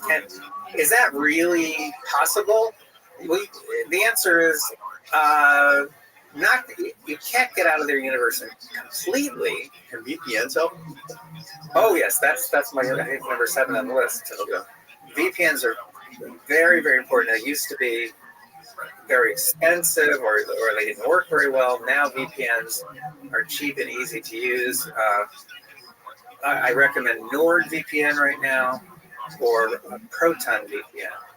Proton is a very, very interesting company based in Switzerland, subject to very strict Swiss privacy laws. run by an American I know named Andy Yen. He is a diehard, down with Google guy. Google tried to shut down his company when it was first set up, and he fought them and is one of the few people who ever survived the fight with Google. Wow. And Proton is what we use for email, for example. We use Proton Mail. So all this is in my guide, 7 simple steps. So yes, VPNs, because they help protect your identity when you're online. Proton Mail, because Proton Mail encrypts all the emails end to end, which means even Proton can't read your emails.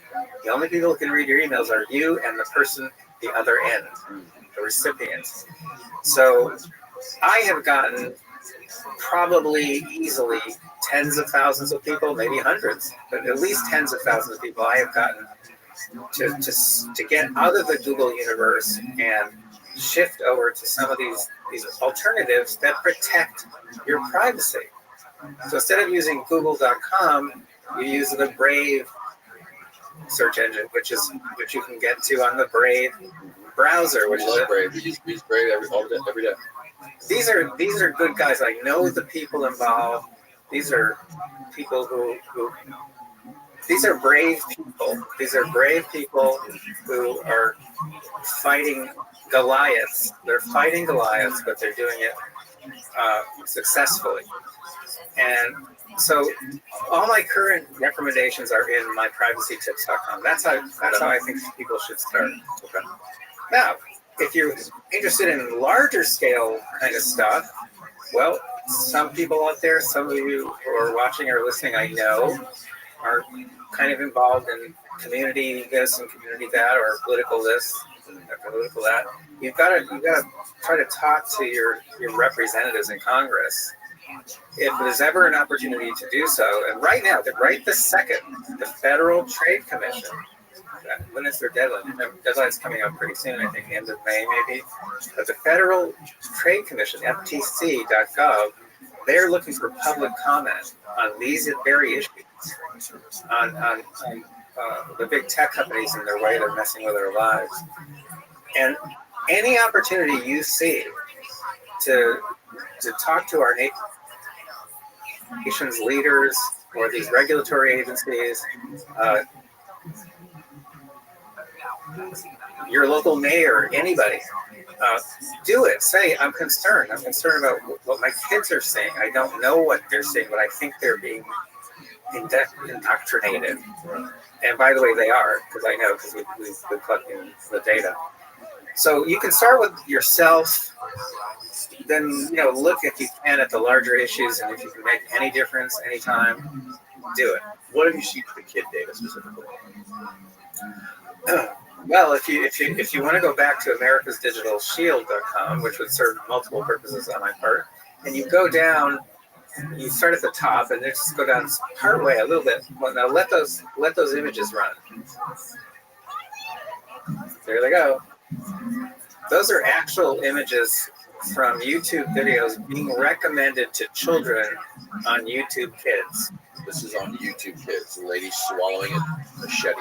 It's basically like blood coming out of her mouth. Mm-hmm. The guy looks like he fell, surrounded by blood. Okay. So these look like that one. I mean, the first one looks like a cartoon. The other two look like a video game, like some spooky video games. But essentially, these are all coming off YouTube. Well, it's not just that. It's that they're being recommended by you. Recommended. So these are turning up in up next videos, for example. And oh God, that's recommended on YouTube Kids. That on the right. Yes. So that's like gore. Look at that one. Oh my gosh, it gets worse. Jesus. Now we've preserved hundreds of thousands of these. So what is the purpose? If you're Google or YouTube, why do you want to send kids this? Oh, that's easy. Because if you know how to do this, if you don't learn it in 2 seconds, if you put your cursor at the bottom of the video while it's playing, it'll show you which parts of the video have been the most watched parts. Well, some of these images, they're only a half second, a second in the video, but they often are the most watched parts. In other words, this is being done for watch time. It's being done for so-called addiction purposes. This is what this causes kids and adults too to go back and want more, or want to see the next one in the series, want to see the next one after that, and the next one after that. There are people who go down these rabbit holes where they end up watching thousands of videos, all of which play automatically. And what grabs them, what holds them to the screen, are disturbing images. So these images that you're showing, these aren't necessarily the thumbnails of the videos. These are just specific parts of the videos that get the most the highest retention. Yeah, we're pulling, right. We're just pulling screenshots, screen grabs from A certain spot in the video. from videos that have been recommended to children. Right. But as I say, this is a tiny selection out of hundreds of thousands of videos that we're preserving that are recommended. And so we can look at them with different, we can do different kinds of analyses on them. The point is, if you don't preserve them, and you might have, by the way, you might be thinking, well, why would you have to preserve YouTube videos? Aren't they just there all the time? Right. It's not the videos that are important here. It's the recommendation. Ephemeral stuff. Ephemeral stuff. All that stuff is completely ephemeral. If you don't preserve that, you don't know what they're recommending. And you have to know what they're recommending, because 70% of the time that people are watching videos on YouTube, they're watching content that has been recommended. So you have to know that. What criteria? Think about it. What criteria is Google using when they do the filtering? If they take out of all the billions of videos that might show people, what criteria are they using to make those recommendations, to pull out just those 20 or 30 or 40? According to them, it's watch time. How long people spend watching those videos. Well, the point is, it's what they actually do is secret. True. But the only way to know for sure what they're actually showing people is to do what we're doing, which is to do monitoring, to capture real content. And then once we've captured it, now we can go back in time and look and see if there are trends. We can do anything once it's been captured. So we have at this point massive databases, and we're hardly even scratching the surface when it comes to the kinds of analyses that can be done. Which brings me to one more issue, if you wouldn't mind.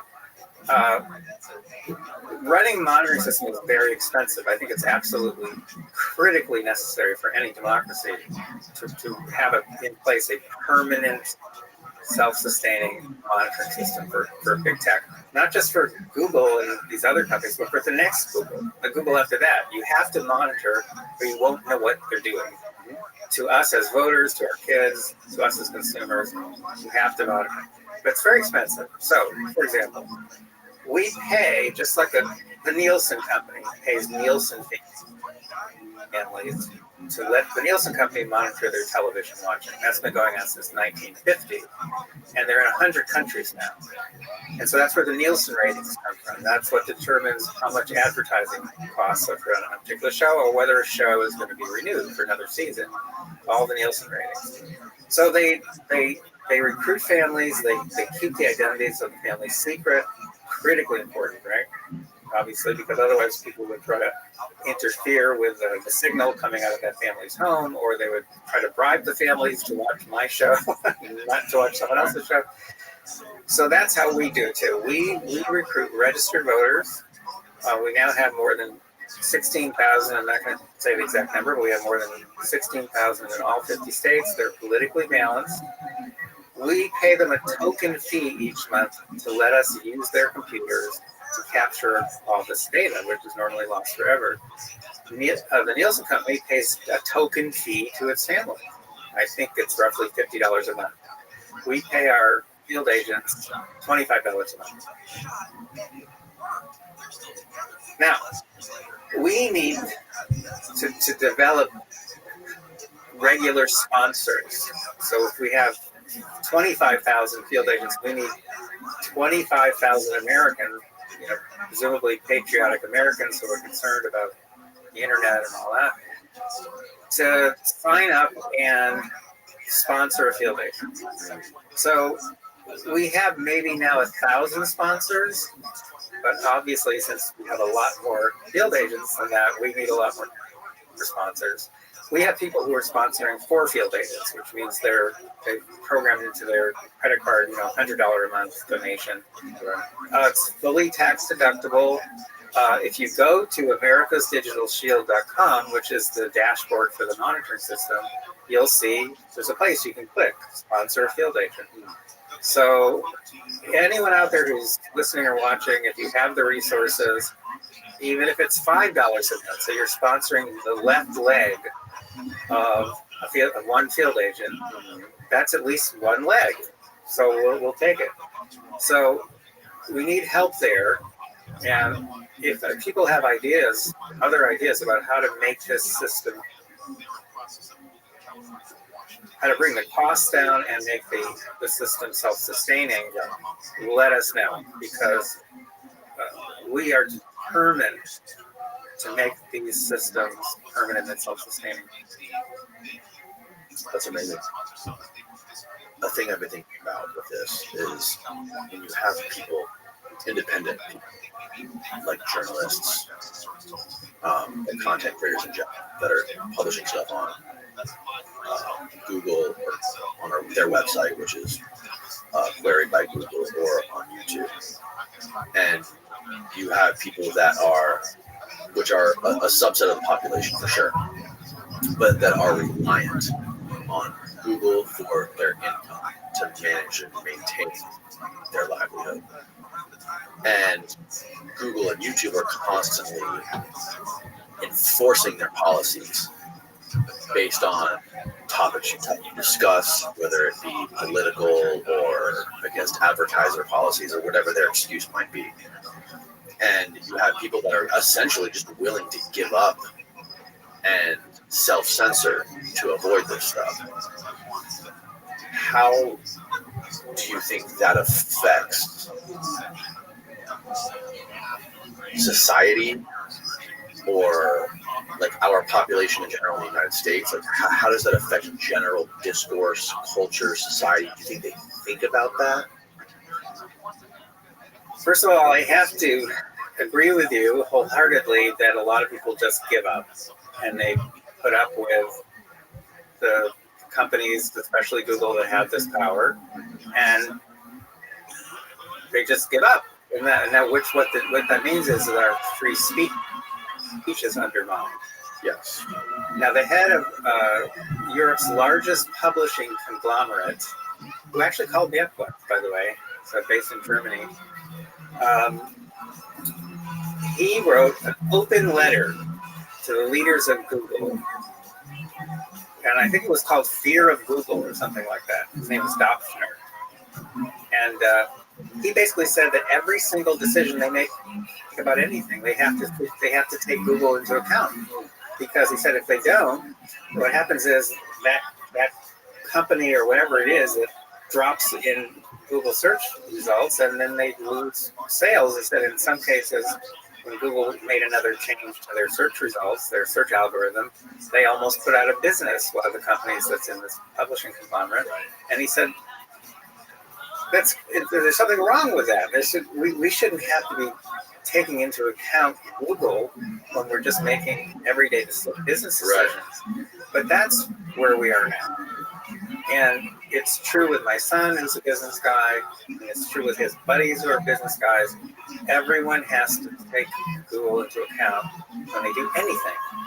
And what this does is it undermines free speech. So we have to, these are big, big, big issues.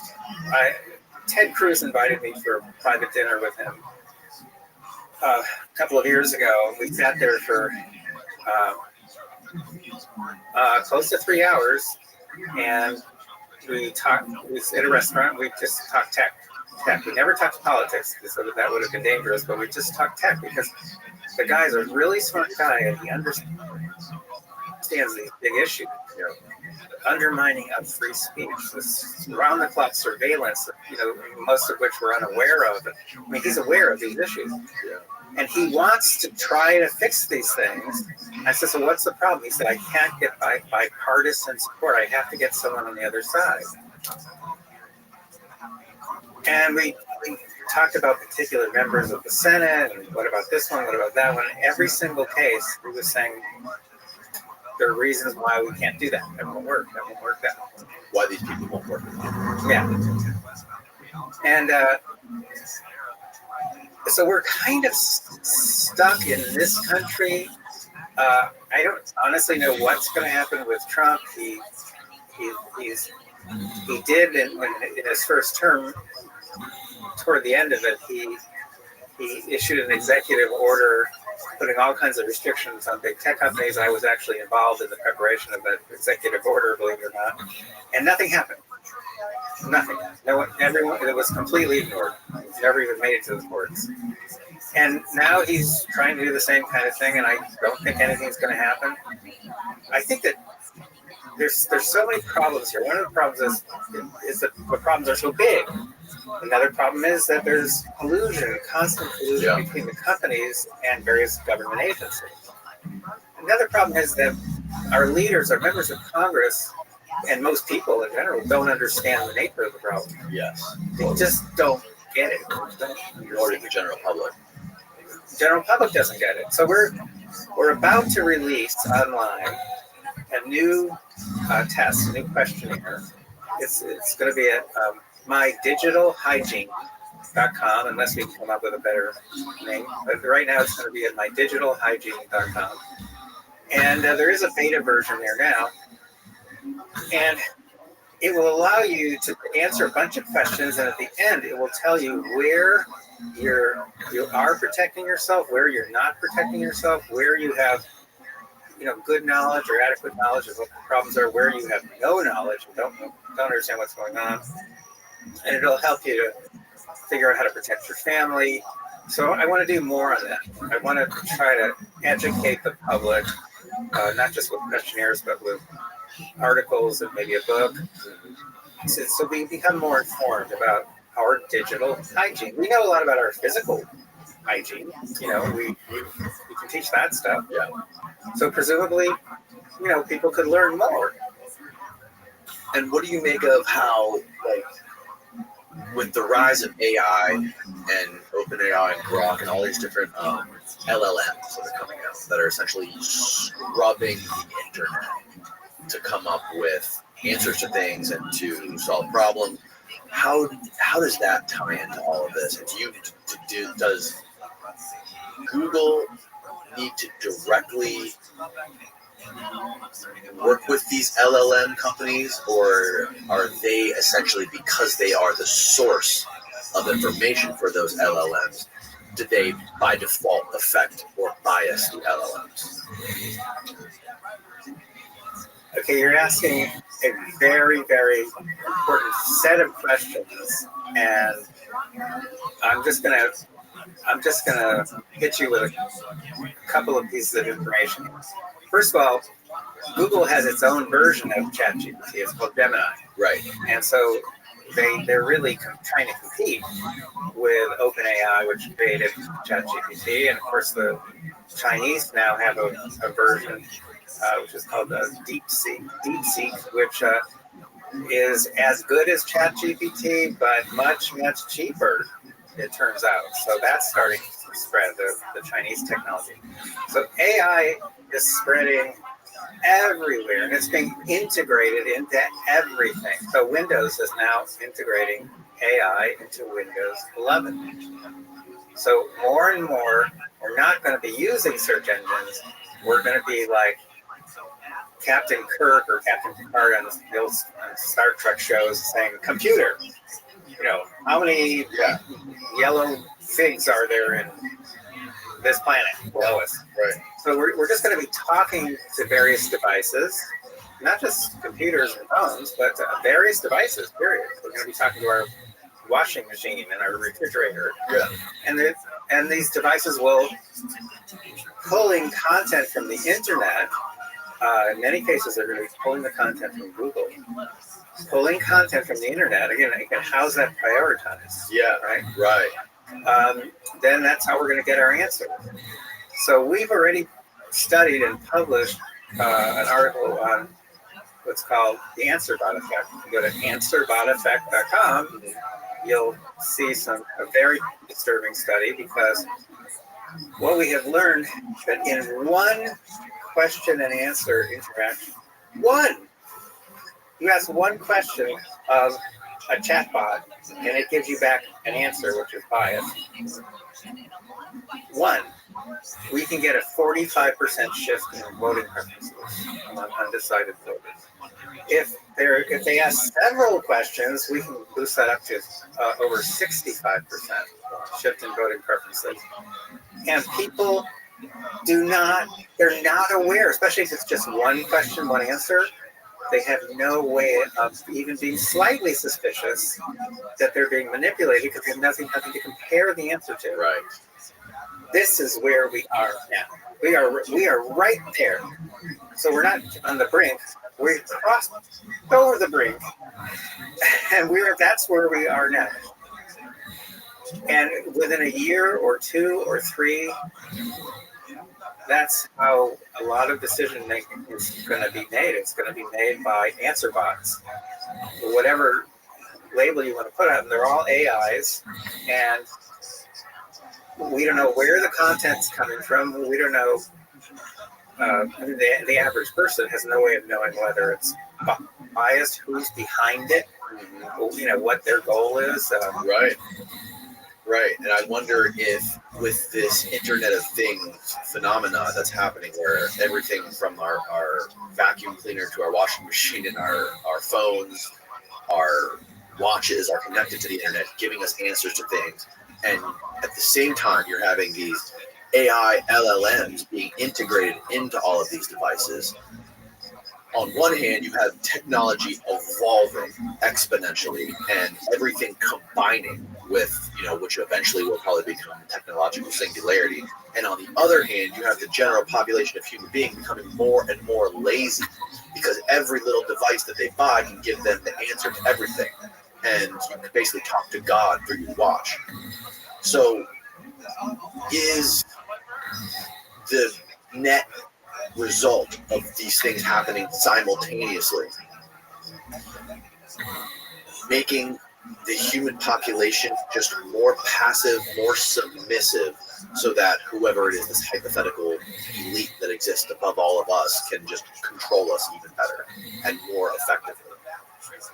Well, the short answer is yes, but we also become more stupid. Yeah, we become more stupid. And I think that has a lot to do with evolution. I know you've talked about this neural transduction theory, and I think that these things they weave together perfectly, because one of the things that I think is that over millennia, over probably millions of years, that humans have our senses have been atrophied due to technology. I wish that were the only danger or the biggest danger. It's not. The biggest danger is something that Stephen Hawking, the great physicist who died a few years ago, warned about a number of times. That even Elon Musk warns about every now and then, depending on his mood, that these AIs could literally take us down, take us out. Yeah. There's lots of sci-fi movies in which that happens. I just submitted, for publication, a short story, which is called The Last Confession. And it's about AI basically not only taking out humanity here on Earth, which it does, but it turns out thanks to my neural transduction theory, it learns how to cross over to other universes and wipes out all organic, intelligent life everywhere in every universe. So, like a PK dip novel. Yes, one of my favorite authors. My point is that AI is extremely dangerous. AI, one of my books is on AI. I used to run the annual Loebner Prize competition in artificial intelligence, which made the front page of the New York Times in 1991 and continued to run for 29 years. It's an annual contest where we're looking for a computer that can pass the Turing test, meaning that can out-human a human. That can behave as human as any human can behave. And so I've followed very, very closely. I've followed the development of AI, a lot of frustrating years, big breakthroughs just in the past 2 or 3 years, mainly with OpenAI and ChatGPT. People don't get it. They don't understand that if you start integrating AI technology into every other kind of technology, which is literally what's happening right this second, it puts us into very, very grave danger. And that's what Stephen Hawking was concerned about, that we would just do this willy-nilly without any protections. Last year or the year before, Gregory Hinson, one of the top AI experts in the world, who was Google's top AI expert, he quit Google. Gregory Hinson? Hinson, Hinson. He quit because he thought that they were building AIs irresponsibly, not taking into account the possible dangers of AI.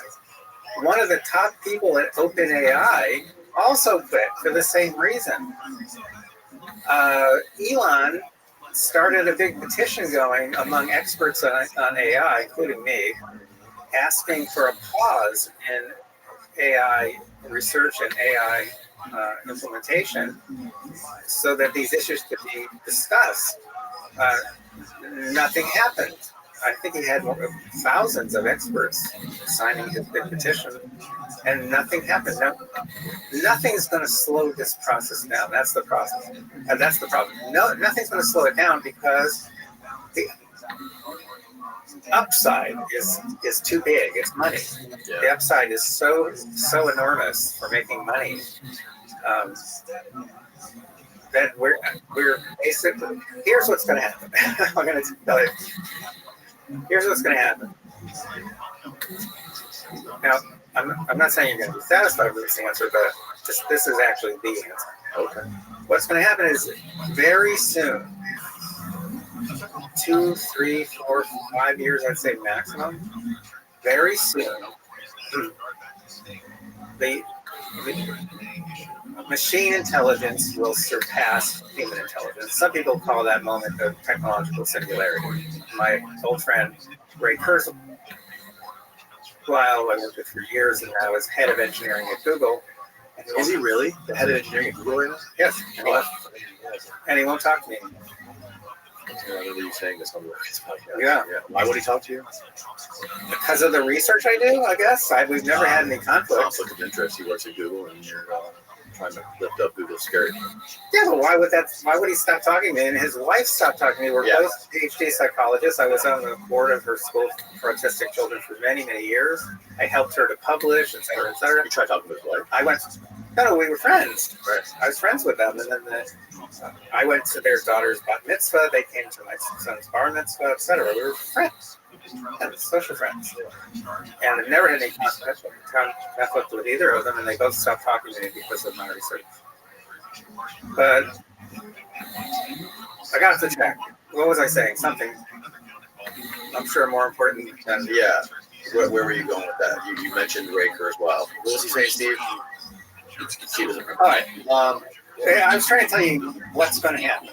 Yeah. So, yeah, exactly. So in a book I published on AI, Ray Kurzweil, technological singularity, Ray Kurzweil, right, who's now head of engineering at Google, he makes a bet with another prominent person in AI, and he bets him $20,000 that by the year 2029, the technological singularity, that moment will be reached in the past.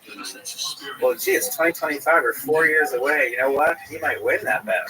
The point is, it's coming really soon. Yes. Now, at that point, that entity is going to because it's imitating humans, its human creators so well, it's going to imitate one of our most important driving forces, and that's for survival. So it's going to jump into what I have long called in writing, not the internet, but the internest. It's going to jump into the internest, this thing that we're building every day that we call the internet. I think historians, if there are any, whether they're organic or not, historians someday are going to look back and realize that what we really were building was an internest. It was a nest for AI. And this entity, and this could happen really soon, I have to emphasize that. This entity is going to jump into the internest to protect itself. And it's going to clone itself probably millions of times over, and it will make sure that it cannot be taken down. Now, the movie Transcendence, which was supposed to be about Ray Kurzweil's work, but then they turned it into kind of an apocalypse movie. The movie Transcendence, and a human brain uploads itself into the internet, so now there's this massive AI on the internet, and people get scared, and so they try attacking it, and they can't attack it, and the only way at the end of the movie humanity can save itself from being controlled by this AI is by turning on all electricity. That's how the movie ends. So you end up with an apocalypse, and we now are back to the Middle Ages, and there's no electricity. Jesus Christ. The point is, we're approaching this point at which there are only a couple possibilities. One possibility is the AI, which jumps into the internet for its own survival. That's absolutely guaranteed. The AI could just ignore us because we think too slow, and we're not very interesting, and it knows everything, and it could just ignore us, and I don't know. Like bugs to it, maybe. Yeah. So we wouldn't even understand what it's doing. It might be doing all kinds of stuff, but we might not really be aware because it's kind of ignoring us. It could do that. Yeah. And that's what happens at the end of the movie Her, which I recommend highly. Wonderful film. Wonderful film. And in that movie, spoiler, Mike Jones, right? Yeah. And that actor I love, Joaquin Phoenix. Phoenix, amazing actor. But in there, the AI just gets bored with humanity. It's not impossible. Could happen. Or number two would be what Ray Kurzweil thinks is going to happen, which is it's going to buddy up with us. It's going to buddy us, and it's going to make us all more cognitively competent, and it's going to be our best buddy, our best friend, and it's going to help us do everything better. Okay, I would put the chances of that happening at close to zero. Well, do you think we'll even know when it happens? Do you think if it had the option to let us know, would it figure out a way to hide the fact that it's already happened?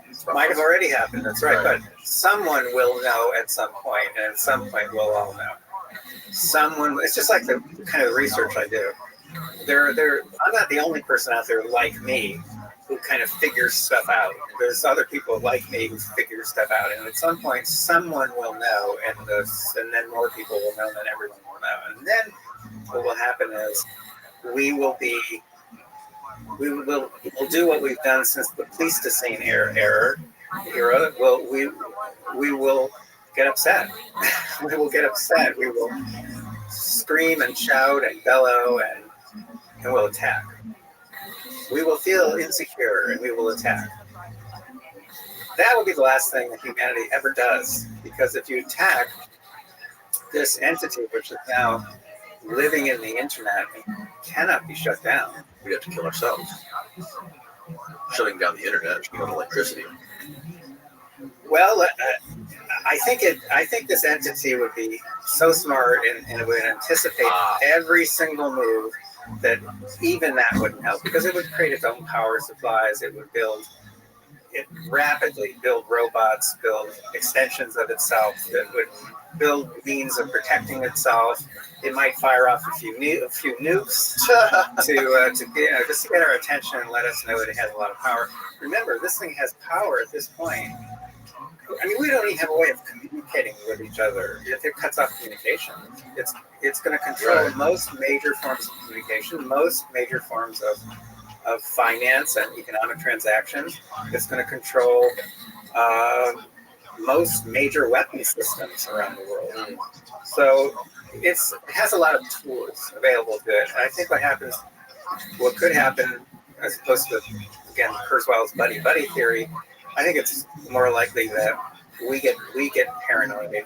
We do what we always do when we're faced with what we think is a threat. We're going to attack. And if we attack it, we're done. And that's what pretty much Hawking was predicting, is that it's going to destroy humanity. I point out in this new short story of mine that it's very ironic that this entity not only wipes out humanity, but it also wipes out about 1 billion humans who've never even heard of a computer.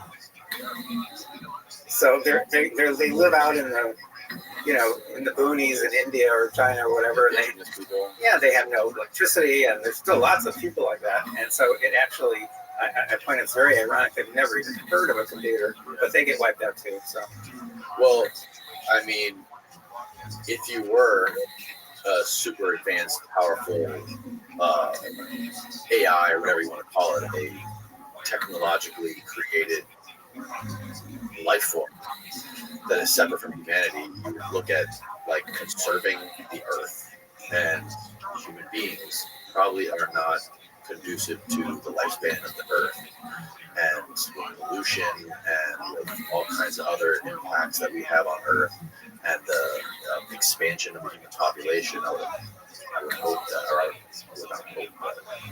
I would imagine that would be one of the first things that they would look at.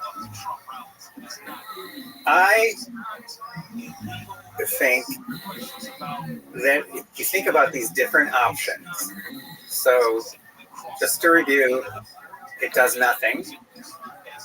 It becomes our best buddy. That's number one. It does nothing. Number two, best buddy option. Number three, total destruction. I think it's unknowable. In other words, I don't think we can know, because the moment this thing emerges, and again, we might not recognize that exact moment, but sooner or later we'll figure it out. Yeah. But as soon as it really exists, I think it's going to be thinking in ways that are not human-like. It's going to be thinking in new ways. It's going to have access to all human data, and it's going to make decisions in ways that we don't make decisions. It's going to make decisions in its own way, and therefore I don't think we can know which of those three options is going to happen. But I do think that one of those three is going to happen, and it's going to happen soon. So, and the reason why I think it's going to happen soon, not just because of Kurzweil's bad about 2029, okay? It's because things are moving so fast and so recklessly. People are proceeding in these industries that are building these AIs. They're proceeding recklessly and fast, and that's why Hinson quit Google. And you gotta, can anything stop that is the question. Well, Elon couldn't stop it. I don't think anyone can stop that. Elon couldn't stop it, right? You think he's really trying to stop it, though? I think he did at one point. I think he is kind of he understands how bad things could be because of AI. He understands the possibilities. And he made no progress in stopping it whatsoever, other than getting thousands of signatures from experts. Even if one government went for it and tried to stop it within their country, so that would just provide more economic opportunities for another country to just go to move even faster. That's where we stand right now. There's every single incentive for proceeding at a reckless pace, and there are no incentives for shutting this thing down. Right. Now, there was a famous science fiction author, Isaac Asimov, one of my favorites, who wrote a series of stories and then books, and that was eventually inspired the movie I, Robot, which I think starred Will Smith. And it was great, great stuff, because Asimov realized when he started thinking about robots, from a sci-fi perspective back in the 1940s, he realized that if we're going to build really smart robots, and they're stronger than we are, they don't need to sleep, and they're smarter than we are, and they think faster than we have to build in protection. He said it's going to be, to him it was obvious. Yeah. And when we start creating these things in the future, we're going to build in 3 laws of robotics, and they're going to be built into every single robot brain. There's no robot brain that can exist without having these laws built in, and the laws have to do with I will not harm a human, and they all have to do with protect. Oh, you got the 3 laws. May not injure a human being or through interaction allow a human being to come to harm. A robot must obey the orders given to it by human beings, except where such orders will conflict with the first law. And then a robot must protect its own existence as long as such protection does not conflict with the first or second law. Those are the 3 laws of robotics, and that's what should have been built into every single AI we've ever created. And there are no laws. We have no such laws. There are no laws. There are no protections at all. And by the way, trivia fans, eventually Asimov, it's just brilliant stuff. Eventually he comes up with a 4th law that the robot itself comes up with, and becomes the 0th law. And basically the robot can kill a person if doing so protects a lot of other people. And the robot itself comes up with that law, which basically, once you think about it, if it's come up with that law, it's just blown away the other 3 laws. Because now, in its judgment, it can kill people. Just using its judgment. It's very, very. And the point is that there are no such laws. None. No system is being built with any protections for humanity. We're just going at this breakneck speed, recklessly building these super smart AIs and integrating them into everything, which means communication systems, economic systems, weapons systems, everything that we depend on, and that we become more dependent on every single day. Yeah. And you have people at the top, like the head of Google. You have Elon Musk, like right next to the president everywhere you go. In Saudi Arabia, this speculation of AI running the government. Like, what would that look like? AI took over the government. Like it seems like this technocracy is what's on my horizon. Let's see. It's very tempting when we talk about, say, AI running the government.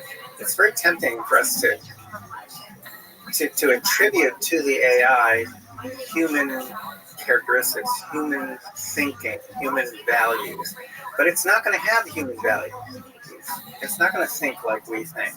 See, it's going to be thinking in a whole new way, based on the fact that it can think a gazillion times faster than we can, and it has access to all knowledge. And they can actually view all knowledge probably more or less at the same time. Right. So we don't know how it's going to make decisions and what those decisions are going to be. And I would say there's a 50-50 chance that it will destroy humanity, but not necessarily because it has anything against us, but because we're so paranoid and we try to take it down. We unplug everything. We try to shut down, to deprive it of electricity. We do everything possible to shut it down. Well, now, if its existence is imperiled, I think it will counterattack. So that's where I'm leaning, but I don't know. I think it's unknowable. What if the singularity already happened and they're the ones that are running the whole show already? And Elon's just one of the minions trying to integrate everybody with the brain chip, turn this thing biological, maybe create an army and manipulate Google, Maybe it's all being run by AI right now. We just don't fucking know. Well, that's not impossible, and that will be hard for us to know. And Elon and others too have said that also we might just be models inside of a simulation. So that would be hard to know too. Although I think we'd see evidence of it now and then. I think there really would be glitches. Even in the Matrix, there were glitches. Yes. And then I think we would see glitches. Yeah. Running a big computer somewhere. Mm-hmm. I think that this is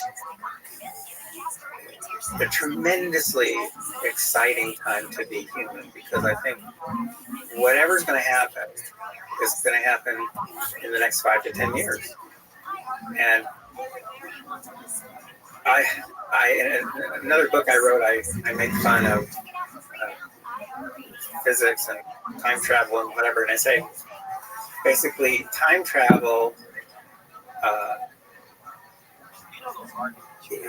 either time travel is impossible or humanity is impossible. And by that I mean, if time travel is possible, then eventually someone invents it. It costs billions of dollars to use it, but eventually, if you keep going farther and farther in the future, like everything else, technological, it gets cheaper and cheaper, and eventually it's accessible to everyone. And therefore, we should see all around us like tour buses of people from the future. Because the UFOs.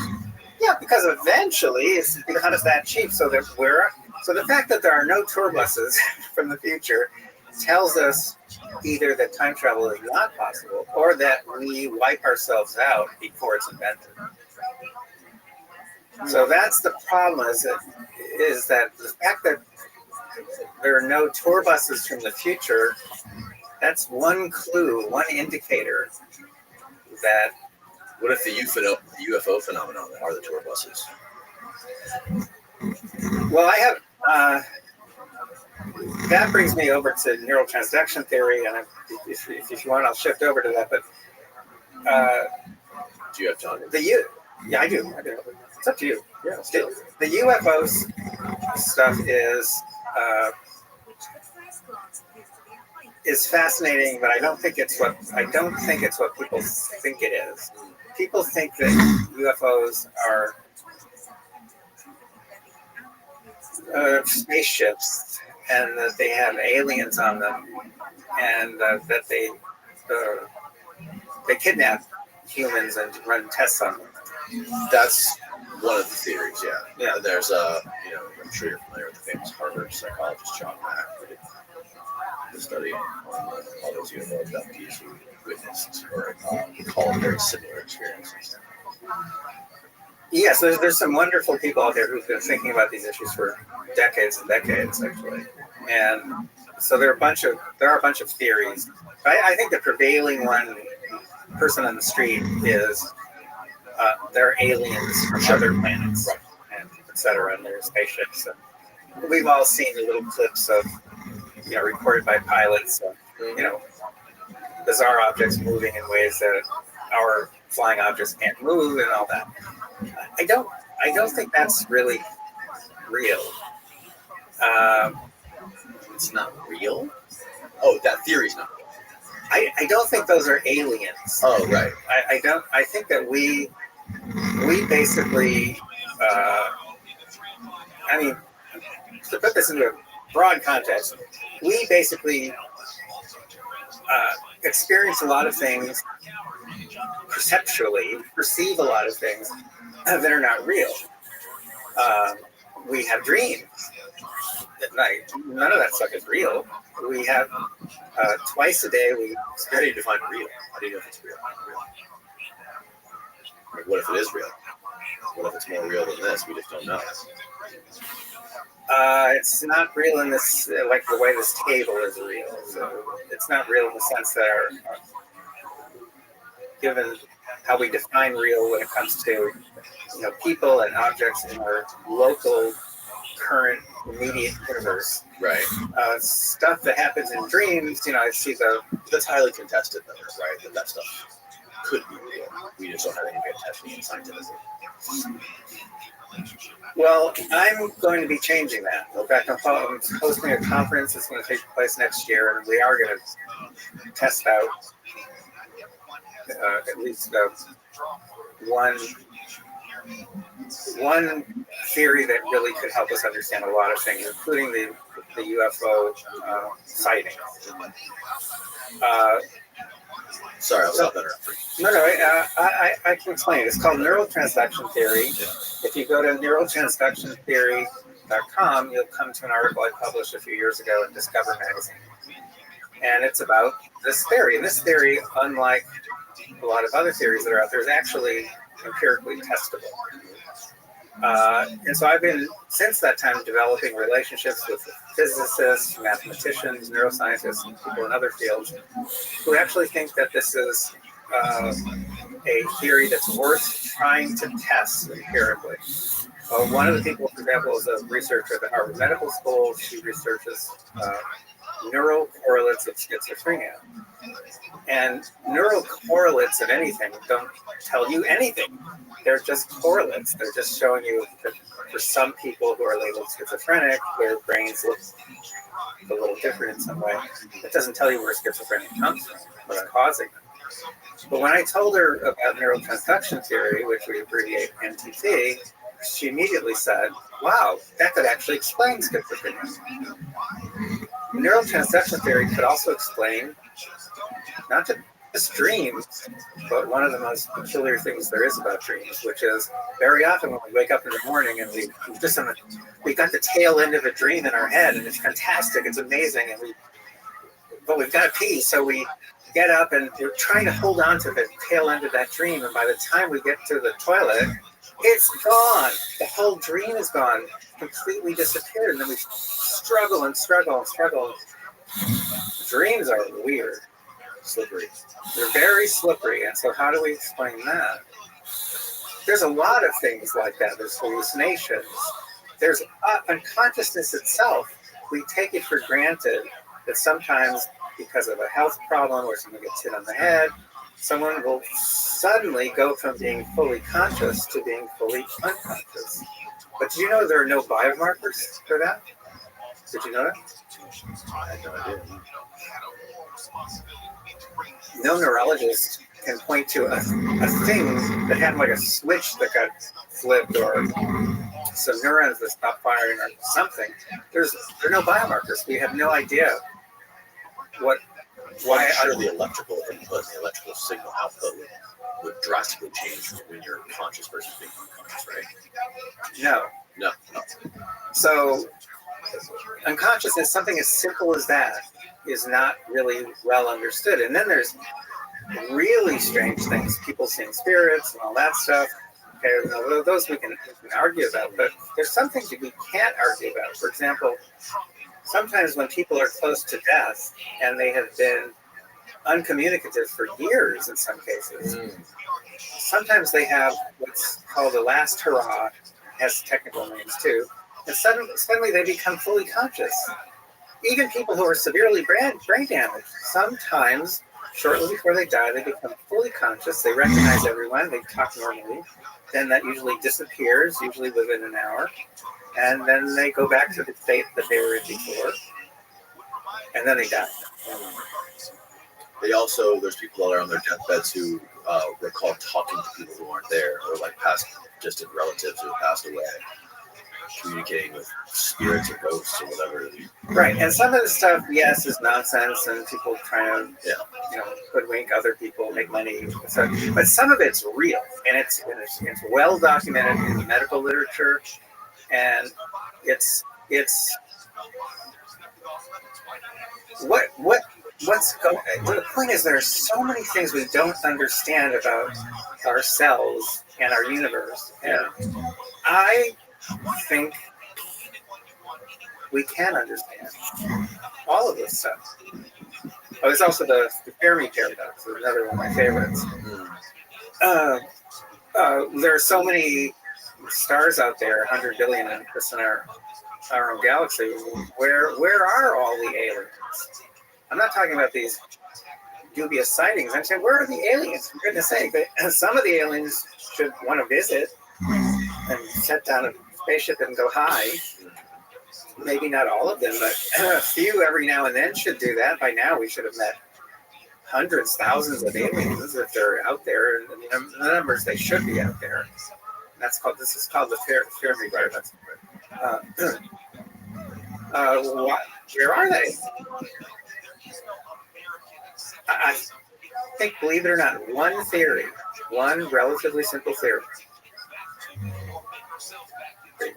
will explain all of these odd phenomena. And that's why Darwin's theory of evolution changed the world, because that's what he came up with. He came up with one theory that explained all kinds of different phenomena. And it also explained where new species came from. And, if you read his book, which I recommend highly, it's very readable, very, very fun, really well written. And it's called On the Origin of Species, 1859. Fantastic book, one of the greatest ever written. And it did change humanity and our understanding of the world and ourselves. And the reason why his theory was so amazing was because it explains so many different, diverse things about the world, and different things about different species and species that look alike. It's a fantastic theory because of its simplicity, but also its power of explanation. It has those two elements. Now, he's also very honest in his book about what it doesn't explain. So where there are possible flaws in the theory. And one of the things he can't explain, for example, is the eyeball. And by a lot of people who don't want evolution taught in schools, they always point to the eyeball problem. Because you can't, from the fossil record, you can't see how an eyeball evolved from nothing into the incredible organ that it is. Of course you can't explain it. Of course it's absent from the fossil record because it's soft tissue. Right. It's not preserved. Right. So, but Darwin admits that. He's got the eyeball problem. And then he has a bigger problem. What I don't understand what makes the eyeballs so special out of all the soft tissue. Because it's so complicated. So in other words, the anti-evolutionists would say, where you see a watch, there must be a watchmaker. So where you see an eyeball, which is as sophisticated as our eyeballs are, there must be a God. Only God could create such a thing. And you can't go back into the fossil record and show that it's developed, which you can for a lot of other things, but you can't for the eyeball. Point is that Darwin admits that. Okay. And then he has a bigger admission. He cannot use the theory of evolution to explain human-level intelligence. There's no way to explain it. Right. Evolutionary biologists are still debating this. The leap is incredible. It's not only is it incredible, but look at chimpanzees. They've been around a very long time. Are they getting any smarter? No, they're as dumb. They're as dumb as they have ever been. Same with gorillas and all this stuff. There's no. It is a phenomenon. How do you get above that level? Not only that, the archaeological record suggests that Homo sapiens, which has probably been around for about 200,000 years, they were as dumb as primates. For at least 150,000 of those years, they were as dumb as primates. How do we know that? Because the cave paintings and the sophisticated tools and evidence of language, all that starts around 50,000 years ago in Indonesia. So what happened during those 150,000 years? And by the way, the Neanderthals, who have been around for a couple million years, I think, they all disappear around 50,000 years ago. So at the same time that we suddenly become smart, and we kill off all of our competitors, they're gone. So what happened 50,000 years ago, probably or possibly in the area of Indonesia? This is neural transduction theory. It's very simple. A baby was born whose brain connected it to a higher intelligence. How is this baby born? Is it bred with an extraterrestrial? No, not at all. Because what evolution does very well is create, with each generation, it creates variability for every trait. It just keeps creating variability.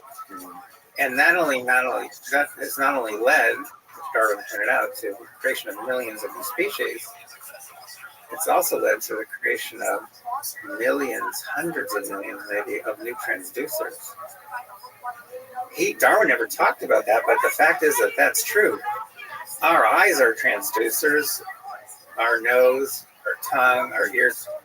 They're all transducers, which a transducer is an entity. It can be organic or inorganic, that takes a signal from one medium, or what could be just electromagnetic radiation, for example. A fart going in your nose. A fart going in your nose, that's right. So the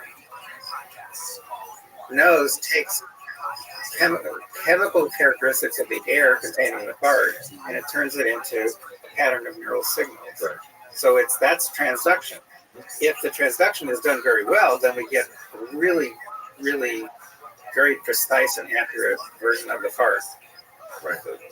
If it's being done poorly, then we don't get a good. Our skin is a transducer. Yes. So because it's taking pressure, texture, and temperature, and turning that all into neural signals, and it's even indicating to our brain, it's indicating the location of where all that stuff is occurring. Mm-hmm. In other words, our entire bodies are encased in transducers. Yeah. So evolution is not just good at species; it is super good at developing transducers. So why do you hypothesize the first baby that was born with a transducer? How was the first? Why was the transducer? How did it start? Where did it start from? Well, the good news is that unlike black holes, which are hard to study because they're kind of invisible, the brain we can study directly. We have thousands of neuroscience labs. That's why I'm in touch with neuroscientists, and we can answer that question by looking at brains in a way that we just haven't looked at them before, trying to find the location where the transduction occurs and figuring out how the transduction occurs. And can that be done? Absolutely yes. And we can figure out where it's occurring and how it works. That will also help us in retrospect to try to understand how variation in brain anatomy and physiology, how variation produced by evolution, how variation could have produced that first brain. A theory that I've been kicking around recently is that the development of the evolution of the technological and the analytical mind is directly correlated with the atrophy of psychic abilities. When I say psychic abilities, I don't necessarily mean like telepathy or things like this necessarily. I think it has been shown that in primitive tribes and indigenous tribes, they have far more of this intuitive psychic sense, if you want to call it that, similar to like animals, how cats and dogs do and wild animals do. And essentially, I think that the human brain, if you want to call it a transducer, I've been thinking of it more as like an antenna. Mm-hmm. And I think that antenna, over however many years it's been, since before we developed technology and ways to offload our memories, has been atrophied. And I think it's very possible that our far ancient ancestors had way more senses and even possibly psychic abilities before we were able to develop language, before we were able to develop ways to store our memories on hard drives and on phones and on computers and on text and be able to write records of things. Our memory capacity was probably way greater than it is now. And once we started developing language and the written word and develop things like Google and iPhones and all these things, I think it's just atrophied our brains in a way that is almost unimaginable to what it potentially could have been a long time ago. That's entirely possible, but it's not testable. So the reason why NTP appeals to me as a scientist is because it is testable. And again, it explains so many diverse things that you normally don't think of altogether. So for example, it takes care of Darwin's uplift problem. That's his biggest problem in his book, is that he can't explain the uplift. And to this day, evolutionary biologists cannot explain the uplift. And chimps are still... What is the uplift? That's going from chimp level intelligence to human level intelligence. So this huge, huge gap. NTT takes care of that. NTT takes care of the Fermi paradox, because you realize that, you know, if you could just dart around the galaxy and look at planets, it means you'd find lots and lots and lots of chimp level intelligence, but probably very, very few examples of human level intelligence, because that transducer to occur is a very, very rare event, extremely rare. So you end up with thousands and thousands of chimp level intelligence all over the place, but that means they don't have electricity, they don't have space travel, so that means we don't see them. But it explains telepathy. Where telepathy actually occurs, a simple explanation is neural transduction. It explains dreams in the unconscious state. That's really simple, and we'll be able to find the biomarker for it, because that when we become unconscious, it means there's a temporary break in the transduction pathway, and we'll be able to find it. No one's ever looked for it before, but we have the labs now, we have the equipment, we have access to the subject matter, which is the brain itself. So I could go on and on, because literally my staff has come up with 58 mysteries, 58 human mysteries. You know, you meet someone and you feel like you've known them forever. Yeah.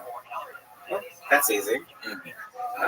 So really tough things like comas and people who come out of comas.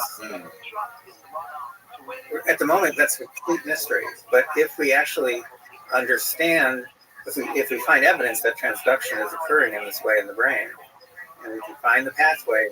Now, there's another very cool aspect to this, which is what this conference is going to be on next year. Once we have some idea about where the transduction is occurring and how it works, we can simulate outside the brain. So think about it. Well, what's this? This microphone is a transducer. Like your antenna idea, it's a one-way transduction, unfortunately. It's only one way. Right. And the kind of transduction that I'm talking about, it has to be two-way. Okay. But the point is, we built this transducer because we knew about eyes and ears and all that stuff. And this is just an imitation of an ear. That's all it is. Imitation of an ear. So once we know how this kind of interdimensional transduction occurs in the brain, how it's making it happen, once we know that, we should be able to simulate it. And once we can simulate it, that will allow us to communicate directly to the higher intelligence outside the brain and outside the limitations of the brain. In other words, we'll be able to talk to this higher intelligence and actually, if it's willing to talk to us,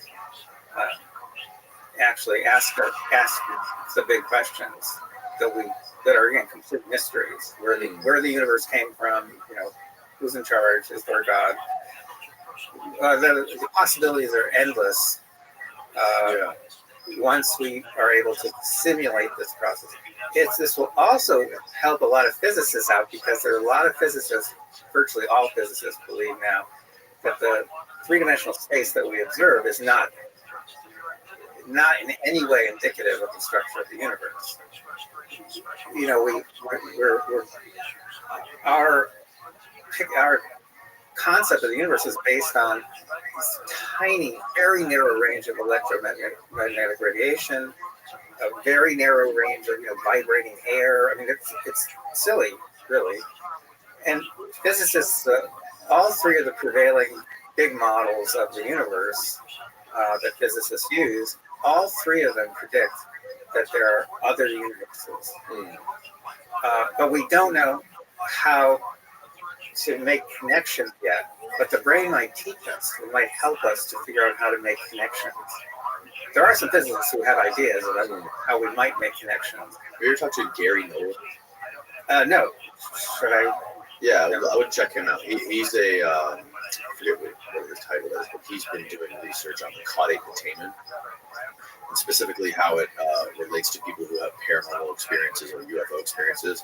And what he found was that the density of the neurons in this caudate putamen, or basal ganglia, the neurons are far more dense in these folks.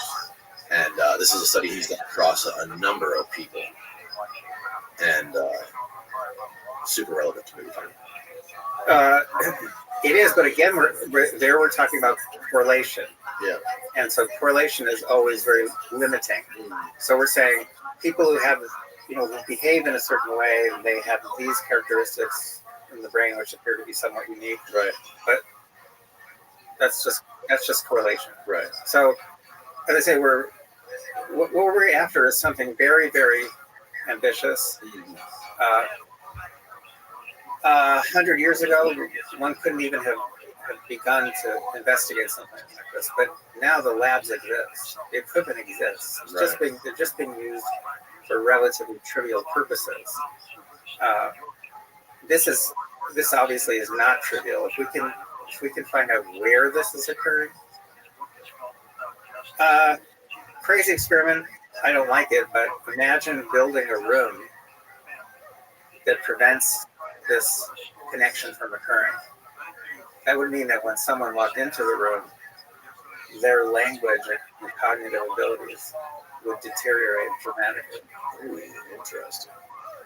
Yep. So everything that happens, everything we do, is being streamed. It's a live stream. Nothing is stored. Our brain's not a storage device. Positively, our brain is not a storage device. So, no, really, probably the best, or at least the most widely read piece I've ever written is called "The Empty Brain," and that's what it's about. And it was published in the Aeon magazine, which is based in London. And when they posted it, which was 2016, I think, it crashed their server.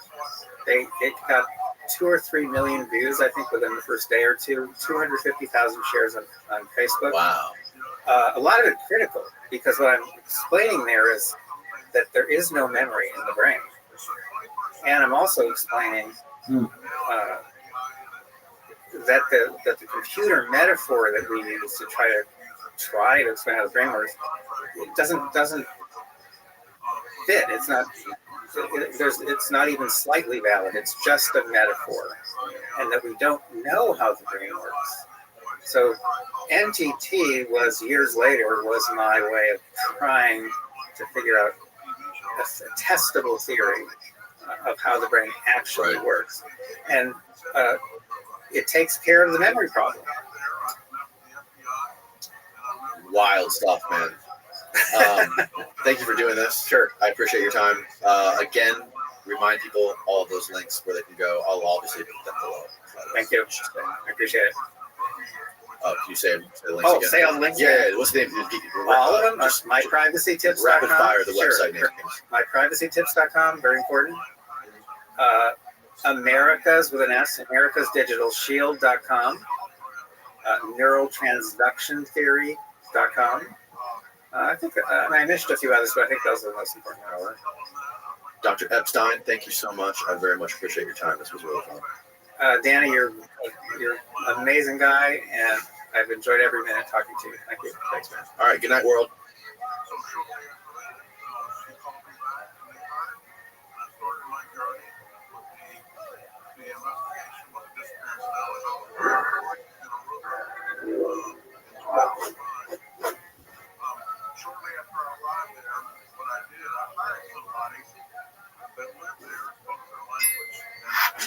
Well, thanks for coming here. I'm really excited to talk to you. Thank you. I, as I said, I really enjoy your show.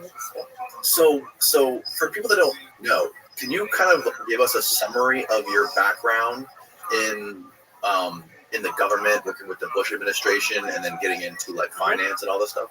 So I grew up in Philadelphia, and I got very interested as a child I got very interested in money and why everybody was destroying everything on the theory that somehow that made them money. And so I decided I was going to understand how all the money worked in a neighborhood. And what I didn't understand until I went to Wall Street is you literally have to know how all the money on the planet works to understand how the money in a U.S. neighborhood works. Because it's organized, it's very centralized, and it's organized so that, so if you and I go to the White House and say, here's how all the money works in housing, here's how all the money works in military. But it doesn't say, here's how the money works, in West Philadelphia. So you can't, now with relational databases, you could, and I've worked on that. But anyway, so I went to Wall Street because I wanted to learn how the money, the planet works. And I went from sort of department to department to department, learning all the different markets. And then I figured out, it's all being rigged from Washington. It's the Treasury and the Fed.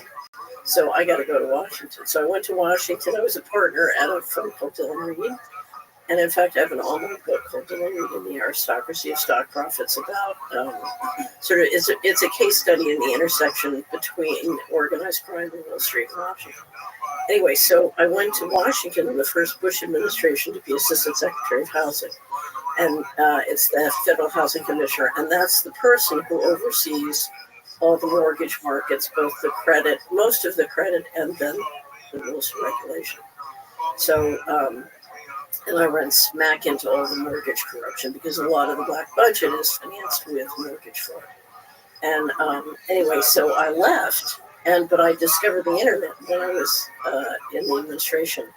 And so I created an investment bank that could use software tools basically to get all the information about how the money works and make it accessible to neighborhoods. So anyway, but my company, I started a company called Hamilton Securities Group. It was very successful. And we got hired on competitive bid by the Clinton administration. So I worked in the Bush administration, but we got hired by the Clinton administration to be financial advisor for the FHA. And we led $10 billion of mortgage auctions trying to stop the mortgage fraud, which was they had other ideas. They wanted to take the mortgage fraud the other way so we could have the financial crisis. Anyway, so I ended up with 11 years of litigation with the federal government and the Department of Justice. Have you ever seen the movie Enemy of the State? With Will Smith? It's been a long time. Yeah. I played Will Smith in real life. Oh, wow. I played Will Smith in real life. So we had 18 audits and investigations, 12 tracks of litigation, physical harassment, a smear campaign. It was right out of the movies. And of course, so Will Smith is a successful attorney. And in fact, his office in the movie is right next to where my office was, our company office was in Washington. And, everything's crazy in the world makes sense until he finds Gene Hackman, who's a former NSA employee, who explains how covert operations work. And in fact, now if you come to the Solari Report, we have a whole 12-part series called Deep State Tactics. So if you can't find Gene, you can listen to Deep State Tactics and understand how it works. Anyway, but I got a real crash course. I'll never forget it. First time I saw Enemy of the State, I'm like up in the front row, and I'm like, oh, it's my training movie. Wow. Right. That's amazing. So when you talk about the mortgage fraud, what specifically do you mean? How does that work? So financial fraud and mortgage fraud is like the joy of cooking, the thousands of recipes, right?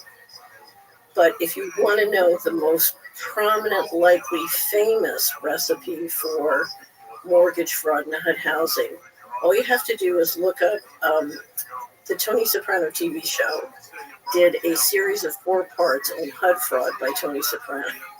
Really? Yes. and the basic, and it's interesting because one of the things that got me interested in money is it was this fraud that destroyed the value of homes in my neighborhood when I was a little girl.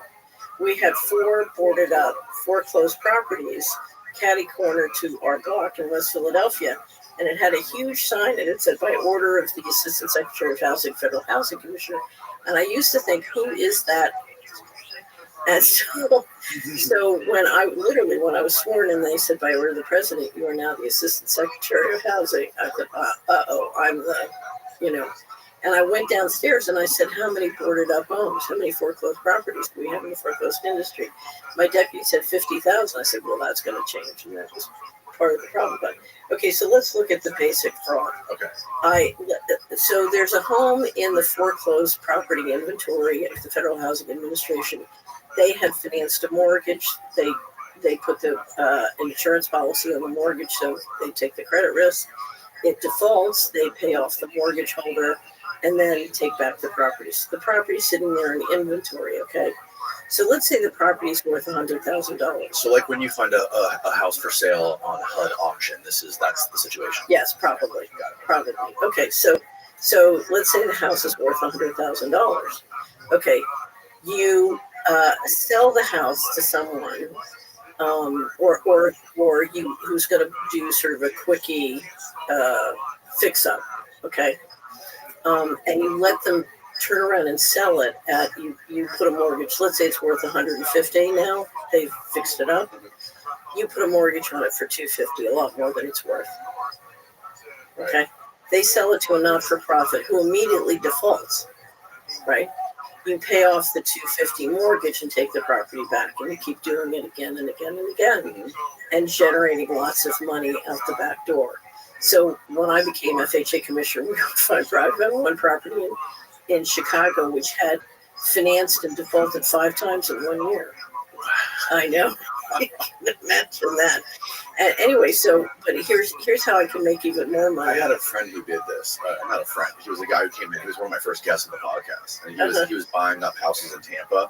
And he was taking them and getting his friend to go do appraisals on them and like marking the appraisal up by like 5x. Right. And then getting loans on it. Right.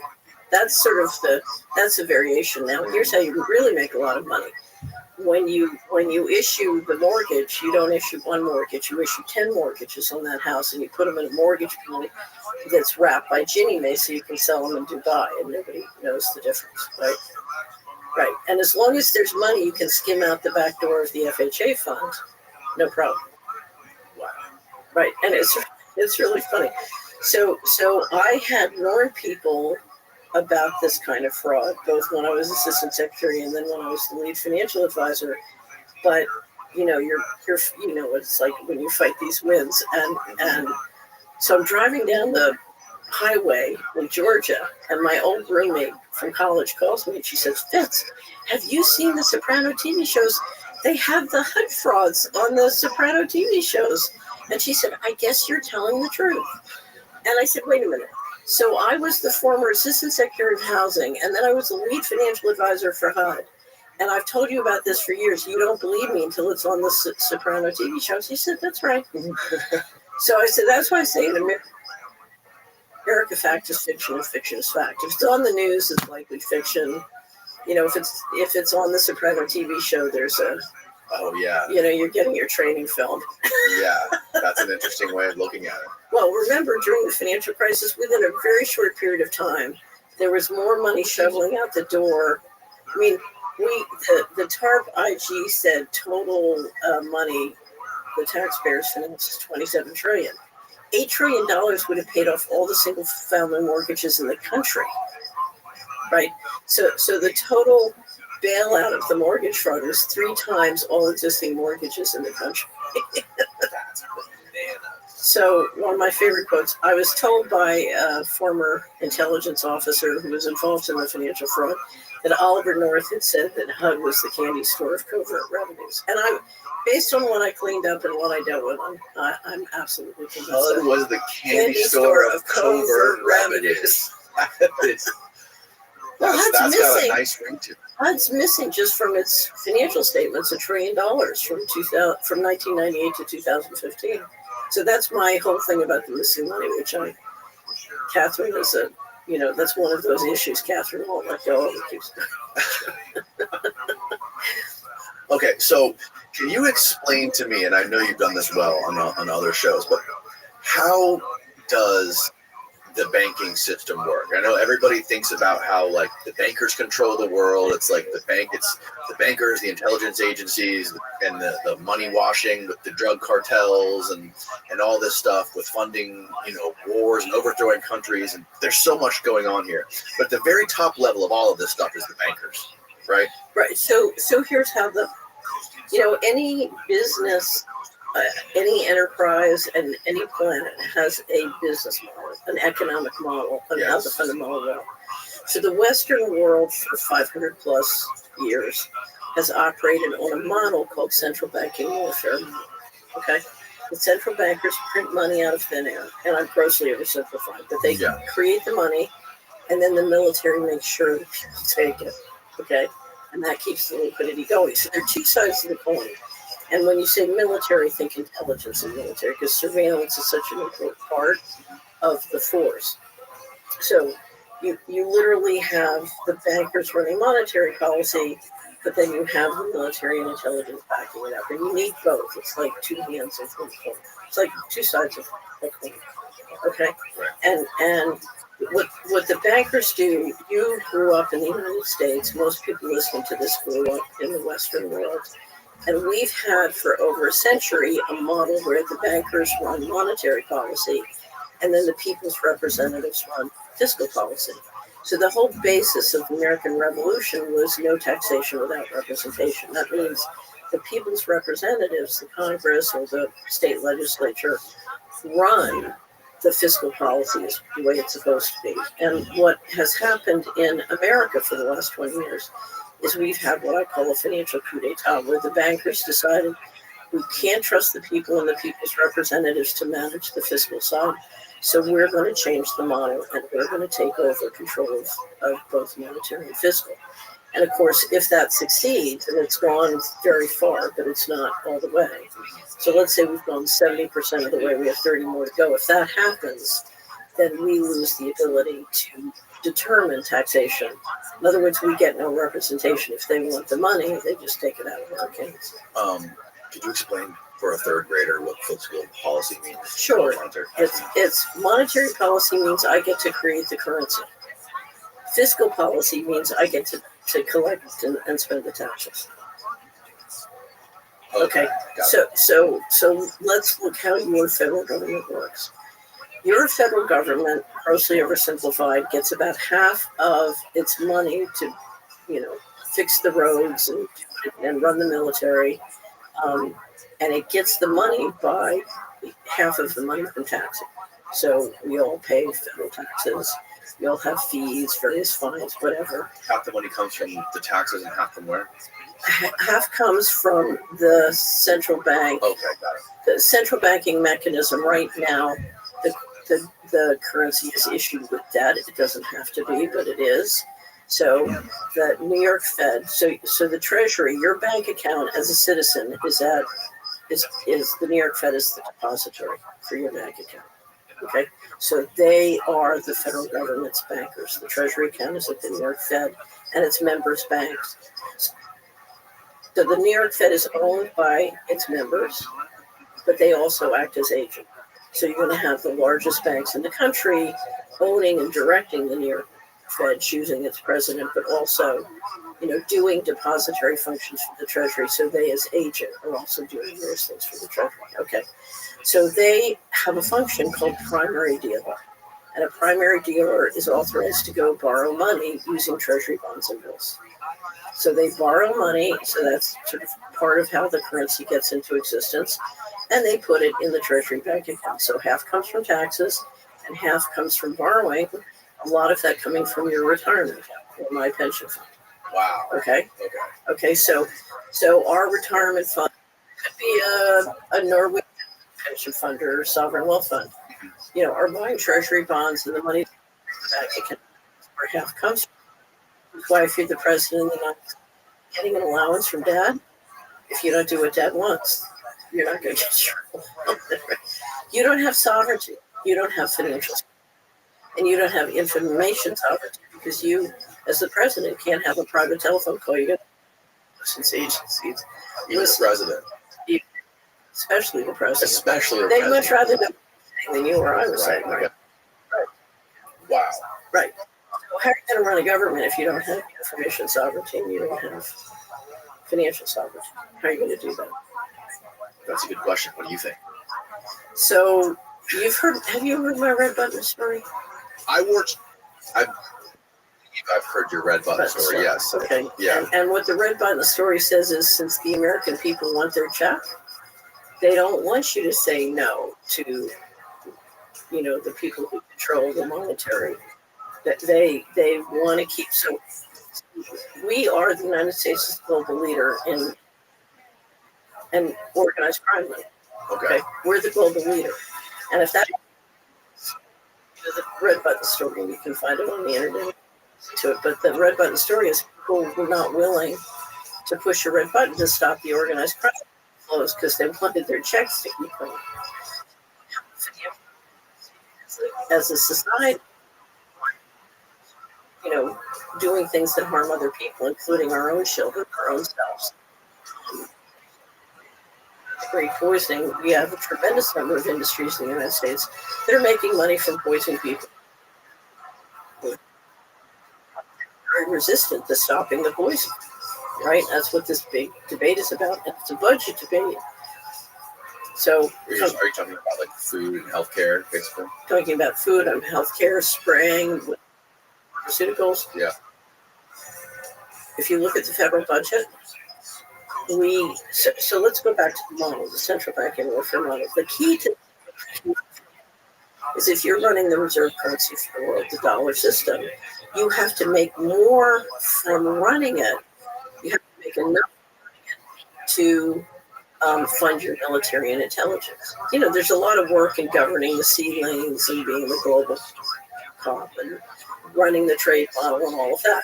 So you have expenses. And so when you hear the president yelling at everybody at NATO, like, you have to share more, what he's saying is that the subsidy from the dollar system, the interest on his debt, minus the cost of the military intelligence, is no longer working, and he's got to rebalance the model. The subsidy? Yes. What do you mean by the subsidy? So running the dollar system, you get to extract a tithe. So let's say tomorrow we created Danny Jones dollars, okay? And whenever you wanted some, you could just print it off your computer. Okay. And you could pay people throughout this community for food or, or for service, landscaping, with Danny Jones dollars. I have my own printer. And you have your own subsidy, right? That is a big subsidy. That's an unlimited subsidy. It's not unlimited if you have to pay everybody in America off to go along with what you want to do.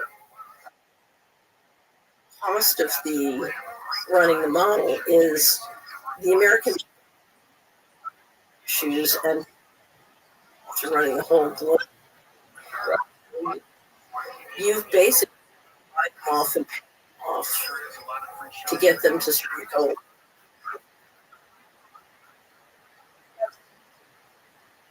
If you look what happened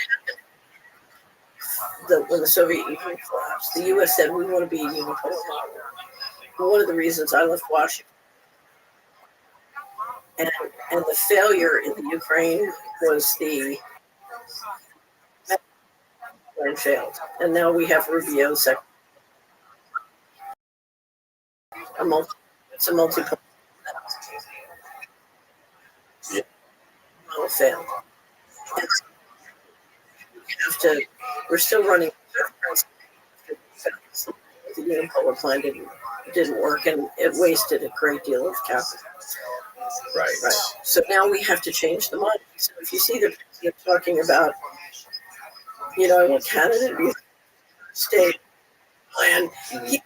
If he can't go east-west, remember, they were going to collapse the Soviet Union, get all those resources, and use that to maintain the union. Okay, that did. Now he's talking for a south, east-west, right? Right. Yes. Right. Yes. So he's just trying to figure out. You have to change the model, and discussions going on in Washington is who in the White House they don't have a choice. The model, the world parties to evolve them up. We have to. And so the question is, how do you do it? And unfortunately, well, we don't want to change. But that's not changing. So the oval. Change. You have to change with the time. Well, even I think most people are more focused on irrelevant to politics or the financial system. That's how you keep them away from this. I don't want the general population to mess with the third rail. Do you know what I mean by the third rail? What do you mean by the third rail? On a transit system or a railroad system, you have two tracks. That's where the wheels go. You have a third track. There's a little trim tab that flips over, and that's where the electricity. You don't want them messing with power, so you keep them. All that kind of stuff. But that has nothing to do with what's. Say that they need the American people to pay for what they're doing.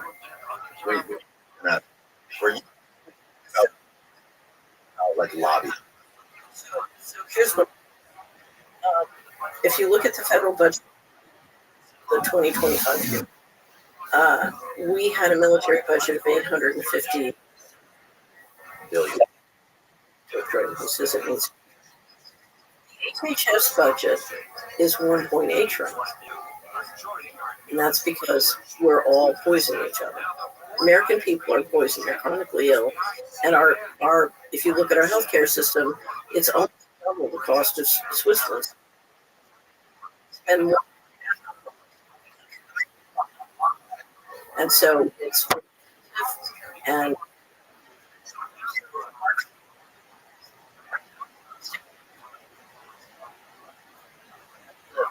All the money missing from the federal government.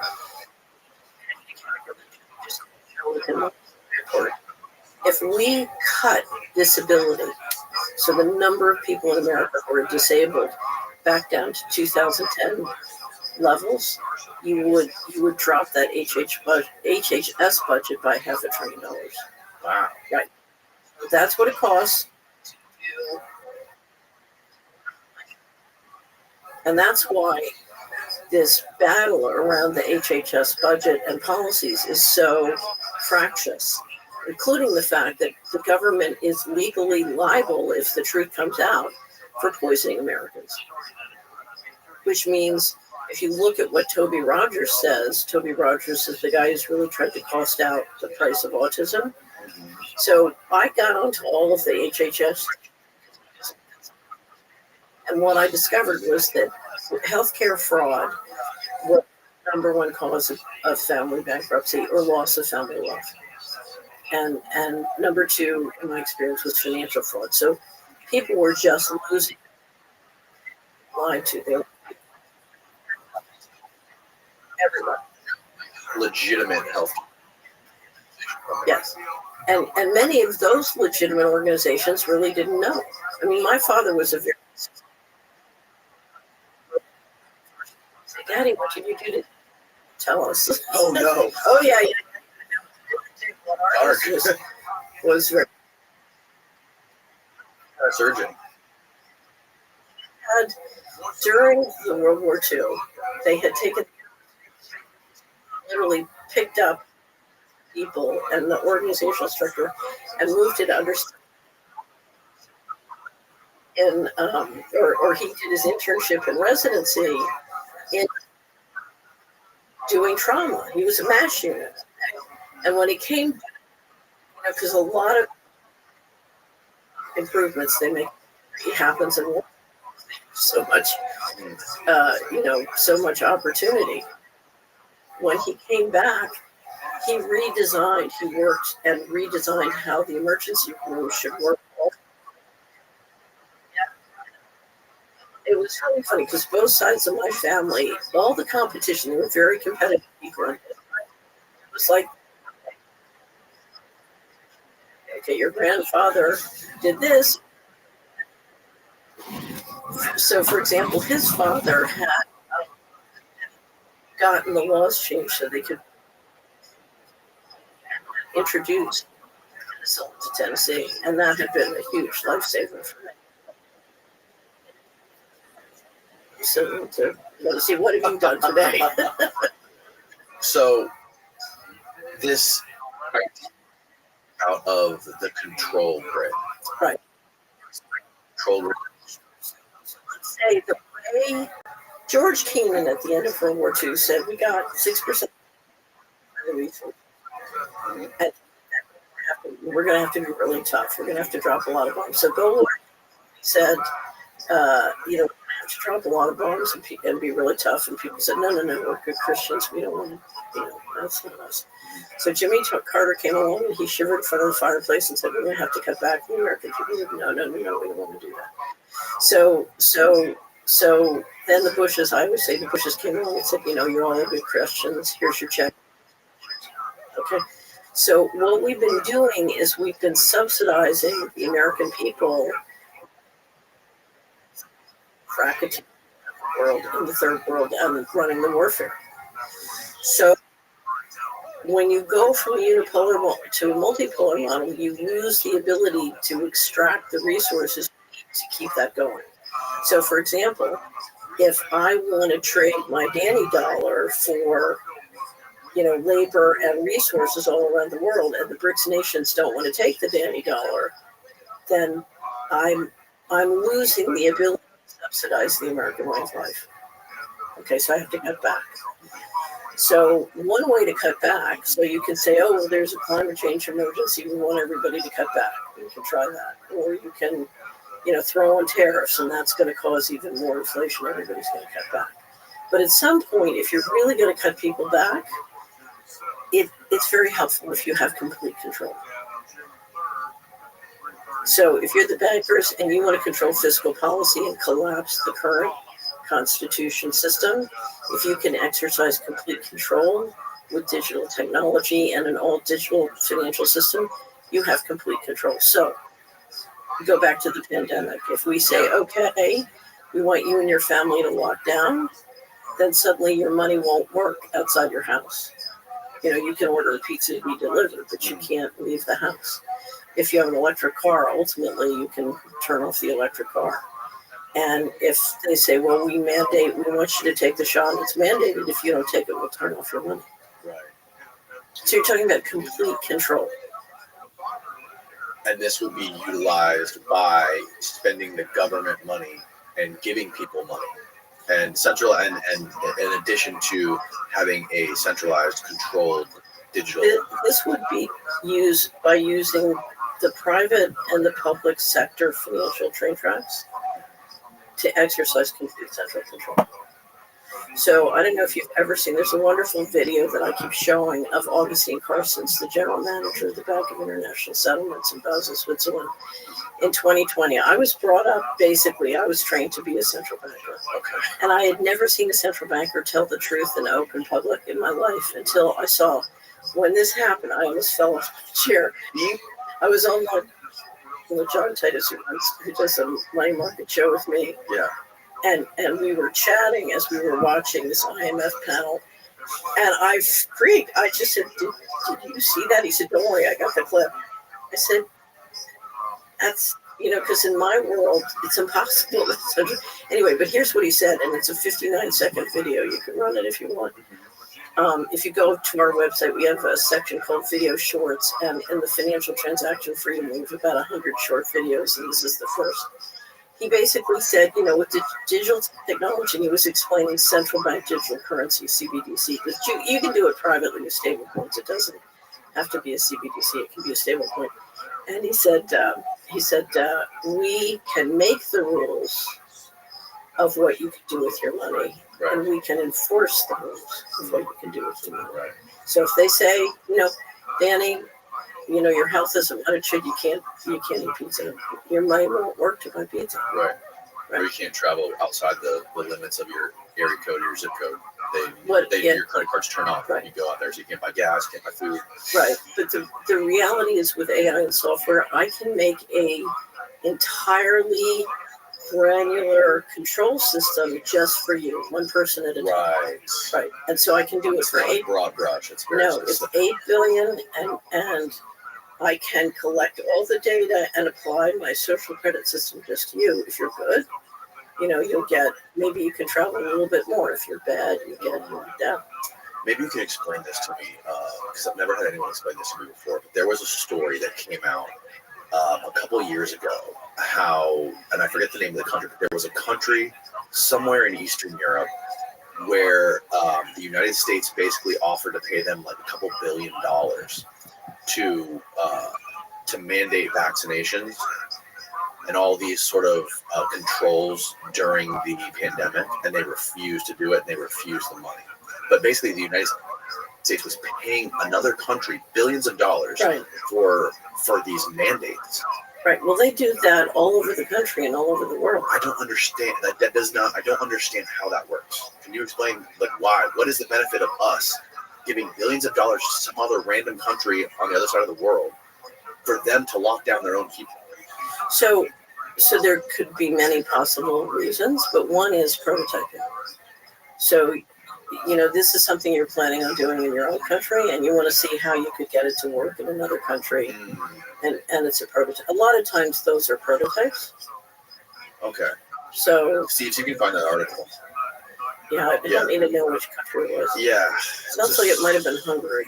Oh, might have been Hungary. Yeah, you might be right. Yeah. So I found I don't have access to it, but it says U.S. ends vaccine funds for poor countries. No, it's not it.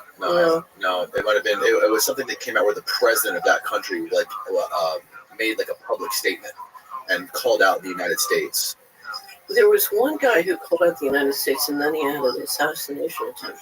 The 5 of the countries that refused to do the mandates in Africa, I have a big article about it.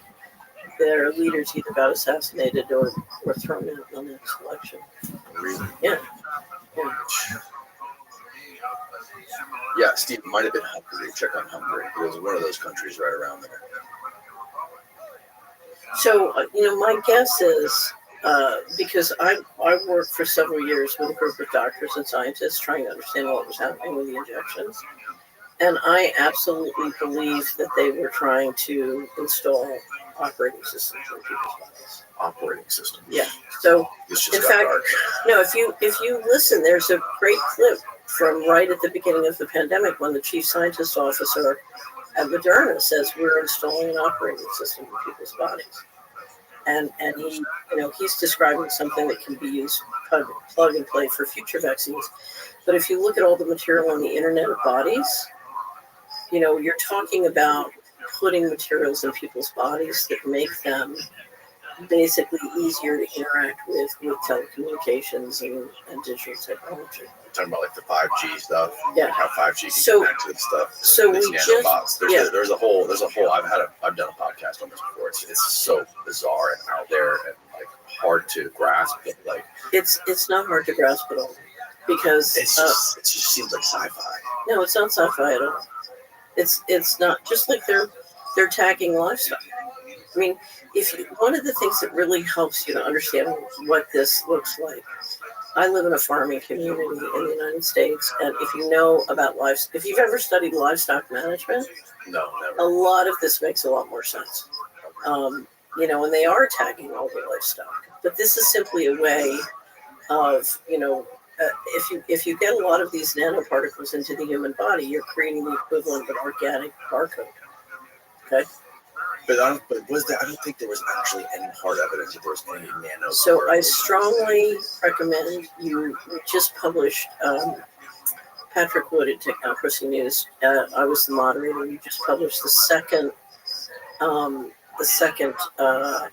symposium called Omnivore, and this one is called The Battle for the Brain, and it gets into the Internet of Bodies. And here's what I believe, and I'm not a scientist, so don't ask me to explain this at all, but if you look at all the patents and research and other work done on the Internet of Bodies, it is clear that there are mysterious ingredients in the food.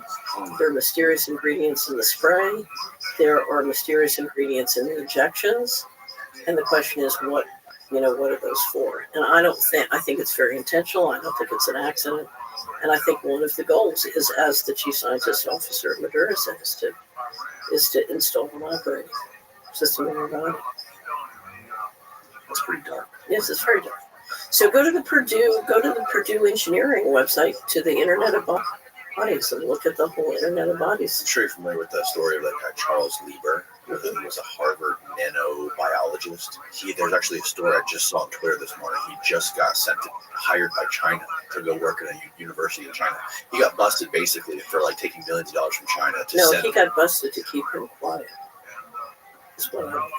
He got busted to keep him quiet? Right. Explain. So when you have a guy, Charles Lieber is one of the world's leading experts on brain-machine interface. Okay, and he was working with the guys in China, in a very significant way. And he was I think he was the top expert at Harvard on brain-machine interface. Right. And they went after him early, they went after him hard, and they put him in a process where he had to be entirely shut up. And then, so they authorized Operation Warp Speed, which, remember, is a military program. And who did they put in charge of it? But they put the former head of research at GSK, who is what? A brain machine interface expert. The guy who ran Operation Warp Speed that Trump appointed was a brain machine interface expert. What was his name? Oh, it's long. Head of GSK, Glaxo's. Head of research. Head of research. He had been head of research at GlaxoSmithKline, and his expertise was brain machine interface. And what's interesting, for many, many years, I've worked with Clifford Carnicom on global spraying, what's in the spray, what does it do to you? And Clifford insists, we just did a huge interview with him at the Celery Report, that the materials, the biosynthetic engineered materials in the spray are exactly what's in the injections. And don't ask me about it because I can't explain it. Yeah, that's bizarre. No, here's the thing. If you are running the planet and you are a risk manager and you're worried about all sorts of risks and you can't tell people what's really going on, the question is, you've got to turn the aircraft carrier before it hits the iceberg. And that may be 20 years before it hits the iceberg, and you can't get people to follow you. And so it's very attractive to have complete control and to be able, if you look at the amount of money that's spent to influence people to adopt this opinion or that opinion, or keep them busy, or keep them away from the power line. The biggest investment almost in the society is persuading people, to believe a fake reality. And how specifically, where does that money go specifically? Like, not just to news organizations or like TV networks, but like, do you have any or what is your understanding of how money is spent to influence ideas? So the first thing, you spend a whole world of money on education to get the universities to present a certain kind of, view of the world and to promote certain things. So it starts with education. A huge one, of course, is media. So media is also, in all the different ways you can know it, from news to social media, is affirming and encouraging people to go certain ways. And it's not just official ways, like, oh, please go, vote in the next election. It's entrainment. It's subliminal program. There's real mind control going on. And you're pumping that out whether they're watching sports. You're pumping that out whether they're watching porn. You're pumping that out to get them to think that certain things are real, other things are not real, to head them in certain directions. So you have enormous overt media and enormous covert media, right? That's affirming all those things. Now, your third big expenditure is on intelligence, because you're now tracking everyone. So with AI and software, I can track every person and I can watch what they're thinking and saying and doing. and I can feed back to nudge them if I want them to go in a certain direction. So if I announce lockdowns and I want everybody to really lock down, then I persuade them this is all. I mean, we persuade everybody there was a pandemic when there was no pandemic, right? It's pretty amazing. Yeah. It's we're in a world now where everyone has their own reality, unfortunately. It seems like the idea of what is true is slipping away. And it's there's so many different flavors of reality, whether that be ideological, religious, political, whatever it is. It's everybody has just a different possible to have any consensus of reality anymore. And I think it's very easy. Do you? Yeah, because if you just track the math of time and money, it's concrete. I mean, it doesn't lie. That's why I love you. I think that's beautiful. That's well, do you know how I came to it? I'm a little girl in West Philadelphia, but because of who my family was and where I went to school, in 1 week I would go back and forth between all these different worlds and cultures.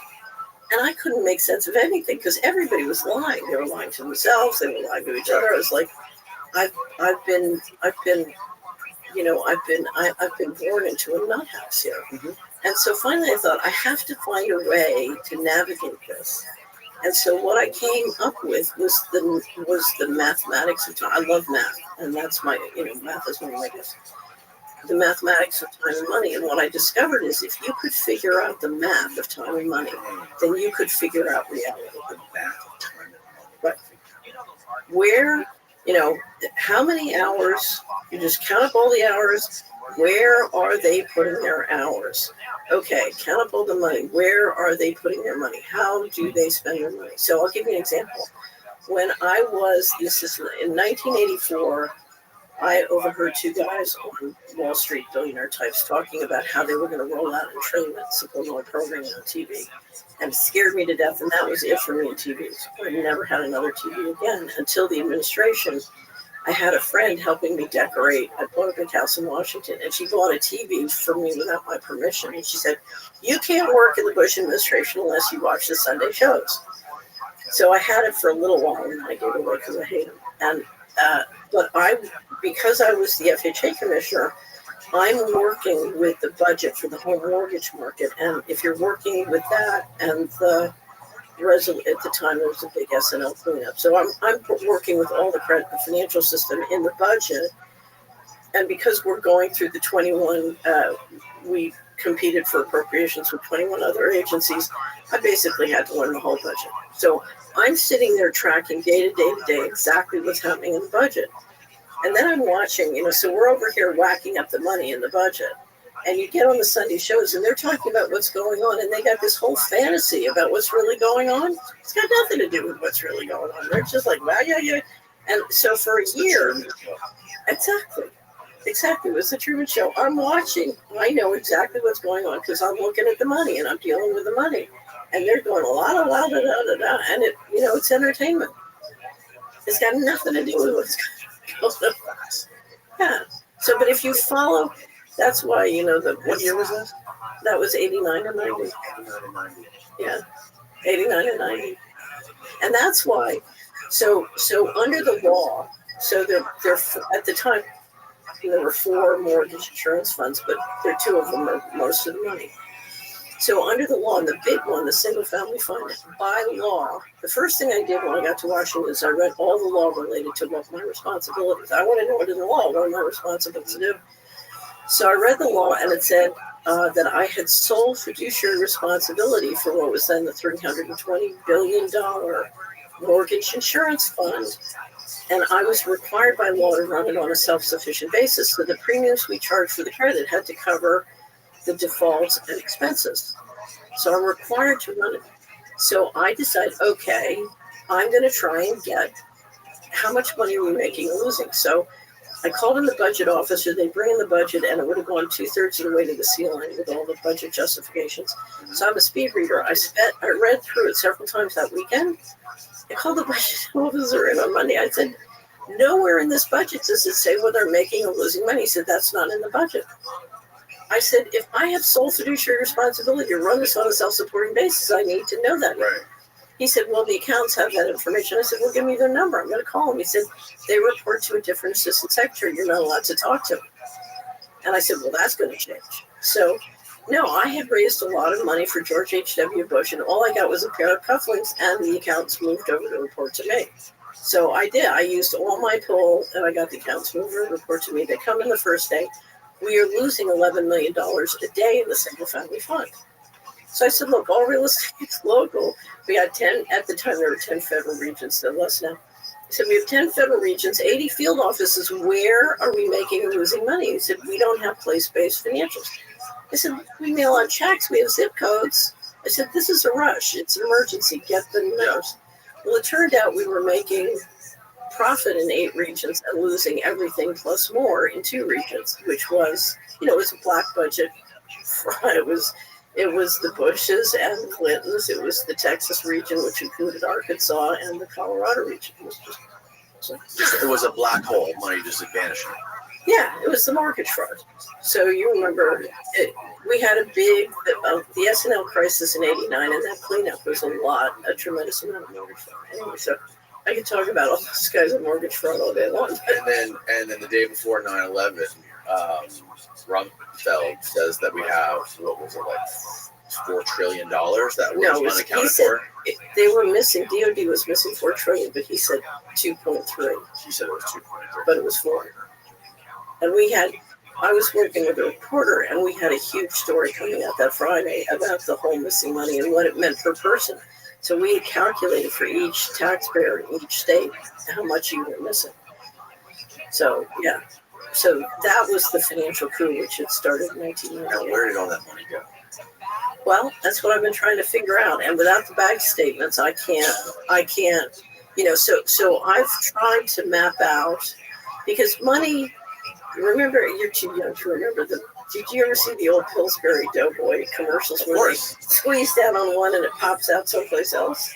Oh, I don't know about that one. Yeah, so you're probably too young. So when the money started going missing from the Treasury and the federal government, the offshore havens started to just bloom, So this is going down and this is going up. And anyway, but I have tried to unpack where the money's gone and what they've been spending on it. And I have a lot of guesses. But what's your best guess? I think it's many different things. The first thing, I think you've been financing a new system. So I call it the breakaway civilization. But I think you've literally been financing a new system. And it's like when you're running a company and you keep the old systems going and you get the new systems up and you bring the resources over steadily. And then at some point you're ready to bring this down. And I used to say the pandemic was the breakaways breaking back in and taking over.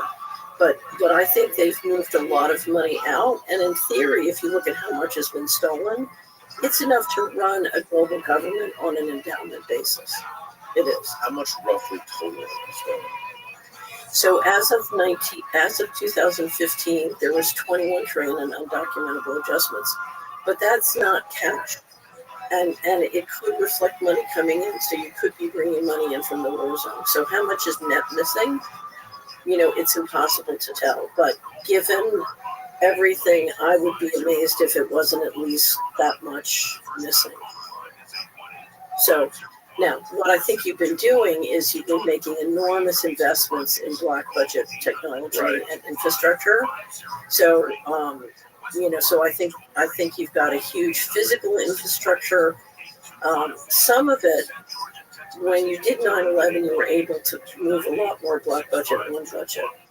And so that sort of eased the pain, because the problem with black budget as of 9/11 was to get that money, you had to tell.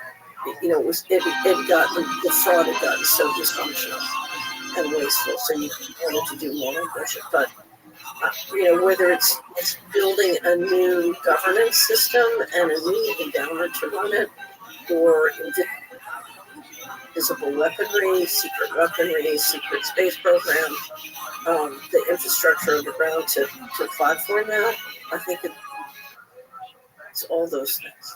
One of the theories that has been bouncing around in my head from recent guests that I've had on is that military contractors have been taking money from the U.S. government and from the Pentagon to develop futuristic weaponry, develop new physics, alternative propulsion, Absolutely. crafts that have some sort of alternative propulsion Absolutely. systems since the 70s, or even actually probably since the 50s, I think. Here's how it works. Okay. 47, do you understand the legal structure of how they did it? No. Okay. 47, you passed the National Security Act. Okay. And that gives you the ability to set up this secret infrastructure. 49, you passed the CIA Act.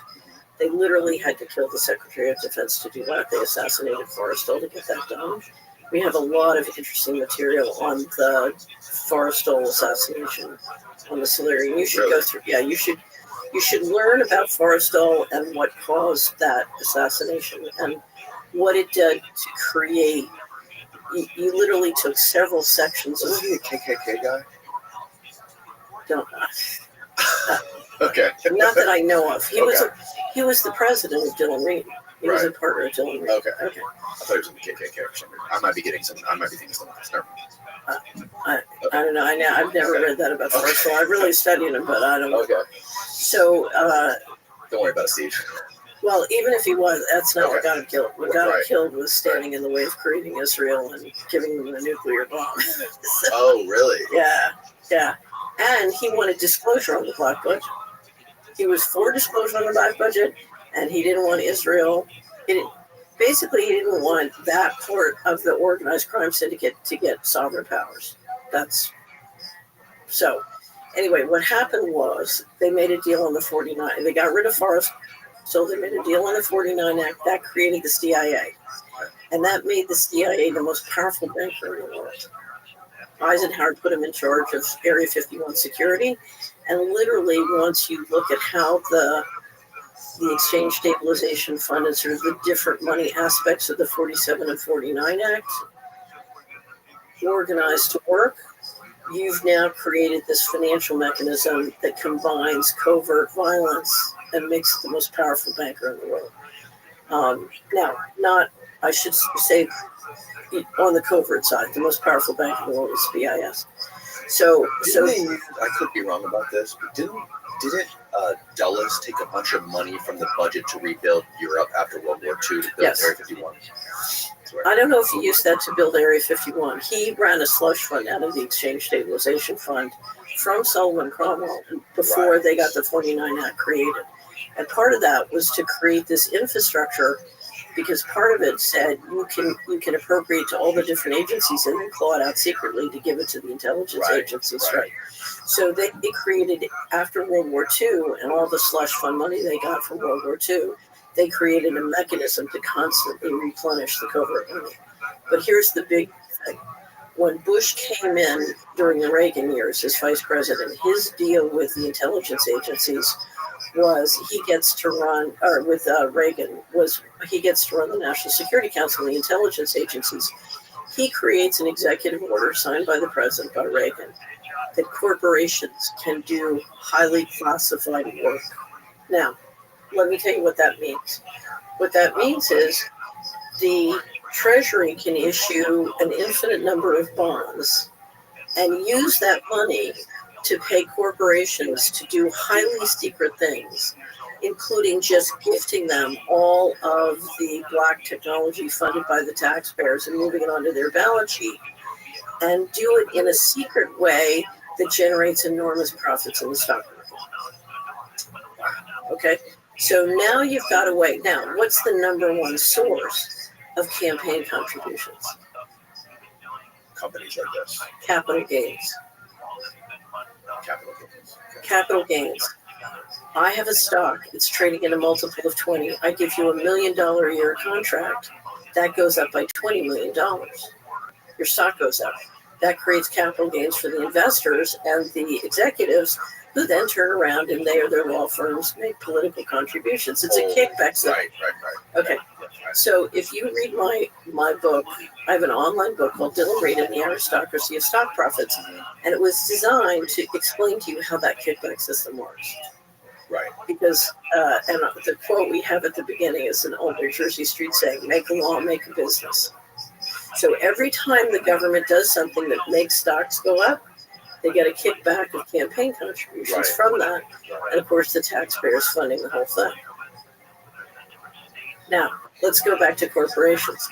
Now I can transfer trillions of dollars of invaluable black technology into the corporations and fund them with taxpayers' money to own and develop it secretly and keep it away from FOIA. So you and I can put in a FOIA and we can't find out because it's behind the corporate veil. Right. Now, one of the fears about this is that allegedly since the 50s when they started working on some of this stuff, is that it's gotten so advanced in these black corporate or these black military industrial complex aerospace corporations, whatever you want to call them, that they've become essentially more powerful than the U.S. military. Correct. Because of the technology that they have power on. Correct. Now, I can't say that it's more powerful than the U.S. military because they need the U.S. military to do a lot of what they're doing. Well, essentially, the way it was described to me is that these corporations or these organizations basically are so powerful and have such advanced technology that they have their own Air Force, their own military, their own Navy, everything. Right. And we've had senators stand up and say this, but what I call them is a breakaway civilization. Right. They have broken away, and they are so much more advanced. Now, if you look at their assets, what I would say, if I could assert jurisdiction, those are our assets. Those were either gifted or stolen. They belong to us. But it's not corporations who have a lot of technology. It is a breakaway civilization, and they literally think of themselves as a separate civilization and not subject to our laws. Separate from not only the United States, but separate from the world, from all nations. Separate from the human race. Separate from the human race. Right. In other words, so I'll give you an example, and I've told this story many times. I was in a meeting with the secretary, and he had called in the regional administrator, so we had 10 regional administrators.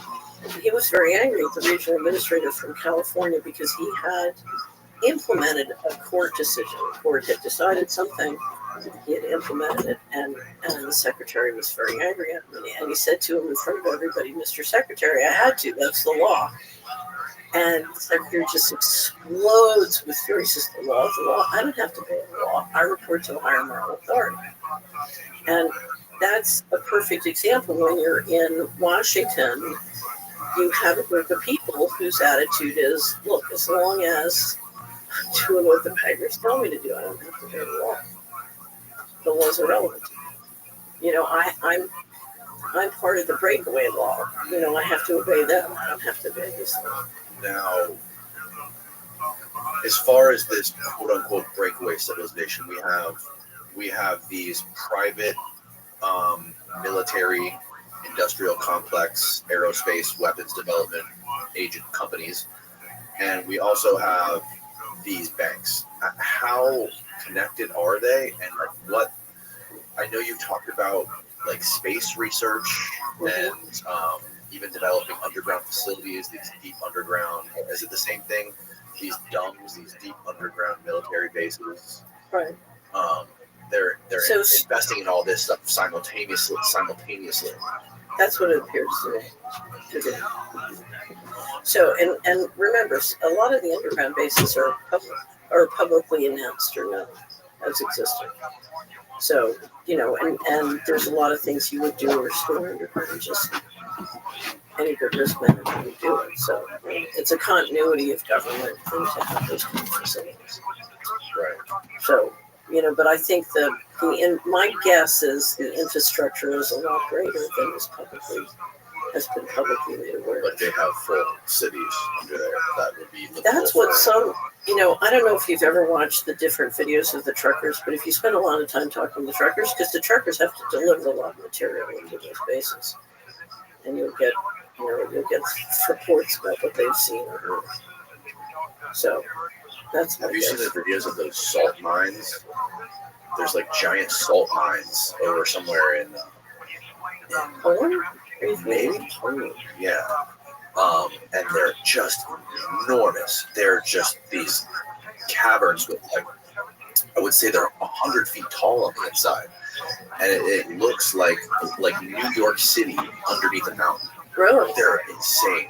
I mean, I would imagine it could be easily converted into some sort of underground city, but there's so much. And there's just like lines of semi trucks driving through them. So I live half the year in the Netherlands, and the power of Northern Europe grew up on the fish. Look at that right there. Oh wow! I bet that's. I don't know. So yeah, where's it at, Steve? It's huge Salt-Mine Planetarium. I don't know. Look like about Dracula grave?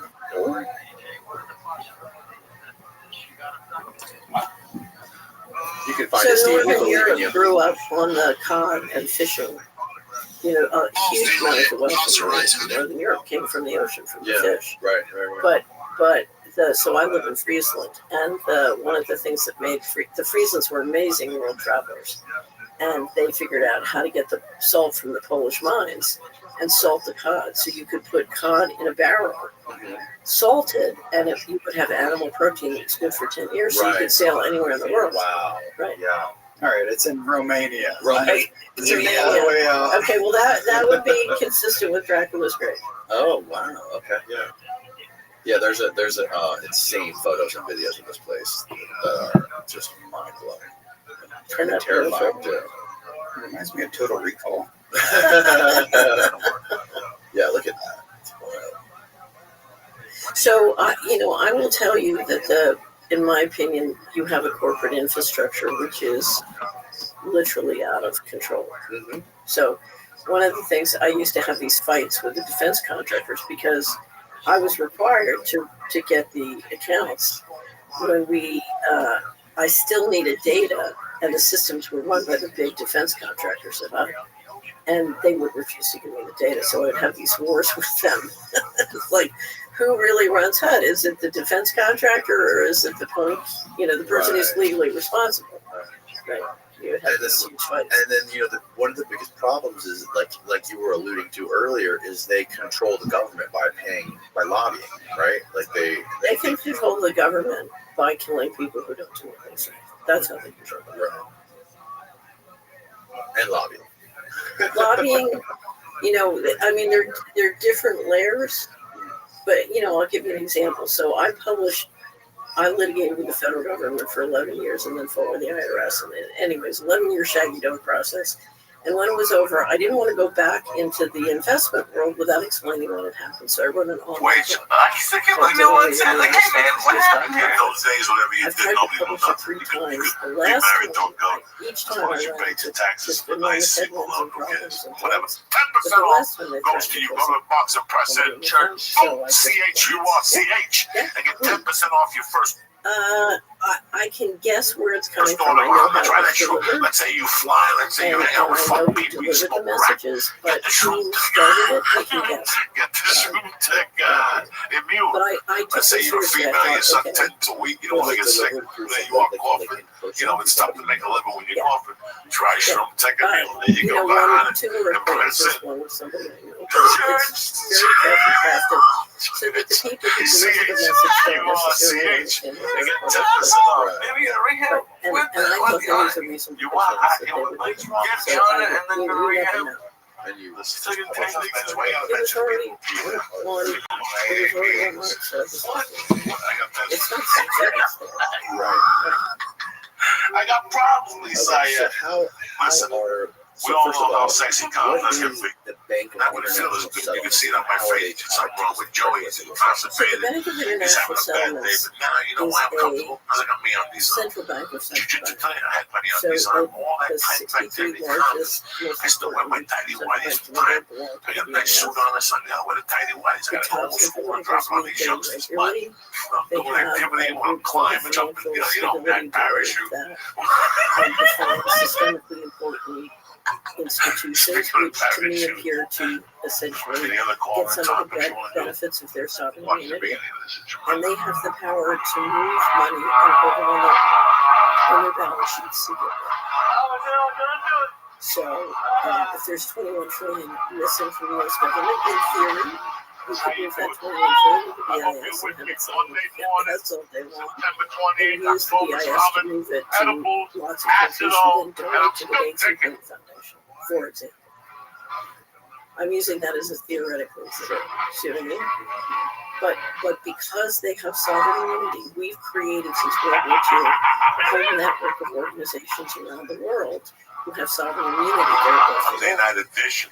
So what happened to Lisa? I don't know. I have no idea what's going to happen. Nothing's going to happen. He's going to sit there, ready to be back. I'm sorry about missing last Wednesday. I was on my way to New York City, so we just ran out of time. And we've created this catch up with you. metastructure using international treaties or using the sovereign and the Flying Jew for all sorts of behavior for me. And, when I go home, I got to tell you. And economic activities that are a not certain subject to handful of our friends. Online, and see Mr. Barone. I just, yeah, I didn't have a car to go down my car line, so tomorrow I'm going to get Neil up. He's you to me. We hold up an area where at the dinner at Brody's, I saw James. Now, let me zoom in on this, because this is great. This is just amazing. Right. Listen, man. It allows you to move a lot of money and a lot of data. What we have going on Twitter and Facebook amongst ourselves. I'm telling you, I want to cry sometimes.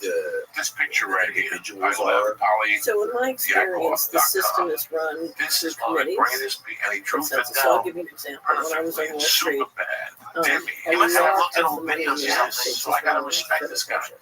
It's Lee Because it's killing such a them. big We're gonna put notion. this in a post In any with his county in permission. We're America, gonna get a 40 to hold of him. 50% of the If income he's listening, I want comes to from contact the us. federal This is budget. just mind-boggling. So it Some really other guy, drives great the guy, and a sexy, Okay, so the beautiful girlfriend appropriations came to the shows. They gave me an album. They gave me the first album. Welcome, Zoot. How you living, pimp? The wizard, the What's good, son?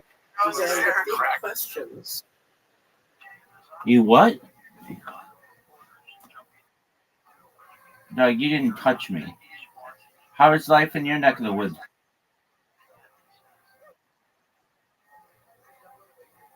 Oh, when?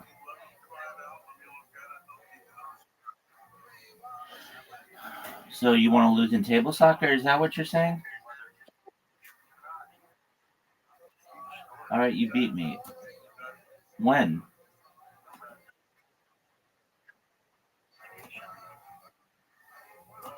Oh, dude, I knew you were gonna fuck me that way.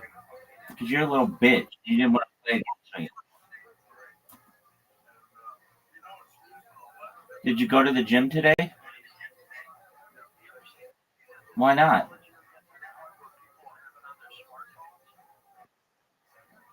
Okay. You need a rest from all your rest?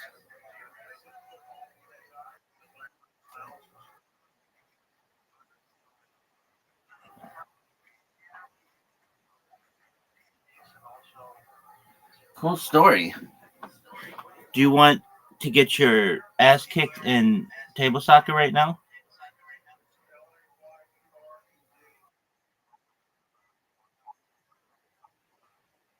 No, I'm not saying that.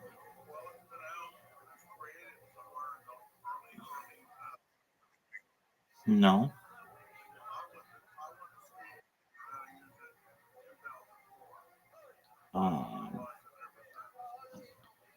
Because your body should need to heal. Zoot, were you aware that you had an invitation to play table soccer? No one cares about that. Zoot, Doug, I'm gonna take Australia for. You're full of shit. Everybody knows it. Don't fucking lie to me. Don't fucking piss on my leg and tell me it's raining. I know the truth. Doug, you're full of shit. Not when you were playing against me, it didn't. Not when you were playing against me. Okay, your phone may have died last night, but it did not die while we were playing. You just were being a jackass. Dude, I'm gonna take Australia from you. That's all I know.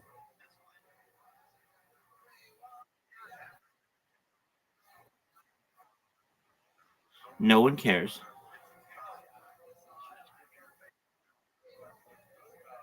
Dude, you should have been here. Rezer's here all day. You were jerking yourself off raw.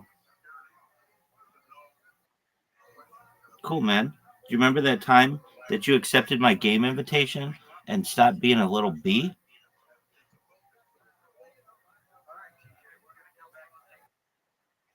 Doug, no one, I don't think you understand. Literally, no one gives no one gives a flying fuck.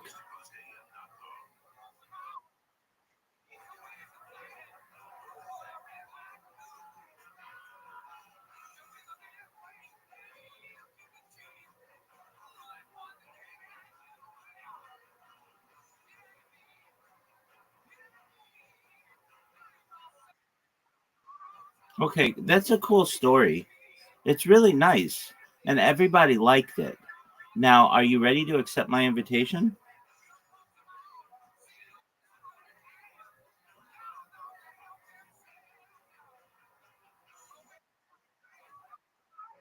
Because of the dragon attack? Do you even know what the dragon attack is?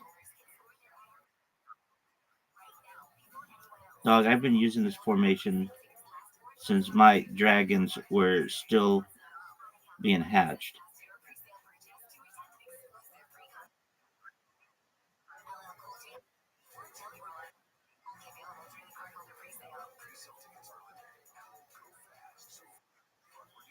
Dude, do you think I can score from here? Oh, come on. Are you fucking serious? Don't score. Zoot, that was an amazing turn of events. I'm impressed.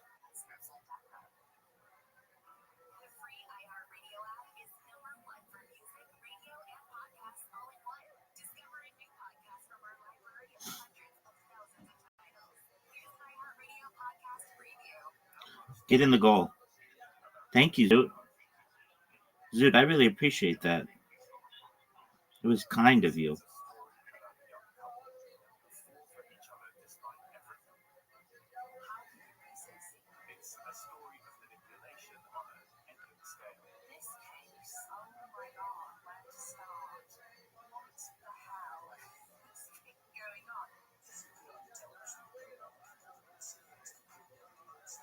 No passes, Zoot. Dude, that was baller.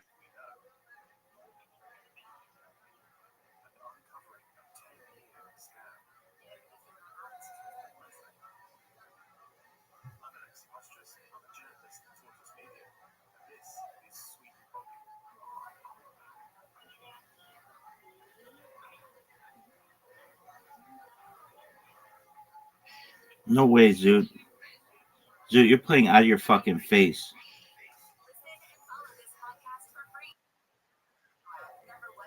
You've scored every goal in this game.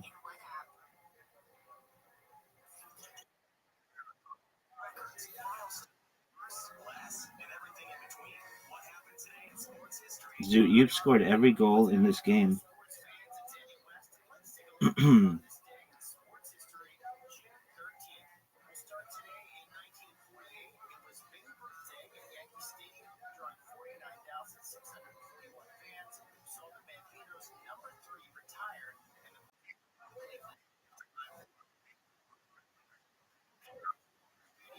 No one knows.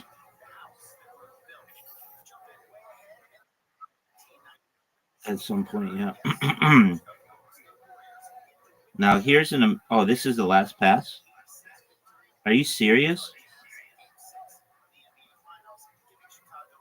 Dragon attack. I'm coming back, dude.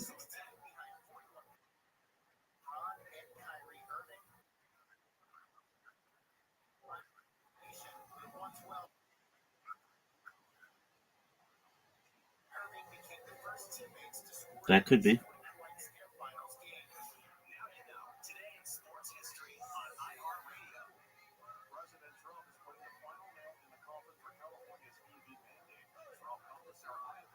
Are you fucking serious?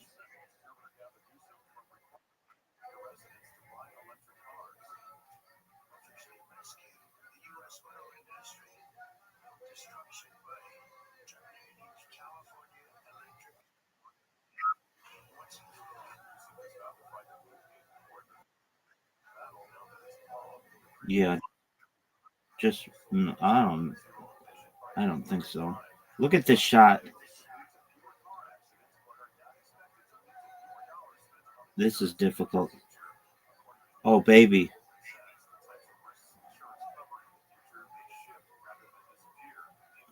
How sick was that? Dude, don't call it a comeback.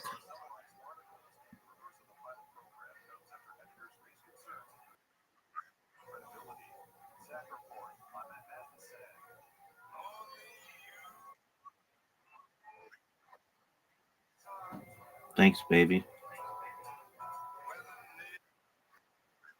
All right, well, it's a good thing that you're not me.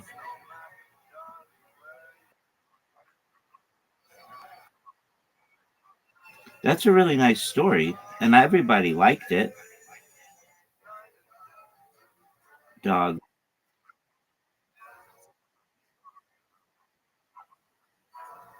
Okay, I like your stories. They're really entertaining, but no one gives a fuck. Fuck you, man. That was an amazing. Zoot, zoot, zoot, zoot, zoot, zoot. All I want to know is how much do you suck dick at skee ball?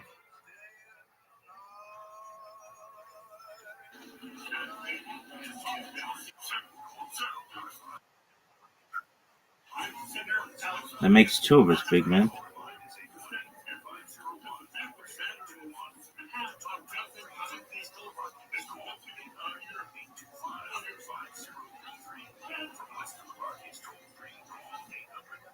Zoot, are you gonna go or are you gonna jerk yourself off raw? Dude, Zoot, you're stealing my fucking strategy. Strategy stealer.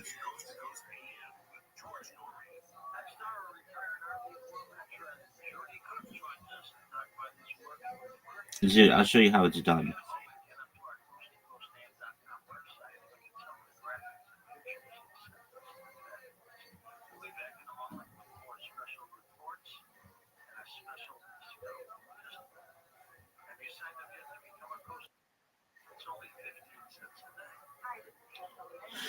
Zoot, what the fuck? Zoot, what are you talking about? Nobody is paying attention to you.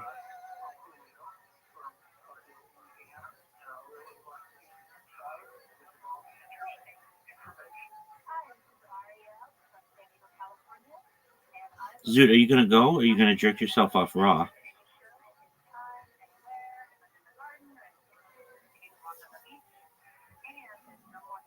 Zoot, you are so frustrating. I don't know why I play with you. Okay, go. You don't have enough time. You're gonna just straight up lose. Your time is up. Good job. Fucking up, douche.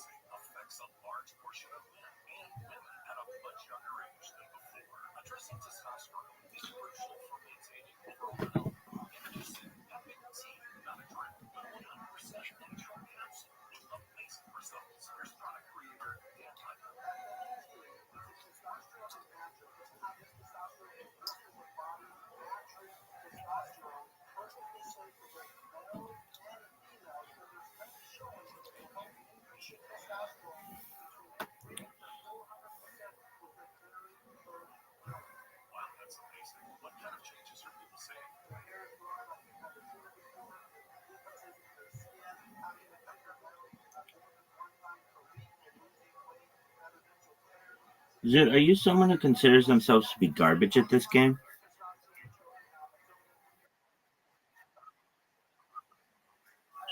Oh, don't say that. You're a nice person. How you living, pimp? What's good in your neck of the woods?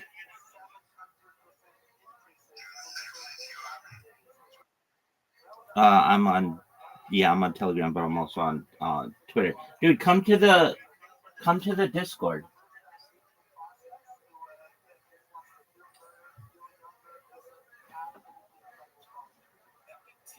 Zoot, you just lost.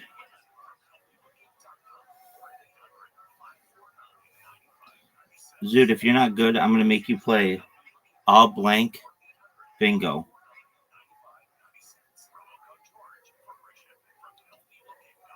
Zoot, we're playing Blocko, son. I don't think you've ever beaten me at Blocko. I made a mistake for making the board so big.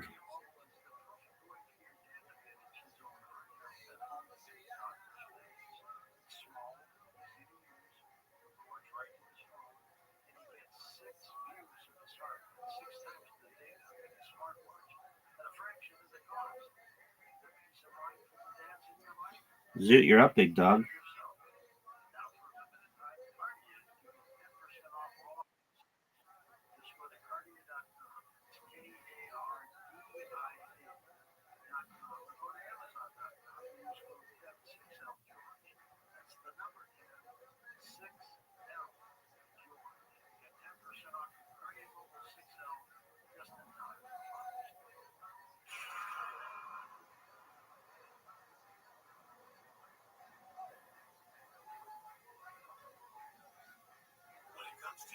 I forget how to play this game. Dude, WTF. This game sucks.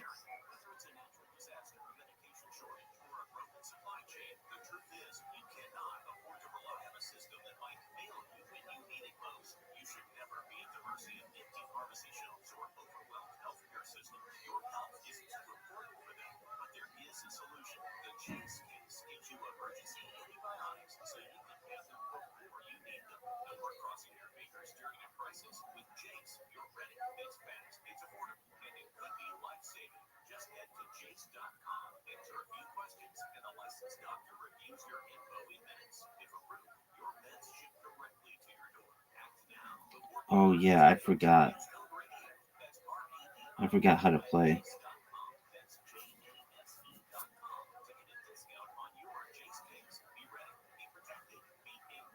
So did you.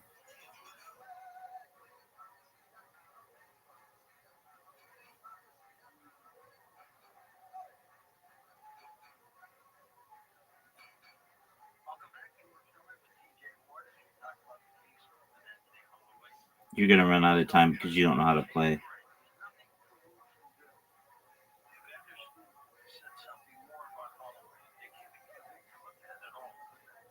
Zoot, it's 15-3.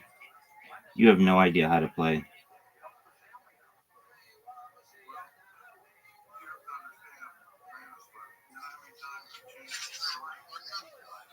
Yo, Pimp, come to the Discord.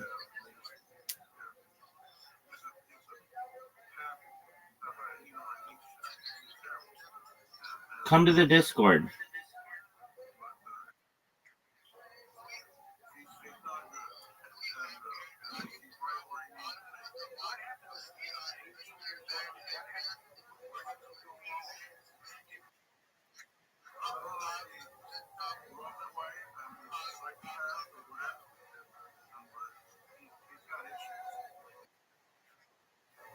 Zoot, you're fucked.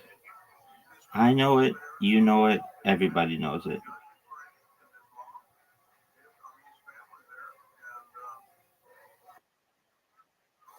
Psych B.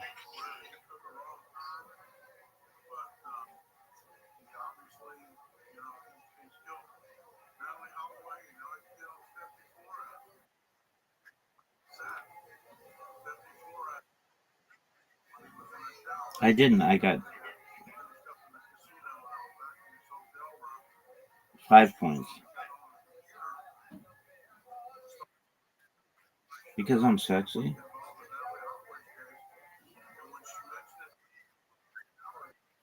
Yo, Pimp.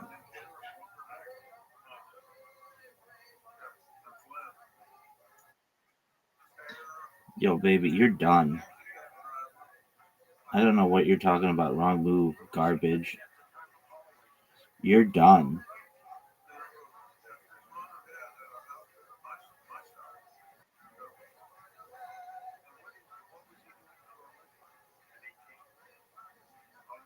Oh, fuck. Zoot, that was good.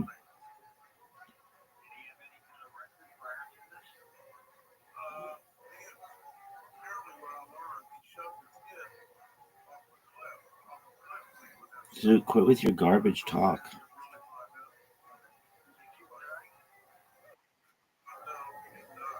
Whatever you want to consider it, quit with it. It's garbage.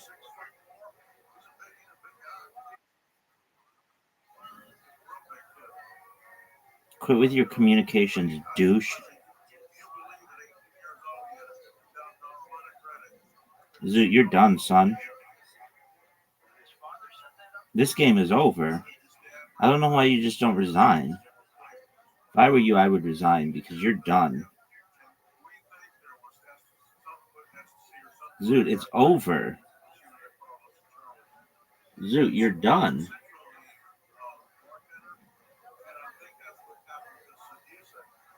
Zoot, big man. You're done, son. I'm going to put the nail in the coffin on you right here. I think if I do this, it like ends the game, basically. You're done. You're stuck in that little zone.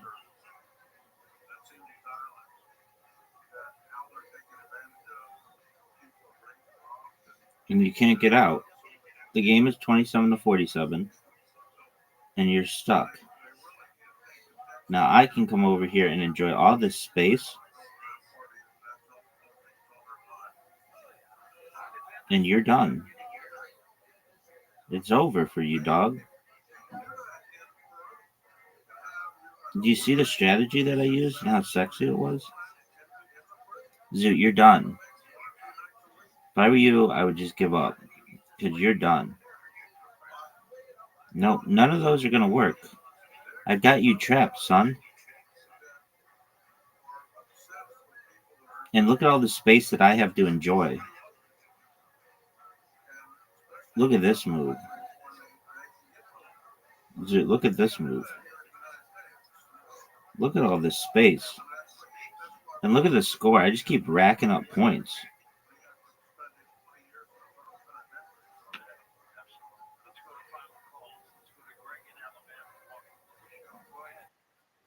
Zoot, you're going to suck dick.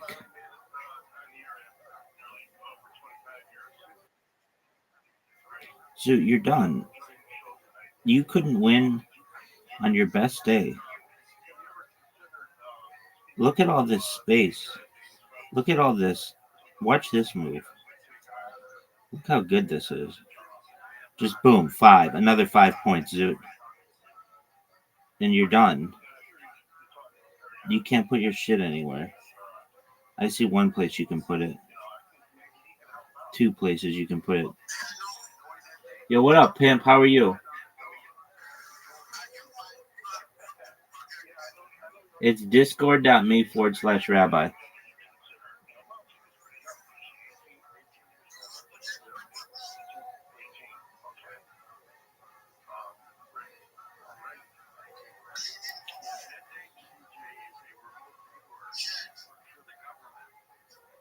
Zoot, you're done. You can't use any of your shapes. You're done. It's over for you. I outflanked you. I outplayed you.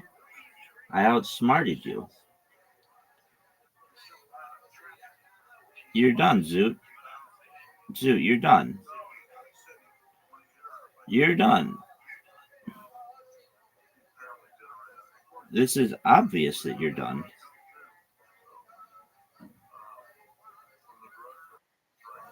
Dog, I've never known anyone more done than you.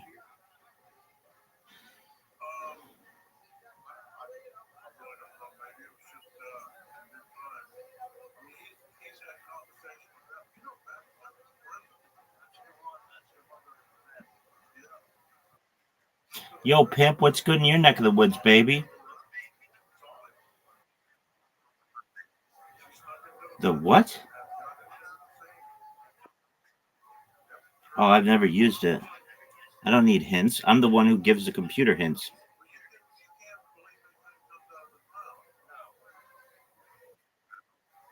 Yeah, sexy beast. That's what I am. What do you want me to do, big dog? Yeah, dude, I'm a rabbi for life, big man.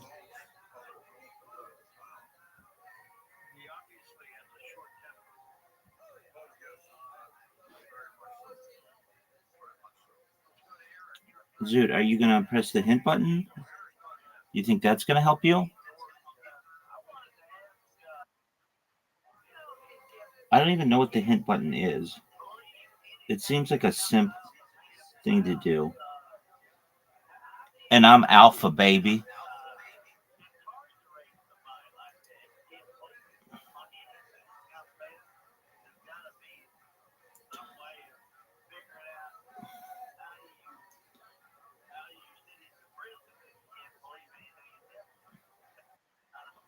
Zoot, what are you gonna do?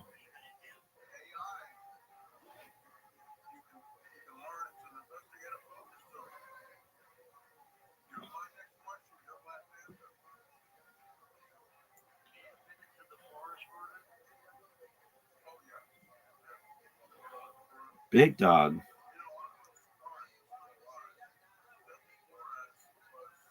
Zoot, look at all these points I'm scoring.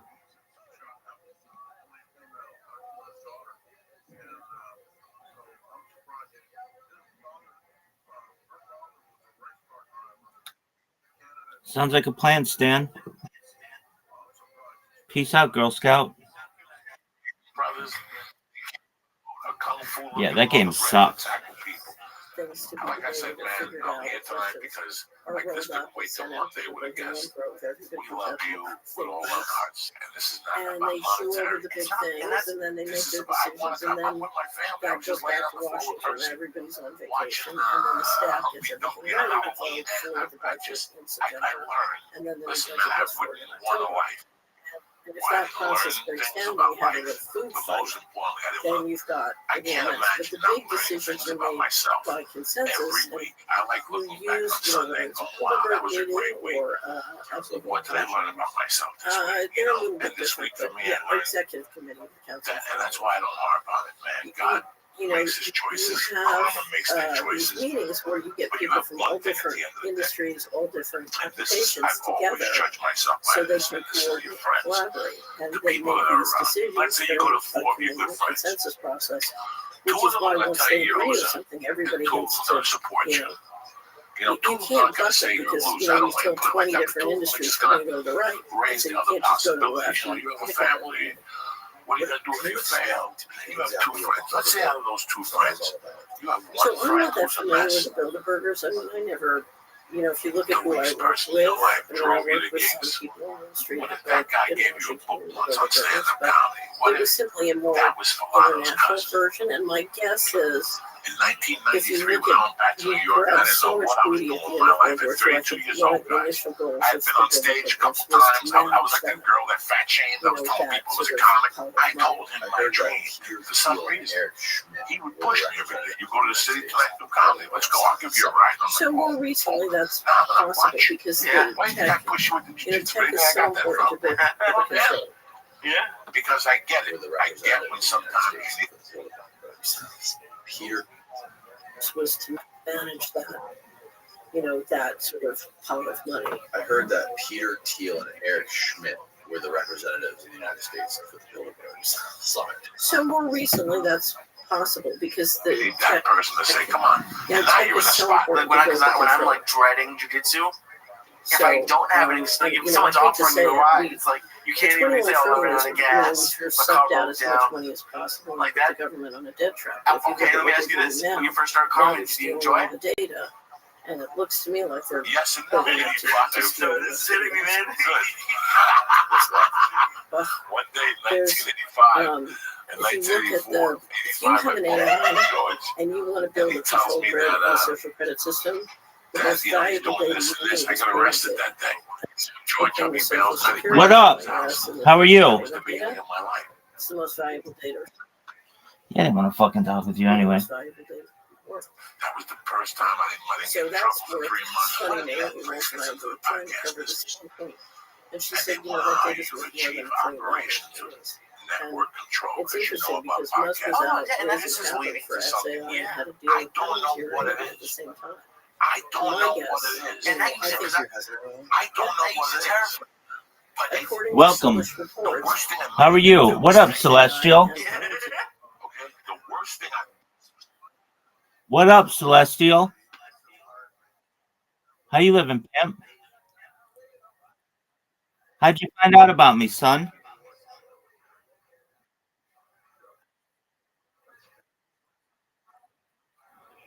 From what Discord? All right, what Discord?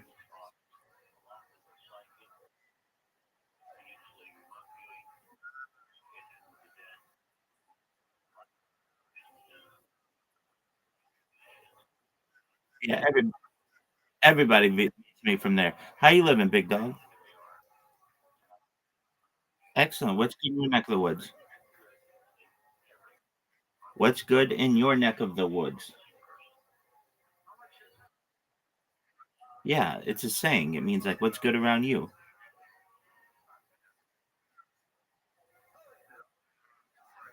Okay, are you 18 years old? Are you? No, you're not. Dude, you gotta go. It says you gotta be 18 to be in here. Take care, my friend. It says that when you join. Bye. Okay, cool. Take care. You too, big man. was something that was told to me by a wise man when I was 19 years old. The only thing a man is expected to do is get up every morning and do the best he can and move a little closer to reaching his utopia. My guess is that But you data don't know is where this is going to end up, Lee.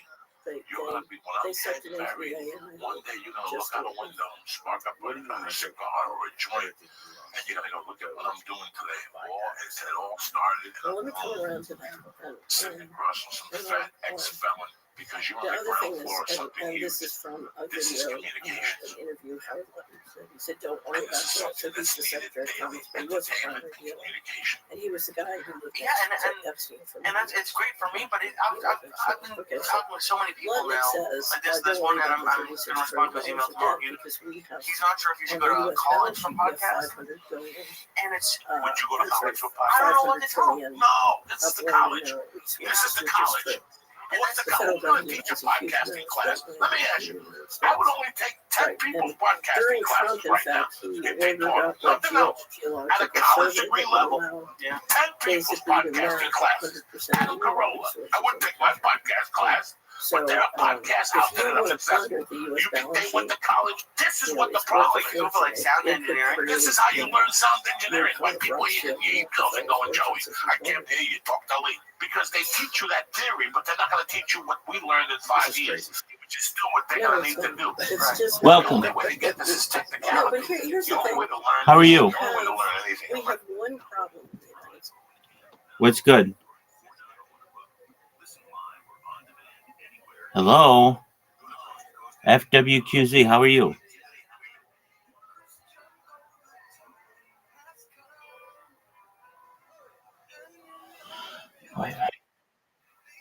States. We have this system. Let's do it. And that secret If you want governance to system do it has while you're decided getting a to little change very how the government again, managed. who's And we're teaching having a these big podcast disagreement class? because they Right. want central control. Let me see And who. digital technology will allow Because you them didn't to do this that for the day in first and day time out. in You history. weren't with us And we 6 don't a.m. want that. in We a want to park be free. smoking So we're and having a yelling. big You weren't debate there. about So this whether is or what I'm not we're going saying. to go to a From complete the control grid minute I can or remember, we're going to be free.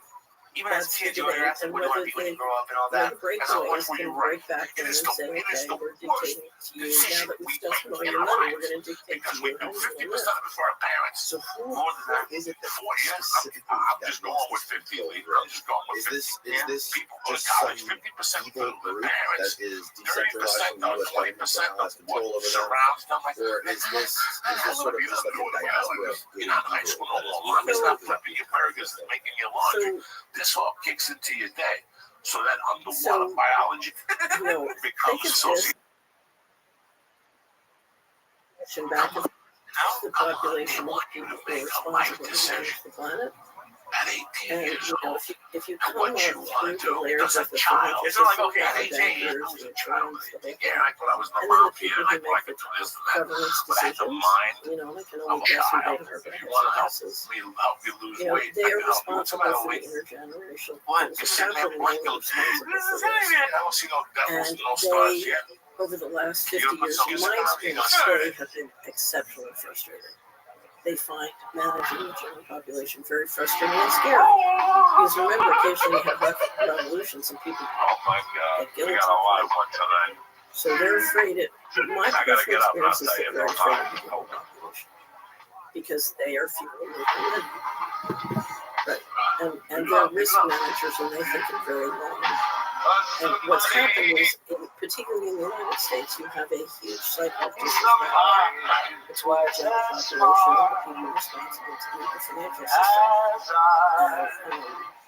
And the more the criminals get away with really bad stuff, the more they hate the general population. I know, what's wrong with your eyeballs? You think you got that thing on your left eye, again, you got that fungus in your eye, again, yes you do. Go look in the mirror. In a way that didn't exist when I was a kid. So, and that is dangerous because, well, look at the Great Poisoning. We have the U.S. government systematically poisoning and killing What are the you looking up population. for? The COVID pandemic was a massive atrocity. You've killed millions. You've killed or disabled millions of Americans. And I'm Jewish, man. I understand that it's a big deal for some people. I don't understand waiting in line for 12 hours, but so they were the saying budget deal in that's what CNN was saying. 1995 From like 6:30 to 6:30. and that was, it was described to me by the top pension I know fund. he's not The God, president but of he's the like largest pension been fund leveled down from God. Isn't that supposedly like? They've given up on the country. They're moving all the money. He seems cool. People seem to like him. So a concerted effort is made That's what they to say. put the government As an old school and the Catholic, I need retirement to. system on a sound financial basis. I don't. It I didn't can't work. lie to you. For me, They religion is something decided, that you do okay, on your we're just own. going to start It should paying be. money. It should That's be. when I the like it financial on crisis my own. started. I'll go to church. And I can put a couple dollars in that the is basket. I'll when go to New York decisions Police started to Street be at 8 in the made morning that when I was a kid. systematically So I popped like 2 stars. And Two more. I leave that. A total of 3 stars. I heard already ever top since 5. When my brother I've picked me been up on at 10. every radio I show. now I'm That's like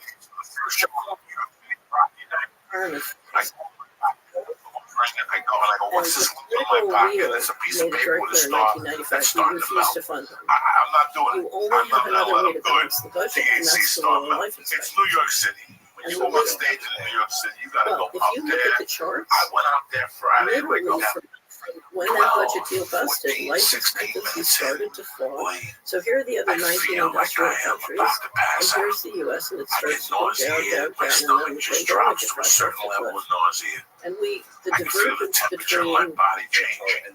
But the heat rising in my head. Oh my God, sweat's coming from parts of my body that haven't had sweat on it in years. And that night, So, part of the night, you know, it's it's just a little like bit more weird. complex Like than I'm that. doing But yeah, jujitsu sweating and on the stage. latest All of a report sudden, from Social I'm Security looking is to my improving. left. And You know, all of a Social sudden, my Security is vision improving. goes Oh But here's the no! thing. in the I'm back going to of be a my tough guy. mind. I'm like, This I'm is a about to formula. pass. So And they you knew it. either The put the audience money knew. in. See what you're still talking? Still talking, but kind of It's not a Ponzi scheme, but if incoherently. you're not going to fully And fund all of it, a sudden, I then you can I just went lengthen into a retirement bed age or or something you and can it lower saved life me. expectancy. And I felt It's a myself formula. working. I kept breathing. I And kept if making the, sure I if could the breathe. body politic And I kept refuses going through it. to And then after about do the 6 minutes, I financially told the audience responsible what was thing, happening. And they then caught you've it. got 2 choices. And you They can't started get there laughing. by They saw delaying the your sweat on my retirement age. body. That won't. Wax, you want to see So that? you just poison the body. What's up? Go to put them on a slow neverlife.com kill. right now and look at the great And that's selection of what's big happening. pens they got. And And also a you lot of can people say, complain about oh, the the bottles. baggers are bad guys. And when I put the But nasal if spray in you my nose, saw do me a the favor, go listen confirmation to somebody hearings else. for I come up here on a Kennedy's Sunday night away from appointment, my family. I mean, Oh, what can you you please saw use a different were form of your scores You're of making too much senators garbage. Yes. refusing to take responsibility for a chronic Please, epidemic before among water our bottle, children, salt, you which is maybe an hanging out with the extinction wrong level people. event. Maybe go to Starbucks, get a little hat with the umbrella. That, How you feeling, you know, Lisa? I see. that was I'm not the doing very good. baggers sitting in the Society city of makes London.